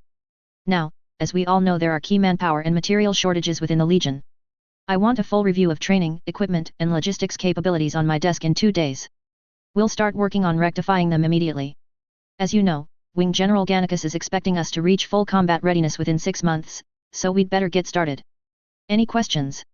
Simprel raised his arm. "It's about the shortage of armor, sir. As I stated earlier, there's a shortage of light tanks and APCs in the system at the moment, most of them are being requisitioned for the high-priority units as soon as they come off the assembly line." Septimus nodded. "I understand. I've been talking with Wing General Corvus of Research and Development. He's willing to give us a number of prototypes for field testing, and in exchange for proving the new models he'll get us as many refits as he can get his hands on. It won't be orthodox, but it will be better than nothing." Another officer raised her hand. "Major Ricky, sir, Field Intelligence Section. I'm a little worried about discipline issues as we begin training. I've already seen a dozen different red flags on more than 100 different personnel ranging from insubordination, drug dealing and even leaking intelligence to the shadow broker or the STG. What kind of narcotics?" Septimus asked. "Mostly low-level stuff. Party drugs like Halex and Minjin too. I'm a little worried about the harder stuff becoming popular." Septimus frowned. "Official doctrine states that as long as troops are clean and sober for duty it doesn't matter what they consume in off hours. It was never permitted in the 7th, though." He thought about it for a moment. "We'll compromise for now. Run some blood tests on anyone showing up to work sluggish or disoriented. Put anyone on Halex or party drugs in for counseling and leave it at that. Anyone on harder stuff is to get a formal warning. We won't smother them, just encourage them to either get clean or stick to the lighter stuff for occasional use." A few of the older 7th personnel looked displeased with the decision. He'd have to bring them around to his ideas later on. As for the intelligence leaks, the first one you catch gets a month in the stockade. The second one will be formally drummed out of the Legion and exiled. Hang the third. Eventually the message will get through. There was a round of satisfied nods. Now, the insubordination is a more serious issue. It's clear we've been given a very troubled unit. Understrength, under-equipped, filled with malcontents and tough nuts. I'm not interested in trying to play nice on that front. We will whip them back into shape or they'll be shipped out. If I have to discharge 2,000 troublemakers to inspire 10,000 good soldiers, I'll make that trade in a heartbeat." Sirtis looked perturbed. "You do realize that we only have 6 months to be combat ready, sir? Can't we apply for reinforcements? Do you really think the General Staff will give them to us?" Septimus sighed. "I like it no better than the rest of you, but in 6 months this Legion will be going into combat. These soldiers will either be ready to fight by then, or they won't. The burden is on us." The staff looked down, feeling the weight in his words settle on their own shoulders. Septimus saw he had gotten his point across. "We'll pick this up again tomorrow. For now, get settled in with your new commands and sections. I'll be stopping in at your cohorts throughout the week to get to know names and faces." Dismissed. He waited for them to leave before relaxing. He unbuttoned the top clasp of his jacket and leaned back in his chair before pulling open the top shelf of his drawer. There were a few loose items. A hollow pad, a sidearm, a set of throwing knives. At the bottom was the flask, and the frame. He pulled the second item out first, but didn't look at it. Instead he took the flask. He knew what was inside. Half a liter of the best Iberan rum, his favorite brew. The flask was exquisitely shaped, the highly polished silver a product of the biotic crafters of Armalai. A delicate inscription rested under the cap, the swirling script in High Thessian impossible to ignore before you drank. He read the inscription with half-closed eyes, remembering the day he had received it. My own heart, though I beg you to stay I know you shall not. I am but one of your two mistresses, and I fear sacred duty shall always claim you before me. The year we have spent together on the citadel has been the happiest of my life, and I pray that it has brought you some measure of peace and joy as well. You may wonder why, after scolding you for your drinking, I have given you this gift. Well, you are clever enough to work it out for yourself, I am sure. Stay well, my beloved general. Come back to me soon. Septimus turned his eyes back to the frame. In the hollow, he was dressed in loose-fitting civilian clothes, standing next to an assari in a blue and white gown beneath the shade of a blossoming tree on the presidium. Sighing, he placed the flask back in the drawer and reached for the intercom. Corporal. Get me Captain Vitas immediately. I have some ideas on reconnaissance doctrine that I wish to discuss with him. Psos. The sun was setting over the mountains as they finally assembled. Each member of the funeral party carried a block of wood up the mountain trail, following the wake of the 6 Turians bearing the coffin. It had taken the better half of the afternoon to climb the mountain, and it was nearly dark when they finished assembling the pyre. Drescher stood at the back of the small crowd. Aeschylus stood at the front of it, a burning torch in his hands. Photan's body rested atop the pyre, his arms folded across his chest. No one spoke a word, but all knelt as the last rays of light died in the sky. The navigator alone remained standing, his head erect against the sky. He lifted the torch higher. Night gathers on Palawan. As the sun has set on the day, so has the sun set on our captain. As the torch burns in the night, so does his spirit burn on after death. He turned back. The ancients have taught us that a Turian's spirit is divided in his death. One part for his clan, one part for his ship, one part for his fleet and one part for the hierarchy. Photan Ziliadus had no clan. His fleet is disbanded. His hierarchy has hung him as a traitor. And all that is left of his ship is us. And it is to us that his spirit belongs now in death, whole and undivided. He turned back to the pyre. Of the traitor Ziliadus, I know nothing. Only that all beings are fragile and frail in their own ways, and even the greatest of all of us stumble and fall. Of my friend, Photan, the captain of the Raptor's fury, I can say only this, that his spirit was the noblest I have ever known and our lives are the darker for his absence. Aeschylus knelt, the fire passing from his torch and licking at the wood of the pyre. In the fire we were forged, to the fire we return. Clear skies, Captain Ziliadus, and a fair wind to see you home. Drescher joined in the softly murmured chorus as the flames consumed the body. Clear skies and a fair wind. Psos. Earth. Arlington National Cemetery. The girl ran up the hill, her arms flapping wildly. Come on, Grandpa. Ashley. Wait. Joachim sucked his breath in as he chased after her. He shook his head and muttered under his breath. Where does she get so much energy? Though of course, he hadn't exactly kept in shape in the 3 years he'd spent in training command. The trim form he'd cut as the freshly minted commander of the 3rd had long disappeared under the combined force of both his wife and daughter-in-law's cooking and too much paperwork. Now he was struggling to keep up with his first granddaughter. In his defense, Ashley had shot past toddler stage and into hyperactive death-seeking child phase faster than anyone could have reasonably expected. She was waiting for him when he got to the top, unruly brown hair flying everywhere, brown eyes flashing with excitement at getting to spend a whole day with him. While it did him good to see her irrepressible smile, there was something he needed to do. Ashley, don't run away from me like that again. He told her, his voice as stern as it ever got with her. This isn't a place for playing. This is sacred place. Ashley looked around, suddenly sober. Like church. Almost. Joachim nodded. The honored dead rest here, free from the strife that claimed their lives. See them? Rows upon rows of brave men and women who fell in defense of their people. Ashley clung to him suddenly. Will they be mad at me for making a noise? Joachim smiled. I doubt it. But they deserve their rest, don't they? Now take my hand. I have something I want you to see. They walked together, grandfather and granddaughter, past the rows of white stone. The fallen of over 200 years of warfare lay here. 2 world wars, the Second Civil War, a dozen brush fire conflicts, and the American veterans of the First Contact War. Some very important people had argued that they should have been buried on Shanxi as a symbol of their dedication to the planet. Williams had publicly spat on the idea that, having laid down their lives for that god-forsaken chunk of rock, they should be forced to lie there till they turned to dust. It wasn't long after that those first stories openly decrying him as the inept coward who lost Shanxi had first appeared in the papers. He would have paid the stories no mind if they hadn't hurt his son so much. Franklin visibly flinched whenever a new human interest piece popped with some Shanxi veteran openly deriding him in front of some solemnly nodding talk show host. What touched Joachim more was the spirited essay that Chekhova had written in his defense, or McDevitt trying to deck the first reporter who tried to get his side of the failure on Shanxi. But it hurt Franklin to watch his father so publicly humiliated, and it hurt Abigail as well. It had partly influenced the decision he'd arrived at today. Joachim turned as he arrived at the spot he was looking for. Inscribed into the stone was a simple description of who rested beneath it. Matthias T. Presley. COL. Systems Alliance Marine Corps. UNAS Army. Ukraine. Afghanistan. Pakistan. Brazil. Mars. Shanxi. There was a tremble in his legs, and Joachim was obliged to kneel before his friend and mentor's grave. Ashley moved to his side. Her eyes were wide. Grandpa? What's wrong? He forced a smile. Nothing, Ash. Could you go wait under that tree? She nodded, happy to be given a direction she could follow. Joachim let his eyes trace back to the stone. I'm sorry I haven't come to visit lately, Matt. His left hand slowly reached out to touch the lines of his name. Half the time I told myself I was too busy, the other half I was trying to find something to keep me too busy. Somehow, coming back here felt like coming to your office to get blasted over some mistake I made when I was a rookie lieutenant. His eyes glanced around. They gave you a good spot. Plenty of shade, surrounded by the rest of the Shanxi boys. You wouldn't have been able to find anything to grumble about. Joachim reconsidered that for a second. Well, maybe you would. But you wouldn't have grumbled for long. I wanted to bring Ganju here as well, give you some company. But he wanted to go home, back to his family and mountains. He earned that.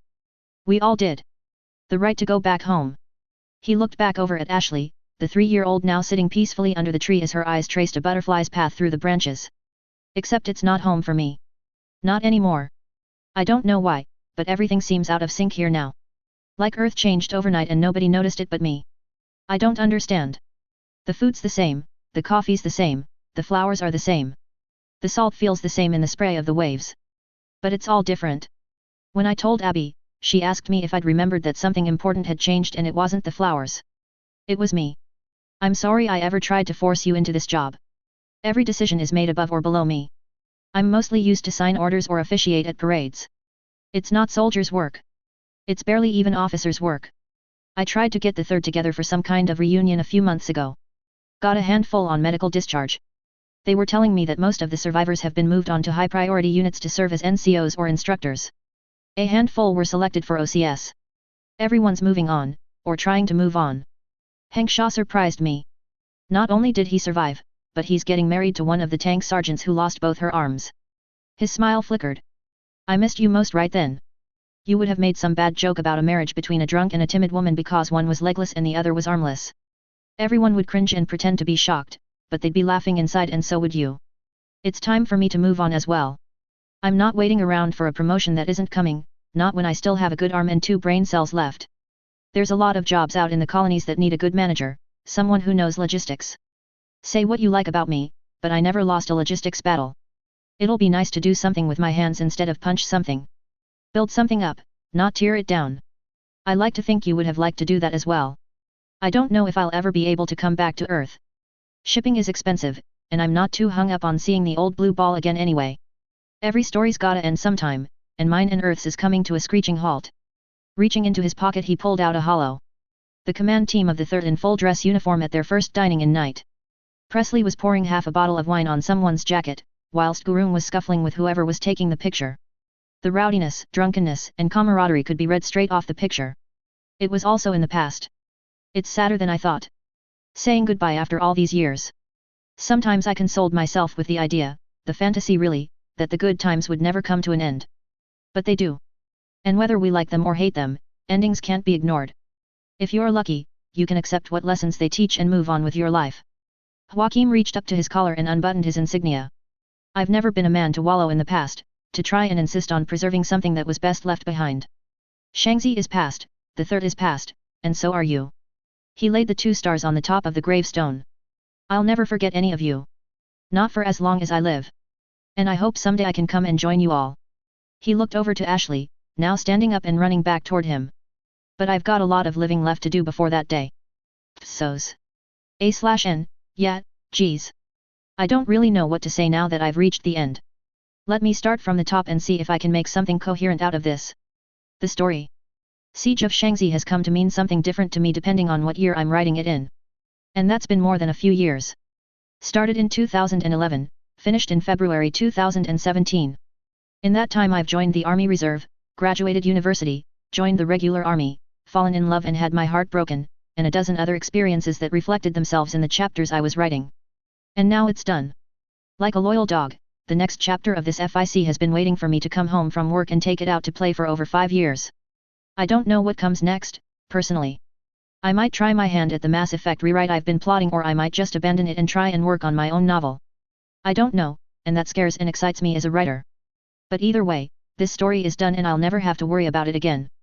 I can finally tick it complete and take it off my mind. For those that have been with me from the start, the half dozen or so stalwarts that have stuck with this thing since the first chapter back in 2011 and are still here for the finale, this one is truly for you. You know who you are. My thanks to those who joined in the middle years when months would go by without an update but still showed up to read it every time another painfully slow release appeared in your inbox. And to the new readers who saw it appear in one update or another last year and decided to see what the overly long story with the average amount of reviews was about, thanks for joining us as we cross the finish line. Truth be told, the Mass Effect fandom was the only one I've ever really been part of. Maybe because the Mass Effect universe was the only one that ever gripped me enough to obsess over it to this extent. Sometimes I look back on the old days when I first joined just after ME2 came out, back when there were perhaps 10 or 12 pages of work on this site, when the fanart was equally scarce in quantity but extremely high in quality. Back when the BioWare social network was where you went to discuss meta about the games or just share fanvids and memes. I was there for the shipping wars, during the rise of the Taylimancers. I witnessed the Garrus fangirls blot out the sun.